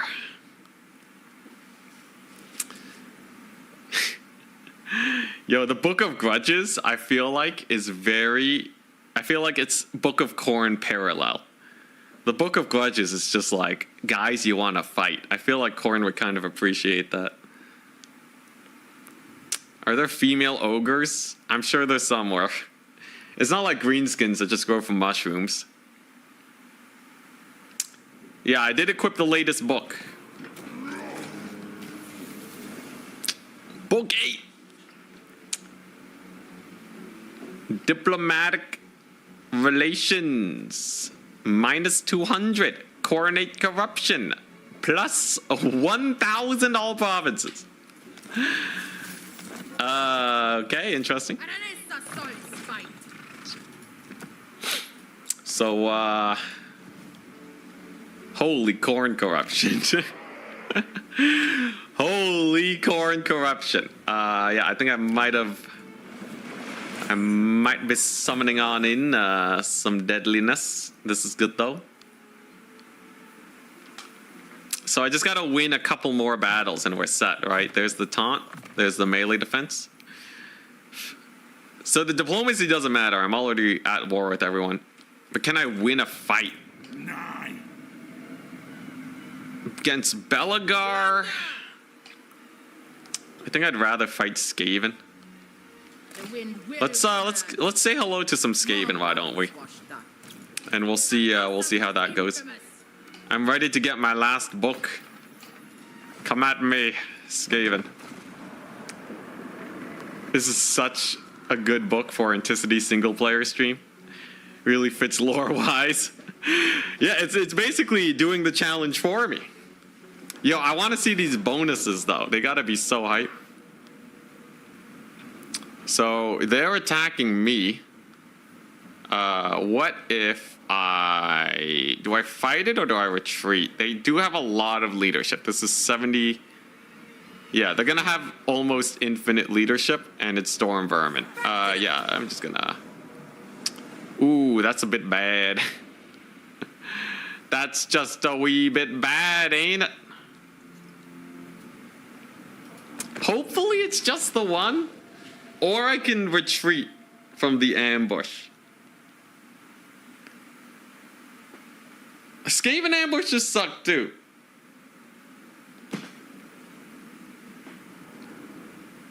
Ah, crap. They have the other army? Oh, that's not good. Is there a retreat option? From the pot to the flame? Should have took my chances with the dwarf army. Alright, it's fine. I got Aranessa. She's not rampaging anymore.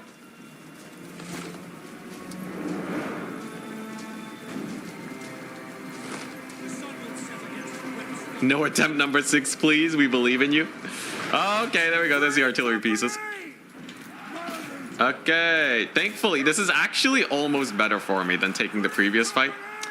Aside from the loss in melee defense, this helps me out because the AI doesn't know how to keep their artillery safe.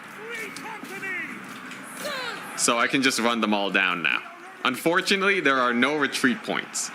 So it's do or die in this battle. It is absolutely do or die. I can get some pretty good blobbinings going on. And we will have to kill off those Giselles, but overall, I think we should be able to get some pretty good damage with our AoE. Aranessa's doing fine. Globadiers are a problem, but a lot of the weapon teams just died. That's a plus. And I think these guys are tired too, which is going to help me out. First Skaven army mostly down. Oh, they don't have the leadership buff anymore. Oh, thank goodness. Yeah, they don't have the leadership buff because I swapped out the book. So we just got to win this then. If I can just win this fight, we're set. Okay, here we go. There you go. Lots of weapon team deaths. Again, massacred. Lots of Skaven summons are being wasted early on. And where's the reinforcement army? 36 seconds still. So that's quite some time. Quite some time. He doesn't have a lot of ranged firepower. This might actually have been the best thing ever, being ambushed.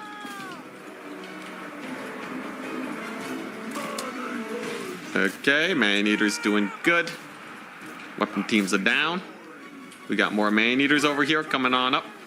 And then I just got a Lord snipe them, right? My free company are pretty juiced, too. And Aranessa is still in pretty good spirits. My units are actually fighting fairly well for themselves, also, I must say. Pretty good deeps. The biggest thing that I worry about is the fact that the storm vermin are a little bit chunky, right? Storm vermin are pretty good fighters. And I have to fight a whole nother army after that. A lot of my army has perfect vigor at least, but a doozy indeed. Okay, looking decent. The Lord loss penalty will definitely be rough for the Skaven. It's a whole 20 stack in Icket, though. Does he have a nuke? Did he use the nuke yet? Maybe he's out of nukes. And we have been blessed this day. Let's see here. I do have a lot of ammunition left on these Man-Eater pistols. That's good. Couple storm vermin. Okay. Yeah, we'll see. If I can divide and conquer this Skaven force, it won't be as bad as you might expect. I have a lot of ammunition left, right? Free company! We got lots and lots of ammunition. Get a little bit of a fat ogre charge on them. There we go. These Man-Eaters, they want to conserve that ammunition, so they're going to run into the trees. Okay. And, yeah, there we go. Storm Vermin should rout here. Very nice. All right. So now it's a matter of killing off their characters to prevent them from getting any leadership boosts. This is definitely winnable. This is absolutely winnable. Keep running. Gotta save that ammo. At speed! Quick march! Free Oh, he's casting a spell there, I see. taking position! Okay. Aranessa's going on to the Lord. Very nice. Quick march! I still have a Man-Eater pistol here. These guys are doing well. Yeah, it's just one more army. I still have 3 more army abilities to cast. Free company militia! It's just a bunch of storm vermin. Free company! Looks like those Globadiers are going down. And Aranus is doing good. A little bit of a route over here, also very nice.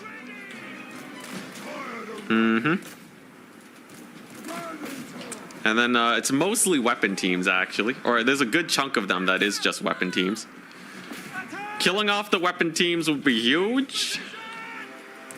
Getting into position to jump them, much more difficult. Especially Ikiclaw specifically. I'll need to finagle a lot to actually get on top of them.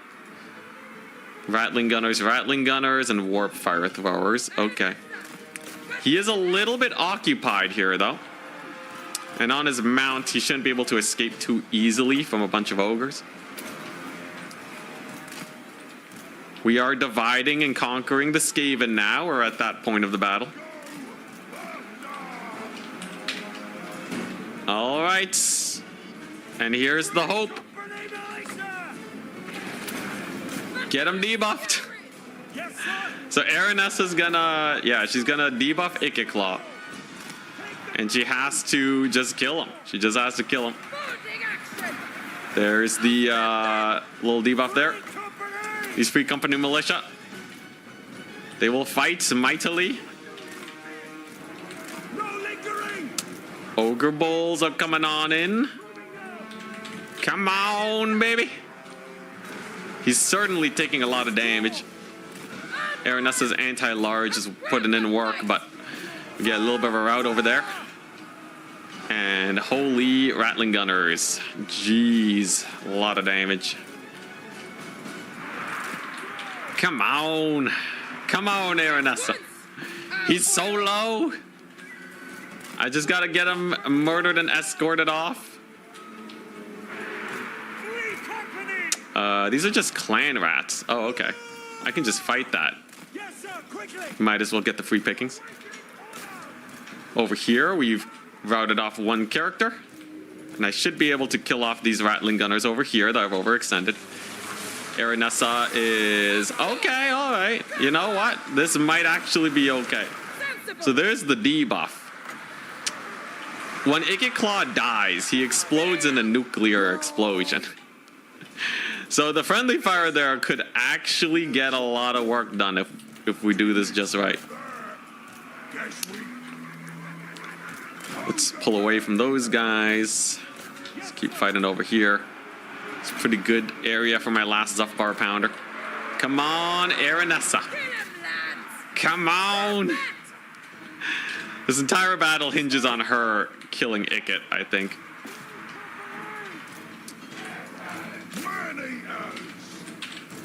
Maybe Uncle Furuncle. Uncle Furuncle with a Shrek skin? Oh boy. Ah, dang, he's just leaving her. Classic Skaven maneuver. At least we have a pretty decent route over here. The Rattling Gunners are getting chased down. And I think Blight over here. Maybe we can get a Lord Loss penalty or something. How many Man-Eaters do I have left? Okay, I have 2 Man-Eaters here. We have 2. That should be pretty good. It's 1 more Rattling Gunner crew that I have to shut down.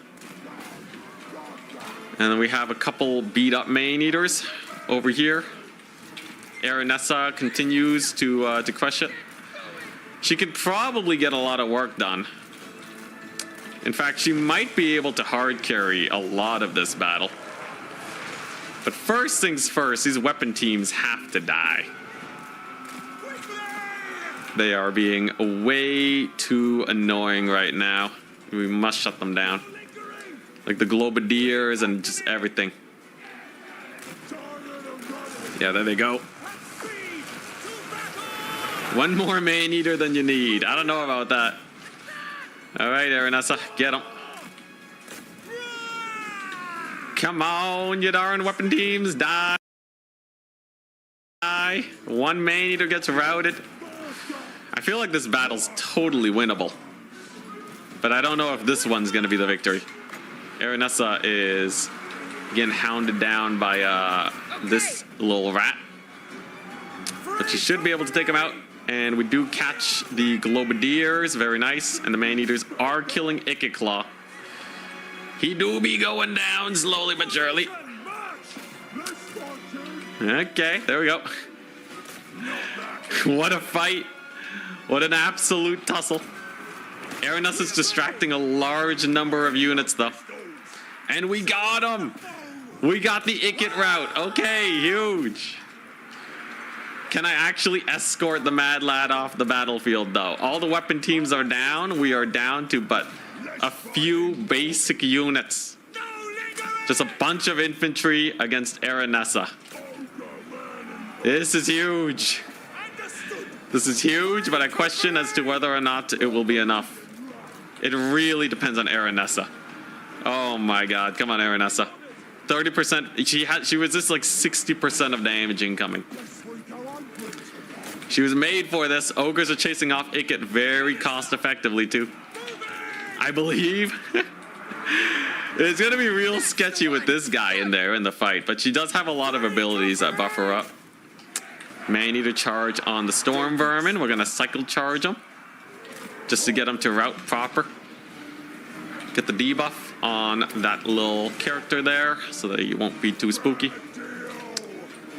I have a free company militia here. Okay, I gotta chase off the Rattling Gunners though. Surround on the Storm Vermin's great, at least. And Ikit is still on the run. Aranessa continues to grind. Oh, thank goodness. Is Sword of Cain your goal? Sword of Cain, but right now Books of Corn are my main prerogative. As they have been mostly collected now. Okay, Ikit's actually dying. And Aranessa's just not taking damage. Is her melee defense is 89 melee defense. Holy crap. What a Chad. Yo, she's just sitting there and the bullets are flying. I can't believe it. Oh crap, there's still more Storm Vermin around though. Definitely gonna be spooky. Getting Ikiclaw off the battlefield is a start, but yeah, there's a lot more Skaven around. Oh, this will be an interesting one indeed. All right. Remember, we still have a lot of these guys here. I'm gonna need these Storm Vermin to get caught up on Aranessa, and I'm gonna need to use up the rest of my ammunition. It ain't over just yet, people. I need the Globadiers to hit her too. That would be great. She's getting chunked down real bad too. She gets a pretty big hit on that character though. Come on, Ikit. Okay, Ikit's shattered. Ikit's completely shattered now, so I can bring in the Ogre Bulls. Oh! Friendly fire! Yes! Yes! The friendly fire is huge! Okay, okay, this is very good, this is very good. If they friendly fire just a little bit on Aranessa, it's fine. Can't have the books without the sword. I gotta live first and foremost. Dang it, they're just not targeting Aranessa. She's really starting to suffer in the long grind. But if her leadership can just hold. Come on, Aranessa. She routed off one of the characters. That's pretty big. And my Man-Eaters are coming back into the fray. Oh, jeez. Is Charx commanding this Skaven? Oh, if he was, we'd be so dead. Oh, boy. He's coming in for the charge. Come on, Aranessa. You just gotta land one hit against him. She's doing her best. Man-Eaters are in. They gotta chase down the weapon teams, though. The weapon teams are the big problem. Uh-huh, there we go. I'm distracting the Storm Vermin as much as I can. Man-Eaters are in. Okay. All right, there we go. Aranessa's doing her best. If she can just get that little bit of damage, the one Man-Eater holding out with this little pistol.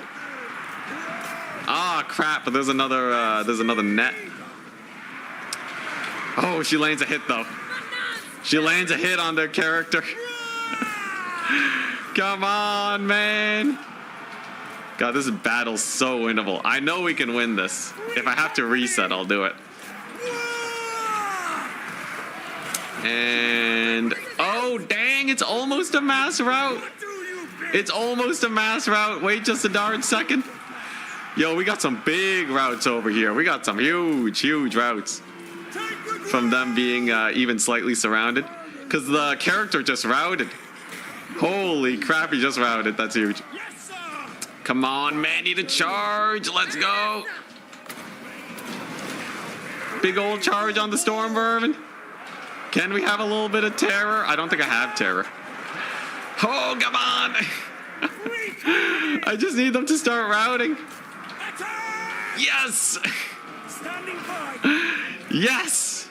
All right. There we go. So that's the storm vermin routed off. That's all the storm vermin routed off. Holy crap. Holy crap. All right. All right. Now I just got to make sure they don't rally. We got to escort them all off the battlefield now. With what little dregs of units I have left. Oh. Oh man, this is something indeed, yeah. Oh my gosh. Holy. That's almost like a full-on half HP route we got going on there. There's the reroute on them. Whew. I can't believe it. I can't believe it. I think we're gonna win it though. Yes, yes, they're shattered. The Globadiers are shattered. Okay, I just have to route off 2 units of storm vermin. Just 2 units of storm vermin, and we're done here. I gotta conserve every single bullet we can. Crap, wasted a volley. All right, so they should be gone. The chase down continues. It's just 2 units of storm vermin. I have 8 main eaters. With cycle charging, they should be able to do pretty good. This little Skaven character over here will get him dead. The chase off continues. There we go. These man eaters better not break either, otherwise we're doomed. Campaign ended up being way funnier than you expected. Yo, this is great. This was an amazing campaign. All right, chase down. I think we can afford a 2x speed while we manage. Just getting those storm vermin off is of the utmost importance. Thankfully, Araness is on the job. She should have just enough balance of power to actually scare them off the battlefield. You do need enough unit strength, otherwise units will just rally. Oh, I think they rallied. Okay, it's fine, it's fine. Araness is a beast. I think she can just kill them outright. Though that's definitely rather unfortunate that they did manage to rally. Okay, you guys run. Run, Free Company, I need that ammunition. How's Aranessa doing? Aranessa versus 60 storm vermin with a little bit of support from Free Company. Really wish I could have gotten that chase off, but at least we have most of them off the battlefield now. And I have I have half ammunition on these guys.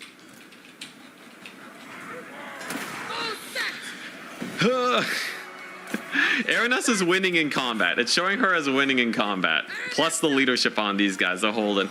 Understood. I better get a book of corn after this. Witness me, Corn. Witness me. Thank goodness for Perfect Vigor 2. These guys are exhausted. And just like that, Aranessa kills them. I have to kill 2 units of storm vermin. And that's it. 2 units of storm vermin. I have 8 ogres with a little bit of cycle charging. Let's give it our best shot. There you go. There's the route. Glorious. All right. So we're running. So there's another unit gone. So Aranus is gonna have to tank for me, for sure. She has her debuffs. I think we single out these guys first, because I do have my ammunition here. Unfortunately, these guys are catching up. Maybe I can aggro them with my Free Company militia. So the only way this is gonna work, is if Aranessa tanks, and then we get a sick ogre charge on them. I have 35 Free Company units here, and they are unshielded. The Free Company distraction is cooking over here, right? Araness is on her way, and my ogre leadership is barely holding. Taunt is gonna do wonders with that melee defense debuff, because they actually don't have a lot with how tired they are. So we're going to charge them down now. Araness is slammed into their backside. And there we go. There's the debuff. And with enough shock damage from the ogres, I believe they will rout. Let's go. Come on, just a little bit more damage. What's the leadership at? -1. Let's go. Let's go. Unit of Storm Vermin down for the count. Get Recorinoed, son. You can't beat the ogre charge. These guys have a banner that increases the charge bonus. Makes them even scarier. Those are the most loyal, diehard pirates I've ever seen. Oh man, yo, they have done so much work. This battle's cooked. Oh man, alright. I just have to kill one more unit of Storm Vermin. A singular unit of Storm Vermin stands between me and absolute victory. Here we go. Aranessa, in the job, on the job. We're gonna wait for them to unbrace and to pull around her. We have our guns firing away to get just that little bit of chip damage. And then we're gonna get the sick rear charge. We can't botch this. She has her abilities though. There we go. And just like that. The ogre downhill charge with the melee defense reduction. 16 melee defense surrounded by ogres. Charged and surrounded on all flanks. And just like that, victory! Victory! Don't give them an inch! Let's go, baby! Holy crap! That was a fight. I wonder how Legend of Total War would do this as a disaster battle. I'm sure he has some crazy cheese. Third army incoming, please no. Oh boy. Wowza.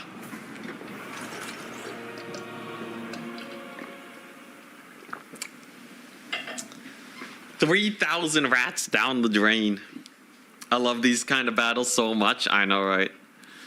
The main eaters cooked with the 400 kills there. Send it in. It'd be pretty funny.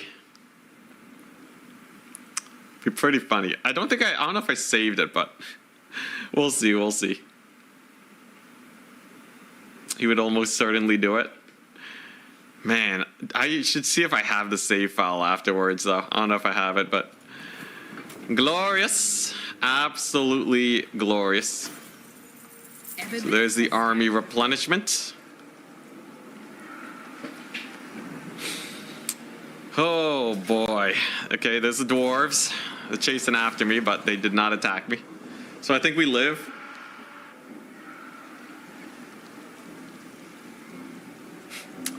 %, he puts units in force and lets Aranessa solo.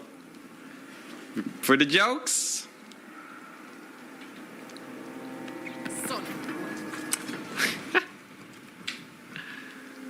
What do you think, guys? Keep the books?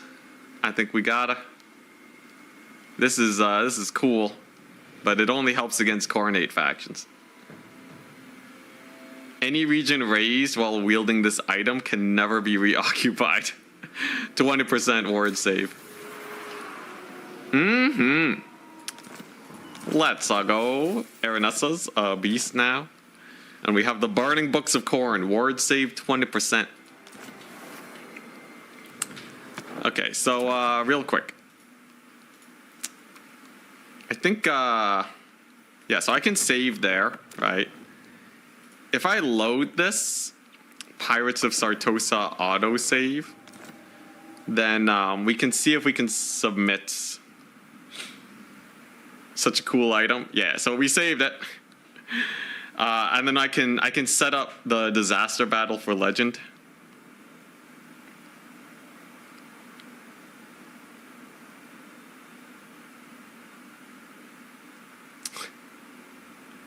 Still don't get why it gives spell intensity. Maybe by defeating Korn, you like defeat his ability to reduce magic shenanigans. Oh yeah. So if I just hit end turn here, right, and then we can save it, then we have a disaster rat battle. Yo, does anyone know where does Legend even take disaster battles? Legend of Total War, where to send disaster battles.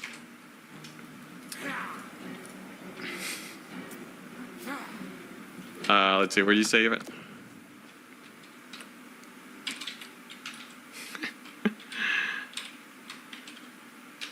Oh wait, is it the ambush battle though?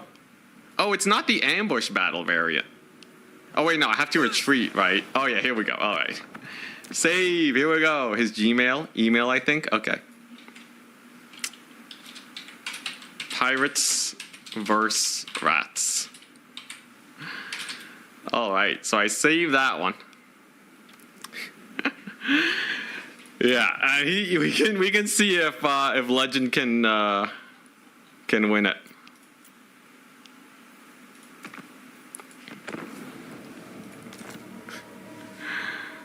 He puts it in the description of his videos. Oh, hell yeah. All right, I'll send it to him.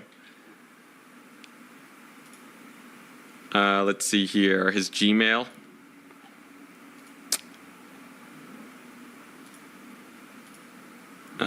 Let's see.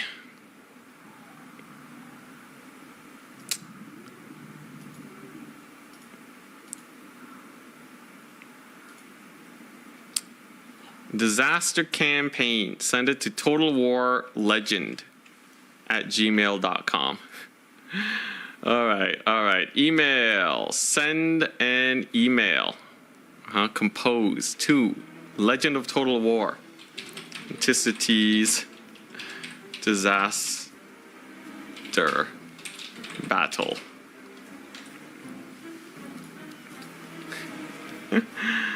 Let's see, and then we go to Warhammer 3.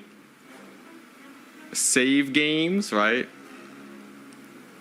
And then I should be called Pirates vs. Rats. Hell yeah.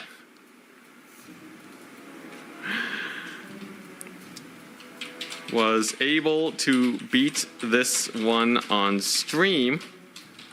People wanted to see how you'd manage it. Anticity.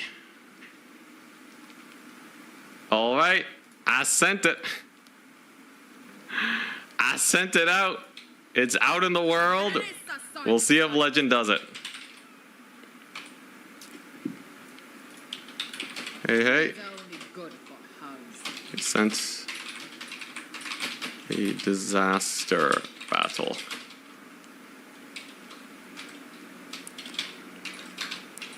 People wanted to see how you'd manage to your Gmail. Dang it, you have to be the same server? How do I, what's his Discord? Does Legend have a Discord? I gotta go to, I gotta find his Discord real quick. You gotta clickbait him. Well, like, you know, he'll see, he knows that I exist. He knows that I exist, so just seeing that it's from a fellow streamer should be good enough. Does he have a Discord? Let's see here. Control F, Discord. Does he not have a Discord? What a mad lad. Challenge him to do better. That's pretty spice. All right, back to this. Yeah, that'd be so cool though, to see how he handles it. Because he'll probably do it way different from how I played it out. All right, so obviously we need more man-eaters. We'll get that business cooking, and then I can recruit a couple Sartosan Free Company as just a mini support duel. We finally have the Books of Corn, which means that Aranessa Might be right. has 100% spell intensity, minus 100% upkeep, and 20% ward save, which is the biggest part. Because now, combined, she has 48% ward save, 30% physical resist.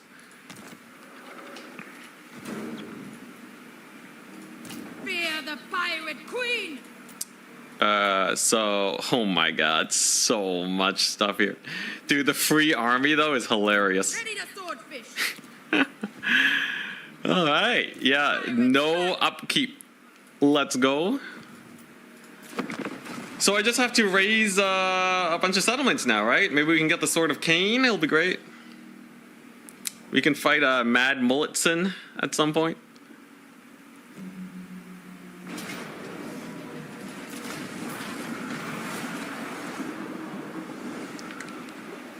Yeah, it'll be really interesting to see how he handles the ambush specifically.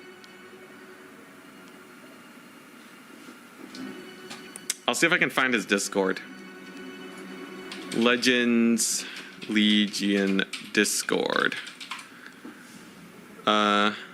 Legend of Total War.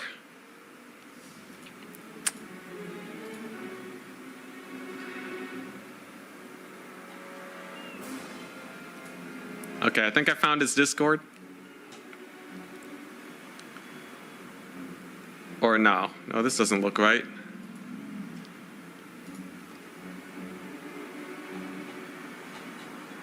What's his Discord?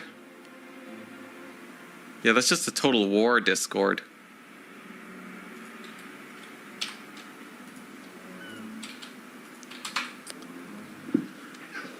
Let's see. There's got to be somewhere. Were you ambushing? No, I got ambushed. Yeah, the minus upkeep's pretty nice. Queen of time! So now I'll have a ton of money left over to just upgrade as I wish now. Scales and salt! Let's finish out with 2 more Sartosa. Well, like, it's literally all free. I might as well. Might as well get some man-eater pistols. I think the Sartosa Militia I probably want to start subbing out. That'll be a good start. But I do actually want some basic infantry to support my boys. Aranessa sword spike! Legends Legion. Legends Legion Total War. Let's see here. He's gotta have his Discord somewhere. Can you find it via his YouTube?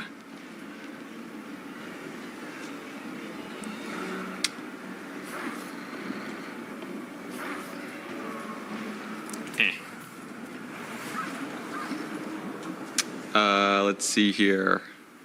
It's got to be like on his streamer info somewhere, right? He has links to his Twitter and his YouTube.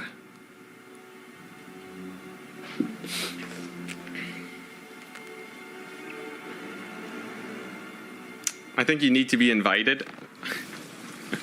I gotta be invited. Oh my gosh. Well, maybe I'll just settle for the email.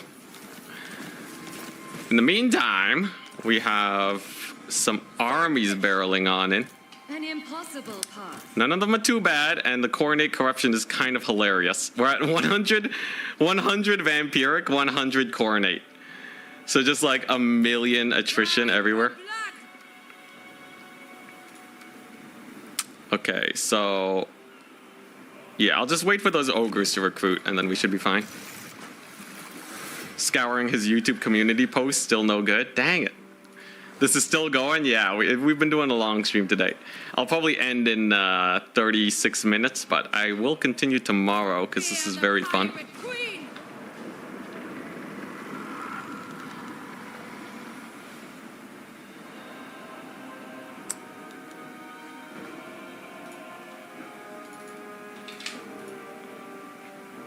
Let's see here.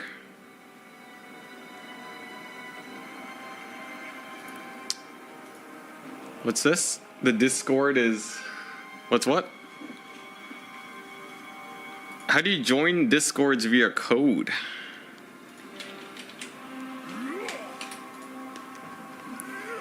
Let's see here. Start voice call.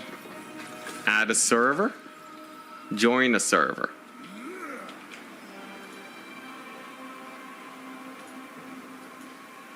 I don't know if that works exactly. Oh! No, it worked. It worked. Let's go.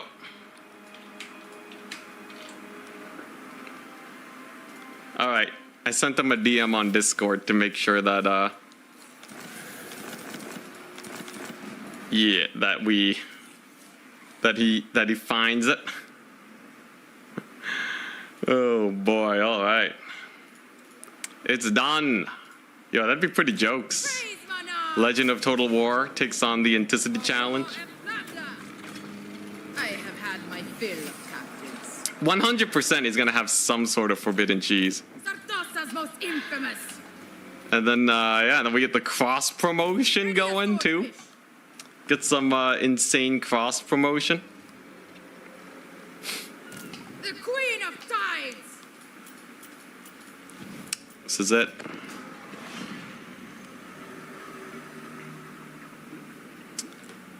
It's probably the most end-favored disaster battle possible on campaign. It's just pure sweat. The thing is, if you play the early game a bit better, it's not the worst. The beginning, though, is really spicy. The whole, like, you're getting shot at from all sides. You have to micro real fast and not get overwhelmed there.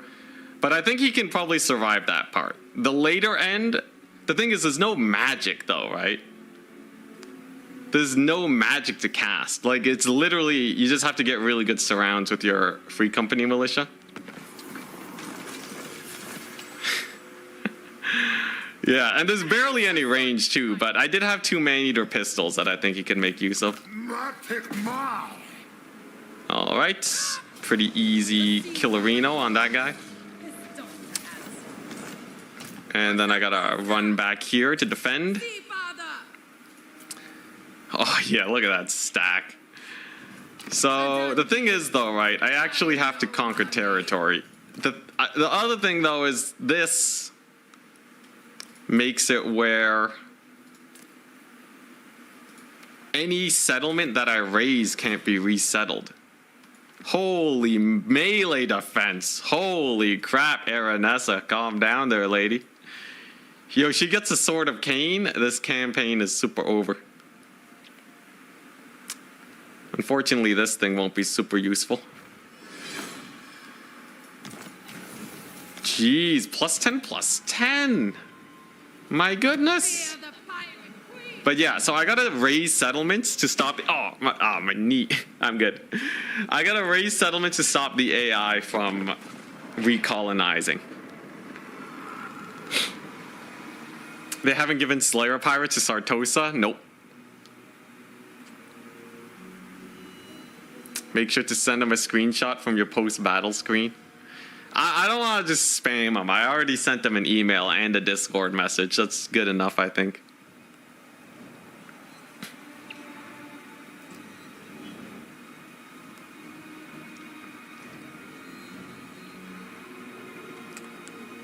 Sartosa Raise the World campaign. Should be a fun one. Getting rid of this minor settlement and turning it into just a corruption wasteland is real good. I think I've maxed out my movement range now too. Get them! So if I go here, let's see here. I will play this battle just for the lulz because I'm sure many of you guys want to see it.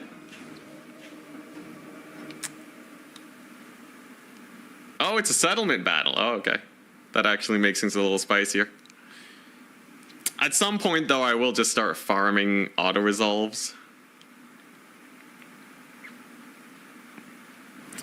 Thanks again for the even longer stream. We appreciate it. I'm happy to hear, man.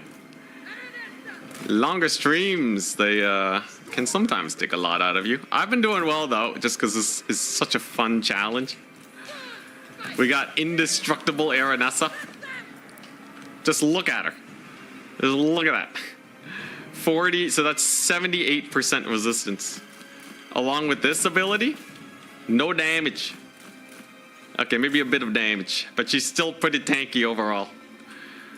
So we send in the Aranessa to get softened up and tired. And then afterwards, we send in the big guns. Huzzah! Kerblamo!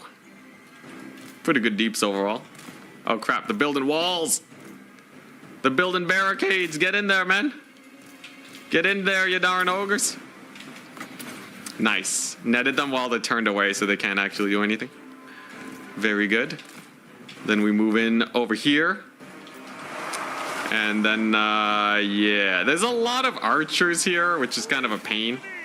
This map is helping them out a lot, for sure. Ah, crap, wall finished. The wall finished. Alright, push through, man-eaters. You got this, I believe in you. This is actually a terrible position for me. We can shoot up the Hawk Riders, at least.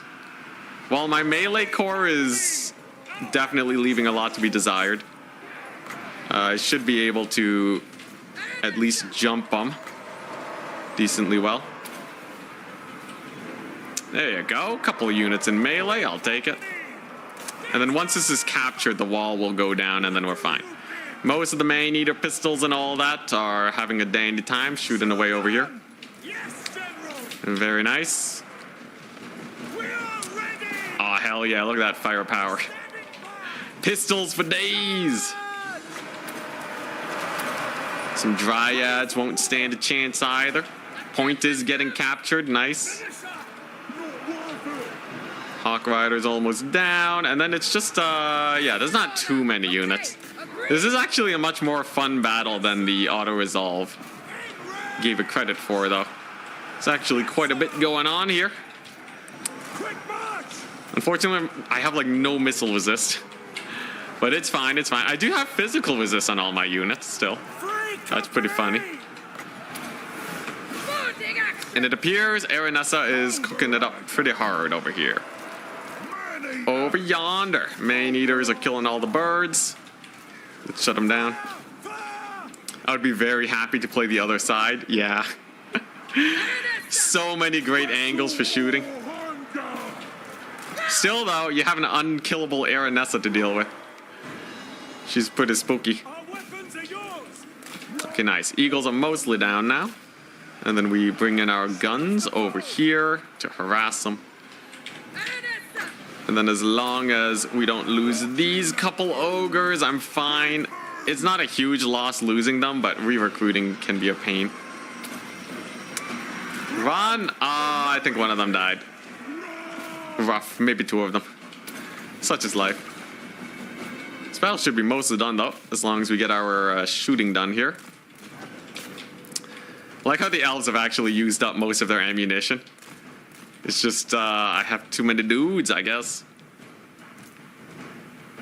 Hawk Riders.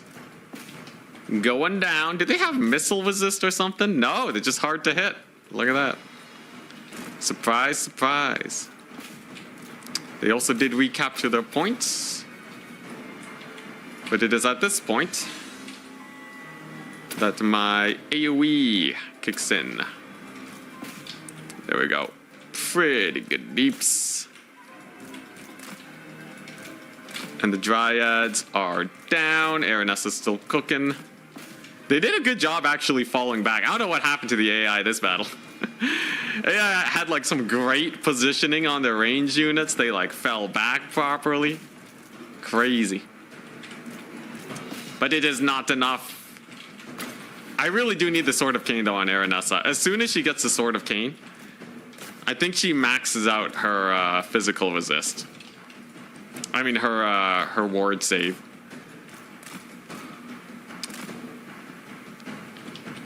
Does Aranessa have access to any other characters with the rule set? Yeah, the answer is no. The answer indeed is no. Alright, pile in, brothers. The most loyal pirates. Alright, there we go. We do some of this.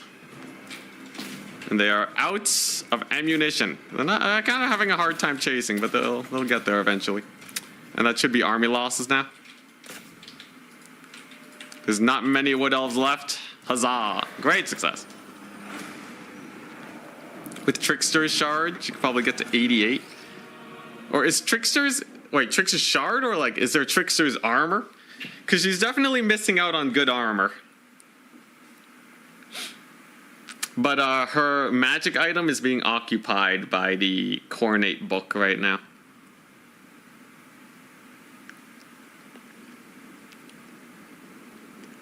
Trickster's Helm. Ah.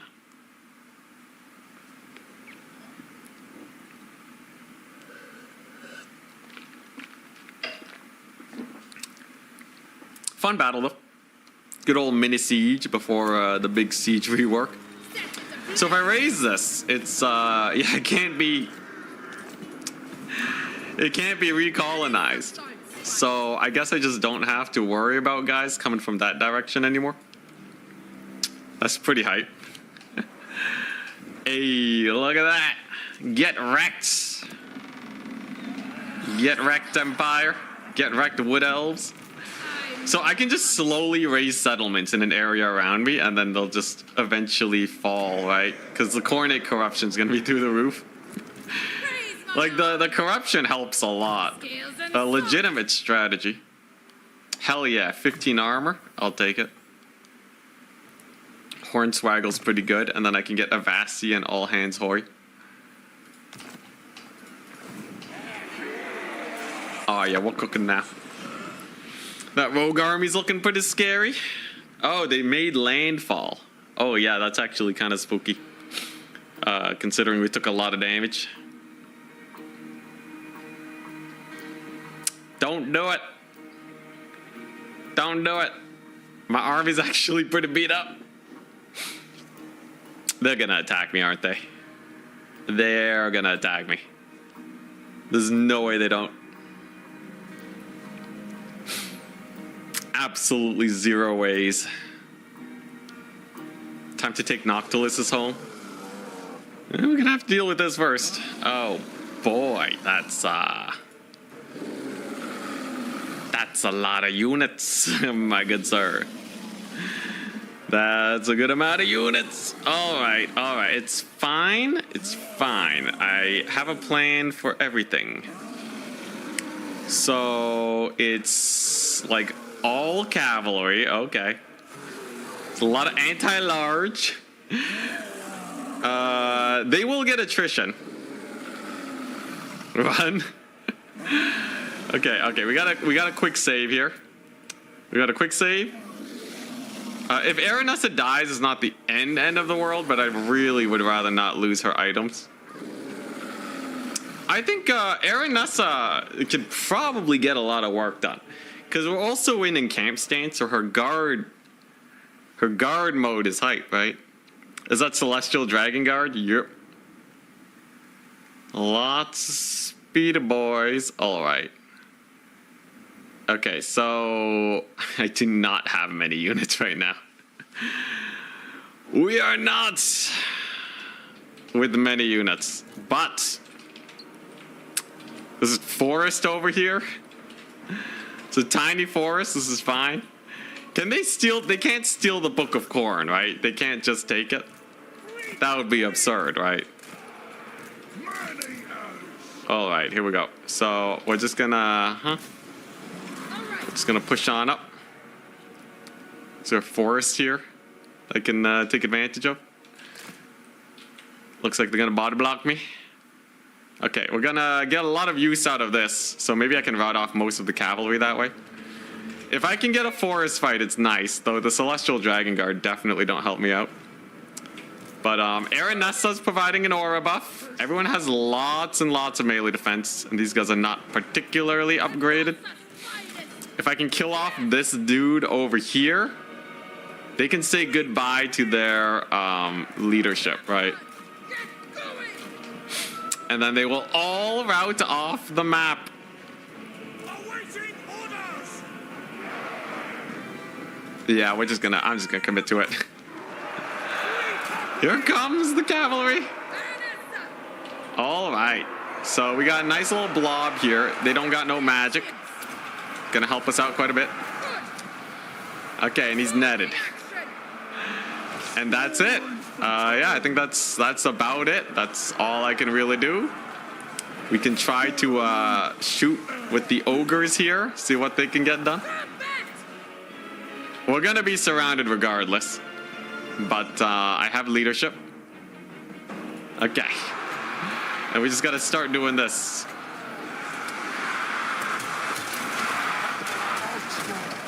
Little bombardments just to hurt their cavalry corps. The questioning is definitely a little spooky. Come on, Aranessa. My army's on a timer here. Leadership is actually still high because they came into the battle injured. And Aranessa is going to actually rout off their lord. But he will probably be able to come back. Now, when he does, we can finish the job with Aranessa. So I'm going to save the net on her. And the DPS is overall actually pretty low here for this army. All right, here we go. There's the net. There's another Zuffbar Pounder. Okay, little bit of work done. The squeeze is real. But Aranessa, she's still participating. Yeah, pretty good damage. Come on, just kill that lord, man. Come on, Aranessa. That's another big hit. Oh boy, a lot of my guys are routing though. And Aranessa doesn't have Unbreakable, so she might even get army lost. Okay, you know what? I could leave him injured because we do have a second battle after this. Yeah, so he's injured, he's running. Oh. Gotta get another one of these down. Okay, there we go. Another little bit of deeps with the bombardments. Come on, Aranessa, kill him. Is he dead? Let's go. Lord lost penalty activate. Can Aranessa solo this? She is pretty beastly. She does have 110 melee defense. So I'm gonna give it a hard maybe, but probably not. I think she will get army lost before she solos this. She's doing work though. She has 36 kills. A lot of my units are routing. Aranessa, she's spinning to win. There's the last of my AoE there. Okay, all right, it's fine. So valiant defeat. Now here's the thing. Aranessa will come back from wounded anyway, so it's not the biggest deal. Perfect Vigor doing some good work. Yeah. And there is the second battle, right? So I will retreat, and then I get a second fight. And they did lose their lord, which maybe will make it harder for them to chase me. Does that do anything? Does that reduce their movement range, losing their lord? She's not wounded. I might lose some good items, though. Especially losing 2 battles in a row, the odds of losing an item is high. But worst case scenario, I'll reload the save when we play on Friday. Dang it. So they did just get another dude. But army losses will be harder. And they will take a massive amount of attrition too. So it's honestly not the worst as long as I can get Aranessa back. Let us see. Glitter armor's gone. Rough, but not the end of the world. Yes, sir! All right. Honestly, the worst part was just,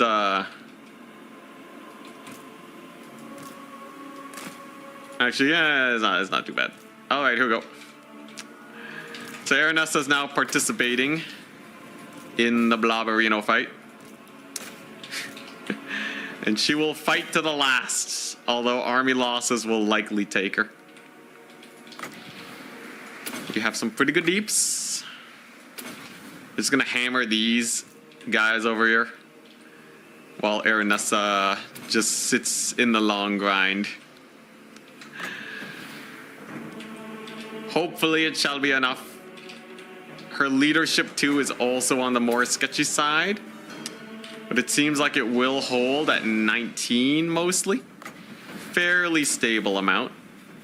Gonna keep getting some damage here. It's all about getting kills, not just wounded. Dang it. She does get army lost.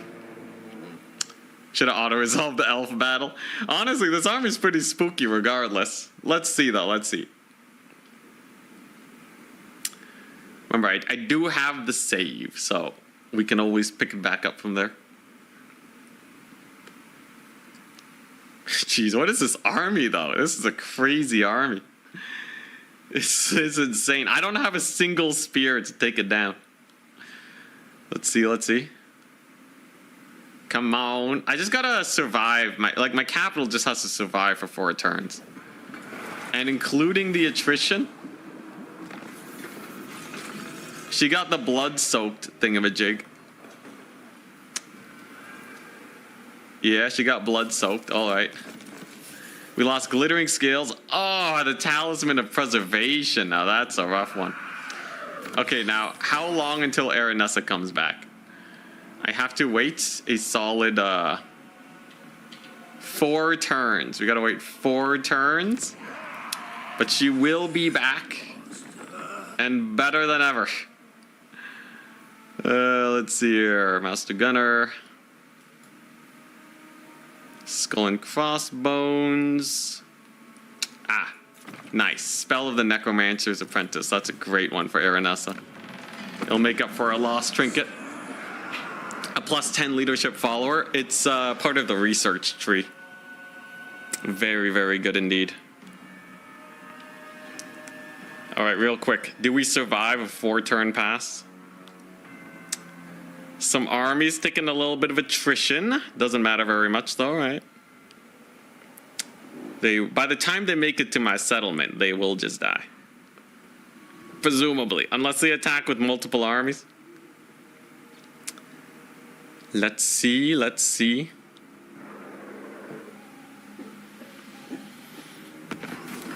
Okay, treasury, 3,000, or, all right, there you go.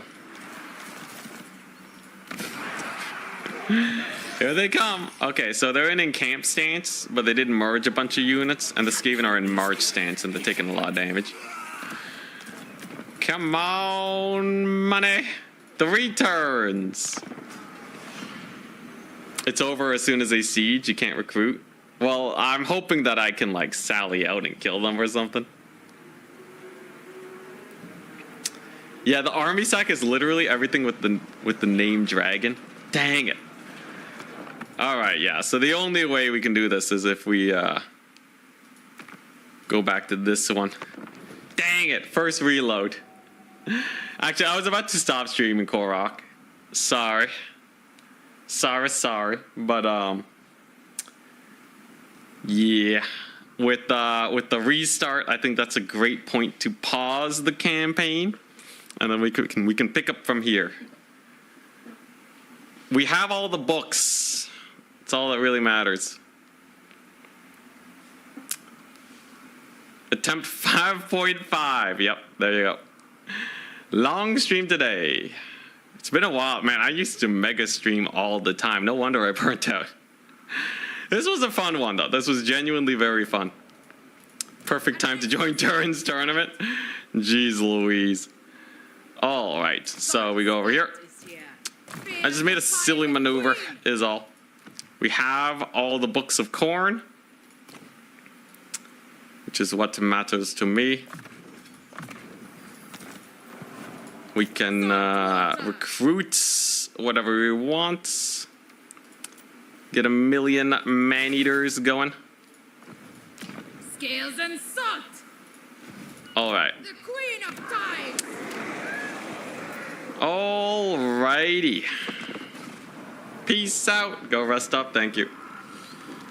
Attempt 6.2.2. Oh, don't forget to merge for the fencer's blades. Oh yes, yes. Let's merge our equipment and then we'll get underway. Yeah, we're gonna have the defenses too for our main settlement. Why don't you go for the pistol man-eaters? Melee ones are really good. The extra melee stats will help them out a lot. Especially when most of the time we are being overwhelmed, so we are sucking melee a lot. Yes, so Fencer's Blades. Might give me a different one. Sword of Bloodshed. Honestly, not the worst. Gives her a lot of melee attack. Fencer's Blades are better, but I'll take that as punishment for losing. Ooh, Nemesis Crown would be so hype. So much stuff to collect on the world map. All right. Alrighty. That is it for me today. I hope you guys had a wonderful time. And I will send you guys to Turin, probably. He's got to be streaming now, right? Yeah, all right. It's up and coming, so I'll just post a link. It actually is happening in 9 minutes. So check it out. I'm going to go have some rest on my end. It's a very long stream, and tomorrow I might play some Cathay and then finish this campaign run. Peace out. Have a wonderful day. It was very fun.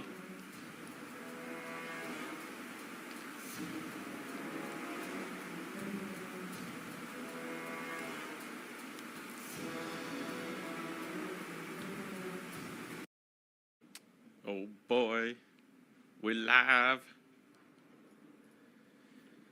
It's time. So we already did the picks and bans, so this is the top.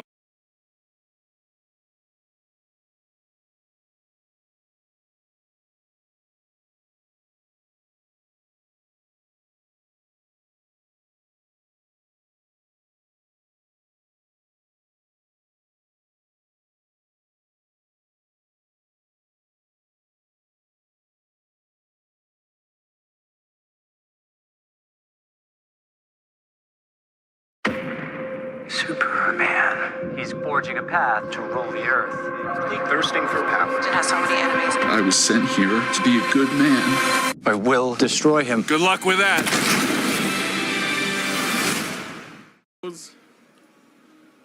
Oh wait, I don't have my chat open. Whoops, the daisies. Let's get that one there. There's the YouTube chat.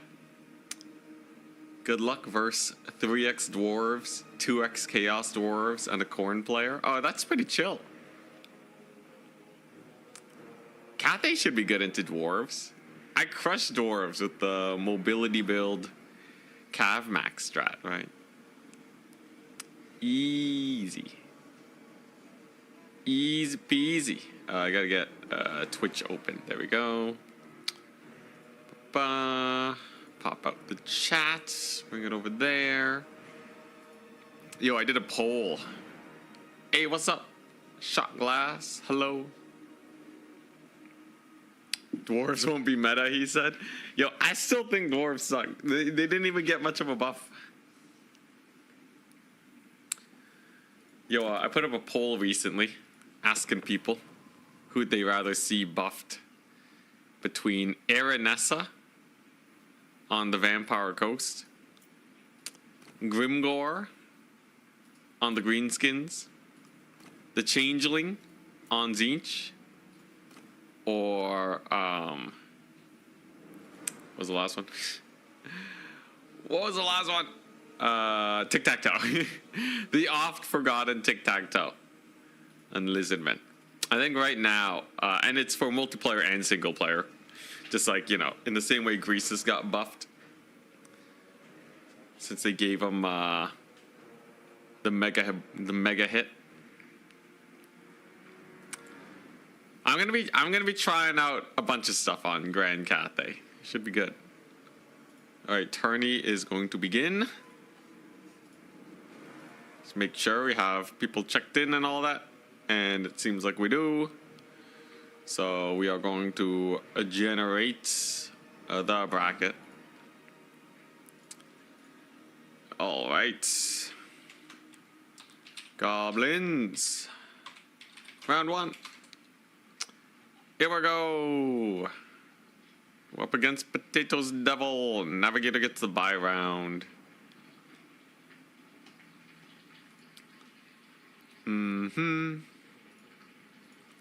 Potatoes Devil. Yo, yo. I'm Grand Cathay. I'm very excited to try Grand Cathay again today. We did not do them much justice last time. It's gonna be up against Wood Elves. Interesting. Interesting. Am I screwed? Okay, so Wood Elves are, like, apparently a pretty good faction. But I feel like Cathay actually has a lot of good stuff against them. You know, magic damage, lots of good cavalry. I'm still disappointed about the no bloats yesterday. We'll get them eventually. Oh yeah, by the way, I submitted that disaster battle to Legend. He will actually be covering one of my disaster battles maybe tomorrow or the day after. We're gonna be famous, chat. We're gonna be famous. So yeah, very exciting indeed. He's gonna like link my my stream and everything. Oh my goodness. Not corrupted. We're gonna crush it today. Oh, what is that Wood Elf flag? That's a sick Wood Elf flag. Let's see here. So Wood Elves. Isn't tic-tac-toe decent in campaign? Yeah, well, like, I think that my post I was mostly trying to talk about, like, buffs for single player and multiplayer, specifically to, like, the combat prowess of the character. It'll be interesting to see how the poll actually pans out. But yeah, I can forward it to CA. You know, just give them something interesting, because they did buff a lot of characters that I was asking about. Like they buffed yeah, at the very least, like some minor price reductions on like Kazrak or what have you. So yeah, hey Sam, it's okay, what's up?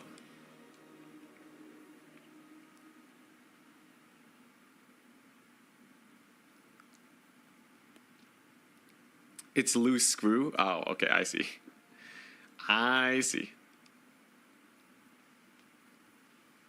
Cathay always works.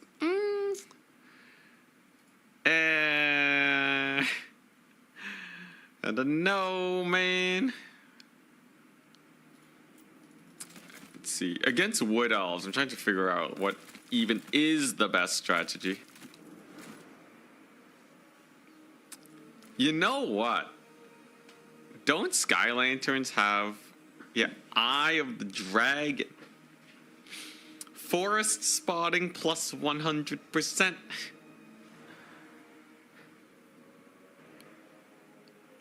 Is that it? Forest spotting plus 100%. Effect range 50 meters. Is that it? So units within 50 meters of a balloon? It's that's it? It's kind of garbage. I feel like the lions will just get shot to death. Though double Jade Lion might be meta just because it gives the Mastery of the elemental winds. It's infinite range. Was that nerfed too? I don't know. Yeah, I don't see any other abilities that let it like spot units.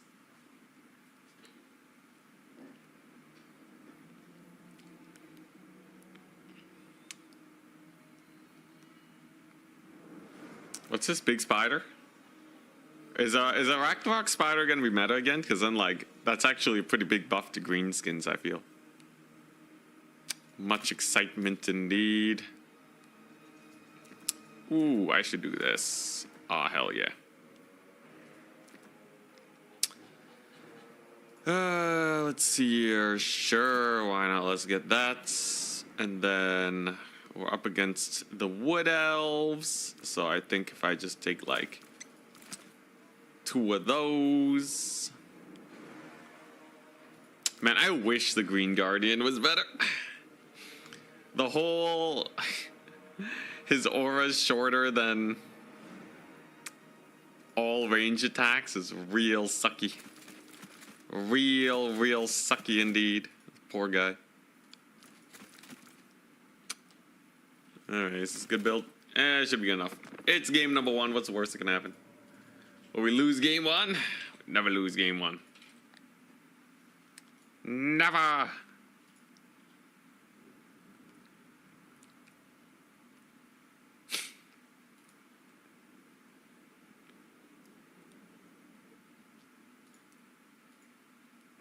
Cathay again? Yeah, yesterday's tournament was, kind of got screwed over. Because, the bracket got all screwy. So, yesterday's tournament didn't really count. Oh, that reminds me. Iceman. Oh, wait, I got... a leaderboard, I believe. I gotta give Iceman a tournament win. Ice. Control F, ice.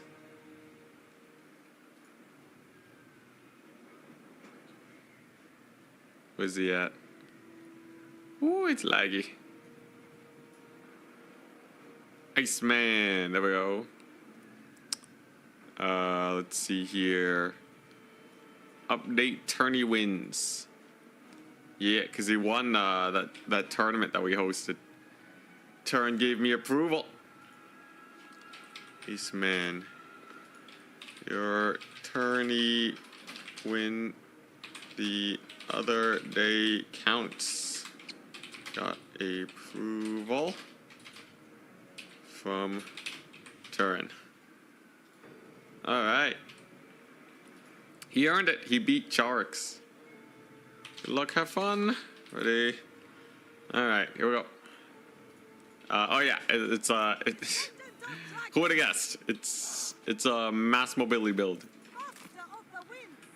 So the idea is, if he pushes up, I have crane gunners. If he doesn't have a lot of range, if he did go for skirmishers, we just run them down. And I brought a fun spell. So it should be very hard for him to shoot me to death. Except for that. Ouch. Not that much damage though. Oh, he has 2. What about? Okay. So he does have double arrows of Kurnos casting. But that means that the rest of his army is going to be pretty weak right now. So as a full-on rush strategy, it's not too bad. Plus, it's going to help me with the Celestial Dragon Guard later. So I got to stop getting these Longmas beat up. Oh crap, those homing shots. Them homing shots. Alright, here we go. It's all good. We're about to get the fattest dive in ever. Oh, okay, so there are skirmishers. Many a skirmisher indeed.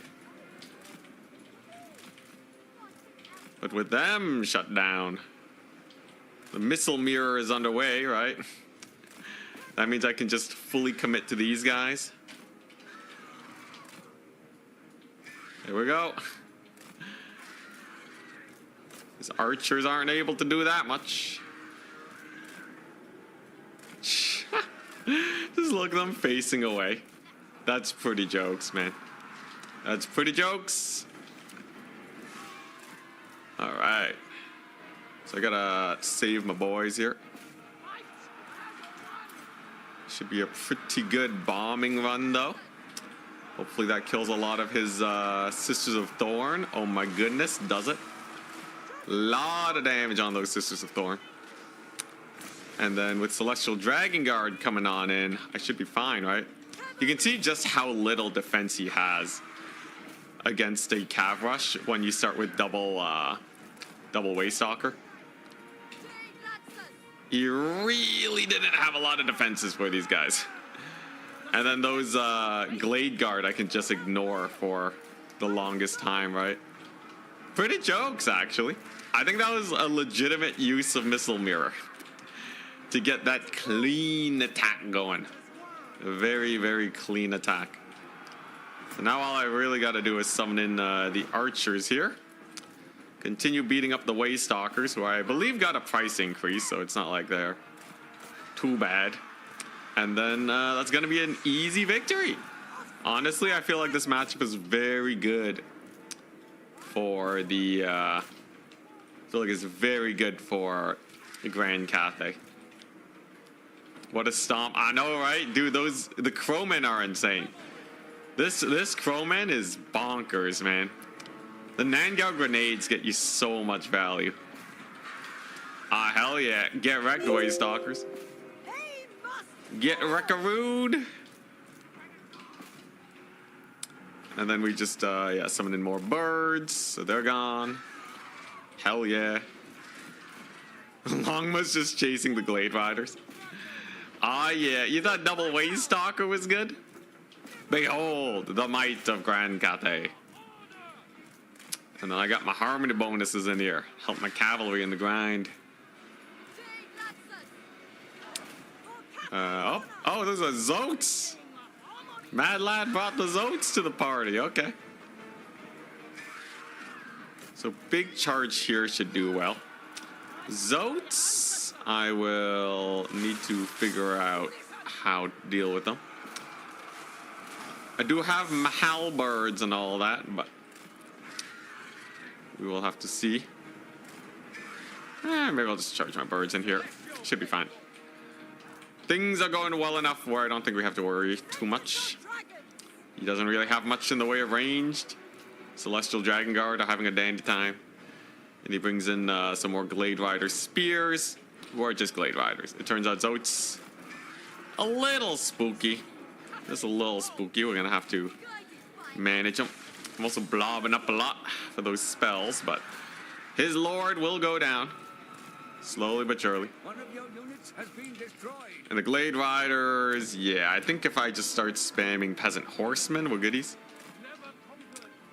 should do pretty well against your basic Glade Rider. I'm just kind of waiting for something to cast Missile Mirror on, though. Would be very nice to get a big old fat Missile Mirror on him.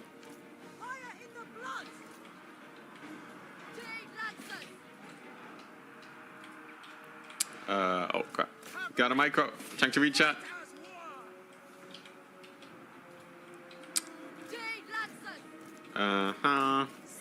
There we go. Yeah, all the major threats got massacred. Missile Mirror is genuinely really good for rush fields, I think. Just being able to say that one of their range units can't participate is a very nice bonus. Celestial Dragon Guard, by the way, they do beat Dryads, so I guess that's good. It takes some millennia, absolute millennia, but they will eventually get those Dryads killed. Good to know. Very good to know. Man, it's just, oh boy. Are those silver chevron Dryads? Do they? Why does he have silver chevron Dryads? Now that's crazy, man. Okay, Sisters of Thorn. Yes, something I can use my magic on. If you overcast it, it has 400 range. It's pretty jokes. Haha! Oh, they just... Oh, let's go! Let's go! Huge! Huge! You see that reflected shot? Oh my god. Get wrecked, Sisters of Thorn. Get wrecked. They poisoned themselves. You know, the uptime on Missile Mirror is actually pretty decent. And if they don't expect it, it will actually get some pretty good damage reflect. 44 seconds though after I overcast it. Maybe it's not that long. Maybe the uptime ain't that good. A little unfortunate. I feel like Missile Mirror needs like an extra effect or something. I don't know. Kind of strange, but solid game number one. Solid game number one. So as you can see, Missile Mirror is clearly OP. Yeah, so these guys did not pay for themselves. They just got murdered. Very good. Very good.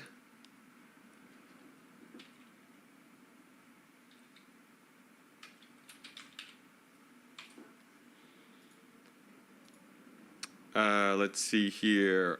Let's go ahead and report our score.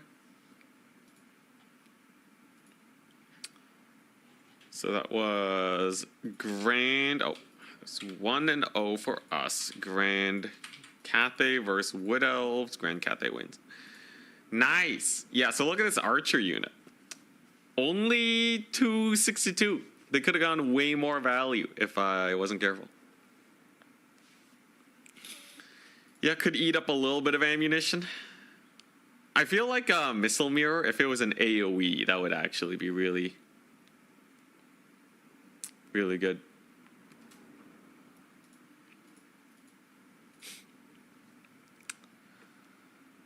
Consider trying Danikin's Dark Elf strat. Oh yeah, you know, it's just standard Dark Elf kite, isn't it? Is there anything different that he does with Dark Elves other than just your usual kite? AoE Missile Mirror would be OP. How about a 10 Winds of Magic spell that can kill multiple range units and also route them? You know what else is AoE that costs about the same amount as Missile Mirror? Burning Head. You guys are crazy, man. You guys are crazy. Oh, those are Way Watchers. Jeez, they had a rough time.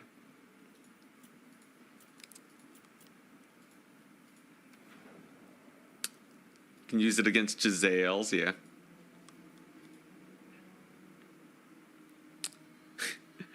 Charix playing Cathay would be quite the sight.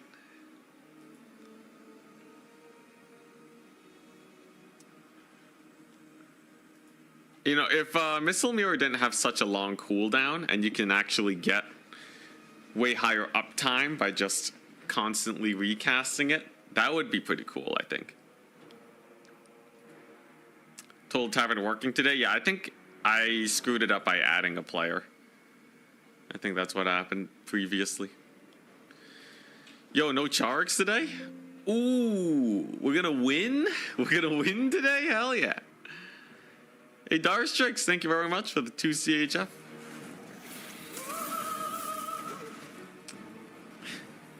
You want net of Amon talk? Plus Cassandra with elemental winds maxing. Honestly, wait, how hard can we go on it? Because you can go double jade line, right? What? You can go triple jade lion? Yeah, unit caps are on. You can go triple jade lion since when?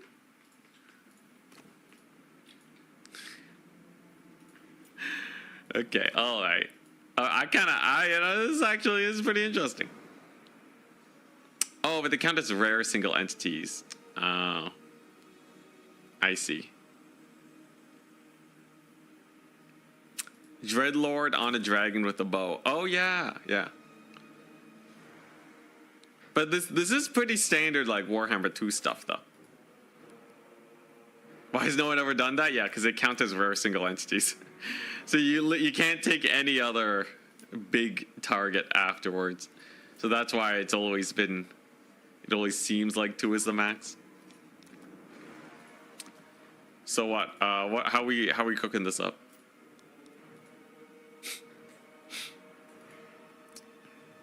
Yo, you can spam the Jade Lion's Breath. With 2 uses each, you could get a really weird Cathay Kite build. Man, it's too bad this guy counts as a big single entity, though. But yeah, then you have the Emperor's Executioner. You have Net of Ammontalk.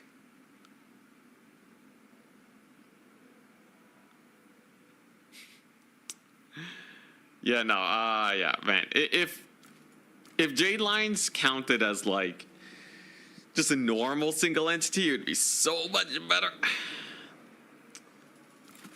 Okay, technically you can't go double War Compass. Because they also have mastery, right? But then you hit your single entity cap, so it's not even that great. If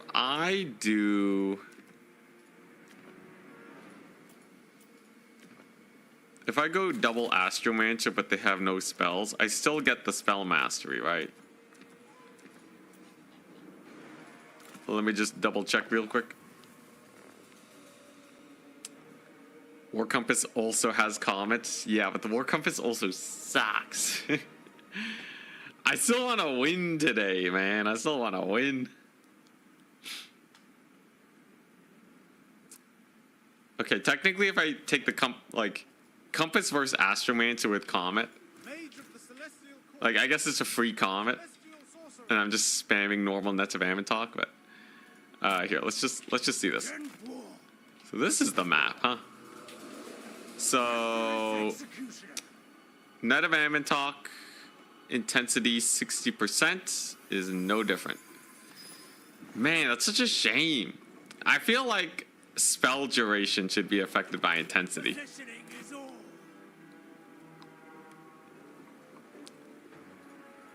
I don't know, maybe there's some instances where it's OP, but like seriously, there's nothing nothing competes with like Malkoth's Mystifying Miasma or Flock of Doom, right?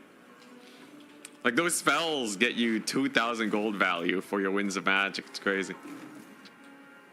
Master of Meteor Winds.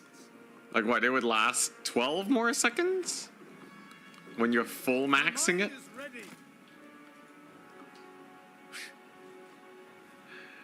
Anyways, yeah, it does give you 60%. That's pretty cool.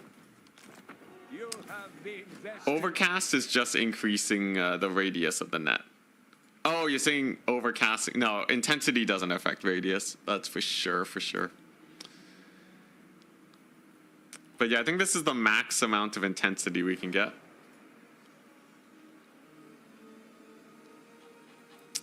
Yeah, so the Compass does have the free Thunderbolt and all that, and Comet.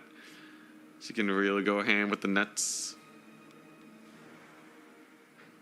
Affects all allies in range.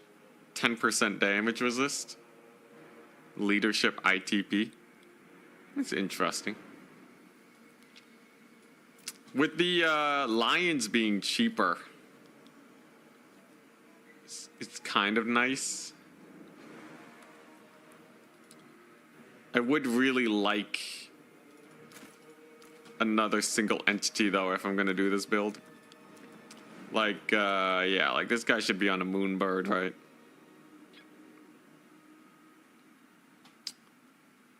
Notes to CA. I guess I will add it in as a note.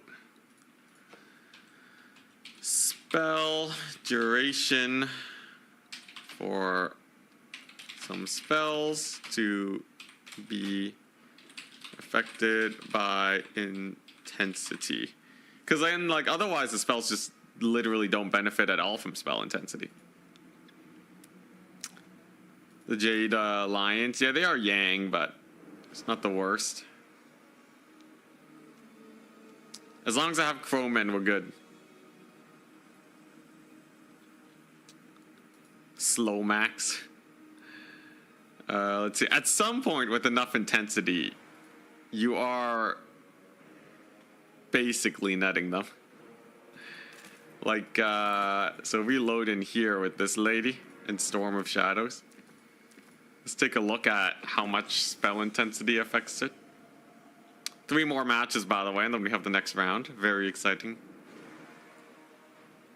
Have any builds of the Green Sentinel? Nope. Green Sentinel is just a slightly beefier terracotta for a way higher price increase. So, spell intensity 6% gets us to minus 72% speed. It's minus 72% speed. It makes it where Comet will probably still land, but it does make it 4 winds of magic.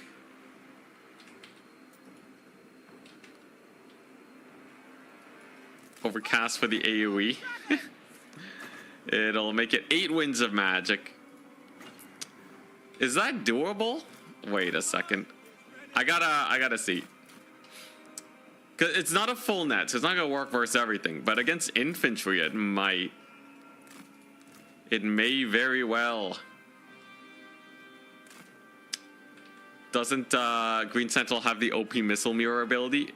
No, it has the underpowered missile mirror ability. I think you're getting it a bit mixed up. Yeah, no, Green Giant does not really reflect missiles unless your opponent does not know what they are doing. 13 speed. It can barely... Oh, it still hits, though. It does still hit. It's not a net, however. It's not really a net. Though it is a pretty disgusting slow. Like, that is... Like, I might just... Like, 4 winds of magic for a 72% slow is kind of insane when it comes to cat fights.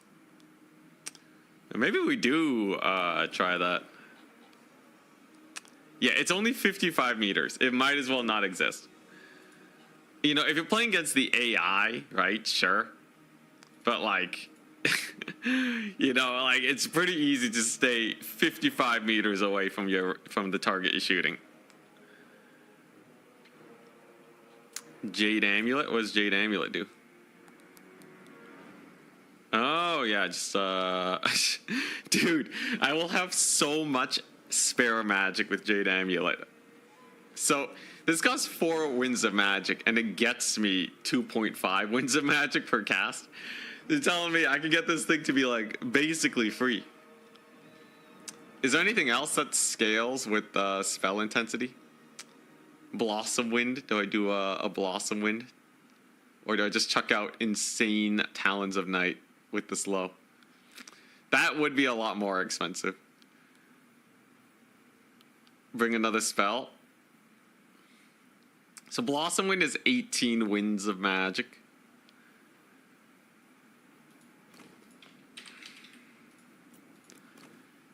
Alright, let's see Blossom Wind and Talons of the Night. Those are the only ones that scale here. Take the Jade Amulet. The slow... The thing is, you can only hit so many targets, so it doesn't really work with a range build if you're getting rushed down. Yang lore debuffs. When it comes to debuffs, the scaling does impact it quite a bit. I'm a Blossom guy. Blossom's pretty cool. It's pretty cool. So it's a 13 winds of magic combo. It does 29 damage full AP. Okay, wait just a darn second. Wait just a darn second. So you're telling me if I cast this, right? Now they can't move, and then we get a Blossom Wind. It's pretty hard to dodge, and the damage was 400? Not that worth, right? Not that worth. Oh, the Blinded gets buffed, though. So they get mega debuffed. They get mega debuffed, so I can combo that and just use it for its Blinded effect. Minus 38, minus 38. Dude, so if I just normal Storm of Shadows Blossom Wind, I can win every cav fight in the game. Crap, did my PC, did my Warhammer just crash? We still live? I think you just gotta give it a second. This happened yesterday, I think, actually. Okay, we're good. Yeah, so what? So if I hit these guys up. Man, Blossom Wind has such a long cast time, though, because after it casts it, it's not bad, though. Like, that's actually a decent amount of damage. And then they have, like, no stats. Oh, no, it doesn't actually increase it. Oh, what a ripoff. So the blinded effect doesn't get amped by the spell amplification.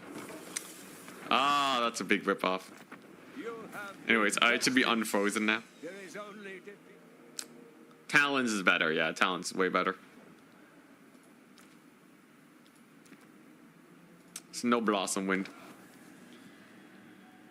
After patch, CPU has a hard time, especially in the AMD. Oh, I see.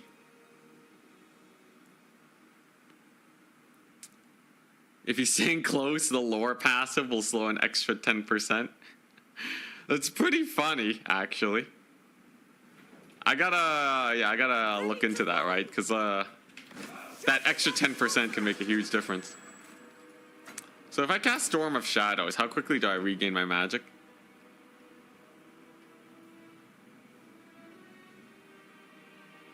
Okay, so, okay, we basically are all back. So how much does Talons of the Night do? Blossom is prettier. It is, it is.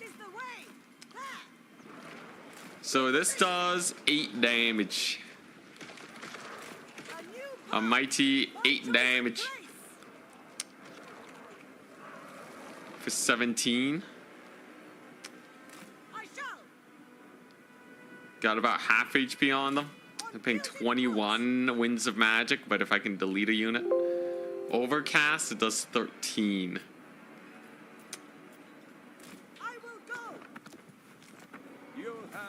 Maybe?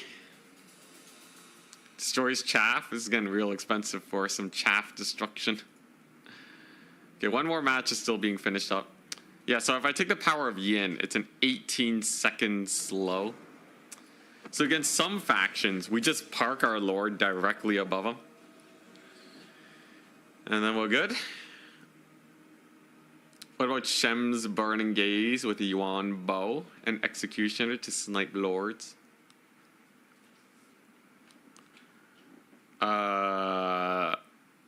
Shem's is not that great at sniping.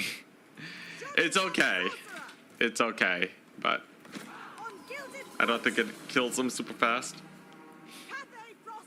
Okay, let's take a look.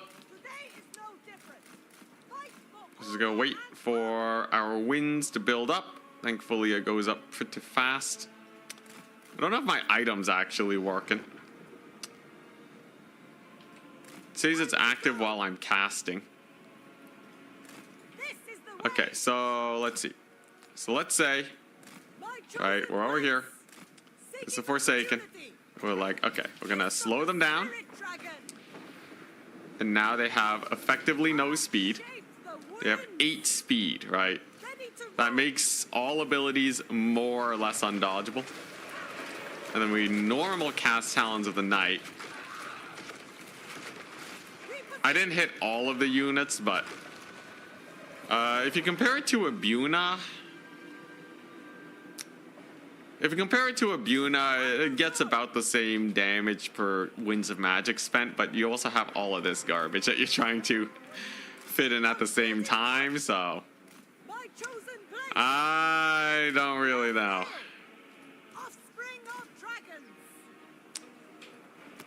Can't bring Firewall either. What we could do, though, is we could use the Astromancer. Chain Lightning got buffed, actually. Wait a second. I have an Astromancer. Why have a crappy Talons of the Night when you can run Chain Lightning at like 20 damage a tick? Ooh. Ooh, that's real good, actually. That might be it. Chain lightning meta. That's pretty good, actually. Wait, let's take a look. Final transmutation. Yeah, because I can bring a second caster. So we could do final transmutation. Though it doesn't combo with the slow. Yeah, Moonbirds got buffed. It's all cheaper. It's all cheaper. So like if we go here, right? Let's take a look. So this is significantly cheaper. Let's see. So Chain Lightning is 14. So at 18 Winds of Magic. Right? Like I can cast this. Oh crap. Alright, well it's minor misplay. It's fine. Okay, and then we cast the Chain Lightning. Like this slow lasts forever anyways.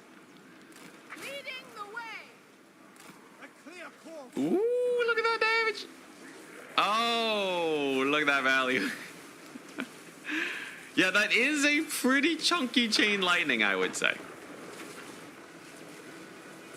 Like, if I just cast that right on someone's face, it's a 21 wins. It's a 21 armor piercing vortex, right? You got 1750 value.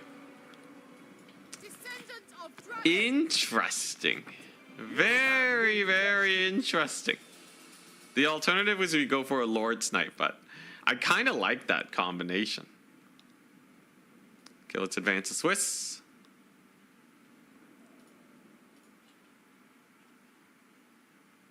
Navigator does have his point. Very nice.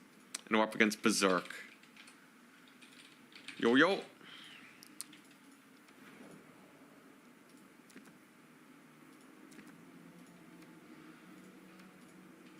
There we go.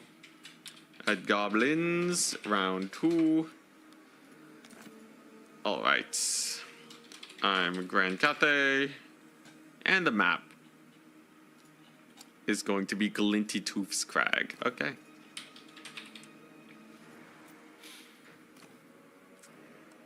Yeah, I gotta try this out.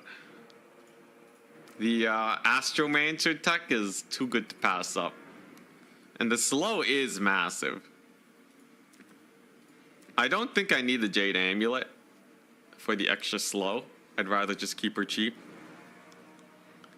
Can you do anything with the Grenadier's active ability too?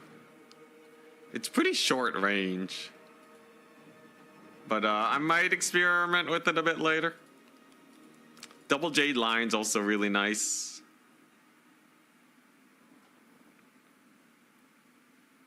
Thunderbolt plus Wind Blast. So Wind Blast will do a lot of damage. Did they buff Wind Blast? No, right? Yeah, no, Wind Blast is the same. But you can overcast it to get 50% more damage. And it's some of its armor piercing. You could probably get some pretty nasty Wind Blasts out. Especially because, like, base Wind Blast 5 magic is all you're going to do, like, a million. But Chain Lightning can kill elites. I think there's actually some potential. The fact that I feel less bad about taking Jade Lions and having them be my damage amps. Can I squeeze? No. So if this guy's on a Moonbird, it doesn't work. I could put him on a Warhorse and then get my third Jade Lion. But then I'm cutting the sick Woojing War Compass that everyone loves, right? Okay, he's Warriors of Chaos. Perfect. He'll be the perfect test for this shenaniganry.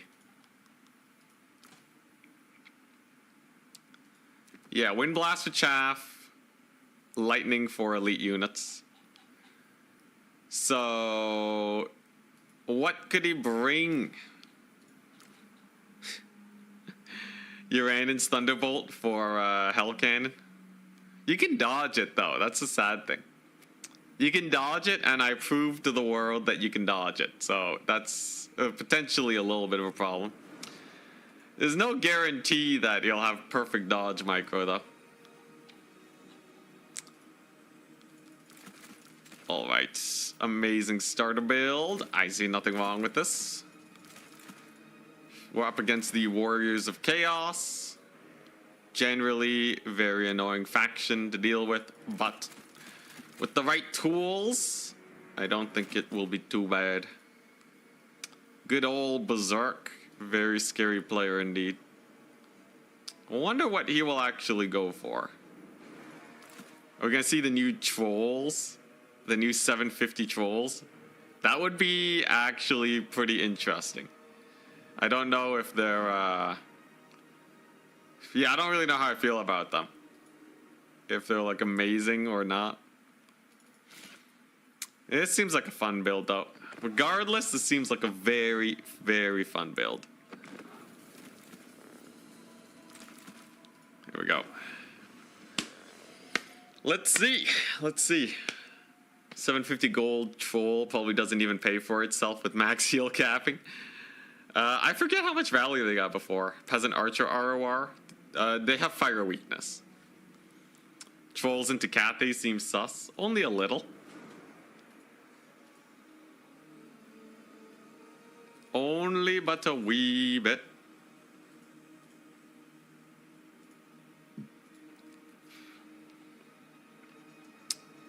Okay, so I gotta give Pizu a point, a Swiss point. Yo, I can't wait for Total Tavern to get the update. It's been so long.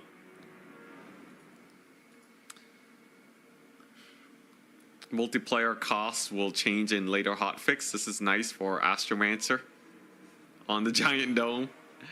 Yeah, they're gonna make the what's it called? Yeah, the Wuxing War Compass 50 gold cheaper. Surely Cathay will be so OP.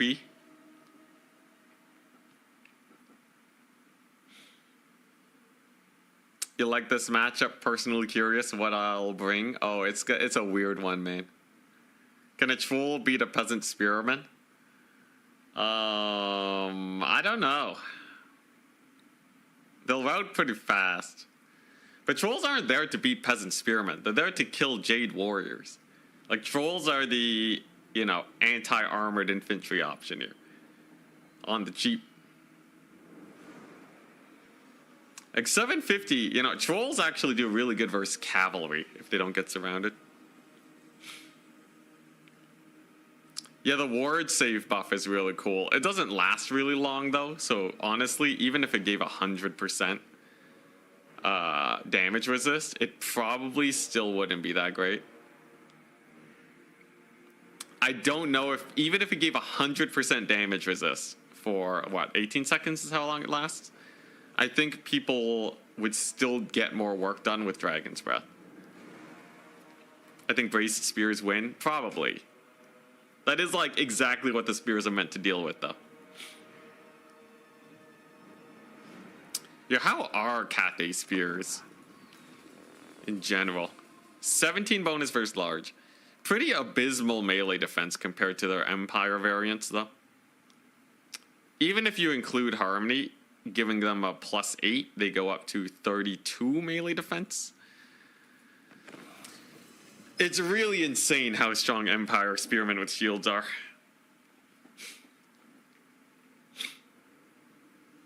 Yeah, the speed debuff spell gets more than twice as effective.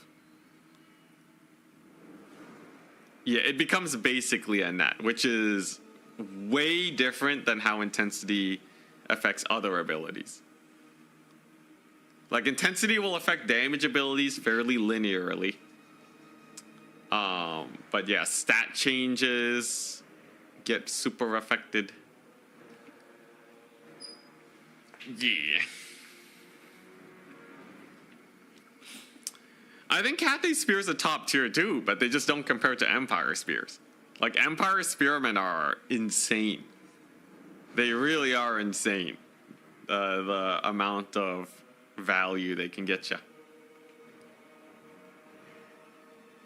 If you purely want intensity, you can just bring the naked heroes for 300 gold. Yeah. Right, I'll be back in a second while we wait for Berserk to make his army.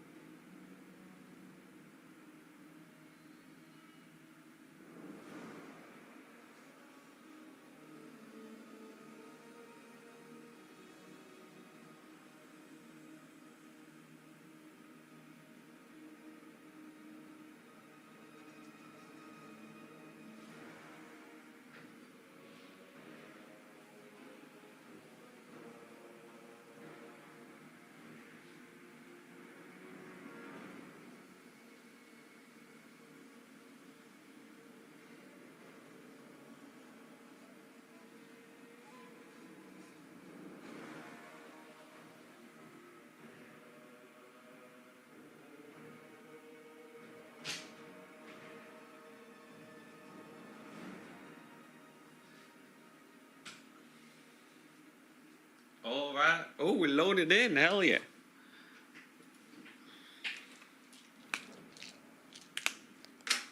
Make Empire Spears expendable too. Jeez.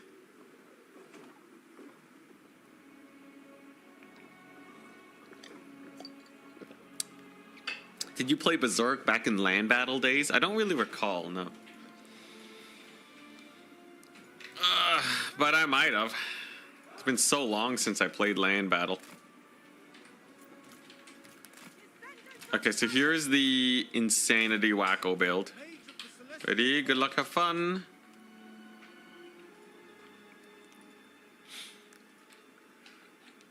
So, Insanity slow with the intensity. That'll show up in a second. Chain Lightning, Uranus Thunderbolt, and Wind Blast.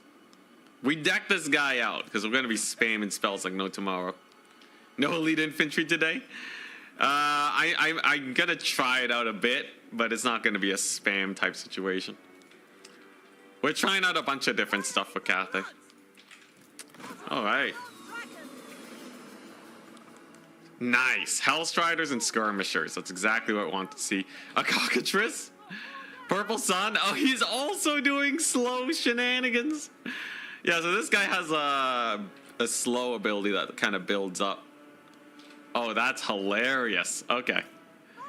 All right, so it's slow v slow. Who did it better?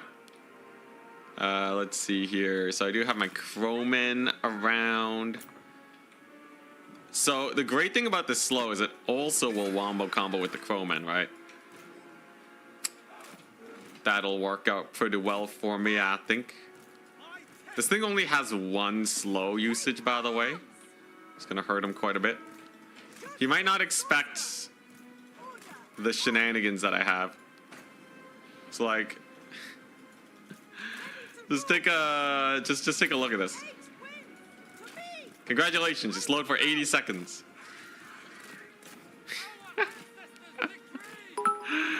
What are they supposed to do? What are they supposed to do? I don't know. Goodbye, horseman. You served well. But you are dead now. Oh my god. That's kind of OP. Oh, there's the Purple Sun. Alright. There we go. You gotta take off into the air. Nice. Alright, sick. Let's see here. What's next? What's next? Okay, I can definitely kill his little birdie dude over there. Let's go ahead and get our Crowman online and operational. Crap! No! You might have killed the War Compass. We'll see how it actually pans out, though. Let's do some of that. And here comes the Wombo combo. little bit of a chain lightning on their face. We'll see how that pans out. Dang, okay, so I did lose the war compass. That's pretty sad. But I did get a pretty cool chain lightning. And let's just vanilla wind blast him, I guess. Unfortunately, we'll probably be losing most of our crowmen, but I think we are still mostly okay. Let's go over here. Astromancer does have a little whirlwind ability that he can use. There we go. Hopefully I nailed it. It was okay. Could have done a little bit better with that, but it's fine. There we go. Dang, we're really just punching each other in the face constantly, aren't we? Okay. Get some peasant horsemen in there. Get some crowmen action. Unfortunately for me, we are definitely taking a lot of damage here. But I think with the double lion, it's going not too bad. Got a little bit of routing off over there. Most of his guys here are suffering pretty hard, right? Here we go. There's another slow. We're gonna catch his skirmishers out. Each skirmisher he brings in is just dead. So that part's definitely a big plus. And then of course we have the double terror-causing lions here. Just can get a lot of work done. Value trading though is definitely on the more sus side, especially because I don't have any harmony bonuses. And sadly for me, the Astromancer is kind of getting bullied. Come on, Astromancer. Let's get a little bit of a lightning bolt. Okay, looks like we will live. I did get a lightning bolt. I am rapidly running out of magic though, which I do not appreciate very much. He did bring a hell cannon. Okay. I can hunt down a hell cannon, no problem. That's not a very big deal. And most of his units are on this side of the battlefield. So I think we can just, yeah, we can run down any Hellstriders he decides to summon. That's not a problem at all. So that's going to be the play. We just roll on in, bully his thingamajig, and then we're fine. He's going to summon some Forsaken. That's not the biggest deal ever. Should be very difficult for him to deal with this. I have some crane gunners over here that can get work done on him. Okay, now how do we want to shut this down exactly is the question. It's, you know what? Oh, he's gonna try de-summoning it? Oh, we got it! He couldn't get the dodge off? Hell yeah. Oh, that's hilarious. Okay. He tried to de-summon it. Alright, a little bit of an AoE over there. We'll get a lot of work done on him. Oh my gosh, get you baited by the crowman. Hell yeah, brother. Yo, this Astromancer's cooking up a storm today.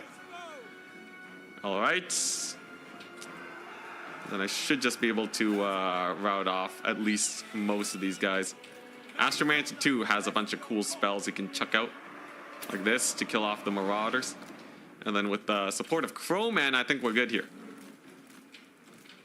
There we go. Some good routes. I'm going to have to disengage though. And the Astromancer's going to have to get to safety. But at least my crane gunners are online and operational and doing great.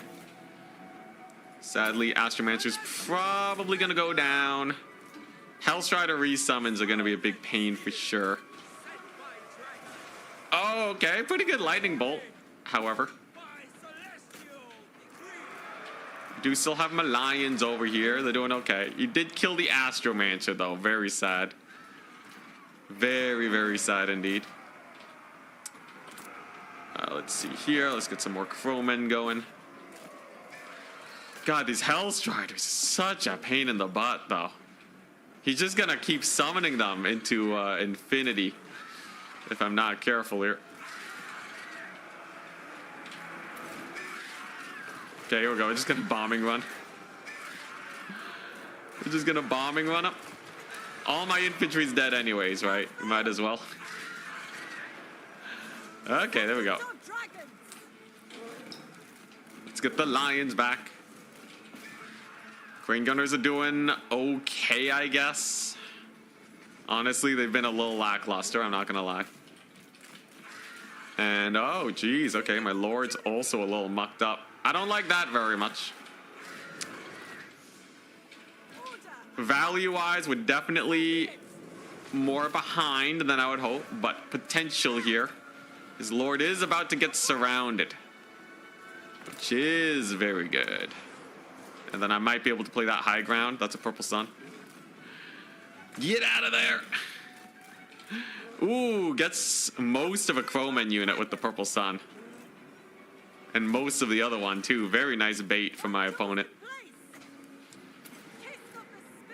I will be able to get another bomb drop, at least, with these guys. One more for the road should do. Okay. Here we go. Just right on top of those Forsaken. And then we're gonna play for the high ground. Unfortunately, one lion does die. Very, very sad. I will be able to capture this high ground, but man, those Hellstriders, they do not give up. The Hellstriders absolutely are going to be a menace. I think I should have just summoned the Crane Gunners earlier. It was some fun tussles, though. It was definitely some fun tussles. We had some pretty jokes, little skirmishes here and there. Lions doing okay. I will get a little bit of a cav charge here. Nice. Jade Lancers are on the job. And I will be able to slow them down, which is going to help. Everything hinges on me taking this high ground, though, in a reasonable amount of time, however. And he does have some doggos here, which is just going to make life more difficult. I kind of fear for the Crane Gunners, too. And my Crowmen are not exactly doing that great here, either. He's got a lot of value with his super annoying purple suns too. Can I just see his value? Yeah, about 2,000. Pretty huge, I'm not gonna lie. Aspiring champions are being annoying. I think he's won this one. Honestly, the Jade Lions were real disappointing. I think the Astromancer's fun. I think the Astromancer's absolutely fun. Sure, the Crane Gunners might have gotten a lot of value, but yeah, he's triple Catman now. Brutality.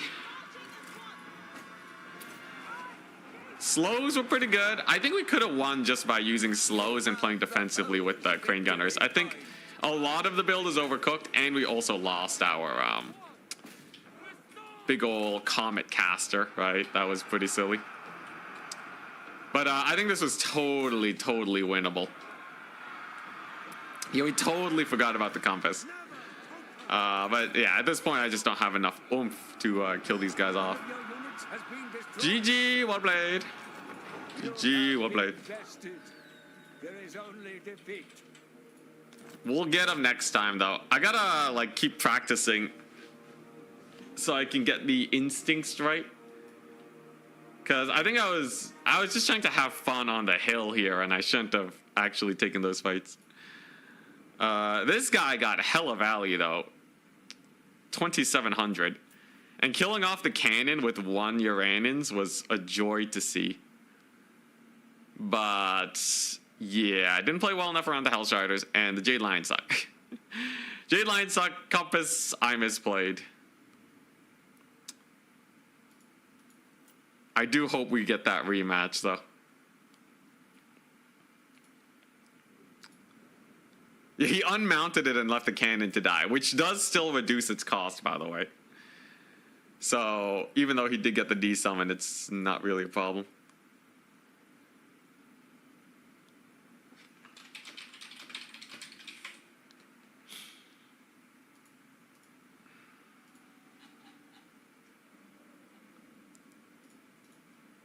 How much spell mastery do you need to kill a cannon with Overcast Thunderbolt? I think at 60%, it got the job done. So I guess 60%.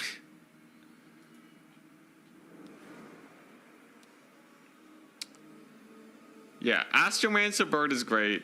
I think I've got to cut all of this, though. We might go for the Jet Lion. I feel like Jet Lion would actually get a lot more work done. This is Grand Cathay versus Warriors of Chaos. Warriors of Chaos 1. How are Hellblasters now? Same as before, right? No Jet Lion? What's wrong with the Jet Lion? He has his spell resist. He doesn't give any Master of the Elemental Winds though. Yeah, he doesn't enhance magic. Jet Lions are the worst. Dang, unanimous decision. Everyone hates Jet Lions apparently. Losing the War Compass is just silly though. I shouldn't have lost the War Compass. But I'm only allowed 2. So let's see here. I think, I think we just want to play super defensively next time. I think this slow will really help us win defensive playstyles. Because it lasts forever. It lasts absolutely forever. I just need something that can kill cavalry. Is there an alchemist with something that, like, I can take Insanity Searing Doom. Just have Searing Doom on the Ultra cheat. Combined with the slow, it's 10 winds of magic, but it should actually just delete everything it touches. Like, I really like the slow here. And then what? Then we go Searing Doom. So this would be, how much? I'd be missing 30%, so I'd be at 30% amp. I think I do need like the double Jet Lion, right? Astromancer with his Moon Flare is good, combined with the super slow. And then from here, I think the smartest way to go about it is to just go for double Crane Gunner. Like, this feels like a legitimate build. I think the compass, we're gonna skip the compass.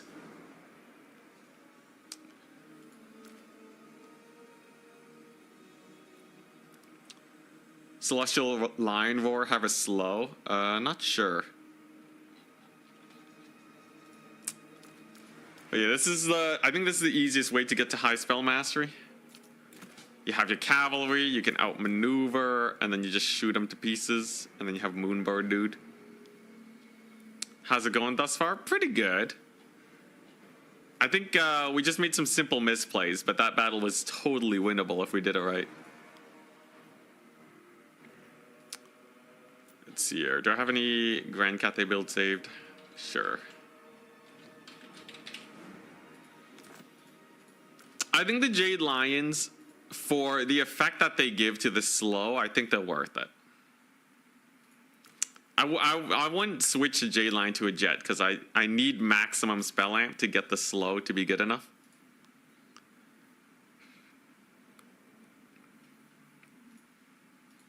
How many more matches? Ooh, 2 more matches. 2 more matches. Yeah, Moonbird is still pretty expensive. It's 1,500 now. And just as a raw single entity, it's pretty good. 7,300 HP. Has a caster on it, so it gives Mastery of the Elemental Winds. I think it's fine.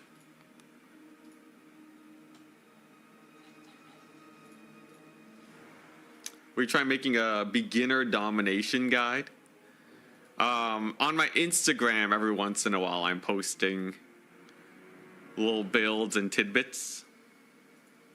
I'm trying to get better at it, but that's where you'll want to be.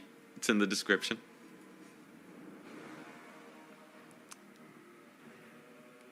If you do have any questions, though, feel free to just DM me. I'm happy to answer. 1,400 is 2 Crowmen. Well, the Moonbird actually can do a lot more than 2 Crowmen because of terror. But let's see. We will advance the Swiss Goblins round 3. And we're up against Blake. All right. Yo, yo. But yeah, what I'm thinking is you have a mobile build with lots of spell lamp, and then you force them forwards with crane gunners, and then you murder them.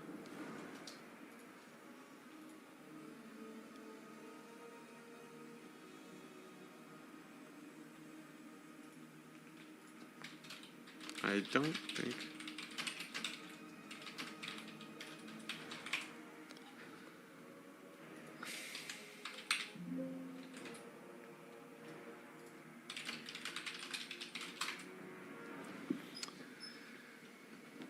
let's see here. Oh, is Blake Hobo Honkers?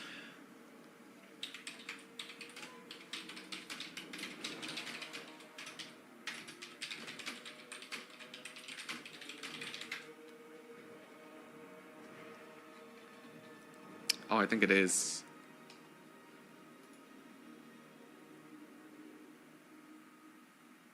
Let's see here. There should be a way to change your name, I think, on Total Tavern.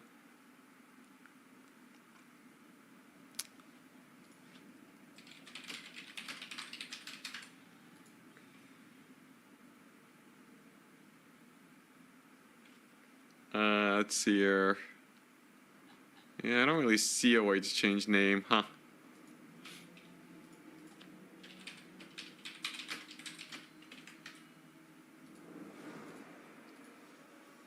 Alright, well, anyways. We have a lobby to join.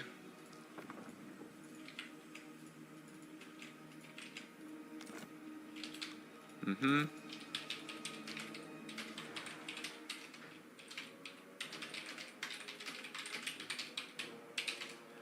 Alright. High Elves. What? Crystal Lake? Oh, hell yeah. High Elves versus Grand Cathay Magic Build. There has to be something with this Jet Lion shenaniganry. There just has to be.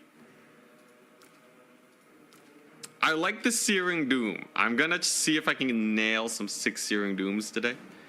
Ooh, maybe some Plague of Rusts too. Okay, yeah, so that's the play, right? Searing Doom and Plague of Rust. Dude, that has to be insanely good. Plague of Rust Overcast minus like 100 armor. That has to be good. Honestly, I feel like there's enough potential with this double Jade Lion shenaniganry that I almost want to try learning like a Cathay style that just really cooks.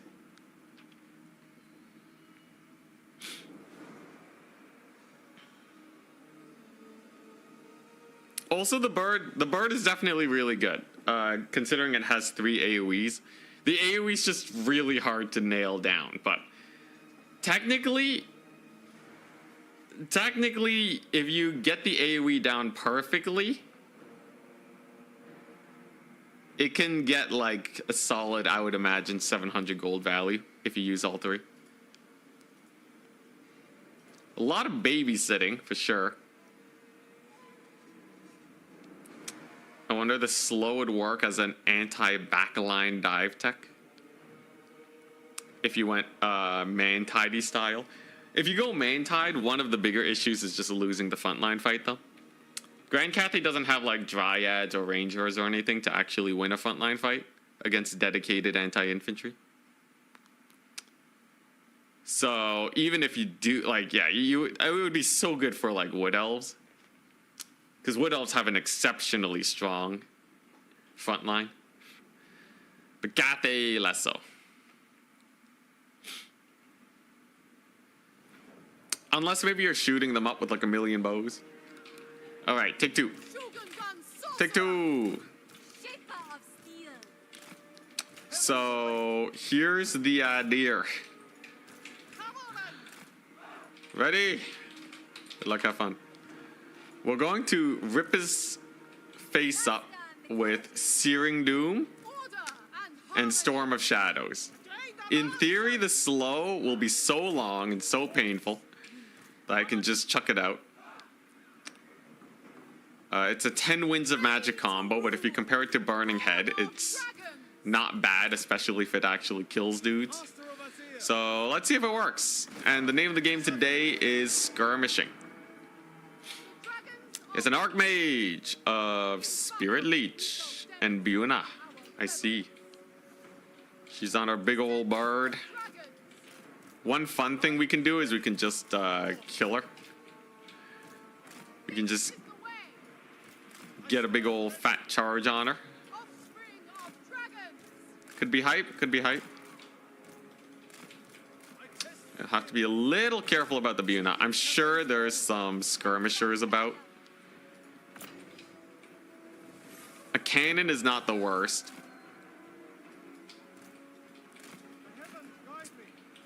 There we go. Okay, now where are your dudes at? So he has a cav core here. Interesting. Okay. And gets load.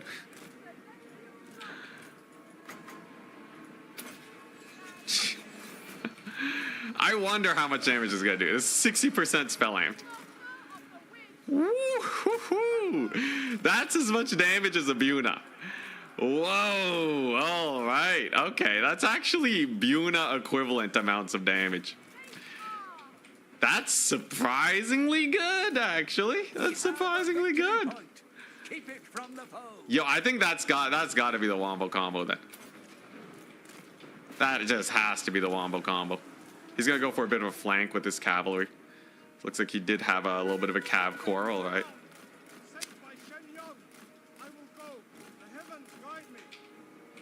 We got him caught up though. Dude, that's a really fun combo. That's a really fun combo. Is this even dodgeable? Is he paying attention?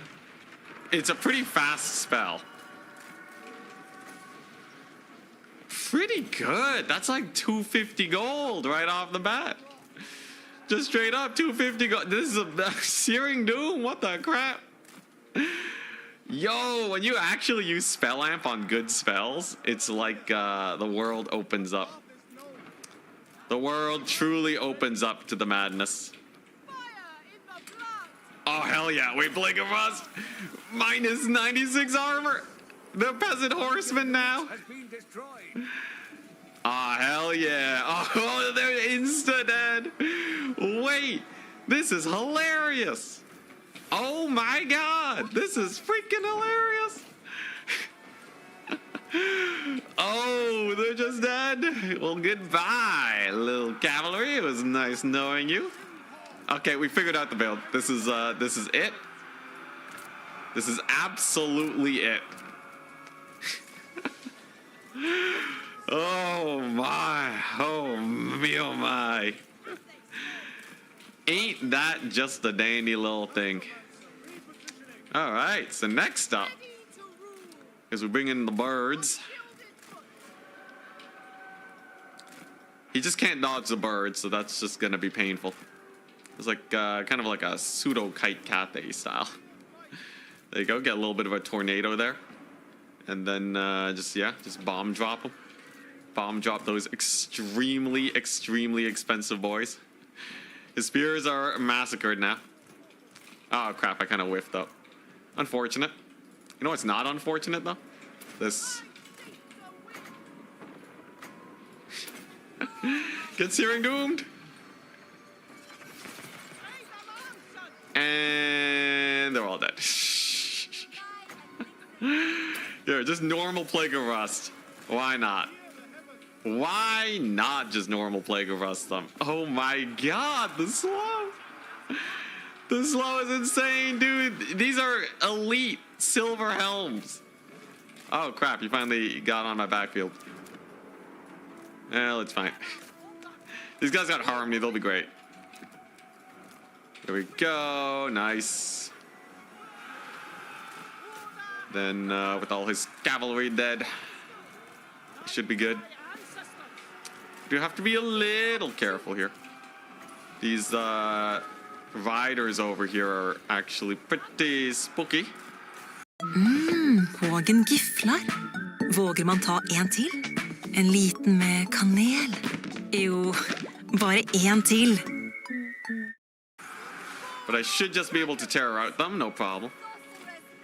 There's another Searing Doom. We'll just use that to kill him, I think. And there you go. And the Silver Helms are no more for the low price of just a casual Searing Doom. He loses another unit of cavalry to the cannon bait. Very nice. And at this point, it's pretty over, right? It should be pretty over. I just have to carry out the victory, not lose my second point, and we're goodies. Ah, dang it, cannon full routed. What a ripoff. Well, I got 2 units of cav for it. I think it's worth. And I do still have magic too, so if need be, we can get that done. Let's give him the slow. And the Plague of Rust. So it's going to reduce their armor to 52. Crowmen do a lot of damage to low armored cavalry. So that should work out quite well for us. And it seems like indeed they are taking quite a bit of damage. Though the Spirit Leeches are definitely very annoying. But it looks like his cavalry is indeed going to get routed off. And then I just got to chuck out a Searing Doom on his face at some point, right? I got to be careful, though. My lord's actually in a little bit of trouble. These Rangers are nothing to scoff at either. Lord needs to live. To the trees.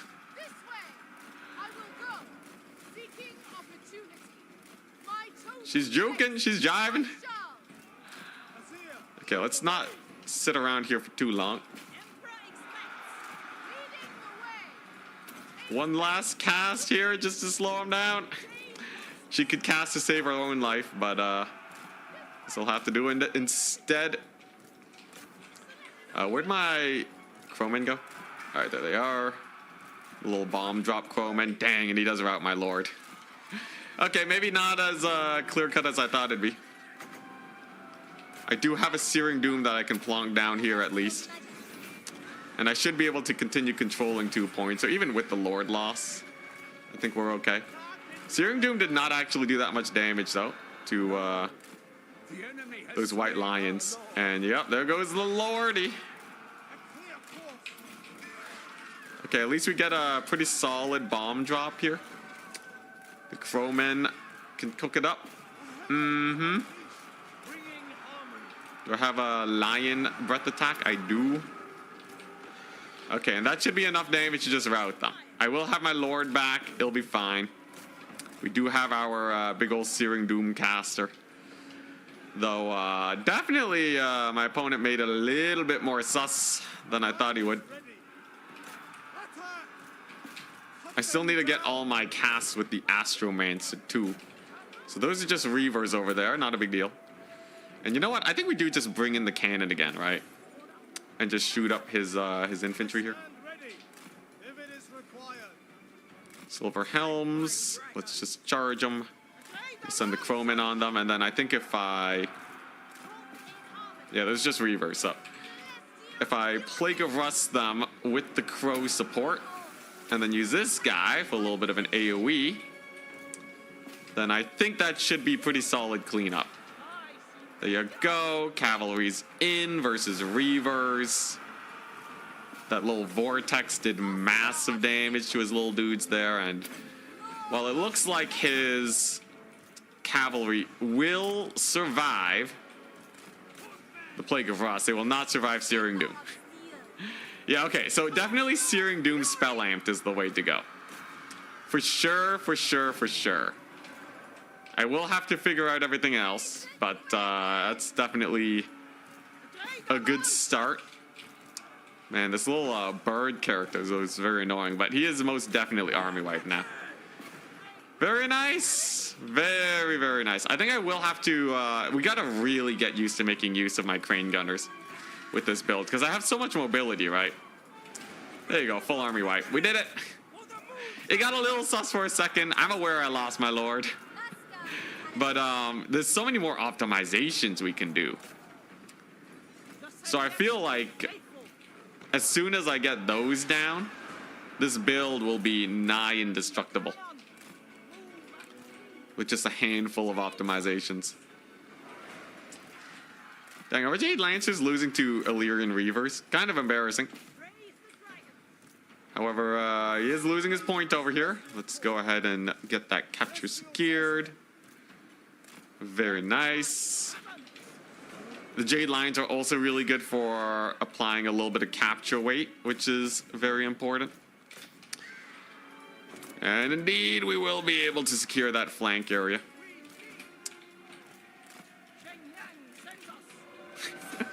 Lord must always be sacrificed for assured victory.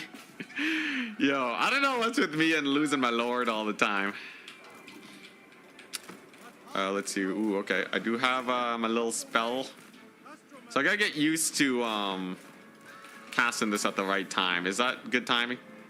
Ah, hell yeah. There we go. Pretty good timing. And then I gotta get used to getting the bomb drops with my crowman. Optimal bomb drops on these guys is insane value if you pull it off right. There we go. Pretty good deeps. The missile resist definitely helping them out, but shall not be enough. We did barely hold this point over here. Nice. Still no magic. Ripperonis. But on a triple cap now and a ticket lead, I think there's not much we really have to worry about. Solid build, solid build. Is this a build that I think will, like, you know, delete everything? Probably not, right? Oh, Noble Daldor, thank you very much for the 100 bits. I missed that earlier. Yeah, it's not like a crazy build, but like it's all right. What matchups do you bring the grenades? I don't know, man. If I ever go for like a man-tied strategy, the grenades can be okay, I guess. Oh yeah, look at that cannon plonking away at him. His lord shall go down too. Big charge on the spears, but it looks like he might have braced. Ah, he's going for this point too. I have so many extra tickets though, right? This should be basically impossible. His lord's dead. Oh, hell yeah, the counter lord snipe. Very, very good. And a route over there, because the lord's dead. Aw, yeah. Very fun build. Would highly recommend playing it. But it's so hard to pilot. Like, you have like 5 different units with abilities. And then the rest is cav spam. Like, it is not an easy build to pilot. Not in the slightest. But is it fun? Absolutely. Unending glory is yours. Absolutely. GG, well played.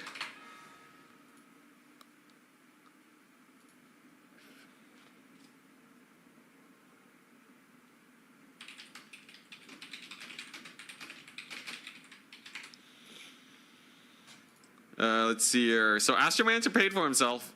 So, 2,600 damage? What? That is some of the highest value on a pure caster that I have ever seen in my life.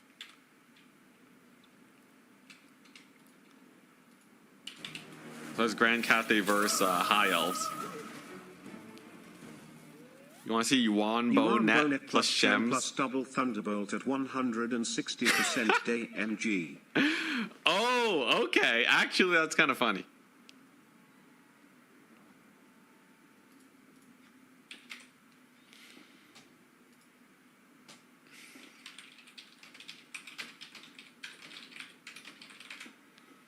Interesting. So you want to see the net plus. It's a similar style, but with netting. So in this case, the Jade Lions actually did pay for themselves. 2,600. Holy moly. I guess it's combined though between the two because this lady did not get that much value.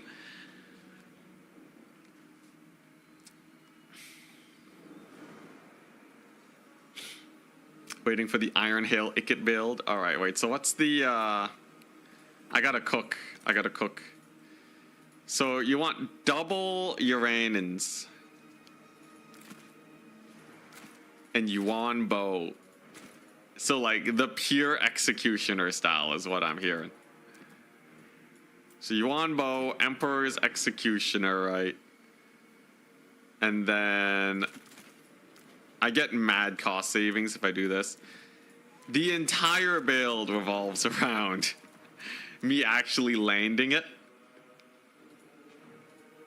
Okay, I gotta make this actually viable though, right? No one just wants to see me lose. So, how do we do this properly?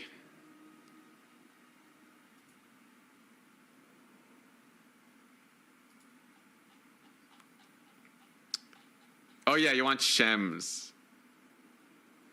You want Shems. Oh, he does have Shems. Oh, okay, that's actually perfect then. Yeah, so we have Shems, Nets, double Thunderbolt.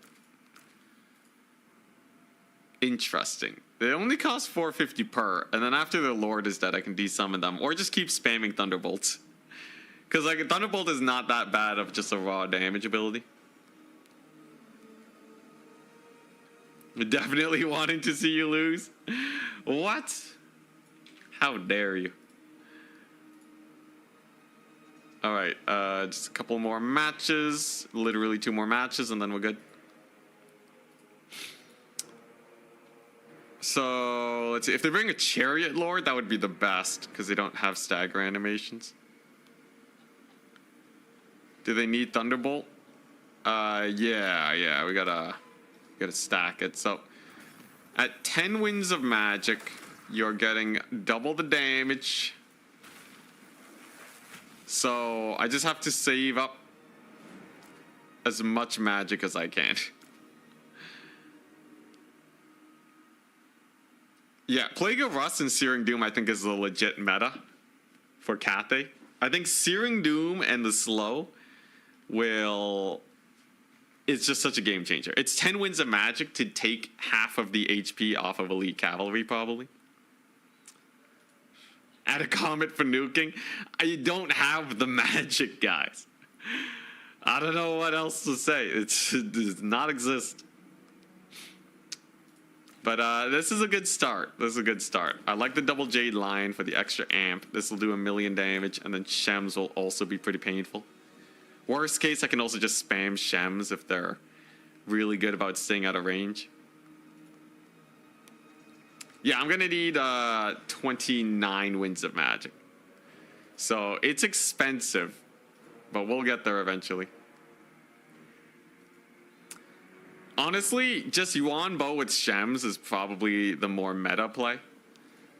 But you know, double Astromancer is not the worst to keep around. Double Compass for even more bolts. Wait, if I put them on a compass, they what do they get? It costs 650. And they will have comets and okay, yeah, so they'll have bound 2 uses of lightning and comet. And they will have Nexus of Elemental Winds. God. This is an abomination. Okay, I can do, here's the thing though, right? This mobility build is just so good. We can probably do something like this. And make it work. Who's my last opponent though? That's a real question. Like, yeah, these guys can roam around, right? 2 Jade Lancers, 2 Chrome, and 2 Jade Lions. They will benefit from Harmony too, which is pretty funny. Cav Max, Magic Max. I am the Magic Man. So we have Nexus of Elemental Winds, and we have Bound Lightning Bolts. So anything that gets in range of Net of Ammontok will just be blasted into oblivion, right? I'm not gonna go double compass. I think that's just insane. But like, this will be a really hard army to approach, and maybe I can just get a lot of value early on. Then I summon in the crane gunners, and they'll be completely defended because he'd have to push into my backfield after down trading the early game. And then of course, yeah, Yuan Bo can just Lord Snipe with the Emperor's Wrath. Legitimately, this could work. Grand Cathay Lord Snipe. Are Jade Lions good now? They're better. As a source of just extra winds of magic and mastery of the elemental winds. For 1100, you also get a single entity. I think they're not the worst. Last game, they did get 1100 gold value. Plus the value that they gave my caster, damage-wise. Test it, please. I don't want to see a failed meme in a real game. I'm pretty sure I've looked at the Thunderbolton before.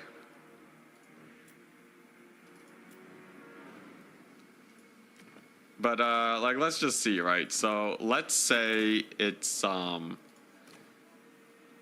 let's give it like one that actually staggers quite a bit. So we go Sisters of Twilight. Does it work, or will they stagger to death? Or stagger to life? Are you winning today? So far, it's been going pretty good. All of these games have been winnable.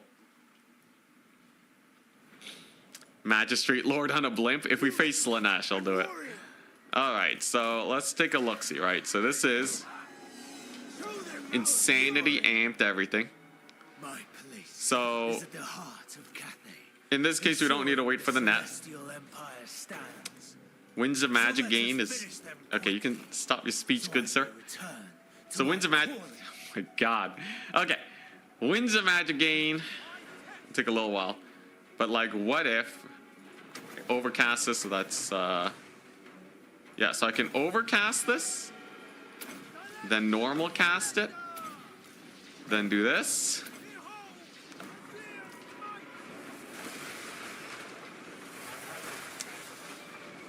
Okay, yeah, so you do have to be careful about the air stagger, but it does do a lot of damage. It definitely does do a lot of damage. How much damage does a normal Shems do? Jeez. Okay, actually, legitimately, Spell-Amped Lord Snipe is pretty funny. Even if I'm just spamming Shems, it's not that bad. And then you still have the double Jade Lion. Like that, you can get a lot of work done for sure. Let's try a Chaos Lord. So like, let's see if it's Archaon. What does this look like? Good old Archie. Jade Lions have better melee stats than Vargulfs. Yeah, they have like 50% less HP though. But assuming they don't take much damage, they also don't heal, man. Let's see here. All right, so how does this work versus Archie? So we're just gonna wait for 6 wins. Okay, what does this look like?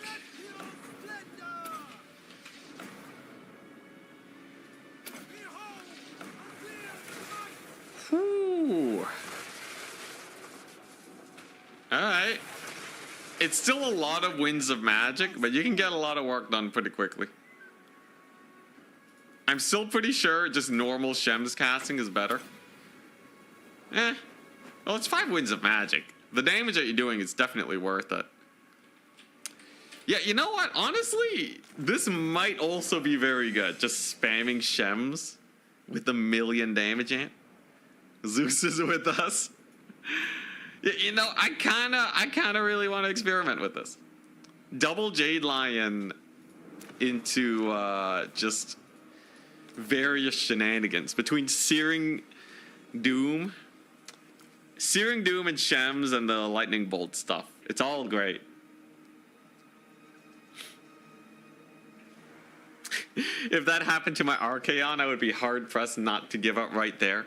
Yeah, for the cost of like what, 3 Spirit Leeches, that's way more value. Doombolt at home, yeah. Interesting. Grand Cathay magic meta. I am the magic man. I think Searing plus Rust killing off elite cavalry.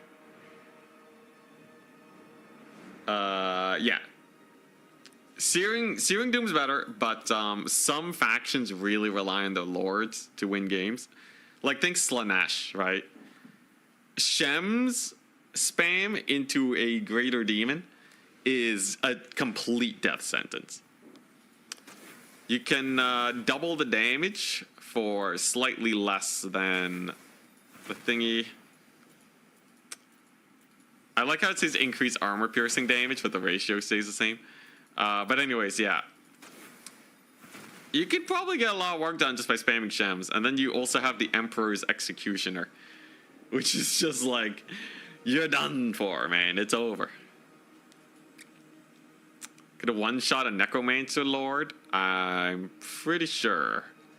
I have to be careful about the ones that are flying. I'm not allowed to use more than just the one Lightning Bolt. Otherwise, they might stagger out of the way, but...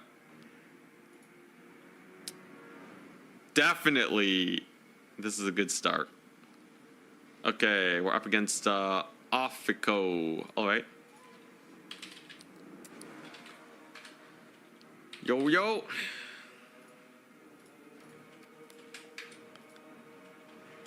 Goblins, round 4. Not too many signups today, so I should be able to make it with this next win.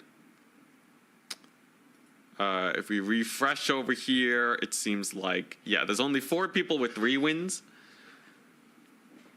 So B6 versus Berserk, Navigator versus Potatoes Devil.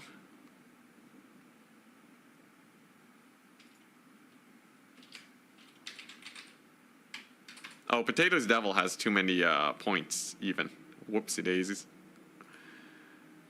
I'm gonna have to reduce that. It was too high. You should be at 2. Someone dropped out. Alright, here we go. If we win this, we're goodies. And we have a sick Lord Snipe build. What's the map gonna be? It's going to be Hashut's Oriole Field. Alright.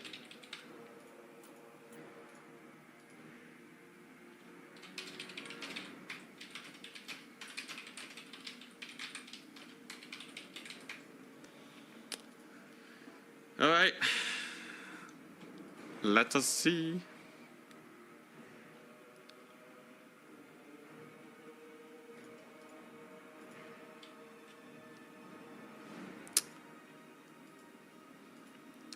Two Compass, 2 Astromancer, Overcast Net, Kill Lord, and 2 Comet. Yo, just because their Lord is dead doesn't mean that they don't have, like, the rest of their army to run me over with.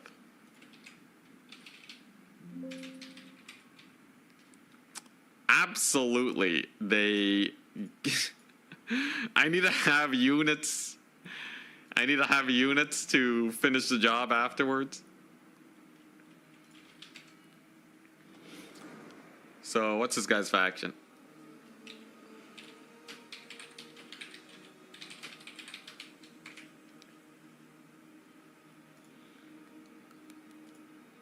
He's playing Chaos Dwarves. Ooh, this will be perfect for Chaos Dwarves. Because usually they do bring some chonky single entities. Enemy will just quit afterward, guaranteed. Totally. Okay, my build is honestly fine. I can use it on the trains. I can use it on the trains, people. The trains shall be no more after these shenanigans. Alright, I'm ready. Let's see it. Let's see it. I think, ooh, actually, let's change our banner. Let's go, the Jade. Let's go Imperial Wardens. That's a nice green.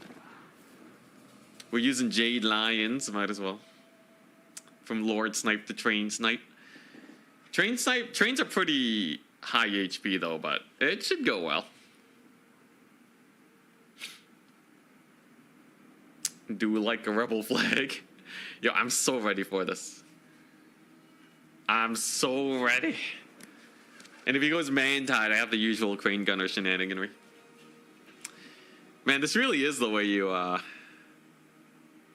do this. You really think I need Plague of Rust?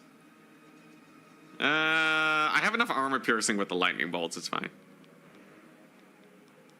Also, cannons are like hard counter to trains. Oh, this will make for a great video. I brought 160% spell mastery to a tournament.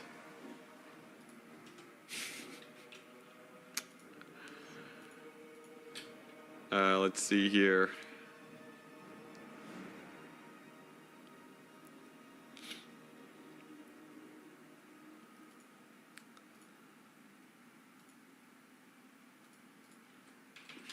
I brought 160% spell mastery to a tournament.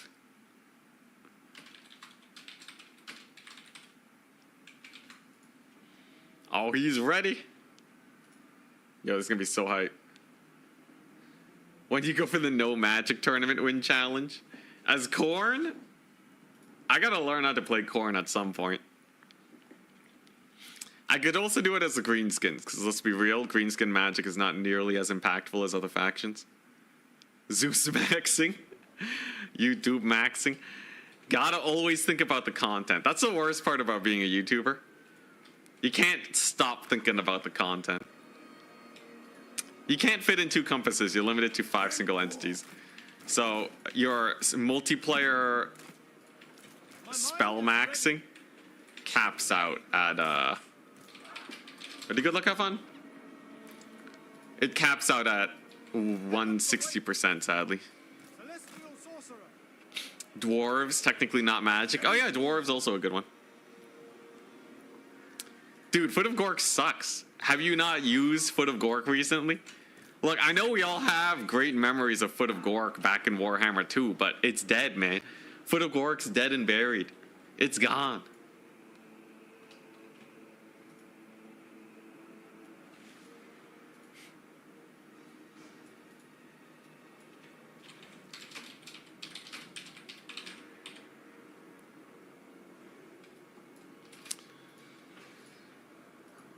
Wasn't it buffed? Yeah, it has 50% armor piercing now, up from like 40%. It's not a huge difference.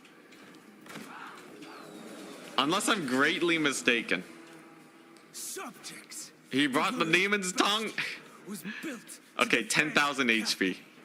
How difficult is it to get 10,000 HP worth of damage? So he has his skirmishers. Everything is going to rely on that Dreadquake mortar, though. It's not the worst to just summon in a cannon, too. Though I do have to be a little wary of the Dreadquake bullying me. But it's a start. It's a start. Thankfully, we got the dodges. A couple skirms here are not a big issue. We have a victory point. Keep it from Okay, a little bit of poking. Oh, he wants to Dreadquake my artillery piece. Does that work? Okay, it whiffs. It whiffs pretty hard, too. Good to see, good to see. One bow, chilling. I just gotta soften it up just a wee bit. Ah, hell yeah, lots of damage. I think that's going for my artillery piece now, rip. Rip artillery piece. Okay, doesn't nail him though. Does not nail him in the slightest. It's a good start. All right, so sure, let's get that net down. Whoop. There you go, dragon. Little jade lions are doing great. Oh, pretty big hit. Pretty big hit. Good start. Shems. Oh. Okay, all right. I dig it, honestly. That's some good sniping. That's some very good sniping. Alrighty, alrighty. His little artillery piece is definitely taking a lot of deeps. His lord's just running for the hills. He does not want any of that smoke. Very nice. Okay, and then we're gonna get the crane gunners in here now. Crane gunners will do great. Good old crane gunning. I could probably hit the train up too.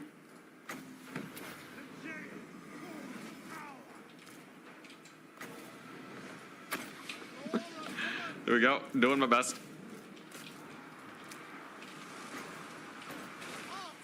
Maybe this works. Comment to the face. Comment to the face on the train. Come on, it's gotta work. Oh, Comet did not do that much damage, sadly. Rip. So really hoping it would do more damage there. Okay, back to Shemsing his lord. We are out of magic too, which is a little sus, but I should be able to kill off the train at least. Let's go ahead over there. Do have a... You know what? What if I just lightning bolt his bull centaurs? Is that gonna work? Oh, there go my crane gunners. Pretty brutal. Lightning bolt did pretty decent damage, I'd say. And then I think we will be able to kill this bad boy. Slowly but surely, the very expensive beast goes down. I just gotta kill his lord now, right? Dang, it's gonna live? Yo, that's crazy. Doesn't that change some things? There we go, now it's dead. Alrighty, good start, good start. I just gotta work my way out of this awkward triple cap situation. Not impossible, this is what peasant horsemen are for. We still have plenty of lightning bolts, and then I can just kill off his lord here, right? Unfortunately, I don't really have much in the way of... I think, honestly, if you run this build, you're supposed to just run Zhao. And just spam Shems. I think the lightning bolt is, like, so not worth. Lightning bolt does not feel very worth at all. Everything else, though, is fine, I think. There you go. Pretty good Comet of Cassandora. You know what? I can give it one more shot. But like, why not just use Shems? It's already homing, right? I think that's the big problem here. Shems is already homing and it already gets a lot of damage in, though that lightning bolt was pretty painful. Wait, is he dead? Does this guy die when I execute him?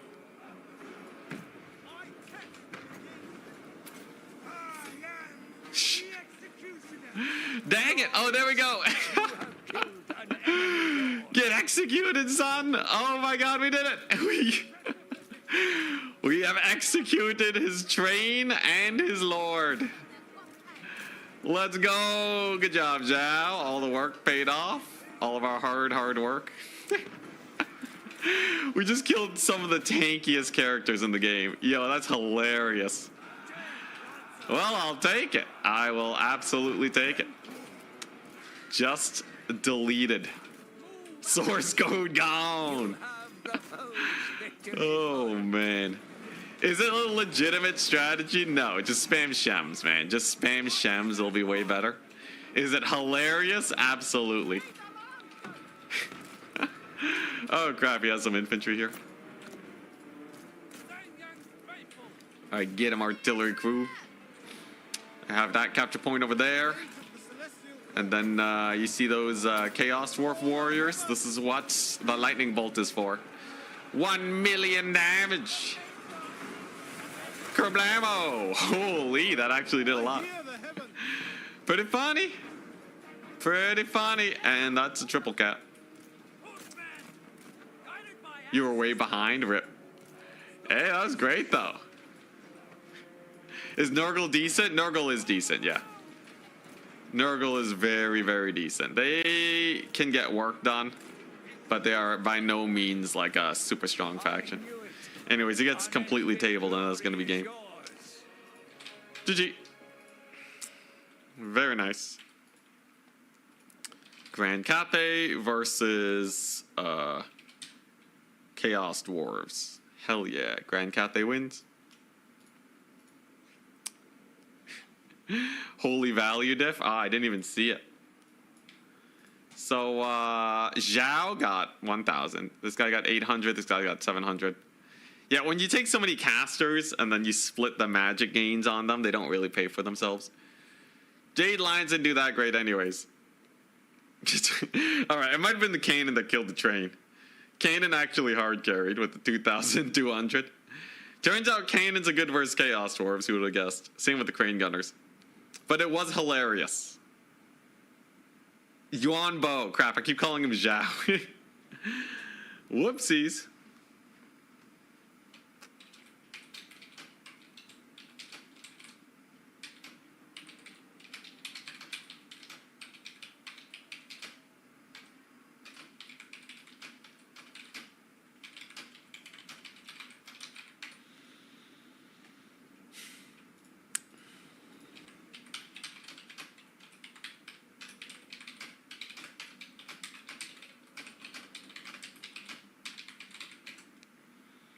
Alright.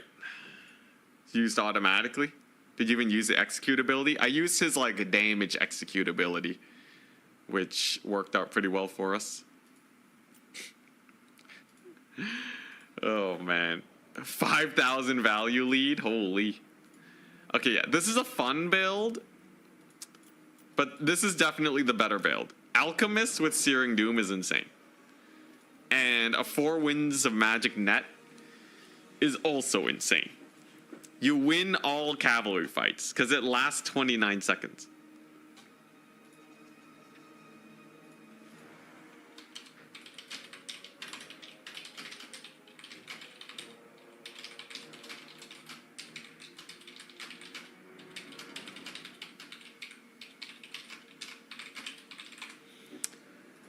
All right, so where do we stand? We are in 3rd place currently with pretty good opponent points. Not too bad. As it stands... Oh, okay, no, I'm technically in 1st place because we were the first to finish our match. But other people will be catching up. So the winner of B6 and Berserk will go, and then they will be above me. Then we have Navigator and Potatoes Devil. If Navigator wins, that's better for me, because then I think there won't be too many people with 3 wins, and then we're good. Though it's a toss-up. We might actually not make it to semifinals. 30-second Rune of Slowness. It's better than Rune of Slowness too. Like honestly, it's really good. The biggest issue is the fact that this Lord doesn't really bring that much to the battlefield. She's kind of squishy. She's only an okay fighter. No terror or anything. If she could actually be on like a proper fighting mount, it would be way better. But at a baseline of 800 gold with just 1 spell, very expensive indeed.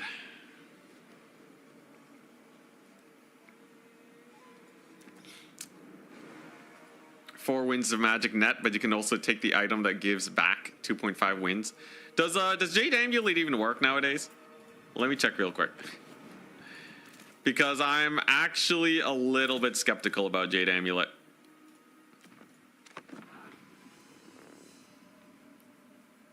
She doesn't even give max harmony. Yeah.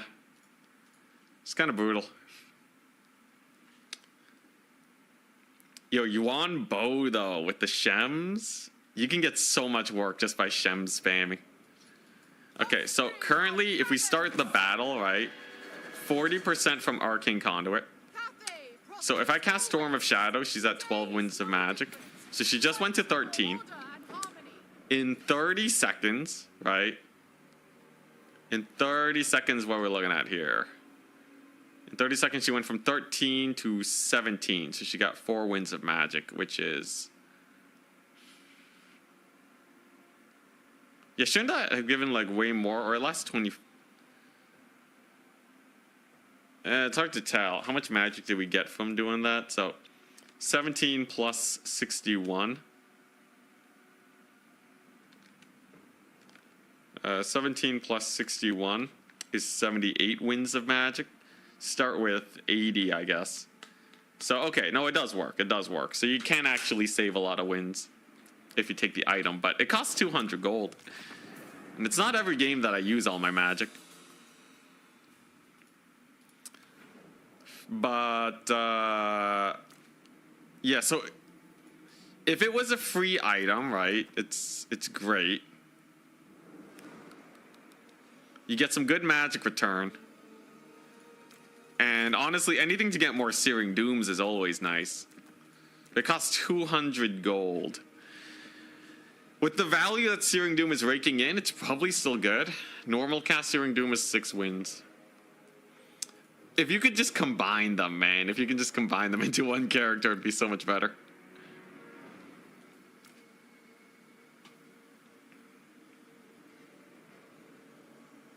Gave 2 wins back on first try, would give 3 on the second. I guess that's not bad for how much I'm casting it. So maybe I do take her at a slightly steeper price just so I get that Winds of Magic return for the Grand Cathay Magic build. I will have to shuffle a few things around to make it work, but it's doable. Gotta do the fusion dance. I could take her off the horse. I think the horse is not that important because Searing Doom has a 200 meter cast range. If she's on the middle point, she can get Searing Doom wherever you need it. I think that's totally fine.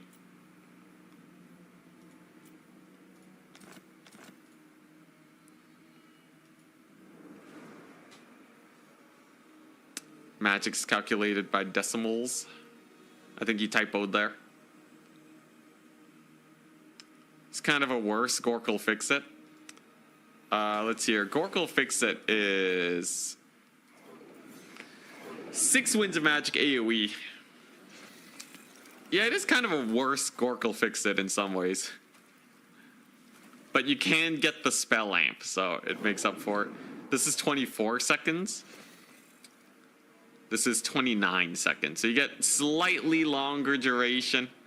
But let's be real, Gork'll Fix-It will be better most of the time. Navigator has defeated Potatoes Devil. So that means Potatoes Devil will not be competing with me in terms of opponent points. Very nice. I am still 2nd place. But Berserk and B6 will shove me down to 4th place. And then it's whether or not Bigger Fish wins. But it seems like at worst it'll probably be a tie. So Bigger Fish lost in the 3rd round against Navigator. Navigator just finished their match. Ah, they had someone drop, I see. So I think that will barely get us to the top 4 then. Yeah, Gobble Magic with the 6 slows. Who would have guessed? They're both very similar though. And sometimes you do want to cast it on a single target. So this one will have slightly more utility than a Gork'll Fix-It. Also doesn't have an overcast. But if you overcast this spell, it is just a worse Gork'll Fix-It. So you have either a worse Gork'll Fix-It or a slightly different Gork'll Fix-It. But that 2 wins of magic premium and miscast chance is brutal. And this one even reduces charge bonus. Cooldown 43 seconds.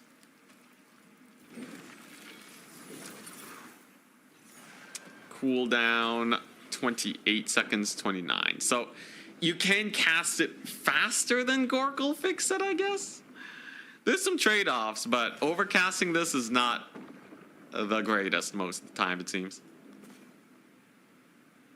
People bring Necromancers just for the rod, so you think Jade Amulet's worth it? Maybe. But she's not my only spellcaster. I'm also using the Alchemist. Reason to believe that I don't actually need Plague of Rust either, just because Searing Doom is so cost effective. But I have the extra money, I might as well. It's either that or I upgrade this Crowman into a Jade Lancer. But the utility of Plague of Rust is just too good to pass up. You know, it's a solid just in case, and the armor reduction is hilarious.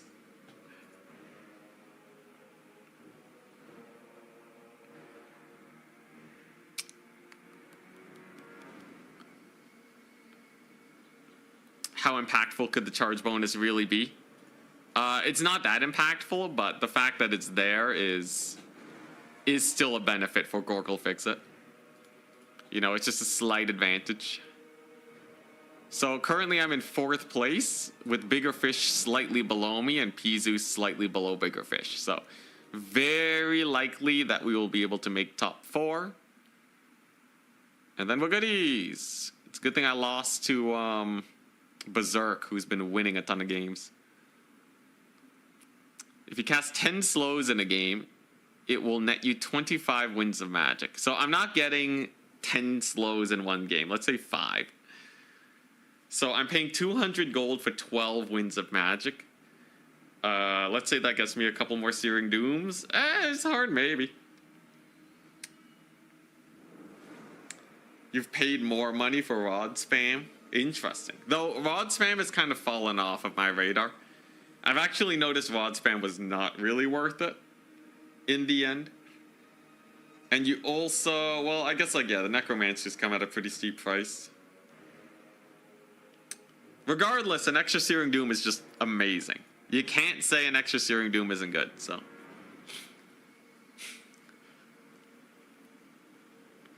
Five plus should be easy, though. Casting it 5 times is using 20 wins of magic. Oh, okay. You know what? Yeah, you can probably farm quite a bit. And, like, I can just use it off cooldown 24/7, knowing that I have the item. So we can use it a lot more recklessly.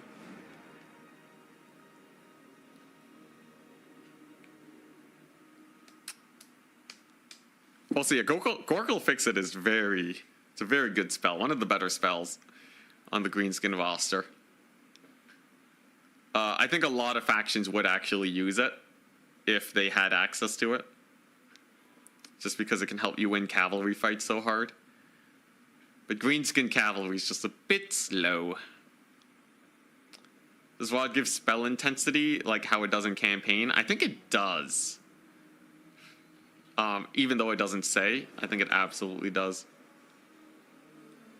It's thundering, rip my internet, no. Thunderstorms, bad for streaming. Jade Amulet gives 4 recharge and 2.5 in reserve. Oh, so like I will just get my magic back? It would be really nice to just have a load of extra magic so I can really pop off with the Searing Doom spam. It's 10 wins of magic a pop. It's not that expensive.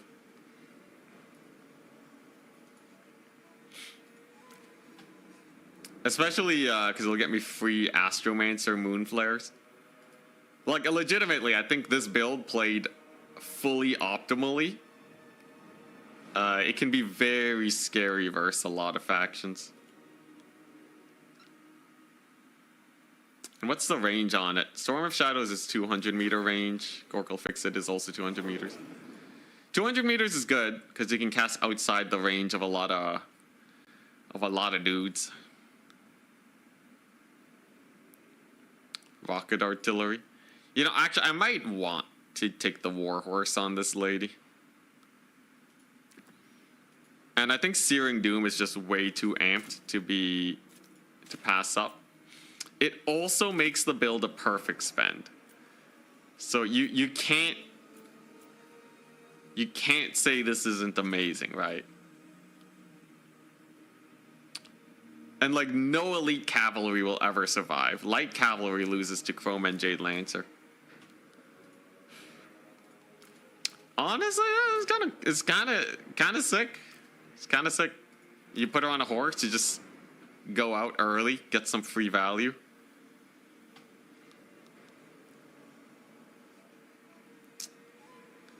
Final Transmutation. Yeah, Final Transmutation's a good situational. It's not versus every faction, but against some, it will absolutely delete some fools. Yeah, if played optimally, this build, it could be hilariously good. It's just, I have 6 units with abilities. I have to use Storm of Shadows, Searing Doom, the Moon Flare, Jade Lion's Breath ×2, and Nangout Grenades. And Nangout Grenades is not a very easy ability to land either. But if you land it, you can get like 1,000 gold with it easily. Like, this is such a, you know, good ability, but it's just hard. Just very hard. How would this do into Khorne? The Spell Amp would far surpass their resistances with Searing Doom. But against Khorne, I might just go for the Lord Snipe instead. Because they don't have that many units you can Searing Doom. Although, versus their infantry, it's probably not that bad. Let's see. If I go to Troll Country, and we go and take some Chaos Warriors of Khorne, how much damage does Mega Amped Searing Doom do? It's like Skaven or Greenskins. Greenskins less so, Skaven absolutely. Greenskins have a lot of units, but not that many spells. Skaven, though. Although, unless you count Fanatics. I think Fanatics have an insane ceiling in terms of value. So, if we just cast Searing Doom on these Chaos Warriors of Khorne, not a lot of damage at all, right? Not a lot of damage. That was a 100 gold value. Yeah, Khorne would be a bit more of an issue. That was actually pretty ludicrously low damage. How does it work versus Flesh Hounds?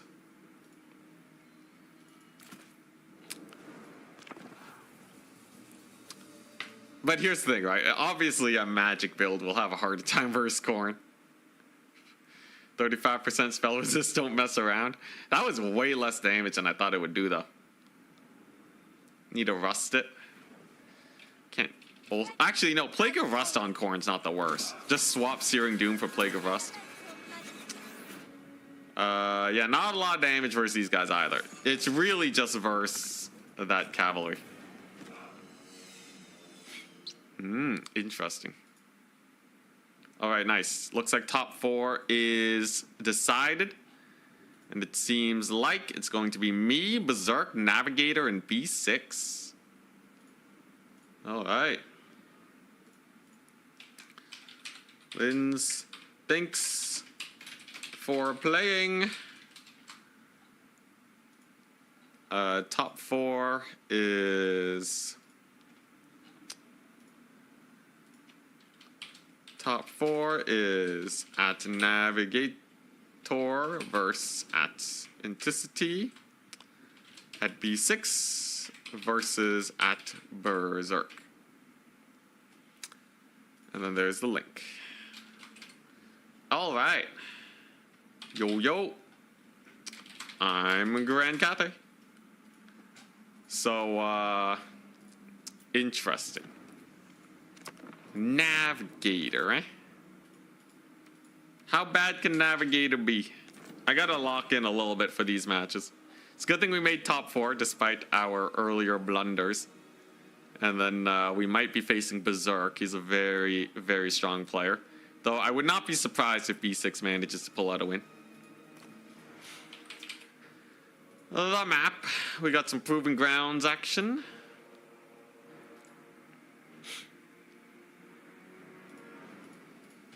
Kind of a forested map. Not the biggest fan of that. Navigator is playing Chaos Dwarves. Ooh, Chaos Dwarves? Do I go for the same strat? Alright, wait, let's see. Okay, so Chaos Dwarves. Chaos Dwarves. Yeah, Searing Doom is less important here against them. Spell Resist doesn't do anything versus debuffs. It's weird like that. Huh.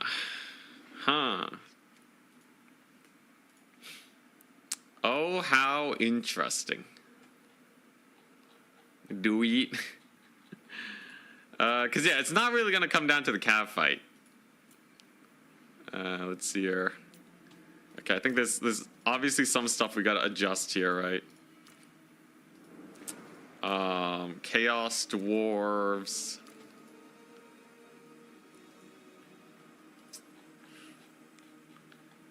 Huh.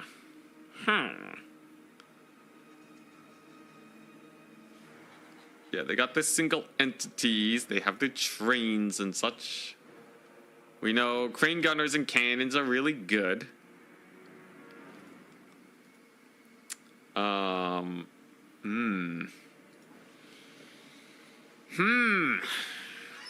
You know, Plague of Rust would be hilarious against some of their shenanigans. How expensive would it be to get a Plague of Rust caster, though? Pretty expensive, I imagine. I mean, Final Transmutation. Pretty expensive. How would the game change if magic resist affected debuffs? Not much. Most debuffs are not very popular, but Khorne would be happy about Plague of Rust nerfs. However, it's not exactly like Plague of Rust is a super common thing versus Khorne anyways. So I don't think it would be that much of a change at all.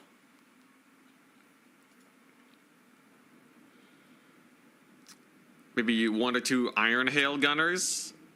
Iron Hail Gunners will never see a train before it's too late. It's very easy to outflank them.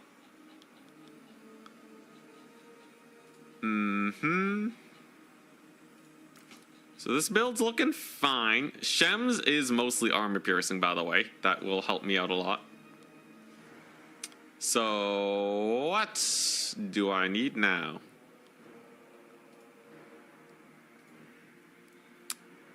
It's chaos. Now they have access to many trains.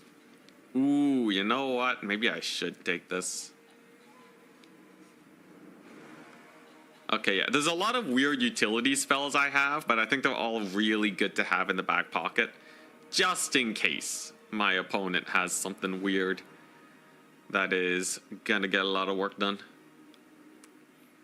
It's a solid enough contingency. In the reserves, what are we looking at here?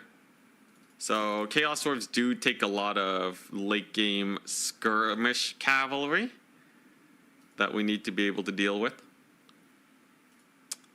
They obviously have their artillery. They have a bunch of gobos.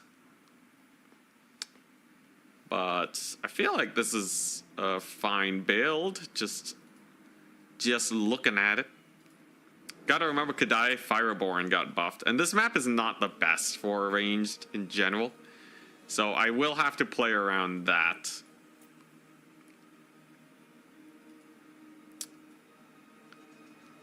Yeah, we're D&D wizard in it. Gotta prep our spells for what is to come.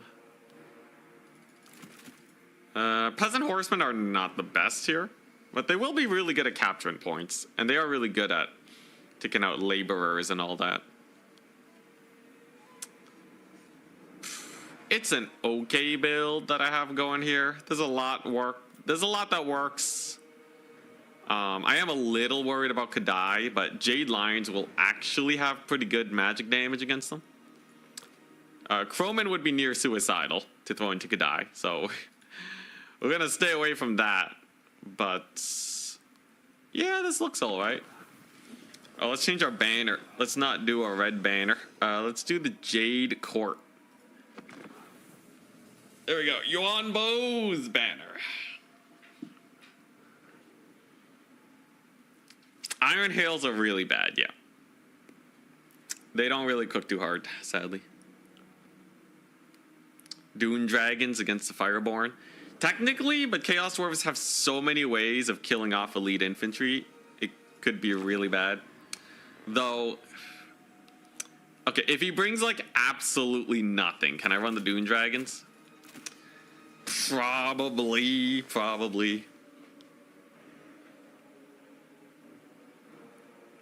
But yeah, cannons are definitely amazing.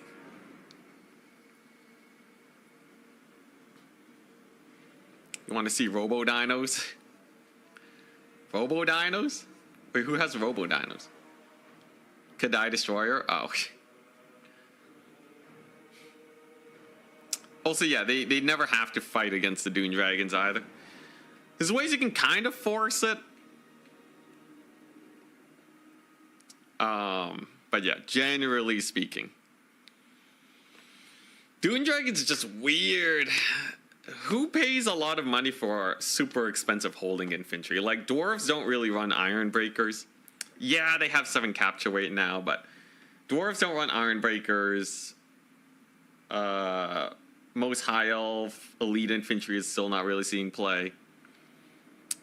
Like, I don't know. Elite infantry just have so many counters. I'm not using a net for the Dune Dragons to get like 5 seconds of combat. Optimistically, I think it will actually be 5 seconds. Because unless the unit is staying super close to the Dune Dragons for some reason, they have to close the gap. And yeah, it's just kind of rough. Against vampire accounts, you have to fend off breath attacks. So if you can get air dominance against vampire accounts, mayhaps. But even so, the Dune Dragons don't really do well into Graveguard Halberds. Like, they're not great against normal mid-tier anti-infantry armor-piercing units. So I don't even know, man. I don't even know. All right, let's see what he's brought, though. I'm excited. I'm excited to try out this build. And then I think it will be a short stream today. After we're done the tournament, I will probably call it a day so I can enjoy the weekend. Yesterday's stream was kind of long, and I'll continue the campaign on Monday, most likely. But this seems like it will probably make for a good video, even if I do lose this next match. Because it's just such a weird... It's just such a weird build.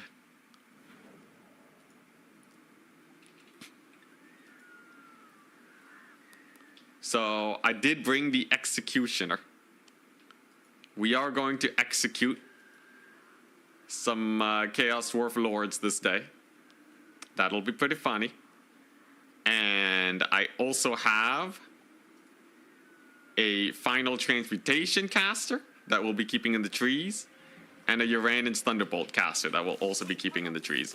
So the two of them can just kind of camp here. And if he makes any blobs or artillery summons that I can snipe, we're good. You can see the range is quite nice. They're going to have to come out of the trees a bit to hit any artillery, but it's a good start. There we go. Double Jade Lion's good here, and then a little bit of crossbow support from this pocket. Should get a lot of work done. Ready? Good luck, have fun. I gotta give my opponent some respect, though. Let's not be foolhardy here. Cannon in reserve, Crane Gunners in reserve. Chaos Dwarves are not the best at the backline rush. They are a faction that can be outshot, so I think we're good. No archers, yeah. Chaos Dwarves don't really need to be shot to death by archers. Most of their guys have armor. Anything that doesn't is chaff.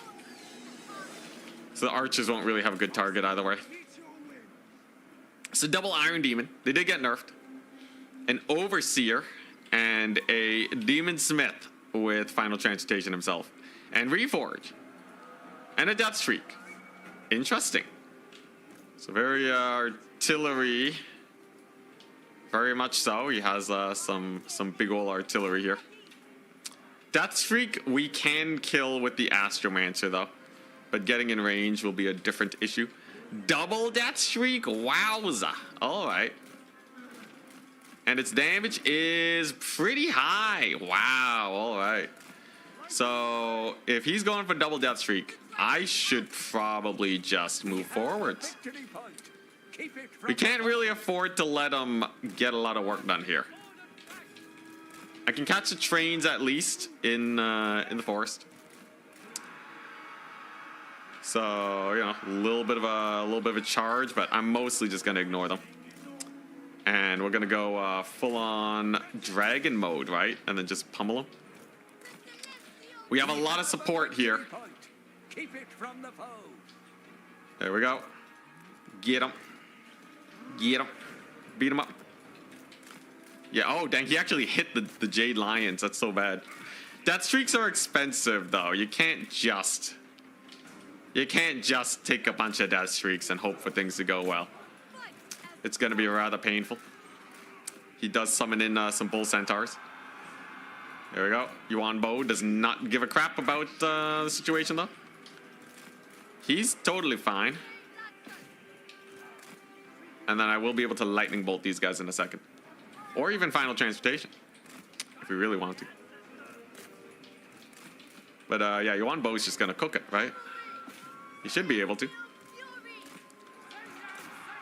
Can I Uranus Thunderbolt these guys? Maybe. Yeah, pretty good damage, though.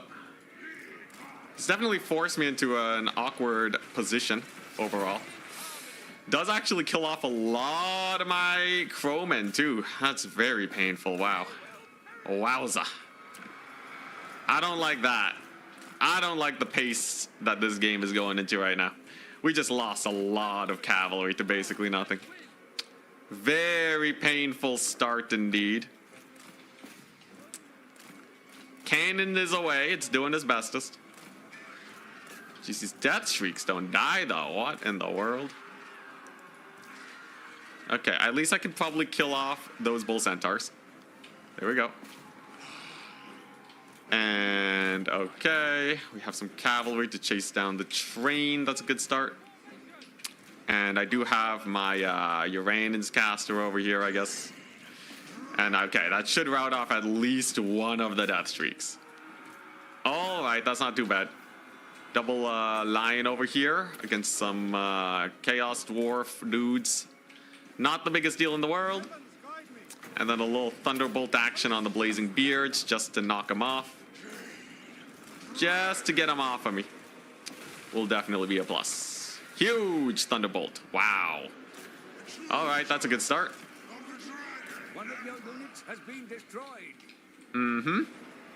Train is thoroughly occupied. It's good. He does get a fat final transportation, though. But overall, it looks like the fighting is still going okay. I can get me a little bit of a crane gunner here to potentially shoot that train to death. But he does have some capture points now, so life is a little sus. My lord also really low for some odd reason. Not a big fan of that. I don't know how he got so low. That's probably the worst part. Losing him would be the end of me. Any routes? Did the final transportation do that much damage? Brother, how are you routing, bro? Okay, well, no idea how that happened. I guess Yuan Bo just wanted to suck today. Wow, he really, really did not fight very well this game. Not in the slightest. Actual terrible fight there for him. I can't believe he routed from that. That's insane. Now we do have the capture points, which is a plus. And my artillery crew here will be able to reman. He did lose a train, which is nice. But definitely a rather big loss indeed. Alchemist comes back at least. And he can probably kill off this train that's been causing me so many issues. And there we... Wow! It did no damage, brother! One of your units has I don't know what's going on this game. I feel like I'm getting ripped off. Nothing is going to plan. Absolutely nothing is going to plan. The backline dive did nothing. The lightning bolt did nothing. I don't even know what's going on anymore. What even is life? What even is this? Jeez, I should have just stuck with the final transportation and called it a day. Yuan Bo is down for the count, and he has some bull centaurs here now, so that's very bad. Needless to say, this is very, very bad. Holy crap, that backline dive into just the nothing burgers. Jeez, man. I don't know how it went so bad. But those were some atrocious trades. Alright, at the very least, we can catch out his skirmish corps here. We're gonna have our cannons, they're firing away, they're doing okay. Geez, seriously though, those death streaks. What happened? Yeah, the bolt did like negative value there. I don't know why the bolt sucks so much against the death streaks. I should have just stuck with the final transmutations. It comes with the knowledge at the end of the day, but like, jeez, man. And now the death streaks are just having the time of their lives against me. That's so sad. I was really hoping we at least could have gone like a medium trade. Okay, can I, any chance we can capture the point, maybe? At least we have this point over here. There's a lot of warriors coming on in. But it looks like we will be able to capture. I am down all my casters though, and Yuan Bo's just getting chased off. Very unfortunate. He is going for a big backline dive, but this is potentially a big misplay. If he doesn't do this right, he could lose a lot of units. So that's the play I'm gonna make. He does have a fat train over here. Little iron demon that we're gonna have to deal with. But if I can catch his bull centaurs, mayhaps we will be okay. Crane gunners are gonna do good, and the jade lancers over here are doing amazing. So they will be able to get a pretty solid route. Bull centaurs look like they will be going down. Marvelous. And the cannon does continue to live. Train is doing its best, but oh jeez. Massive Searing Doom. Massive Searing Doom. Gets a little bit of friendly fire at least. But that is a painful doozy. There goes Yuan. Oh my god. Oh man, what a disaster of a game this one was. He even brought another train back, bro. Bro. Dude, this could have been so easily won had I just known how things would pan out. Jeez Louise, like I feel like everything that I brought here ended up walking into some bad situations. It's a good learning experience at least. It is a very good learning experience. I think my caster, if she rallies, there's potential for a big final transmutation on his lord perhaps. And I might still be able to capture some points here if we play our cards right. Like we know the crane gunners will do good, and we know these dwarf warriors not doing too great, right? Trains are coming over here, but thank goodness he whiffs that shot. Come on, big final transmutation. There's another Searing Doom. This time we do dodge it, and he does friendly fire a little bit. And there's the here we go. There's the final transmutation. Do I have a line or something I can get in here? Maybe. Train's doing its best. And okay, final transmutation drops. He has a skull cracker here too, though. Oh my god, jeez, man. He really has everything. Big old skull cracker, and there's the route. Ugh. At least we killed off his lord, but yeah. Not much to deal with the trains. There's a triple cap coming on in hot too. I'm hoping that the Jade Dragon can at least kill off this Iron Demon. And then maybe we can get some work done there. I can't believe his artillery pieces are still alive though. Man, that's so upsetting, man. That's so upsetting. Just the absolute like nothing working. I don't even know what killed Yuan Bo exactly. I don't think a normal final transmutation does it. I think it was his bull centaurs. But had I just played defensively, we could have just captured all the points instead of losing everything. Let's see here. Trains look like they are... One of them is going to be going down. And I do have the crane gunners here. Unfortunately, there's like no way I can actually kill off his lord here. Let's see. How do I retake a point? Yeah, the Jade Lions would have actually done okay versus trains. At least as a warding behavior, but like I could have just captured all the points. Oh, God. Oh, man, that's so sad. All right, yeah, look at that. The Jade Lions are actually cooking. So I could have used them defensively, kept them away from the death streaks, and we would have been fine, man. Like, look at it. It's doing nothing versus it. Do I have any peasant horsemen I can get on the field? Yo, diving this spawn with my lord. Usually, when they have that much artillery, it goes great. I still don't know exactly what killed Yuan Bo, is the worst part. But, okay, there you go. One train's gonna go down. I'm gonna try and get the peasant horseman in here. There we go. Peasant horsemen are arriving. Man, didn't even get the Lord kill. Jeez, I could have killed his Lord with Final Transmutation too. I gotta build better instincts with this Cathay build. Because every time I go for the backfield, we, well, it works with like Wood Elves and such, right? But, yeah, alright, he wins it. GG, well played. You have been bested. There's Ugh. only defeat. The big issue here, absolutely, was Yuan Bo just failing as a lord in the backfield.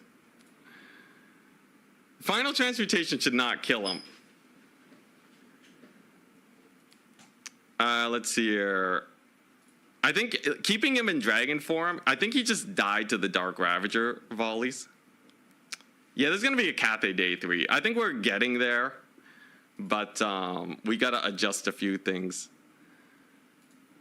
The map was bad for us, but I don't think that's an excuse for the loss here. I should have been able to just capture all the points with cavalry, force him forwards with maybe his lord, and then just like Final Transmutation kill them. Or like kill his caster, you know, like just anything. Anything but what happened there. Oh, man, that's so disappointing. So disappointing. Let's see here. Yeah, and the Lightning Bolt couldn't kill it either. Lightning Bolt's not good versus the Death Streaks. So I shouldn't have spec'd into Lightning Bolt. I should have just gone Final Transmutation or Shems. Shems probably would have been fine. Absolutely, I threw Yuan Bo, but like, he shouldn't die to like a single... He shouldn't die there if I play it right. I think if I transform him... Because he has 8,400 HP. So I just transform him after he gets there and then we're fine. No, he died to the Dark Ravagers. He 100% died to the Dark Ravagers. All right, let's see here. Stay or lobby code, please. So I can spectate. Yeah, no, he just died to the Dark Ravagers. That and like a couple blasting charges and whatnot. All right. We'll recover from this. I'm still technically bringing up the Cathay win rate.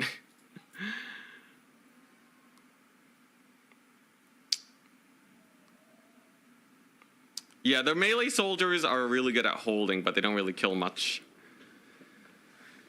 Oh, man. Oh, so brutal.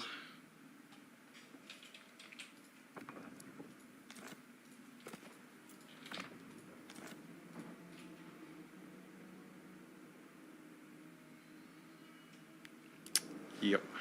2 losses.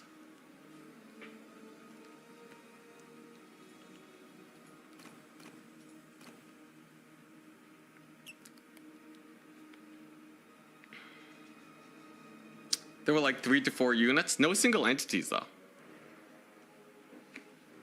Like, infantry shouldn't be doing that much damage to Yuan Bo. But the Dark Ravagers had like 2k value. I did blob up on the Dark Ravagers and lost like a ton of cavalry.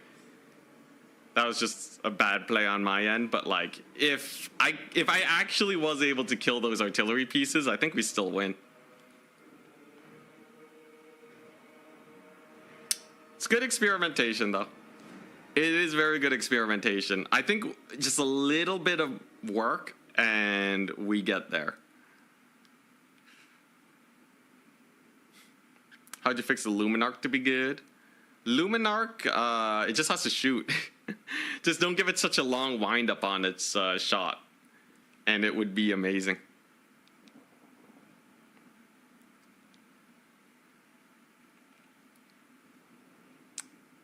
Dang.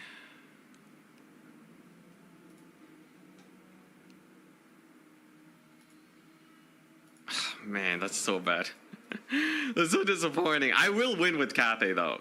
They're totally, you can totally win with them with these strategies. Luminarch has decent homing, but it will hit hills a lot too. Honestly, I'd be fine with the missing as long as it actually shoots. If Luminarch worked, everyone would hate it. It does have counters though. You can kill it with artillery or you can just rush it down because it's very expensive.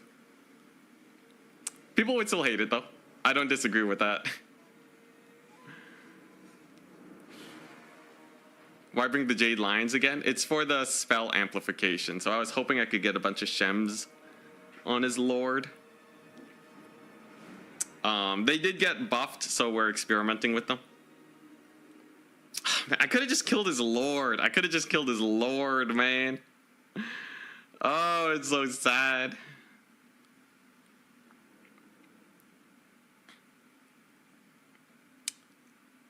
Luminarchs are just mobile zap cannons. Well, like, yeah, and just like zap cannons, they die to, like, everything. It's a very big commitment. Yo, I'm really upset about the loss, because I think it was totally winnable. Even, like, it wasn't even, because I feel like the loss was a culmination of multiple things going wrong, and we still almost won it. So, like, not only did the build screw up, I screwed up, and we still almost won. Like, that means that it's there. It's there.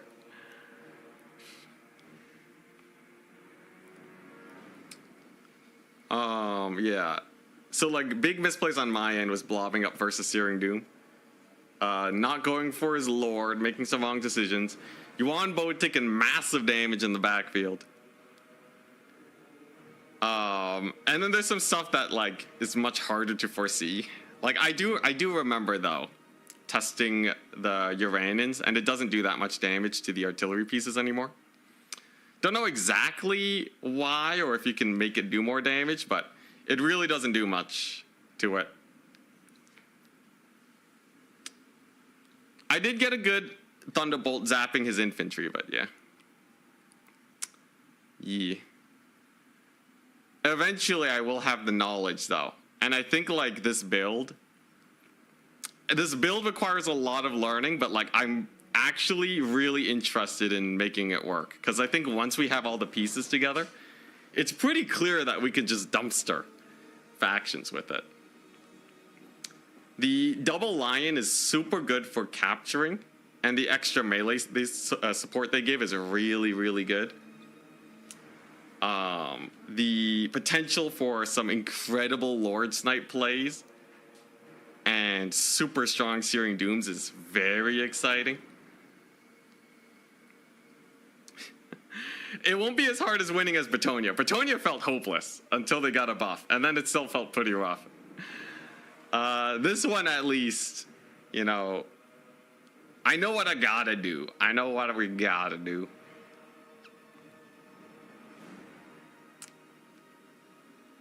Silence from the Jet Lions. I don't think the silence will do that much. And yeah, Chrome and Jade Lance are hard carry Cathay for sure. I think the best way to play this build is, especially on a big flat map, you play defensively and then you're totally fine. I think on the offense, you need to get that caster forwards and just get the fattest final transmutation off.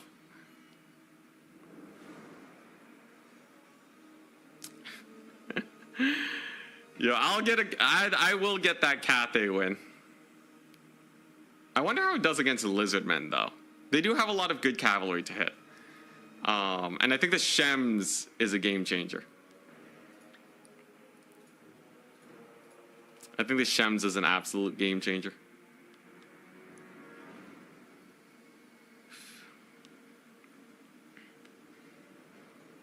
Let's see.